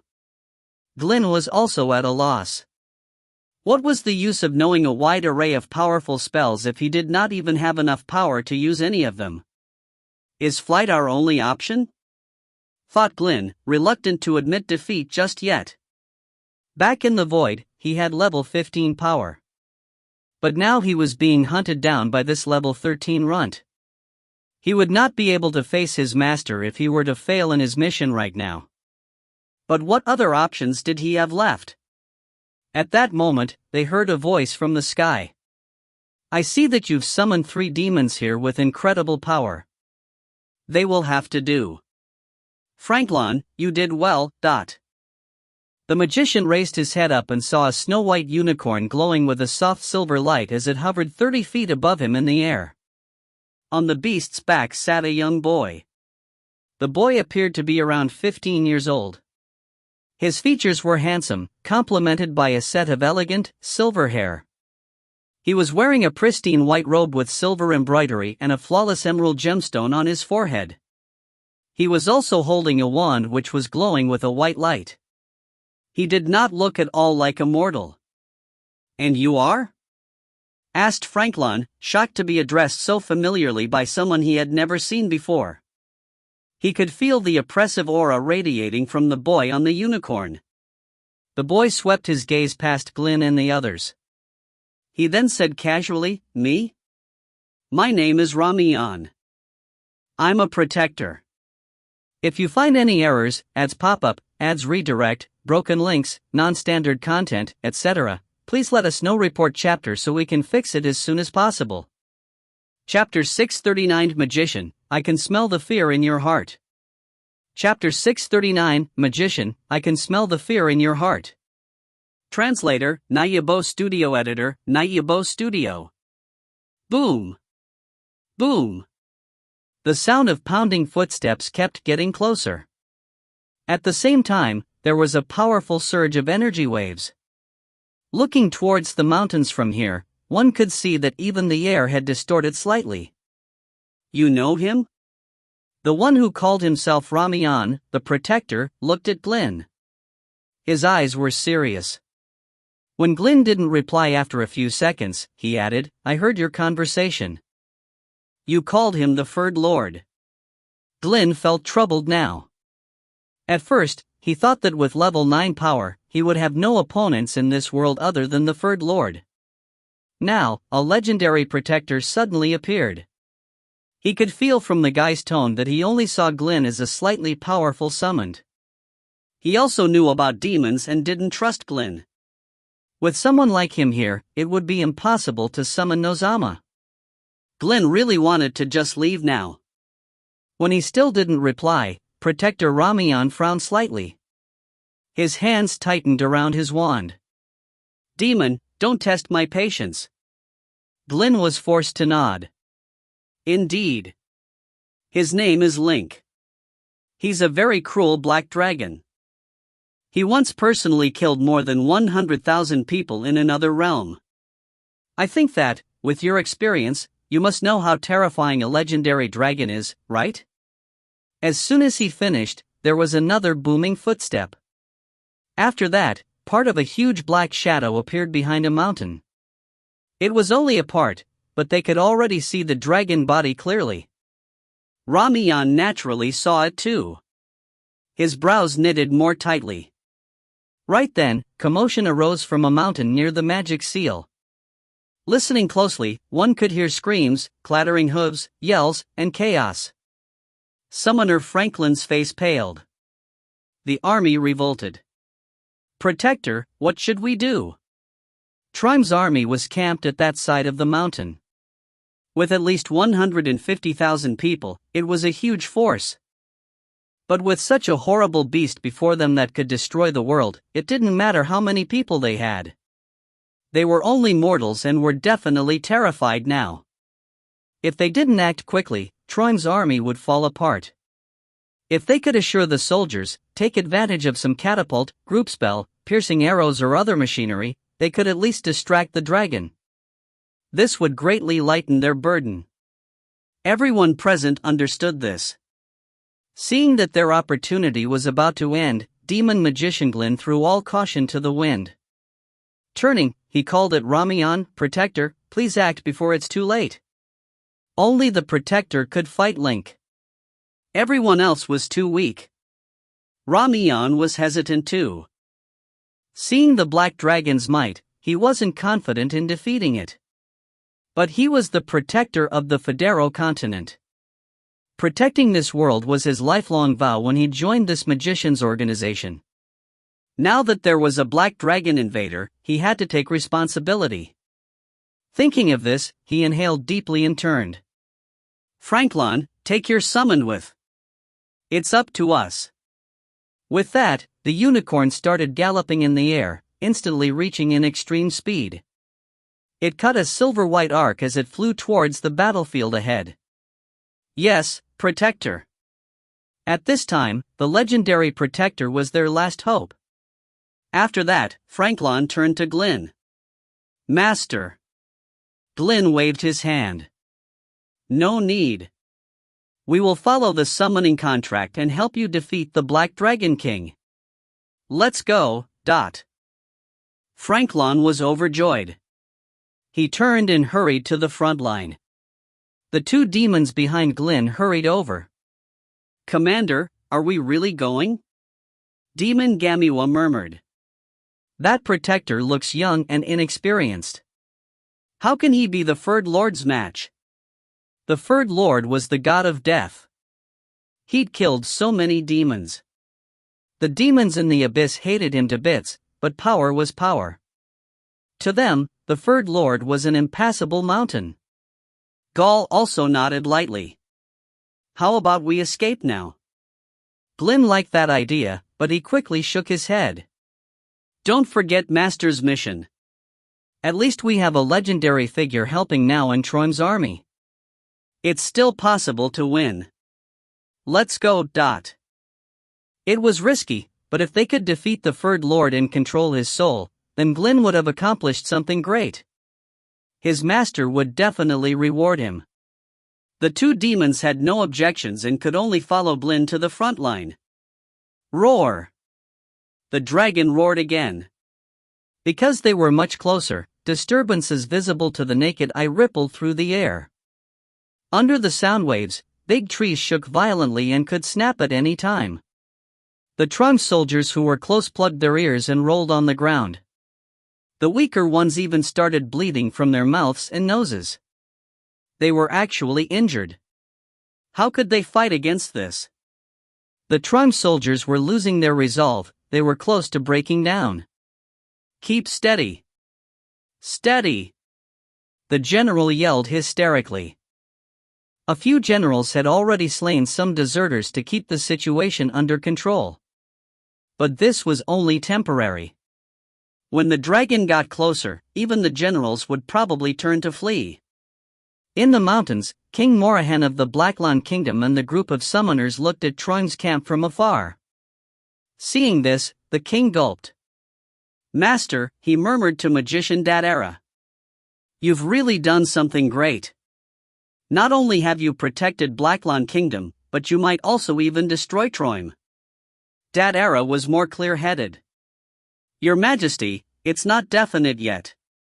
We've used the sacrifice spell to summon the Black Dragon King and must have alerted the Protector.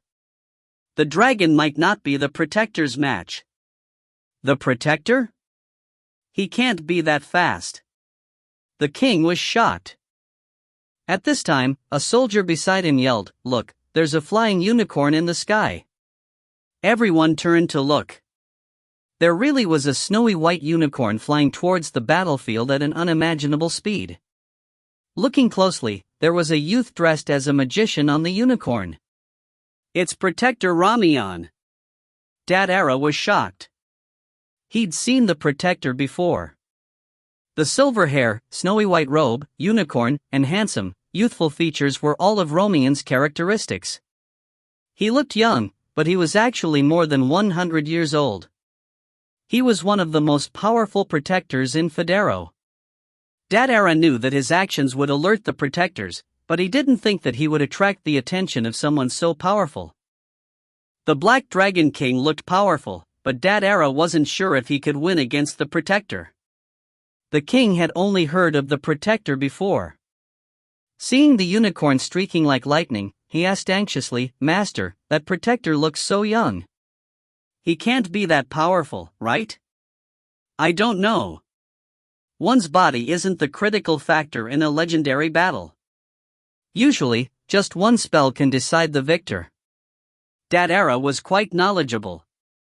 The king felt sweat seep from his forehead. From what he knew, the kings who'd gone against the Protectors never had good endings. These things had happened many times before. Would he and his kingdom have a tragic ending too? Roar!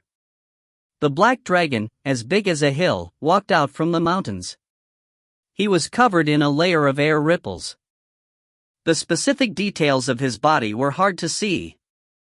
After walking out, he stopped around 1,500 feet from the camp. With a whoosh, he unfurled his huge dragon wings. The wings were at least 300 feet wide and they seemed to cover the entire sky. Afterwards, the dragon wings flapped towards the army. A gust of wild wind appeared instantly, and the sky twisted violently. From afar, it looked like a tidal wave crashing towards the army. One would expect that many soldiers would be dead or gravely injured once the wind rushed past the army. Their morale would be destroyed too. Right then, Protector Romian's wand flashed in the air. His body was instantly as bright as the sun. An instant later, a pillar of light at least 30 feet thick fell from the sky. It spread into a wall of light, blocking the wild wind. Whoosh, whoosh. The wind pounded but couldn't budge the wall of light. Immediately after, the sun in the sky intoned with a voice that resonated through the world, "Black Dragon, leave here. Leave this realm, or die." There was a legendary protector here? Link squinted at the figure in the sky in some shock. The sacrifice spell isn't accepted by the world and immediately alerted the top force in this realm. This is probably only the first wave of power. If I wreak havoc in this realm without caring, there will probably be many more resistors. I will become a public enemy. If he really became a public enemy, the entire realm's power would join against him. It was just like how Nozama had invaded Fireman and conducted many massacres. The different races immediately allied with each other. Many mysterious forces were helping too. For example, Link felt that he was always weirdly lucky when fighting against Nozama. This was probably due to the aid of some unknown forces. If he went too overboard, he would probably be resisted similarly by this realm. Of course, he was far from that level. He could still control himself. These thoughts flashed past his mind, and he figured out what to do. Looking up at the blazing sun, Link laughed. "Magician, I can smell the fear in your heart. If you find any errors, ads pop up, ads redirect, broken links, non-standard content, etc. please let us know. Report chapter so we can fix it as soon as possible." Chapter 640, Have I Summoned a God? Chapter 640, Have I Summoned a God? Translator, Nayabo Studio Editor, Nayabo Studio. Link simply stared at Romian the Protector, not in any rush to make the first move. Romian's throat felt dry. He too simply stood there facing Link. The magician Franklin and the other summoners had returned to their base camp, with Glyn and the other two demons trailing behind him. Once they were back in their camp, Franklin quickly sought out the army's marshal. "Marshal, we need to do something," said Franklin immediately as soon as he found him. The marshal was a middle-aged level 6 pinnacle warrior. He was surprised to see Franklin in such a state. He then saw the demons behind him and could not help but shudder at the sight of them. He did not recognize any of them, but these 3 demons were giving off incredibly dark auras mingled with a thick bloodlust. As someone who had seen countless bloodshed during his tenure as marshal, he was extremely sensitive to auras like theirs. He had a bad feeling about this. After hesitating for a few seconds, he asked Franklin, "Master, are these 3 the ones you summoned from the void?" Slightly caught off guard by the question, Franklin nodded. "Yes. They are under my control. Protector Romian knows of their presence here. He needs their power as well." This sounded reassuring. The marshal pondered this for a few seconds. Finally, he nodded and then, turning to his messenger, he said, "Mobilize every ballista and catapult in camp to launch an attack against the Black Dragon." "Yes, Marshal," said the messenger, who then turned around and left. "Franklin, I will require your magical assistance." "Understood, Marshal." "We will head off to the Mage Tower presently," said Franklin. There was indeed a Mage Tower in this realm, which architecturally resembled the one in Fireman.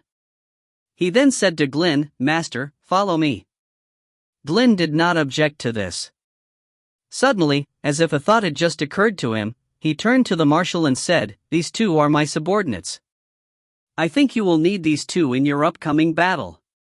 The marshal looked at the bladed demon, then at the succubus. He nodded. You two should be on the front line then. The two demons seemed unsure about this. Being on the front line essentially meant being first in line to face Link. At that moment, Glin's voice rang out in their minds. Go! Make yourselves useful.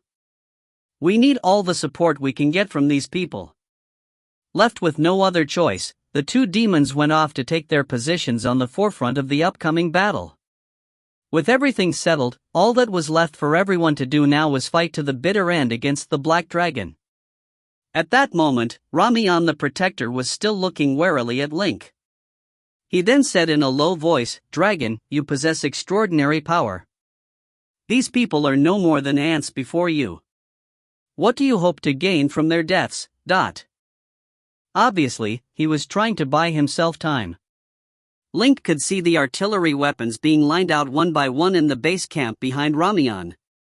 Considering my current position and the fact that my scales have been enhanced to resist any magical attacks, these weapons probably won't come close to hurting me, thought Link.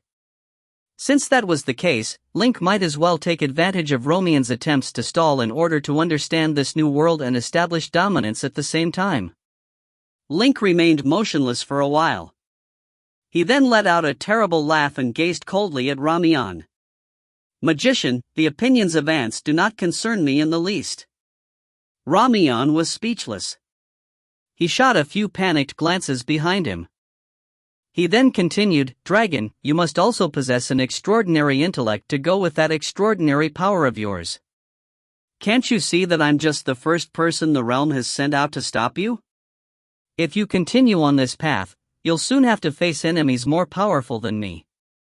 The mortals of this realm will also resort to underhanded tactics like poison and assassination in order to rid their world of you.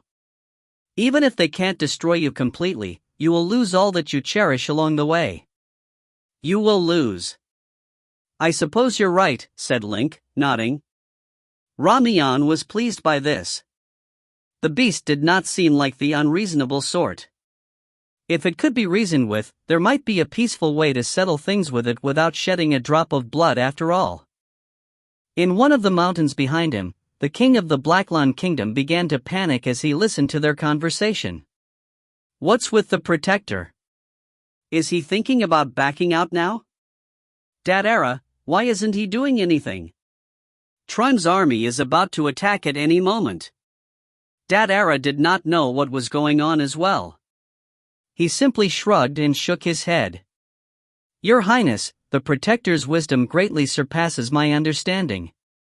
Even I don't know what he's thinking. The people of Blackland Kingdom could only stare helplessly at what was happening at this point. At that moment, Ramian sensed an opportunity. Dragon, please step down, he said. No, interrupted Link, shaking his dragon head. I can't violate my summoning contract.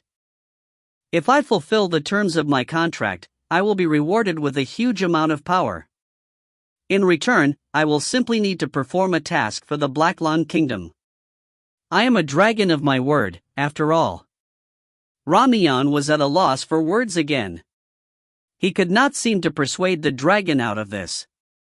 However, he did not need to exchange words with Link any longer. The army of Troyne was now ready to launch an attack against him. Before opening fire on him, Ramian said, Dragon, if that's how you want to do this, then expect no mercy from us. At that moment, Link was still sitting on his haunches. He then rose up and spread his wings out majestically. Mortals, are you ready to take me on? There was a hint of glee in Link's voice. Ramian's blood froze. He's already seen through everything. Still, he didn't even make a move. Is he really that arrogant as to think that he can take on all of us by himself? Ramian had a bad feeling about this. However, all the artillery weapons had been primed and was ready to mount an attack on the dragon. There was no backing out of this now. Fire! Shouted the marshal of the Troyne army. Who? A battle horn was sounded. Boom! Boom! Boom! went the catapults. Arrows whizzed out from the rows of ballistas behind Ramiyan. All kinds of spells soared out from the mage tower, the most potent of them all being level 9. From balls of electricity to beams of darkness, all of them hurtled relentlessly towards Link. Ramiyan had also joined in the attack. The light radiating from his body was now blinding. He then pointed his wand at the sky. Heavenly Sword! A 100-foot wide golden cloud began to form and spin rapidly in the sky. A 30-foot wide crack then opened up in the center of it, unleashing countless blades of light upon Link. It was an elegant and potent level 10 spell that Ramiyan prided himself in. All these attacks were now coming at Link like an avalanche, threatening to swallow him up. "We're dead. Dead, I say," cried the king of the Blackland Kingdom, Morahan. Even a dragon like Link would be reduced to a pile of ash by such a fierce combination of attacks. Glyn had his eyes glued on Link from the mage tower. He ignored everyone else's spells and simply focused on Romian's, as he was sure that it would deliver the final killing blow to Link. In the face of such an attack, Link simply spread out his wings and whipped up a gust of wind. The catapult's rocks, the ballista's arrows and any spell below level 7 were blown off course by the sudden wind. All that remained within the volley of spells were those above level 7, especially the golden blades that were still streaking down from the heavens towards him, unhindered by the wind whatsoever. Strangely enough, Link stood his ground. He did not even bother setting up any defensive measures against the rest of the incoming spells. What's going on? Ramiyan, Glyn and everyone else was all perplexed by this. Is he trying to kill himself? Has he gone mad? At that moment, all kinds of thoughts were running through everyone's mind. Finally, the golden blades reached Link's body.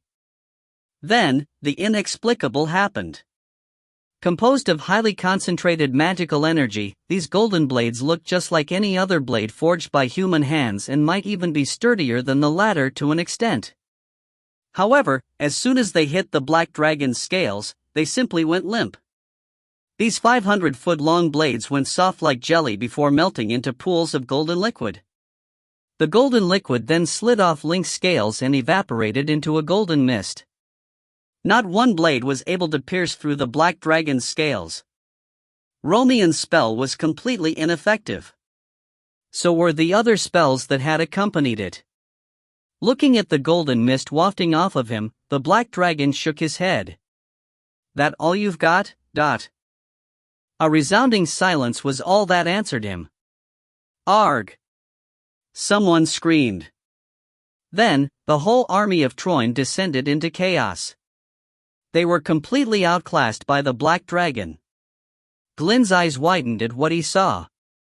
The Lord of Ferd was able to shrug off a level 10 legendary spell like it was nothing. There was nothing he could do against an opponent like that. All the magicians around him were running for their lives. Taking advantage of the ensuing chaos, Glyn managed to knock out Franklin. Hoisting him up on his shoulder, he then turned around to leave. In the air, Ramiyan was now panicking as well. He turned around to look at the Troyne army, which had scattered like ants beneath him. He then pulled on the reins of his unicorn and bolted like an arrow from the battlefield. His opponent was just too powerful. Lingering on any longer would just result in his demise. He needed to become even more powerful in order to deal with a threat like Link. Yes, that's right.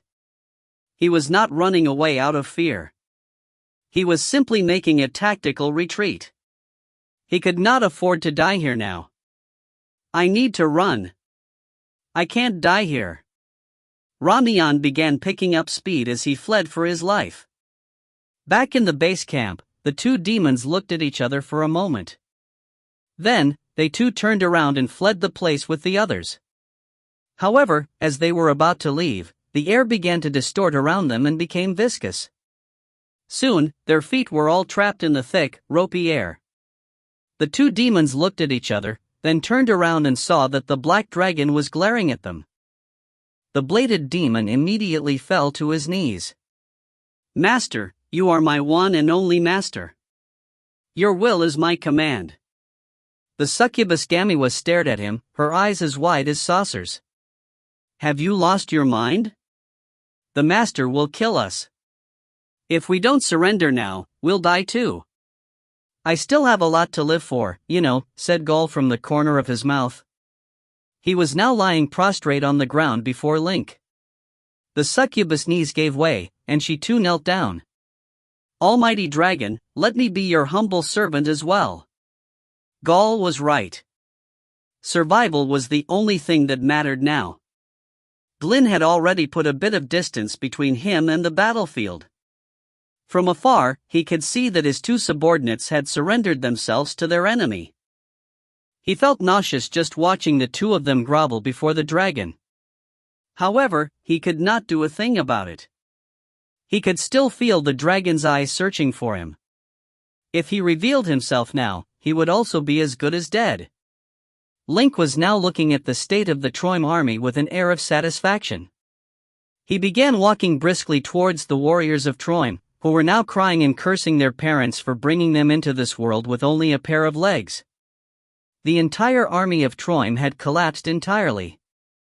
After squishing a few warriors beneath his feet, he then turned around and headed back into the mountains.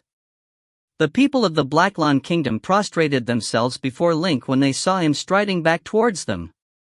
King Morahan shouted, "Almighty Protector, you truly are a god." The magician Dadera was left speechless. At that moment, he too thought that he had actually summoned a god into their realm. How else could anyone explain what had just happened? Link continued walking into the deeper regions of the mountains. Then he thundered, "Only my attendants can stay. The rest of you can go now. From now on, these mountains will be my domain. Trespassers will be killed." Silence fell upon the mountains once more when he said those words. Link then returned to the valley back in the mountains. After a while, the two demons that he had intimidated into submission finally caught up to him. Looking down on the two trembling figures, Link asked, "I want to know everything about Nozama. I'll be asking you two a few questions, one by one. If you find any errors, ads pop up, ads redirect, broken links, non-standard content, etc., please let us know. Report chapter so we can fix it as soon as possible." Chapter 641, Sovereign of Light? Chapter 641, Sovereign of Light? Translator, Nayabo Studio Editor, Nayabo Studio. This is problematic. Link sprawled on the ground of the valley, thinking of the information he'd gotten from the two demons. The Void Fairy actually had more than 3,000 legendary demons. Nozama wanted to come personally to deal with him. Even more shocking, these guys were still looking for the mysterious gear and had come here. This place was extremely close to the mysterious gear. If they searched carefully here, they would definitely find it. What would happen if they found the gear? Link didn't know if they would receive undefeatable power or shocking wisdom. All he knew was that he couldn't let Nozama find it. But what should I do now? Link had no clue. While racking his brain, his magic servant Dadera walked over with a thick magic book in his hands. "Master, I've prepared what you've requested. Get closer and read for me." Link's eyes rolled and looked down at Dadera. He remained sprawled on the ground. It wasn't their first meeting, but whenever Dadera had to approach this huge beast, he would still get nervous. He forced himself to around 50 feet from Link and started reading. "The realm we live in is called Federa. In ancient times, it was a barren land. There was no water, no air, and no life. One day, a great god arrived. He saw that the world was so quiet and decided to add life to it. He spent 7 days in total to create the creatures. Master, this is the myth spread all over the continent. I cannot ensure the validity. I personally do not believe it." Link didn't agree or disagree. He huffed out some air, creating a breeze in the valley. "Keep reading. Don't add your useless nonsense. Your knowledge isn't enough to determine the truth of history." Dadera felt insulted, but he didn't dare object. Licking his chapped lips, he continued, after God created life, he stayed in Federa for countless years. He arranged the order for the world to operate, and spread the written and spoken language. When he left, he pointed at the ancestors of humanity and said, "From now on, you will rule the world in my place. Magic is the scepter I give you." The myth was very rough. There was a handful of myths similar to this in Fireman. Most of the details couldn't be believed, but there were still some traces left behind by history. Here, Link asked, what was the god called? He never said his true name. However, the ancient people called him the Sovereign of Light. Whenever he appeared, he was covered in endless light. People couldn't see his features clearly either, Dadara said. Sovereign of Light? Link was slightly surprised. The Sovereign of Light was similar to Fireman's God of Light. Pias had also said that the mysterious gear in the Sea of Void was enveloped by light. Could there be a special relationship between these three? However, there still wasn't enough information.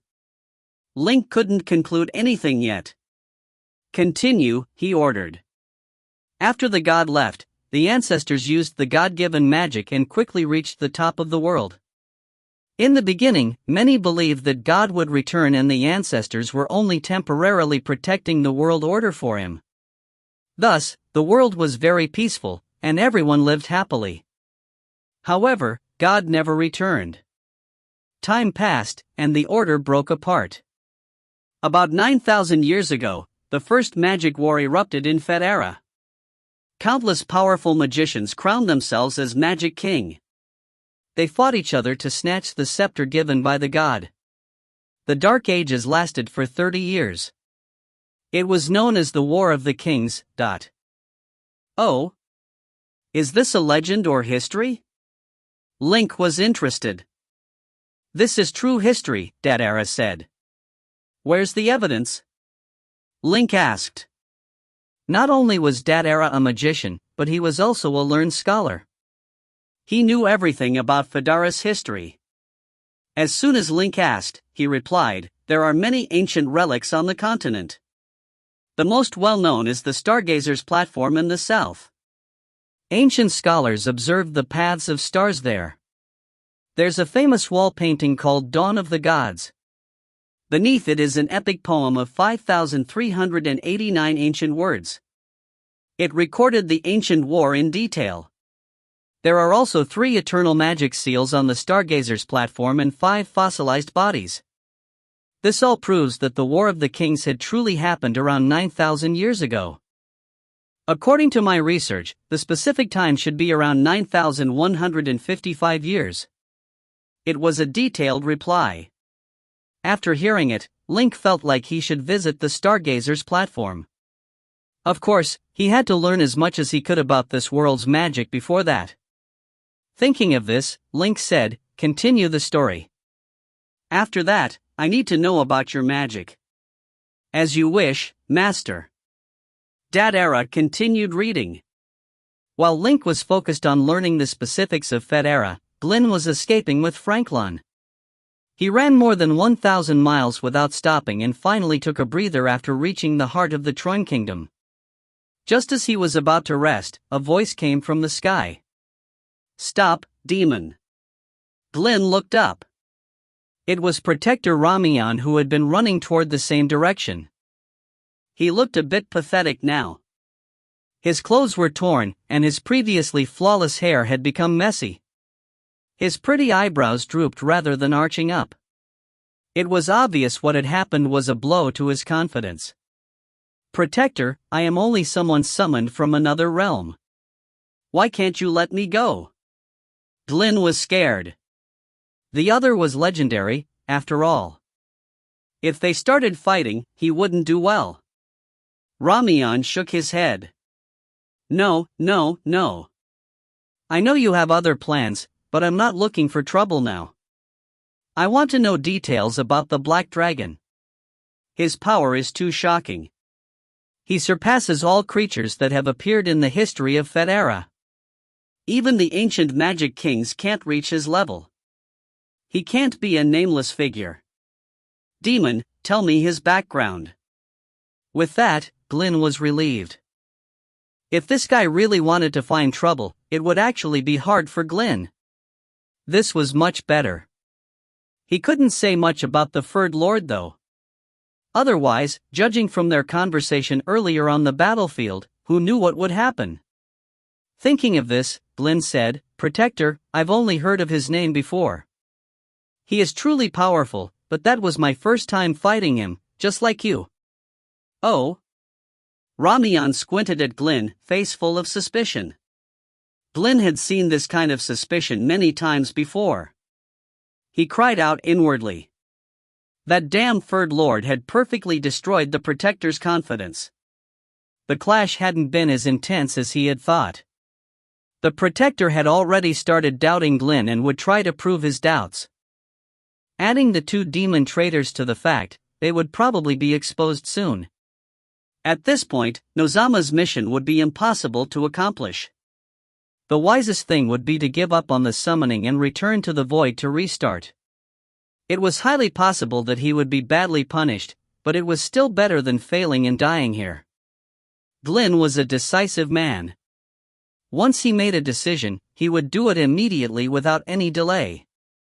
Of course, he had to find the right time to leave this realm. But since he had a decision, he didn't feel torn inside. "Protector," he murmured. "Of all the rumors I've heard of the Black Dragon, he's a cruel and tricky guy. Perhaps you think he's okay and you can communicate with him. But when he kills more than 100,000 lives in this world, you'll regret it." "But less than 20 people died because of him in that battle," Ramian said, half trusting and half disbelieving. "Less than 100 were injured. This doesn't match the name of a cruel tyrant." "Ha, I'm only telling you what I've heard. Whether you believe me or not has nothing to do with me. If you have the guts, you can go to the valley to ask him personally." "Oh, I don't think I can stay in this realm any longer. After all, I'm just a summoned guest from another realm." "Oh, then you can go. Thank you for the information. Also, this realm doesn't welcome you. Don't come back. If I meet you again, I will destroy you." Glynn shrugged. "I hope we'll never meet." Ramian didn't think much. The summoning spell had ended, so returning to the void was normal. Thinking that he wouldn't get more information from the demon, he turned to leave. Perhaps it's time to go look for that black dragon, Ramian thought. The other hadn't caused great damage and instead went back to the mountains. The fighting could be put aside for now. He should at least figure out the other's motive. On the other hand, a short while after he left, Glynn grabbed Magician Franklin's neck. "Mortal, I'm sorry, but I don't need you anymore." "You," Franklin was shocked. Crack. Bone cracked, and Franklin's neck was turned into mush. He was dead instantly. He was Glynn's main summoner. Once he died, Glynn felt the realm's resistance against him multiply greatly. His level 9 strength was now only level 6. It didn't matter though. He wasn't going to stay in this realm for any longer. Using the resistance, Glynn cast a realm portal spell. Buzz. White light flashed. Using this power, Glynn felt himself shoot out of this damn realm. Everything blurred in his vision. A few minutes later, dark green vapor appeared before him. He was back in the sea of void. Nothing was restricting him anymore, and his power returned to level 15. The void's power rushed towards him, but he easily stopped it.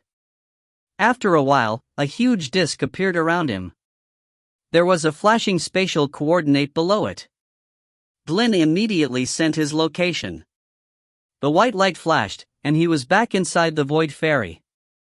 Nozama's voice came. "Glynn, you've disappointed me greatly. If you find any errors, ads pop-up, ads redirect, broken links, non-standard content, etc., please let us know. Report chapter so we can fix it as soon as possible." Chapter 642 God of Destruction, 2 halves. Chapter 642 God of Destruction, 2 halves. Translator, Nayabo Studio Editor, Nayabo Studio. Glynn turned around and saw that Nozama was looking at him from his black skeletal throne. On both sides of his throne stood 10 or so demons. These were all Nozama's most trusted subordinates. Some of them even posed a threat to Glynn's position as Nozama's second in command. The crowd of demons was smiling at him nastily. Glynn's heart was now racing in him. His knees gave way, and he fell to his knees unceremoniously. Master, I beg you. Please allow me to explain what I had to go through in that realm before you punish me. Speak then, said Nozama, nodding. He had always been a reasonable man, and Glynn was also one of his most competent subordinates. Glynn let out a sigh of relief. He then began recounting the moment he and his 2 underlings were summoned by the magicians of Troim into their realm, the Protector's appearance, which was subsequently followed by the Black Dragon Link's appearance, and finally, how the Black Dragon easily brought the Troim army to its knees. He did not leave out anything as he described in detail the power levels of all parties involved and what happened during the battle with the Black Dragon. When he was finished, Nozama frowned. You said that he just stood there, completely ignoring the level 10 spell that was aimed at him. Are you sure he didn't cast a defensive spell on himself beforehand? No, I was closely observing him at the time. I did not sense any magical aura from him. I am sure of what I saw. The spell simply slid off him like rainwater. Glynn was a level 15 magician. Though his power had been heavily suppressed back then, his observational skills were not at all affected. He definitely could not have imagined what he saw with his own eyes. Things did not look good.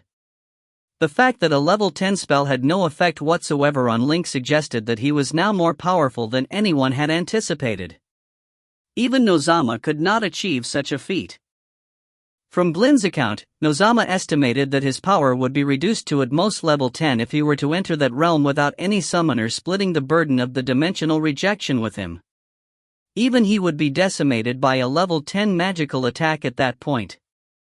Nozama tapped a restless finger on one of the armrests of his throne. All the other demons were now holding their breaths, fearing that their breathing might distract their master. Glynn remained kneeling on the ground, not even daring to take a breath himself. His heart was now pounding in anticipation of whatever punishment Nozama had in store for him. Seconds passed agonizingly. 10 minutes later, Nozama spoke once more. The Lord of Ferd never ceases to surprise me. I imagine he still has a few tricks up his sleeve if he thinks he can venture into the Sea of Void on his own. And now he's holed up in this backwater realm. Knowing him, he may even stay there for 100 more years if he has to. Picking a fight with him there may not be a wise move.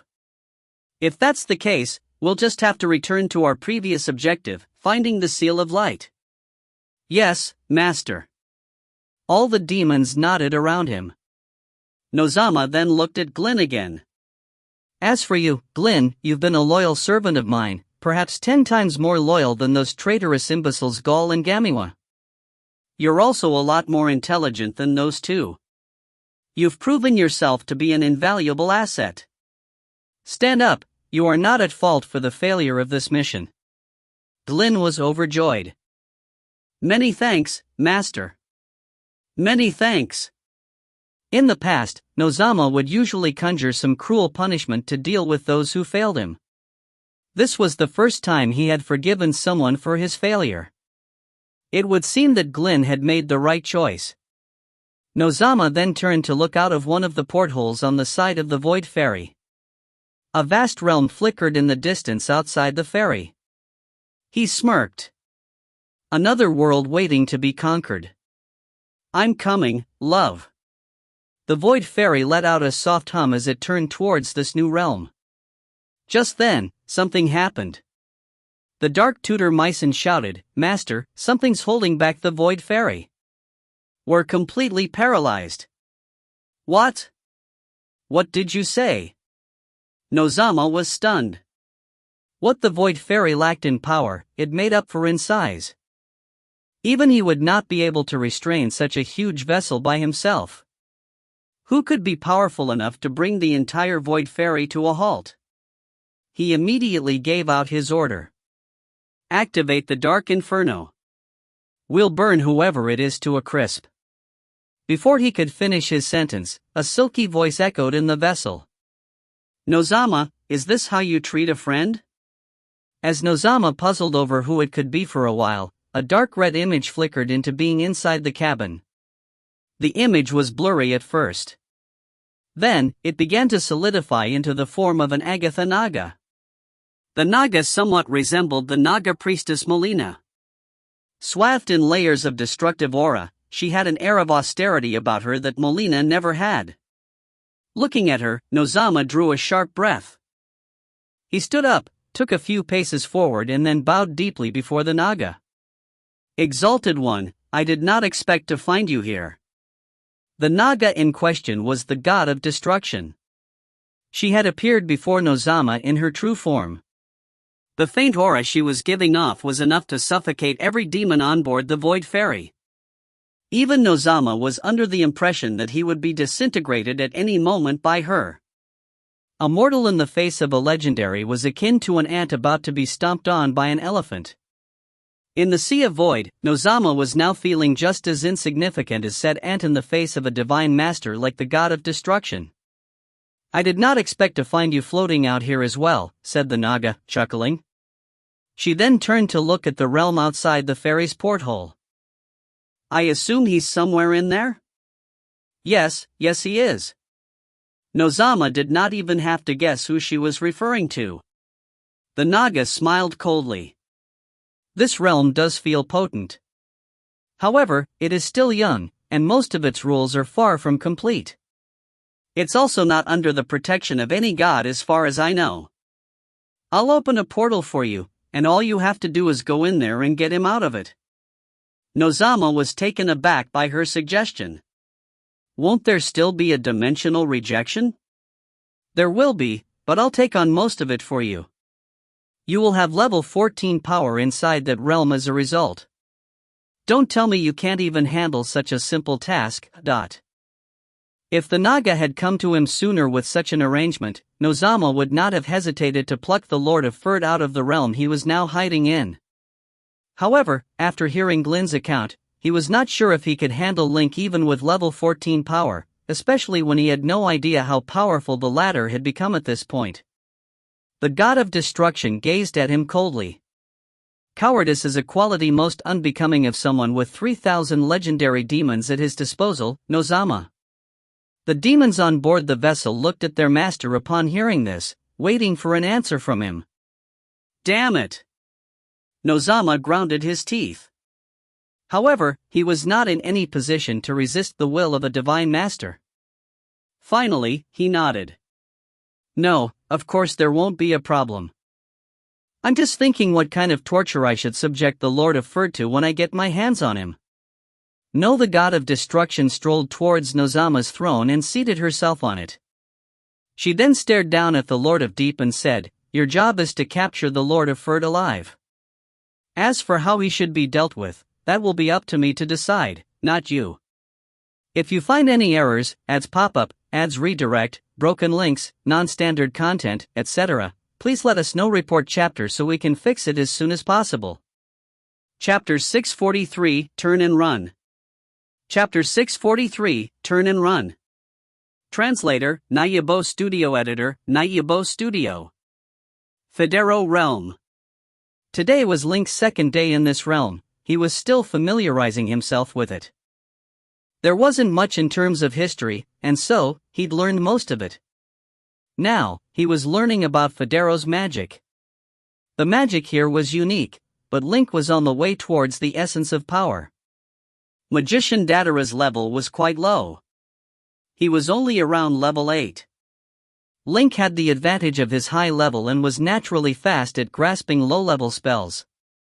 In one afternoon, Link already learned most of the commonly used runes in this realm.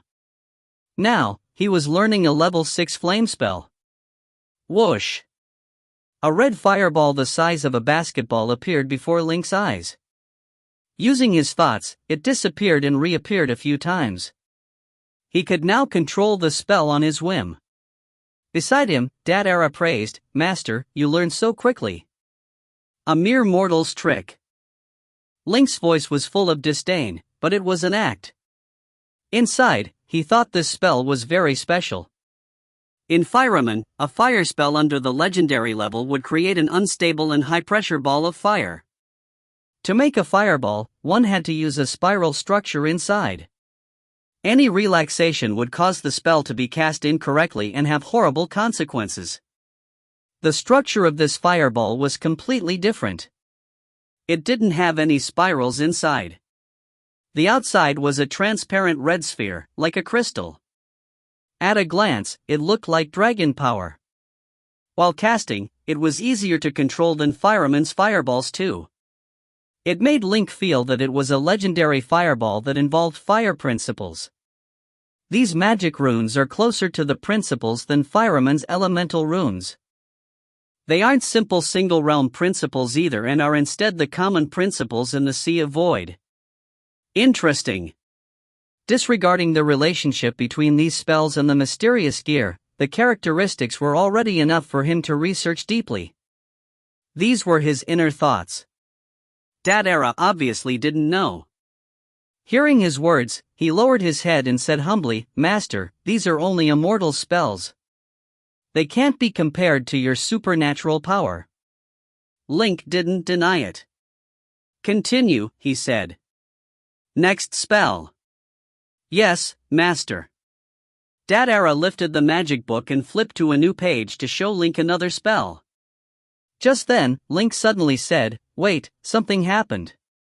Dadara was confused.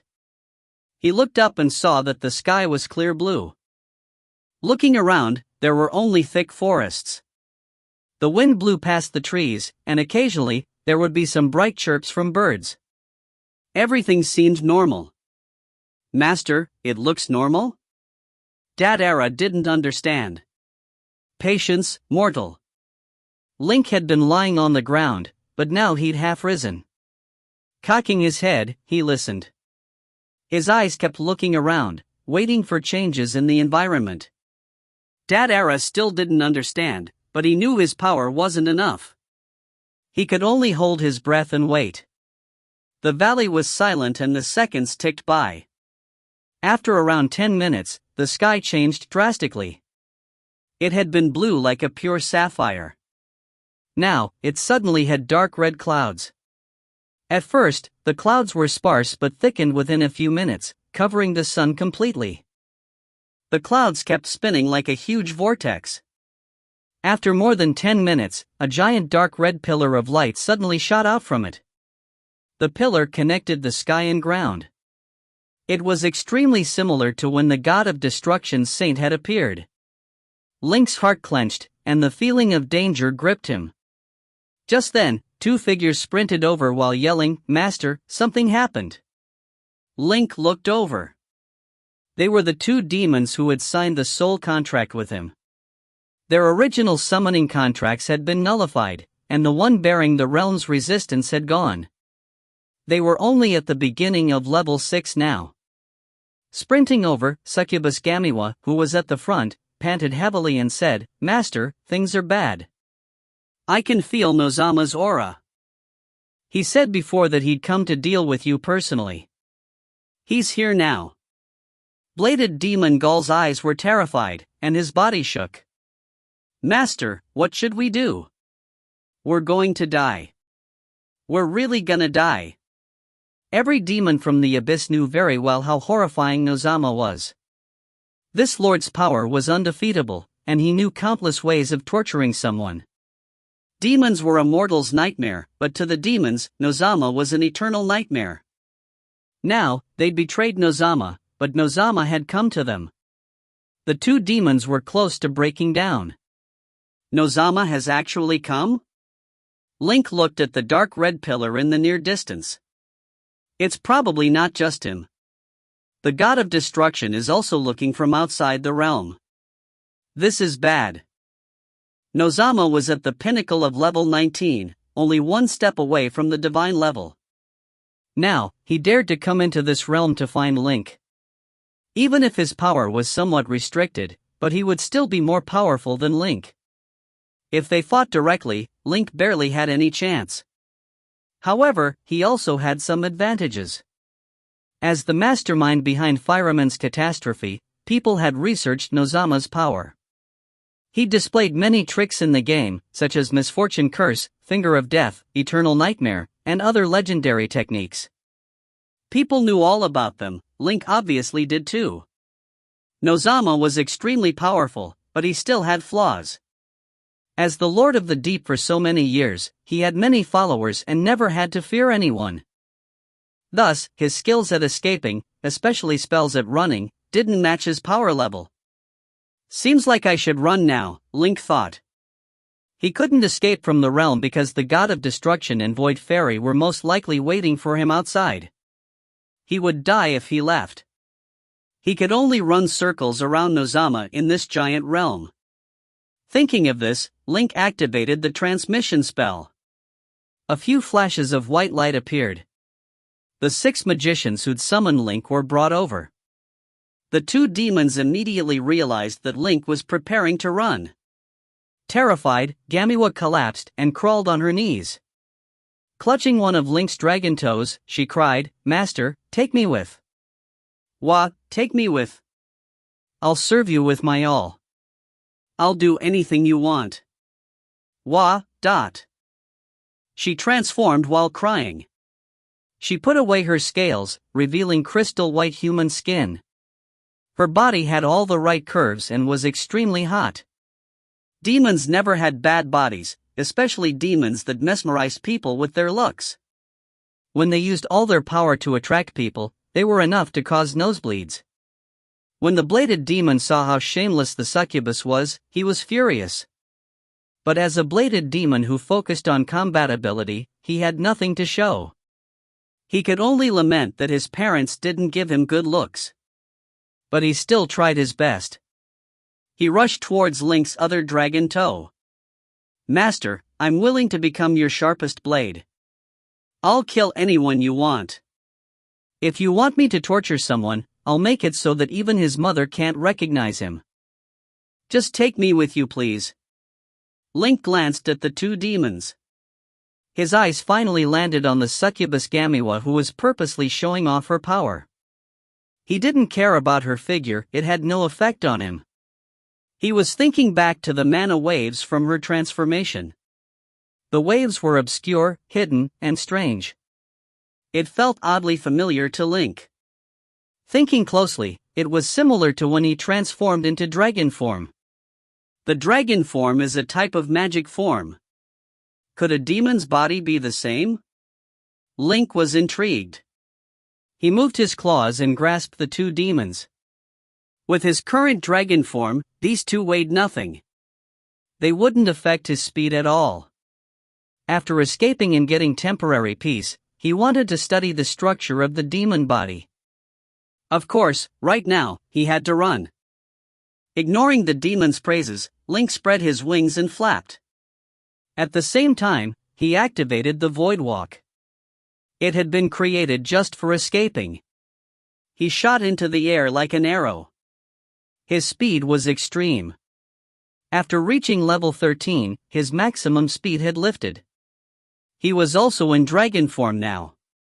His streamlined body was born for flight.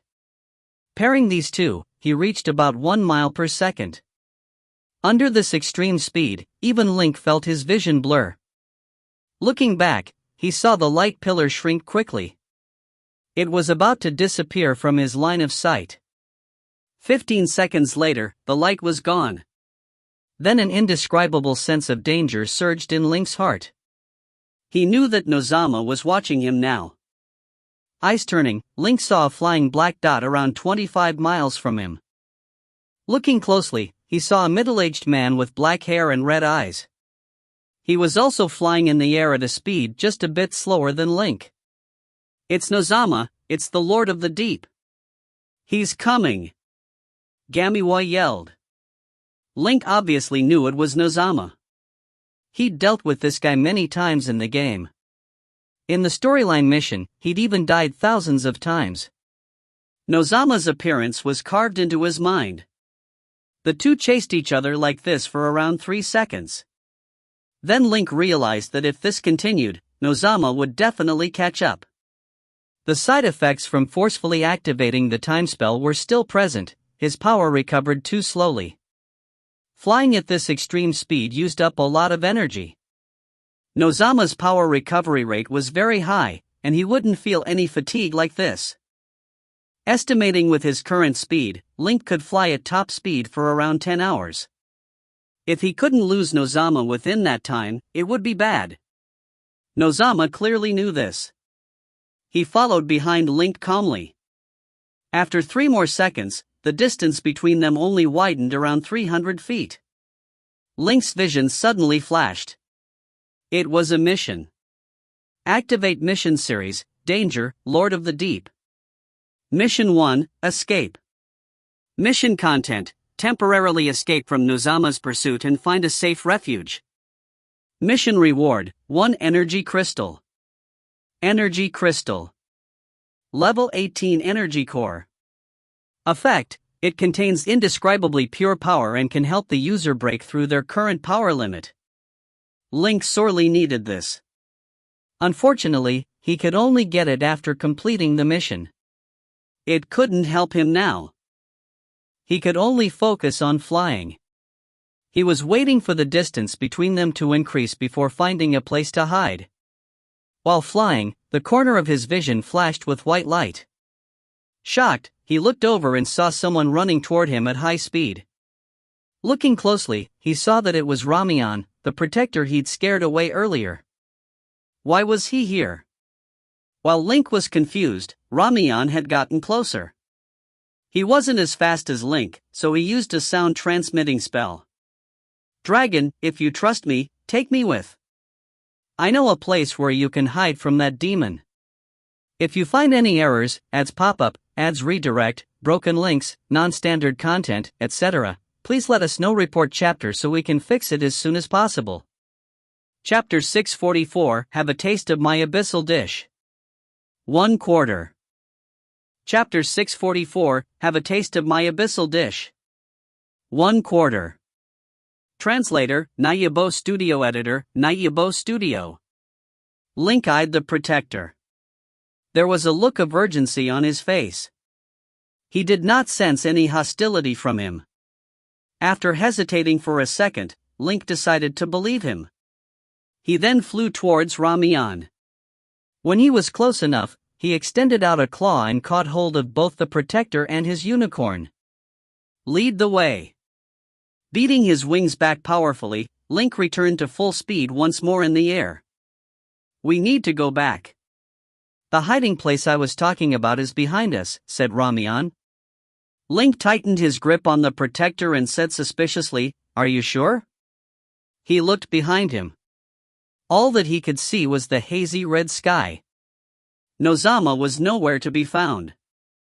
Judging by the energy fluctuations the Lord of the Deep was giving off, Link estimated that he was now 60 miles away from his pursuer. Even if he was somehow able to avoid Nozama as he turned back, he would still need to expend a large amount of energy. This was no different from hurling oneself directly into the jaws of death.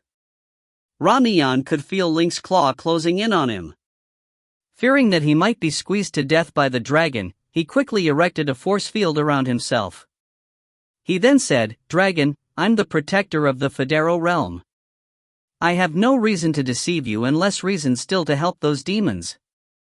Link was reassured somewhat by his words. Still, the question remained, how should they avoid Nozama in order to reach this hiding place that the protector mentioned? Not only did they need to circumvent Nozama, but they also needed to do so without spending too much energy or taking a hit along the way. What should I do? Thought Link as he considered his options. He sensed that Nozama's current power was probably around level 13. There was no way he was level 19 right now. If that had been the case, Link would already be dead by now. With level 13 power, Nozama might not be able to break through his magically resistant dragon scales with magical attacks. However, he might be able to do so if he came at Link with physical attacks. One of the more intriguing qualities of dimensional rejection was that it only affected the energy output of extra-dimensional beings. It had absolutely no effect on one's physical characteristics. For instance, Link could only use level 10 battle techniques and spells at the moment. However, his dragon scales still retained their level 13 hardness and level 18 magical resistance. Only an attack with a power which exceeded the level of his scales or underwent an elemental change would be able to pierce through his dragon body's defenses. The same could be said about Nozama. However, Nozama's demon body and the weapon he was equipped with was now at an overwhelming level 19. Link's dragon scales offered no more protection for him than a layer of papier-mâché would against either one of them. Since that was the case, Link no longer saw the point in remaining in his dragon form. His dragon body was more of a hindrance to him at this point, as his pursuer would be able to hit such a massive target with ease from a distance. Link then began to descend towards a more precipitous spot in the mountains, where the trees were also thicker. When he was 50 feet in the air, Link retracted his dragon form. Retracting a dragon form with a wingspan of more than 100 feet was a tricky affair which involved a meticulous use of spatial magic. Ramiyan saw the dragon's scales begin to glow and then fold upon themselves rhythmically as the dragon's body shrank. The entire process was so intricate that none of the magicians present were able to keep up with its every step without feeling a throbbing headache in his or her head. Ramiyan also tried to observe the folding of Link's dragon scales. He was able to last a bit longer than that era. According to the ancient legends, dragonification is supposed to be a form of magic. A high-level one at that, apparently. I can't even begin to wrap my head around it, thought Ramiyan when he finally turned his gaze away. 5 seconds later, Link had retracted most of his dragon form. He was now in his half-dragon form, which was approximately 7 feet tall. Dragon scales still covered his body, giving the impression that he was wearing an exquisite set of armor. Link's transformation had also extended to his ode of a full moon sword. It was now covered in a layer of silver-black dragon scales. Only its sharp edge remained. When his transformation was complete, the group of people he had been carrying with him landed in the forest beneath him. As soon as he landed, Link raised his sword and was about to cast an invisibility spell over all of them when suddenly Ramiyan said, "Allow me. My power has been recognized by the Federo realm. I can easily camouflage us here." Link stopped. Ramiyan stabbed his wand out and muttered, "Earth, sky, tree, open up your loving embrace and grant us protection." A red, golden, and green light issued out from the tip of his wand. Like smoke, it rapidly spread out in the air before settling on everyone around Ramiyan. When the radiant mist settled upon them, Link felt as if everyone had evaporated around him. He looked around him and saw that everyone was still visible. He could still see Ramiyan, the 6 summoners and his 2 demon attendants around him, but he could not feel any of their auras. Link soon realized that they were still giving off their auras. Ramiyan's spell had simply camouflaged them such that they felt no different than the trees, animals, and rocks around them. Seeing the look of confusion on Link's face, Ramiyan explained, "This is the power of the elements. In order to receive their aid, one must first obtain their recognition." "Do they also recognize extra-dimensional beings?" asked Link. Ramiyan shook his head. "Maybe. I don't know. It all depends on what the elements are thinking at the moment." Sensing Ramiyan's reluctance to say anything more on the subject, Link decided not to press him any further. He then felt for Nozama's aura and was able to determine that he was now 30 miles away from them. He needed to move fast. Ramiyan said, "Let's turn back. We shouldn't move too fast, or we'll give our locations away." Link did not object to this. Ramiyan was a native of this realm after all. Under his guidance, all of them began retracing their steps. After walking for half a minute, a sound like thunder rang out in the air above them. It was a sonic boom, a phenomenon which usually happened in the wake of an object flying at top speed through the air. Nozama had arrived. Link looked up in the air and saw a black dot flying over them 2,000 feet in the air. Romion's elemental invisibility spell was extremely effective. Nozama did not seem to notice their presences on the ground as he sped past them. He then let out a sigh of relief. However, Link noticed that Nozama had stopped moving forward and was now circling in the sky, just above the spot where Link and the others had landed moments ago. The two demons had also noticed this.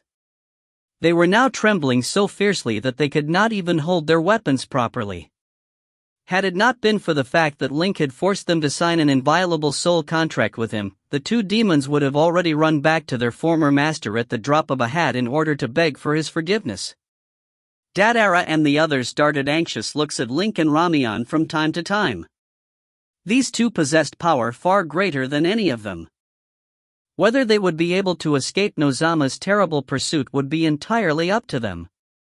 Ignore him. He won't be able to sense us here. Let us move on, said Romion. Link nodded. The group trudged on forward. During that time, Link observed Nozama's every move from the corner of his eye as the demon circled in the sky. He did not dare look at him directly, for fear of making eye contact with Nozama. Still, Link was able to see Nozama clearly from 2,000 feet away without needing to strain his eyes, thanks to his dragon vision.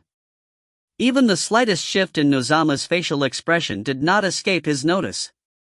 Back in the previous game world, Link had confronted Nozama more times than he cared to count. Through his confrontations, he now knew exactly what the demon was thinking and what his next move would be. The game's developers had even made painstaking efforts to give this final boss a more lifelike quality. From his observations, Link could tell that this Nozama who was now flying in the sky before him was an exact copy of the Nozama back in the game world. Even their flight patterns were indistinguishable from one another. Link was able to predict what was going through Nozama's mind and what spell he was going to cast from his every move and every change in his expression. As they walked on for another half-minute, Link noticed that Nozama had suddenly stopped moving in the air. In the next second, a sonorous voice called out from the sky. Link, I know you're hiding in these woods. Since you still insist on playing this game of hide-and-seek with me, I guess I have no choice but to let you have a taste of this dish I prepared especially for you, straight from the abyss.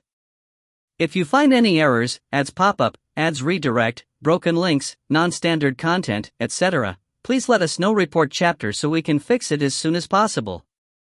Chapter 645, is it really over now? Chapter 645, is it really over now? Translator, Nayabo Studio Editor, Nayabo Studio. As soon as he heard Nozama's words, Link was instantly shocked. Whenever Nozama said this in the game, it meant that he would cast the large-scale attack spell, Storm of Death. Storm of Death. Level 19 Legendary Spell. Effect, spell unique to Nozama.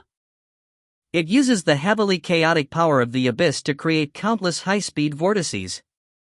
The countless vortices then form a giant magic vortex that stretches as far as one can see. Everything inside the vortex is crushed to powder. Note, when the windstorm appears, death follows. In the foreign Federo, this spell was only around level 13, but it was still a terrifying force.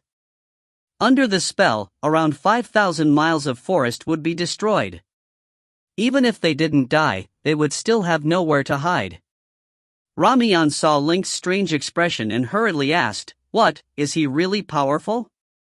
Link nodded tersely while his mind whirred. By now, Nozama's body had already changed. Black light shone around him. The light surged from all directions and rushed towards his body. They were so fast that these lights seemed to form a whirlpool too. In the game, it took 3 seconds to cast the Storm of Death. It didn't give Link much time to react. A second later, Link knew he couldn't keep hesitating. He had to leave now. Turning towards Romion, he asked, "Is it north?" "Yes, that direction." Romion pointed somewhere northwest. Link's power surged, and he used a teleportation spell. White light flashed, covering them all. Buzz.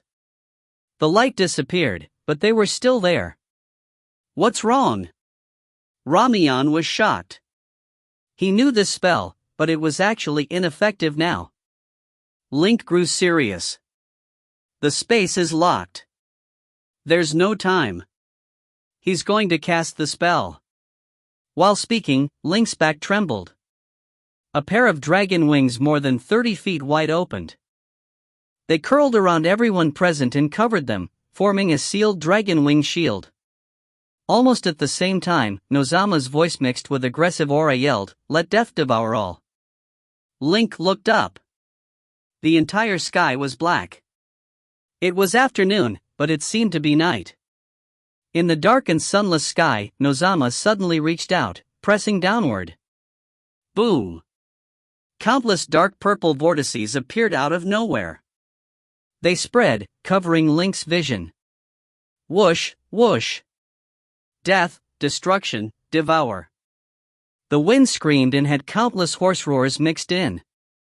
Listening closely, one could hear many chilling wails. It was as if there was a deep abyss before them, filled with countless miserable souls trying to escape. Their freedom was restricted by something and could only reach a hand out, grappling and dragging the creatures living in the light to the dark abyss to taste the misery together. In this windstorm, mountains were flattened, trees were crushed, and stones were pulverized. An instant later, the wind pressed down on Link's wings. That moment, Link felt boundless pressure weighing down on him, trying to crush him. He couldn't do anything or even budge. He could only grit his teeth and bear it.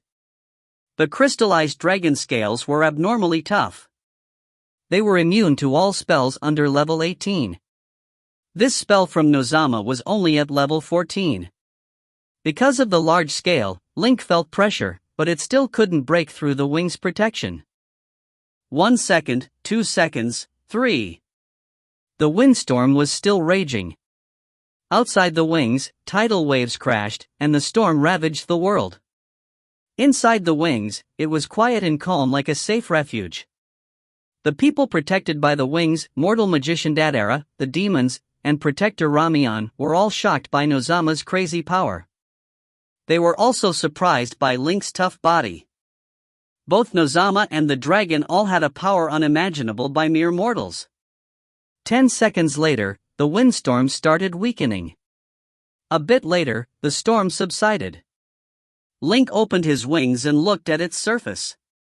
It was covered with all types of dust. He shook his wings, and the dust fell down. The wings were completely undamaged. The surface was only a bit hot.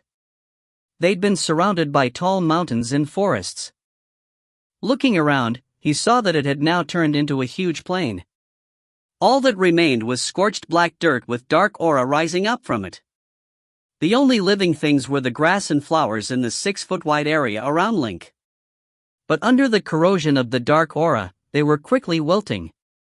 With nowhere to hide, Link's group was exposed to Nozama.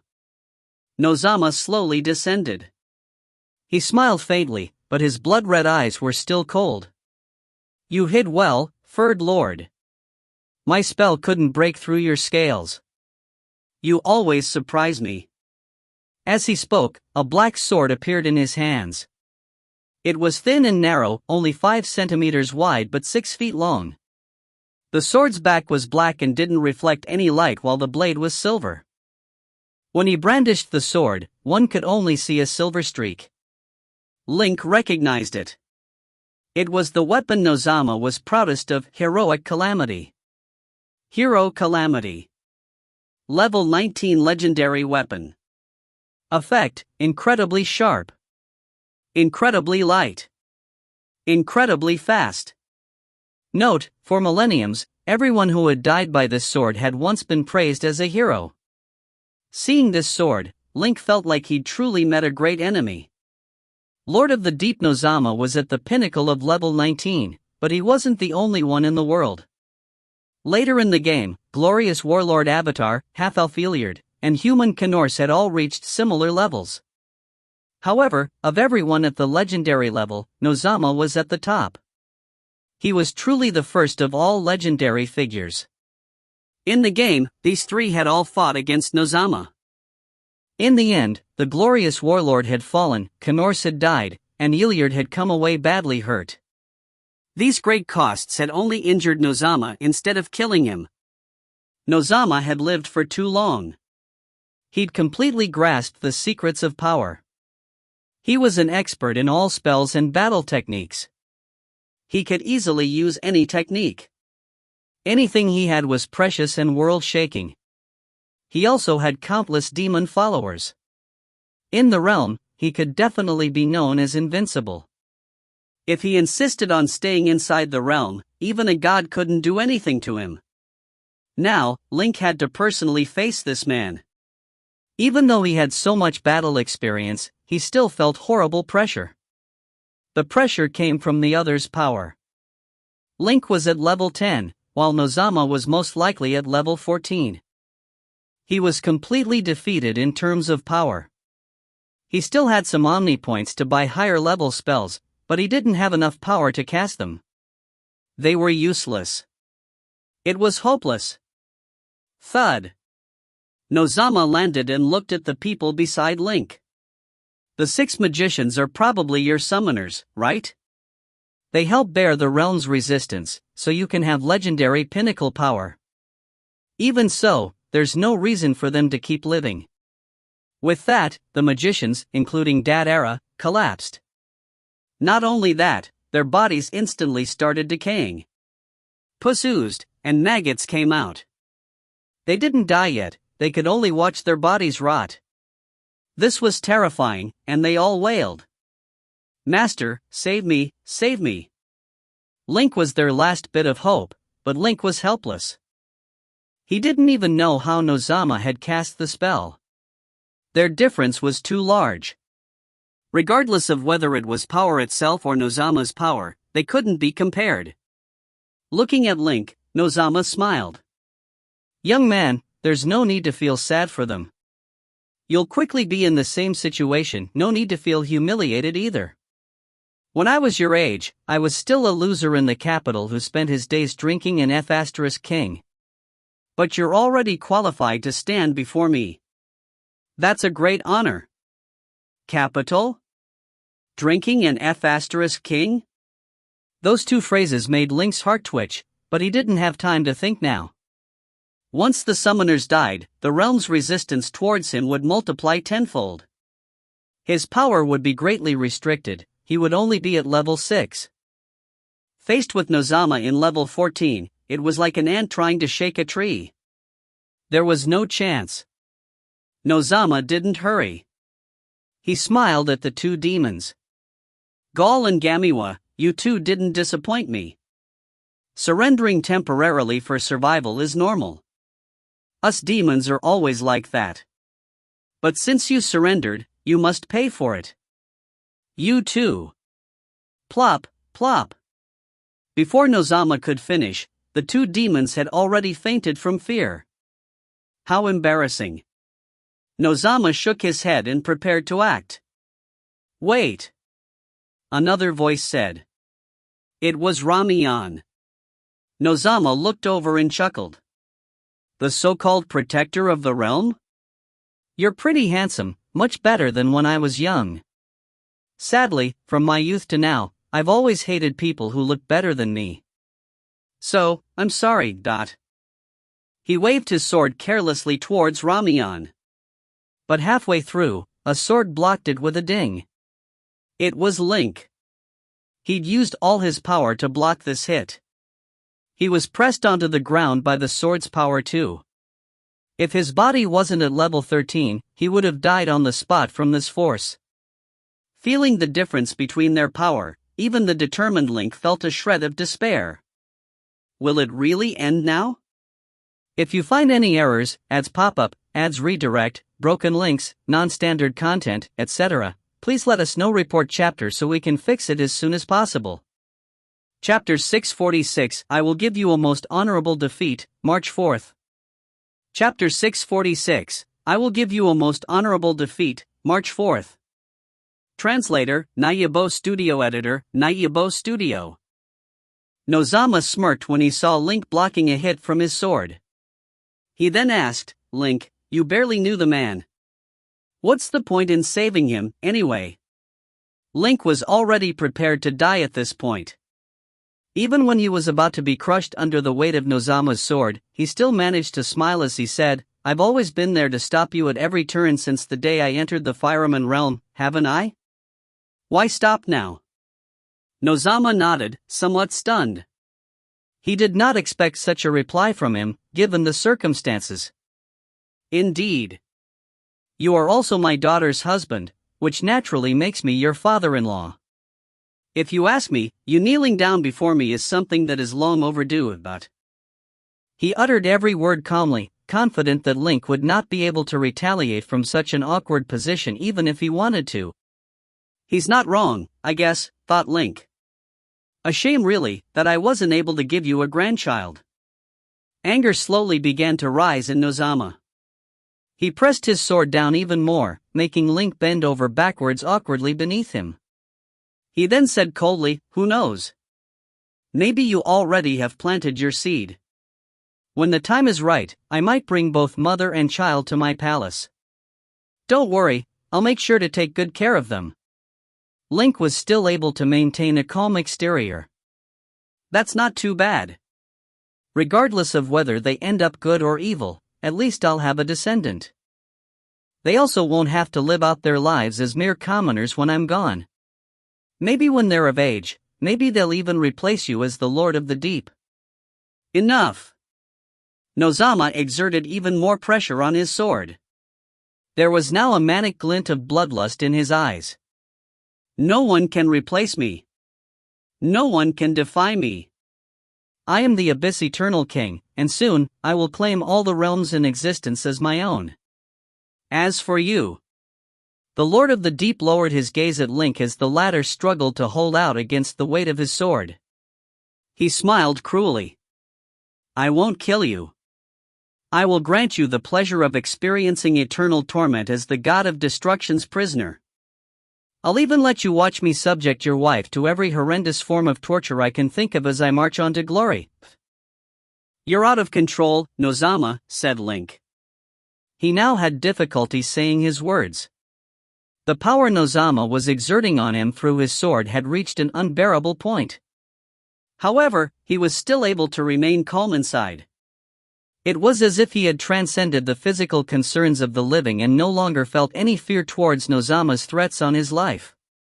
Seeing the crazed look on Nozama, Link went on, during the ancient times of firemen, masters like you used to be a dime a dozen. A wise man once told me that the physical is simply an extension of the mind. Pain is merely an illusion. A person's rise and fall is as transient as any other experience in one's life. If I fail now, there will be others who will succeed me. There will always be a new Lord of Ferd to replace me when I'm gone. Nozama, you will never win. Nozama was stunned. His grip slackened considerably around the handle of his sword. Through the silvery glow that Link's eyes were giving off, Nozama could see that his eyes did not waver one bit. Link was not saying all this in an effort to put on a brave face. He actually meant every word. The physical is simply an extension of the mind. Have you really reached that state of mind? How is that possible? Nozama was now too surprised to maintain a firm grip on his sword.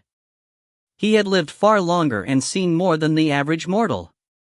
Though he had come across countless metaphysical concepts in his lifetime, he had yet to enact even one of them. He simply could not even if he wanted to. For instance, the state of mind that Link mentioned was something Nozama had been trying to achieve for a long time. Unfortunately, all his attempts had always ended in failure. As someone who was always quick to resort to violence and aggression, Nozama never could keep his emotions in check. His material desires had made him who he was today. However, they also constituted the greatest obstacle in his quest for enlightenment. Seeing the tranquility he had long coveted in the eyes of a 20-year-old man before him took Nozama completely by surprise. Nozama was able to regain much of his composure at this point. He looked at Link. The glint of bloodlust now flickered uncertainly in his eyes. You do have a remarkable gift, I'll give you that. There is a certain limberness to your mind which allows you to stay calm and focused, something my mind can't seem to manage. A shame really, that you have to meet your end here. Otherwise, you would have been the first mortal ever to enter the divine realm. Such a shame. Nozama shook his head as if he was actually regretting what he was about to do to Link. I suppose I shouldn't be too surprised about my daughter choosing you to be her spouse. After all, her bloodline ability allows her to make the best possible decision in any given situation. Oh, what a shame indeed. Nozama then took a step back, pulling his sword away from Link. He then looked at the young man before him and said, "Someone like you deserves an honorable defeat. Come, I'll give you a chance to come at me with everything you have." Link planted his Ode of a Full Moon sword into the ground, leaning on it as he tried to stay upright. Nozama, do you know why I'm able to stay this calm? HHM? Instinctively, Nozama felt that something was not right. In the next second, Link suddenly splayed his palm out behind him. A streak of light spread out from it, enveloping the protector Ramian and the two unconscious demons. Link had cast a teleportation spell on them. The most surprising thing happened. When the white light subsided, both Ramian and the demons had disappeared. They had been successfully teleported away. Impossible. I've sealed up the space here. You shouldn't be able to do that, said Nozama in disbelief.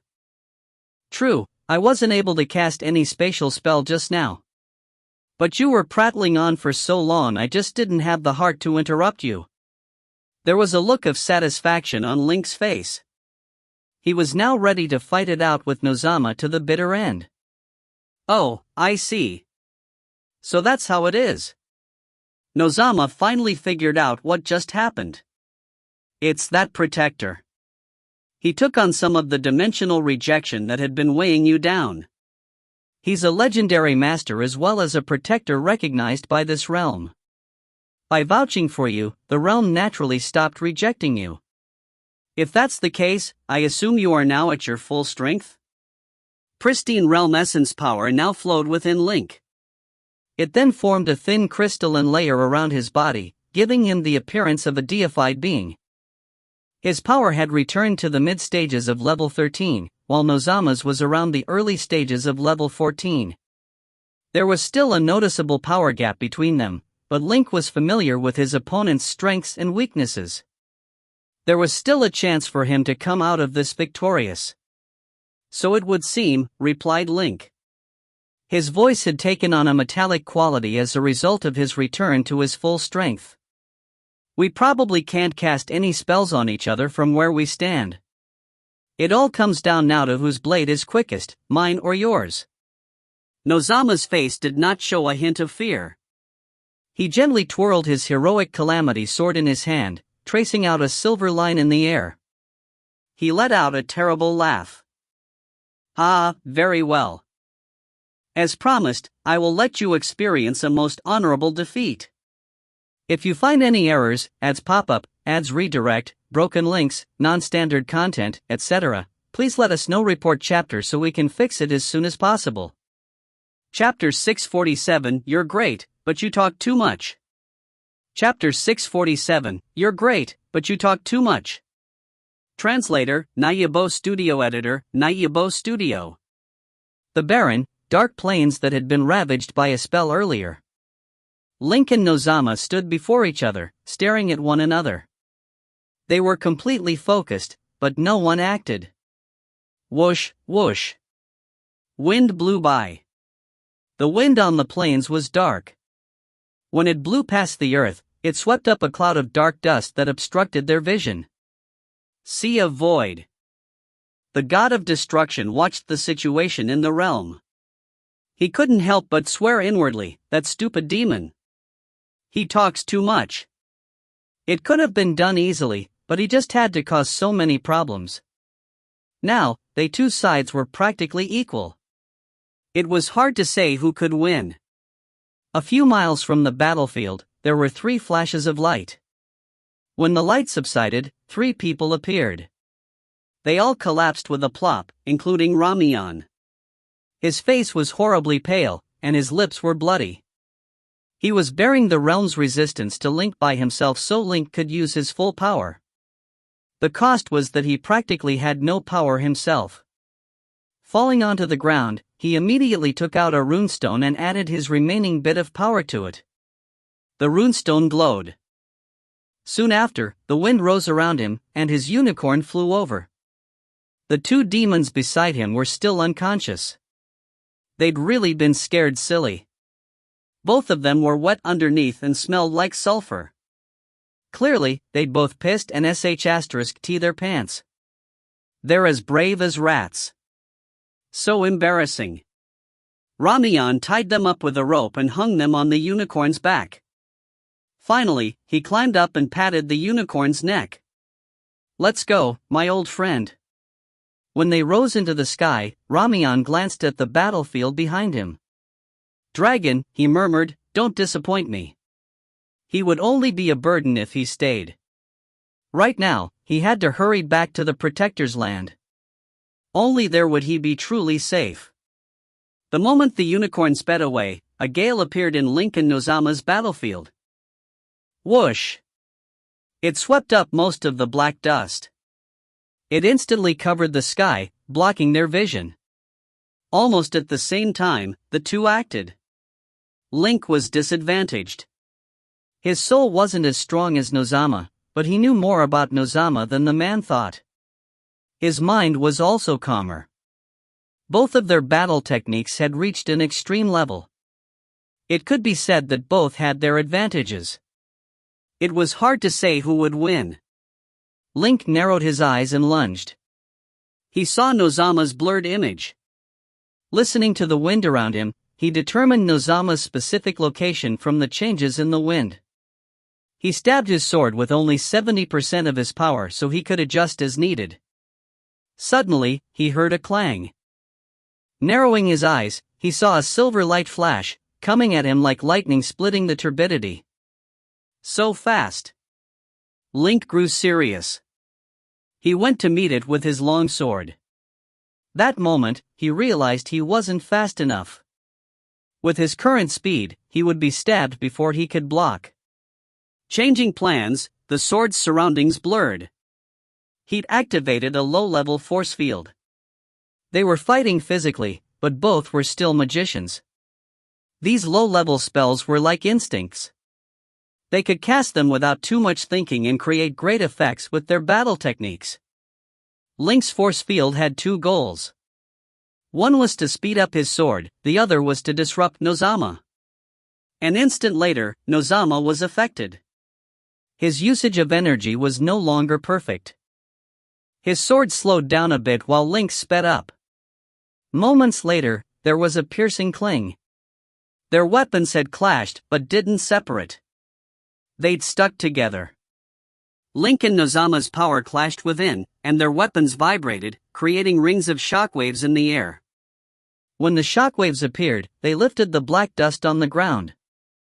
The dust in the air thickened, their figures were barely visible. In the fight, Link was slightly weaker, but his heart was calm. He could multitask without making mistakes. Whenever he wasn't strong enough, he would use some small spells to help himself and disrupt Nozama. So within 1 second, they'd clashed dozens of times but were at a stalemate. 1 second later, Nozama realized he couldn't win and instantly became furious. He knew the fury would affect his mindset, but he couldn't control himself. When faced with ordinary opponents, these emotions would make him more violent. He could intimidate his opponent and use that to his advantage. In countless fights through the millennium, he'd used his aura to win every time. But this time, he knew it would be useless. One's so-called aura was just a mental image. Link was able to see through these psychological things. If Nozama lost his temper, his opponent would be unbothered while his own mind would be affected.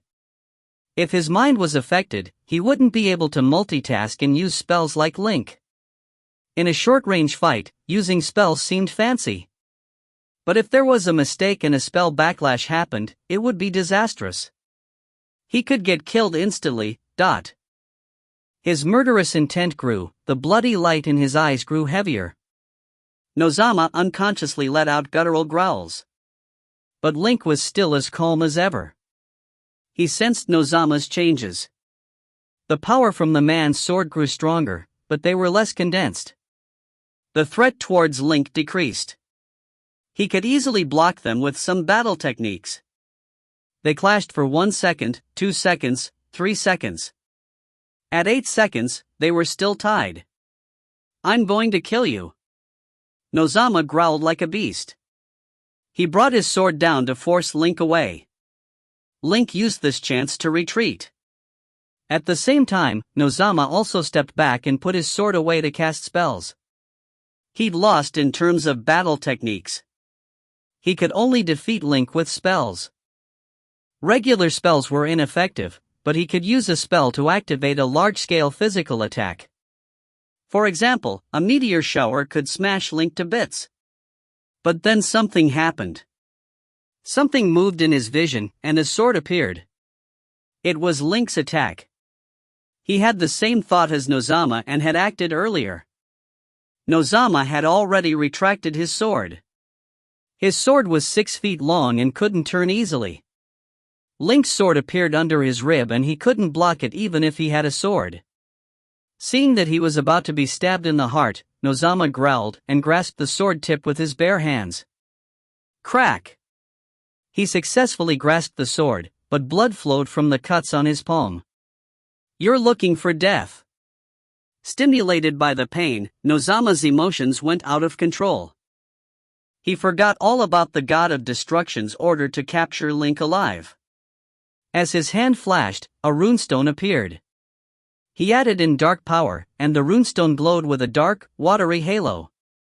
But at that time, he vaguely saw white light in the dust before him. Then the sword in his hand disappeared. This discovery shocked Nozama awake. No, he's going to escape. Looking at the dark runestone in his hand, he immediately gave up on the destructive spell. Picking up his sword, he rushed forward. But 300 feet later, it felt wrong.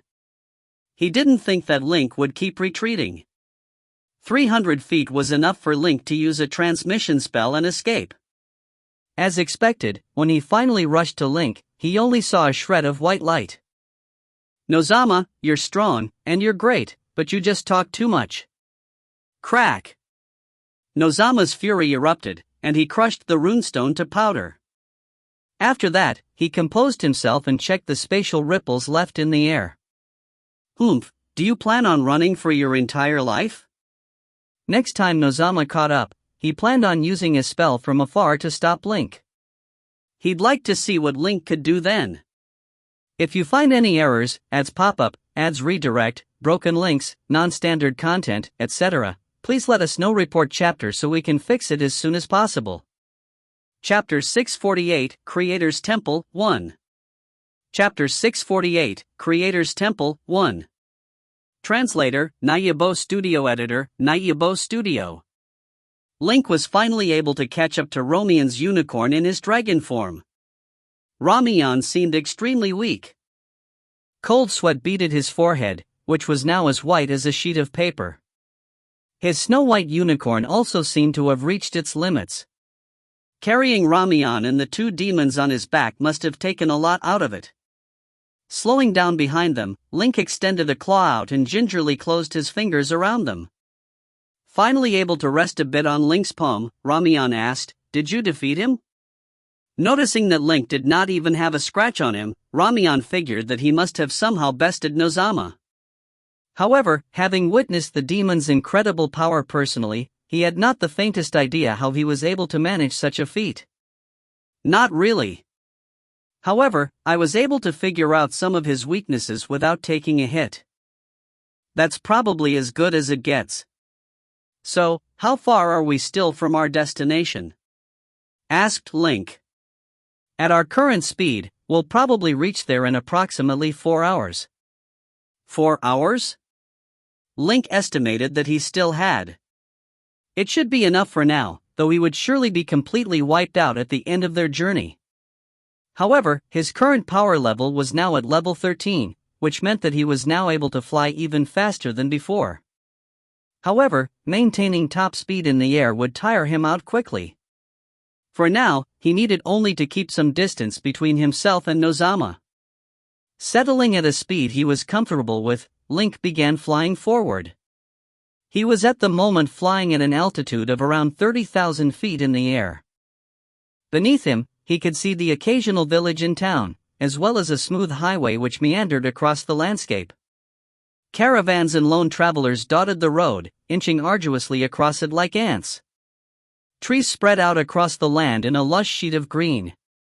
Though the realm was torn by war, Link could see that it was also a place bursting with life. "Beautiful, isn't it?" said Ramiyan. "It's all right," replied Link, nodding. Ramiyan then asked, "I could tell from your reply that you and those demons aren't exactly on the best of terms. They called you the Lord of Ferd. Am I right to assume that Ferd is the Dragon Valley that you call home?" "Dragon Valley?" Link smiled. Ramiyan had probably mistaken him for the Black Dragon King of their legends, or any dragon king worth his salt naturally had a Dragon Valley of his own. "I suppose so. Can you tell me more about it?" asked Ramiyan. Link lowered his gaze and saw that Ramiyan was looking up at him from his palm. The pallor on his face was a side effect of taking on part of the dimensional rejection that was intended for Link. At first, Link had wanted to refuse him. However, seeing Ramiyan in such a state, Link finally gave in. "Since you insist, I'll just tell you what you need to know about the place." He then gave Ramiyan a succinct explanation of the dominant powers that ruled the realm of Fireman before going into some of the wars that had happened there in recent years. Finally, he told Ramiyan what his reasons for entering the Federo realm were. Throughout his entire account, Link made no mention whatsoever of the mysterious gear that he had set out to look for in the Sea of Void.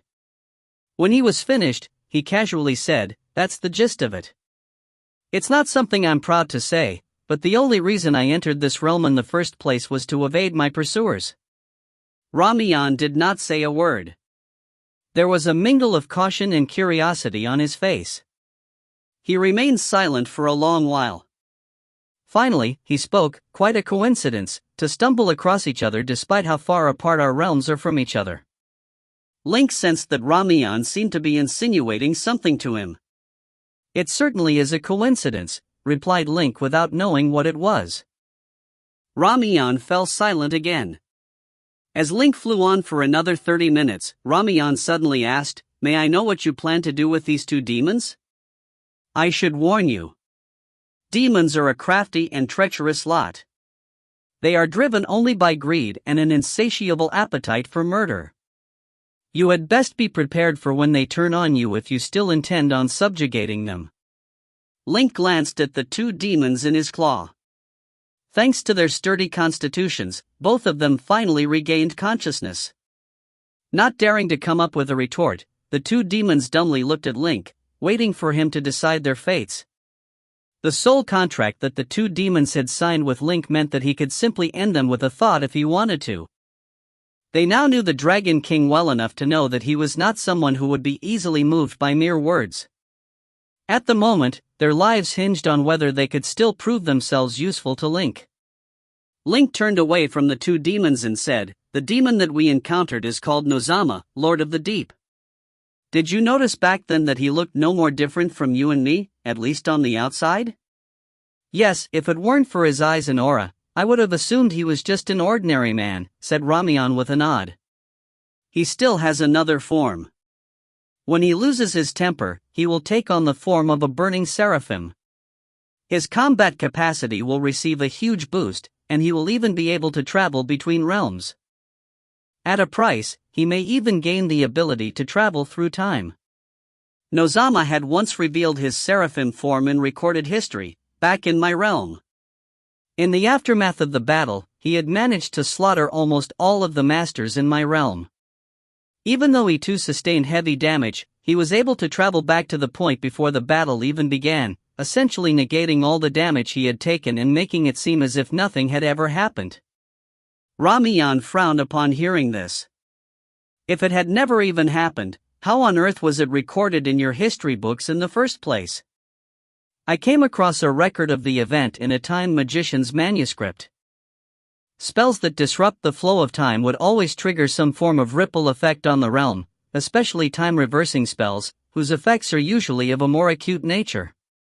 Through these ripples, the time magician was able to witness past catastrophes that had escaped the notice of historians in the past. He then left coded entries of these events in the library of the Dragon Valley for safekeeping. In truth, he had received this information back in the previous game world. The Time Magician's manuscript had been key to ending Nozama. With it, the player would be able to seal up all his escape routes through time together with the aid of any accompanying NPCs in order to put a definitive end to the Lord of the Deep's tyranny. Otherwise, he would be able to simply slip back in time, smooth out all the kinks in his plans and storm the Fireman realm once more with renewed effort. At that moment, Link realized that such a catastrophe might have happened before in Fireman. Maybe, just maybe, the dragons were not the only ones capable of navigating the Sea of Void. Of course, this was all just conjecture. He still needed to prove it somehow. This had all come as a complete shock to Ramiyan. He stammered, Is there really someone this powerful? So that's why he's also called the Nightmare Demon. What Nightmare Demon? Asked Link suddenly. Ah. Ramiyan jolted. He did not expect Link to be able to hear him. Composing himself, he then said, Oh, I was just thinking to myself that Nozama's power is truly terrifying, like something out of a nightmare. Link could tell that Ramiyan was hiding something from him. However, he did not press him for answers. After a while, Ramiyan asked, Dragon, do you think your realm will be able to best this Nozama? I don't know, but I will do everything in my power to defeat him. He seems to hate you a lot. I guess you've been a hindrance to his plans for quite some time. Nozama's not the only enemy the Fireman realm has. The dark red vortex that transported Nozama into your realm back then, did you see it? That's the work of the god of destruction. He too sees me as a threat. Ramiyan smiled bitterly.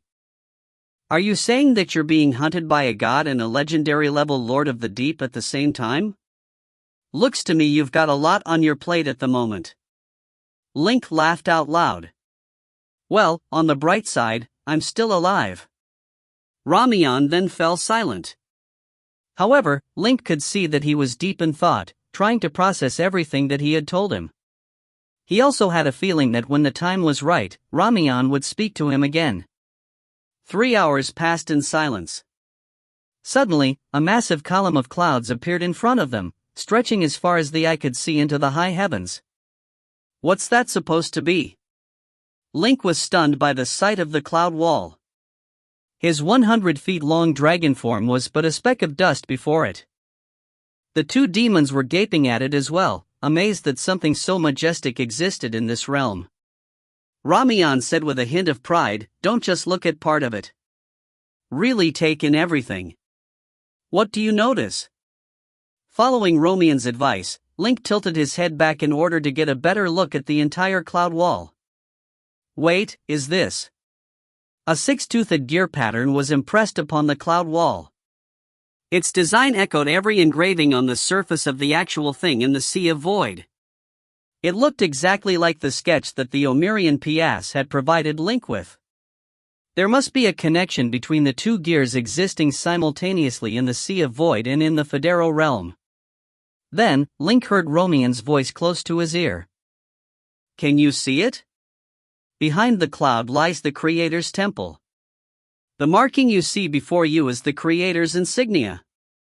If you find any errors, ads pop up, ads redirect, broken links, non-standard content, etc., please let us know. Report chapter so we can fix it as soon as possible. Chapter 649, Creator's Temple, 2. Chapter 649, Creator's Temple, 2. Translator, Nayabo Studio Editor, Nayabo Studio. Creator's Temple? That moment, Link thought of what Magician Dadara had told him about Federo's history. God created the world and taught humans magic so they could manage the world. Did God really create this world?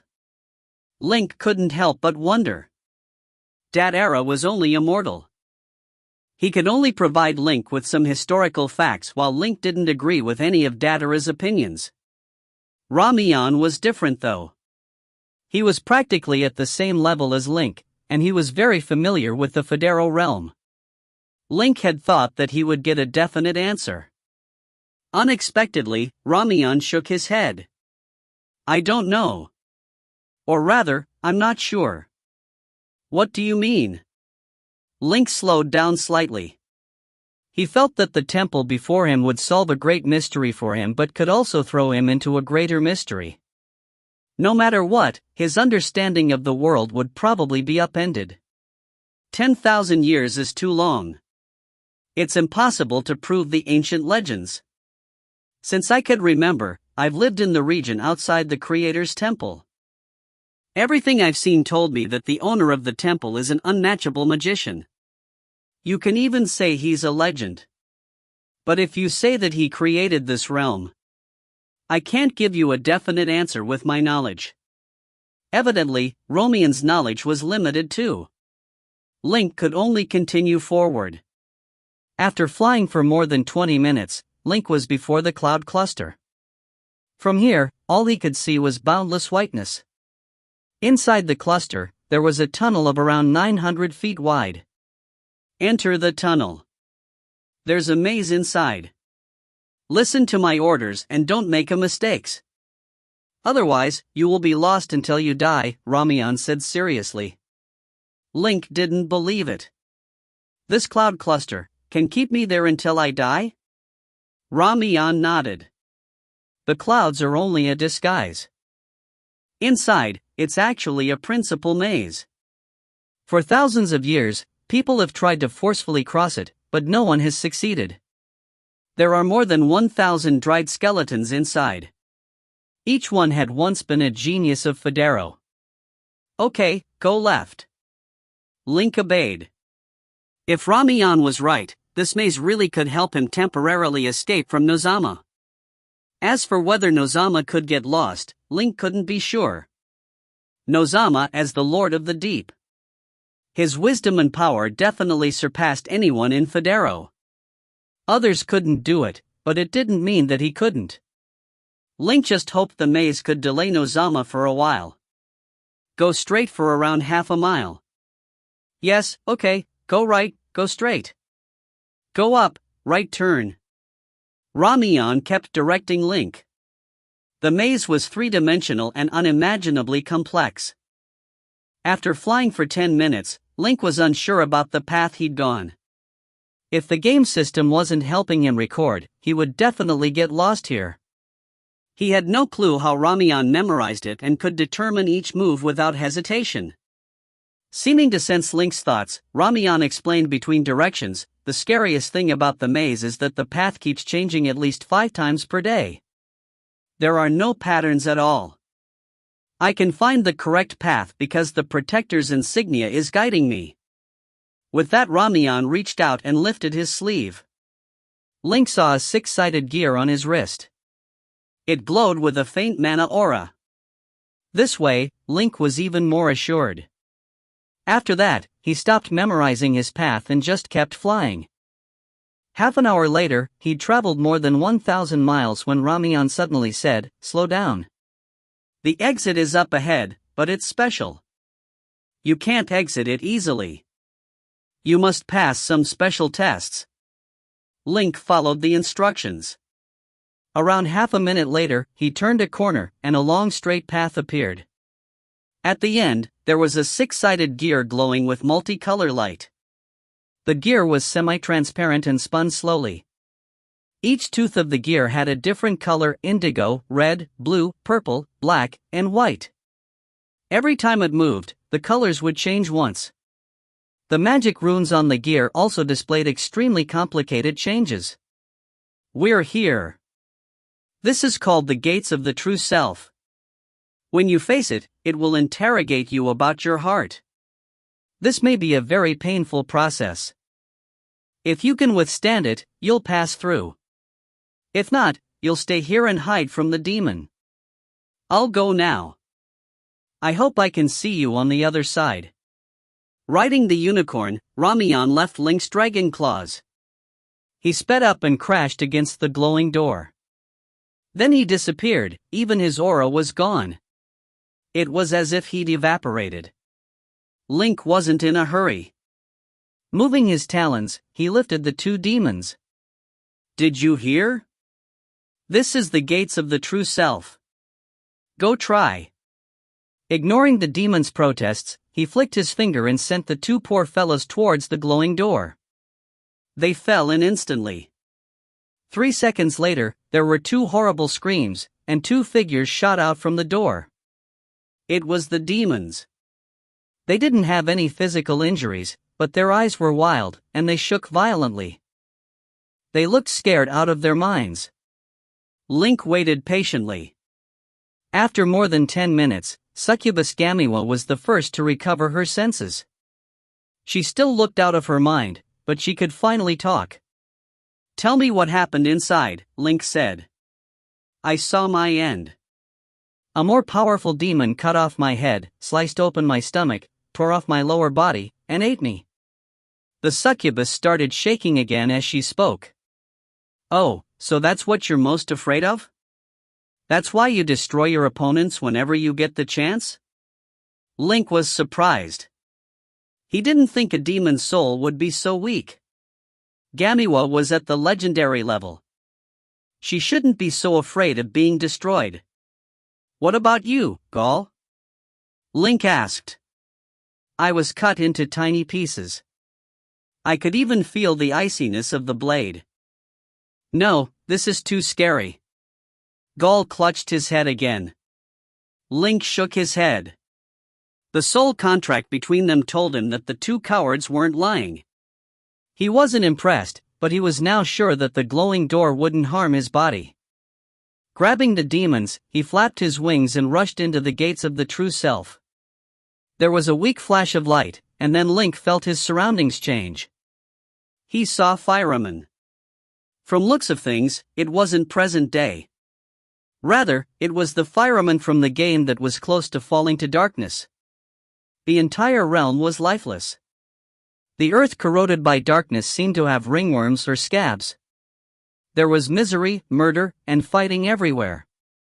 He saw Celine, she'd lost and was stabbed onto a demon's spear and taken everywhere to show off. She hadn't died completely. Her blood flowed, and her body convulsed. Her features were twisted in pain. Link saw Gladstone City, which he'd once saved. The entire city was on fire, the river was crimson red and filled with bodies. A few dark elves were still killing, summoning divine gear. There were many similar scenes, all of which he feared the most to see. Even worse, Link had now forgotten about the gates of the true self and how Fireman was now. In his mind, this was happening now, and he was helpless. He could only watch. This is your fear. How will you face it? A voice rang out in Link's mind. Yeah, how will I face it? Link asked himself. Then another voice in his mind said, let fear burn into anger and burn my enemies, but... And another voice, in that case, what difference is there between you and the demons you hate? Link froze. He quickly answered, I kill for my goal. Demons kill to kill. What is your goal? Link didn't reply. He thought back to the innocent times of learning magic in Creekwood village of Grinth Forest. He thought of the warm afternoon sunlight, the soft chirps from birds in the forest, the villagers' greetings in the morning, and the occasional carriages clattering outside the window. During that time, Link had been the most focused and the calmest. Thinking of that, Link's mind also became as serene as a morning in the Grinth Forest. Without needing more words, the scene before him changed. The hallucination faded, and a figure appeared before Link. It was Ramiyan, protector of Federo. Link glanced at his claws. The two demons were gone. Link froze. At the same time, a message flashed in his vision. Mission complete, Danger, Nozama, Lord of the Deep. Player received 1 energy crystal. Unlocked epic mission, Ancient Epic. Mission content: face the Stone of Creation, understand the ancient epic, and choose the path you wish to walk down. Mission reward: Blessing of Immortality, also known as Curse of Immortality. Do you accept? On the other side, Ramiyan looked at Link inside. I was right. You are the outsider who activated the Stone of Creation. Come with me, Dragon. If you find any errors, ads pop up, ads redirect, broken links, non-standard content, etc., please let us know. Report chapter so we can fix it as soon as possible. Chapter 650, Creator's Temple, 3. Chapter 650, Creator's Temple, 3. Translator, Nayabo Studio. Editor, Nayabo Studio. A majestic-looking temple appeared in front of them as they stepped through the gates of the True Self. Its pillars were a few thousand feet high and a few hundred feet wide, with thick clouds coiling around their upper portions and the temple's ceiling. It was truly an impressive sight. When they were inside the temple, Link saw that both sides of the temple were lined with countless statues. These massive statues were all frozen in all kinds of postures.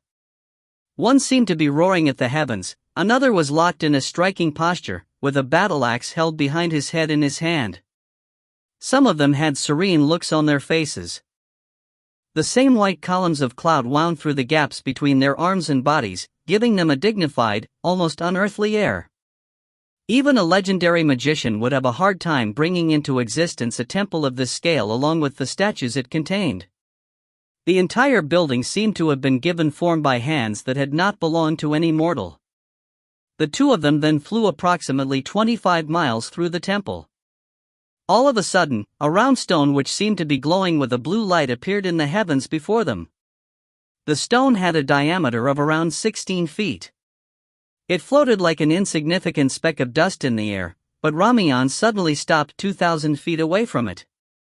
Not at all familiar with his surroundings, Link too came to a halt alongside Ramiyan.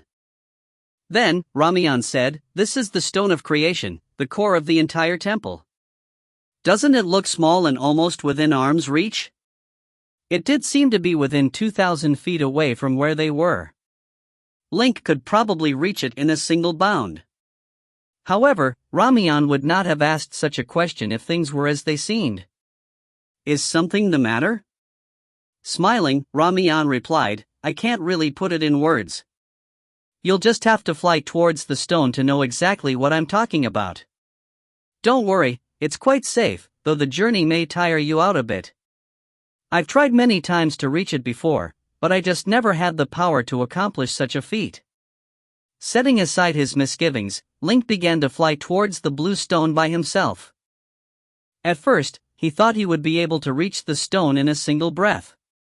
However, after flying for a while, he sensed that something was not right. As he flew on, he noticed that the Stone of Creation was gradually expanding until it filled his entire field of sight. He turned around and saw that the temple's pillars and its statues, which had seemed to stretch into the heavens back then, were now mere infinitesimal points on the ground behind him. He then looked at himself and realized that he too had shrunk to the size of a grain of dust. Strangely enough, despite the fact that Link had flown for almost an hour, he felt that he was no closer to the blue stone in the sky than before. If anything, he sensed that he was pulling further and further away from it as he flew on. Before, he was still around 2,000 feet away from the stone. Now, it seemed to be a few 100,000 feet away from him. Am I flying away from it? Is this spatial magic? But I didn't feel any ripples in the spatial fabric around me. Link could not wrap his head around what was going on. If it were not for the fact the blue stone was growing larger and larger before him, Link would have already lost his will to press on towards it a long time ago. Link flew on under these curious circumstances for more than 3 hours. At that point, the blue stone had completely filled Link's vision. Behind him, Ramiyan and the temple were nowhere to be seen on the ground. Link was now under the impression that he was a mere speck of dust floating across the empty vastness of the Sea of Void, with the massive Stone of Creation looming before him. Whether he would be able to reach it at all was anyone's guess at this point. As he flew on for what seemed like an age, something happened. The blue stone before him had vanished. In its place was a mirror. Ripples spread out across its pond-like surface, before subsiding completely to reveal an unperturbed reflection. With his dragon sight, Link was able to see what was reflected in the mirror. He had the impression that he was looking down at an entire world tens of thousands of miles up in the air. Link soon realized that an entire world was indeed reflected on the mirror's surface. On this new world, there were continents and oceans stretching into the horizon. Vast cities sprouted across its continents, boasting majestic, yet peculiar-looking buildings. He also noticed that some of these cities were floating in the air like massive floating islands. Looking closely, Link realized that this world was at the pinnacle of magical innovation, far beyond anything Link could even imagine. If this was supposed to be what magical modernity would look like in this universe, then the fireman realm he had been living in all this time was no more different from an era where people still lived in mud huts and hunted animals with handmade spears. This new realm also seemed to be thrice the size of Fireman, but what is this place? Could it be the ancient epic that the game's mission was referring to? Link frowned at this. He was still flying towards the mirror. Just as he pondered the scene before him, suddenly, another change occurred. This time, a huge meteorite fell from the sky, landing squarely on one of the largest continents in the mirror's reflection. The meteorite was 300 feet wide. Upon impact, it set off a massive explosion, decimating an entire city within seconds. People from neighboring cities came in from all corners to put out the fire before it could spread any further. Soon, the meteorite's core was discovered in the middle of the crater. Link strained his eyes at it. The core was an unevenly shaped piece of rock with a diameter of 20 inches. Its material seemed to be of extraterrestrial origin. It was mostly white, like a piece of jade. However, unlike most pieces of jade, it was giving off a black smoke-like aura. It then fell into the hands of an important-looking magician with incredible power. The magician brought the stone back to his magical laboratory and began researching and experimenting with its properties in order to draw out its full potential. Finally, a familiar-looking, six-toothed gear was brought into existence by the magician's hands. At this point, something clicked in Link's mind. However, he continued watching the scene in the mirror unfold before him, in order to have all the facts in his hands. In the reflection, after completing the gear, the magician began infusing his power into it in order to test out it. The gear continued drawing power from its maker without any sign of stopping. There was no turning back at that point. In order to see his experiment through, the magician kept on finding new sources of energy for the six-toothed gear to feed on. Finally, tragedy struck. There was a sudden flash of white light before him. When it subsided, Link saw that the magician's entire city had evaporated completely, along with the magician himself. Light surged out in every direction. It seemed to intensify more and more as it spread out. No one could stop it. Anyone who tried to was simply erased from existence. As the light spilled forth, Link saw something resembling a dragon escaping into the void. He then saw a powerful magician sacrificing himself in order to split open the realm. He also saw demon-like creatures spilling out into the void. In this world of infinite light, the six-toothed gear slowly rose up in the light and then vanished into the sea of void. Back in the evaporated city, Link could see that not everyone had perished in the catastrophe.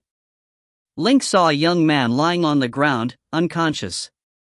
To his surprise, he realized that the man resembled Nozama. After the gear of light had vanished in the sky, he regained consciousness. His eyes were then glued to the sky for a long time. Link stared at the young man. He then noticed that he was grasping a black stone in his hand. The stone seemed to be issuing a black aura, which continuously seeped into the young man's body. His eyes gradually turned red throughout the entire process. Looking closely at the black stone, Link realized that it was a mass of black impurity left behind by the meteorite's core. Could it be that this is what prehistoric firemen used to look like? But how on earth did all this end up here in the Creator's Temple in a realm so far away from firemen? Could it be due to the six-toothed gear? Link grew even more bewildered. Just then, the reflection of prehistoric firemen on the mirror suddenly disappeared. A pristine blue background appeared in its place. 3 balls of light floated in it. 2 of them were white and black respectively. The third one was completely devoid of color. Link strained his eyes at them. In an instant, the game system tagged each of the balls of light before him with their corresponding labels: the portal of light, the portal of darkness, and the portal of truth. Beyond their names, no other information about them was given to Link. A message from the game system then popped up in his field of vision. Choose the portal that you wish to enter. If you find any errors, ads pop up, ads redirect, broken links, non-standard content, etc., please let us know. Report chapter so we can fix it as soon as possible.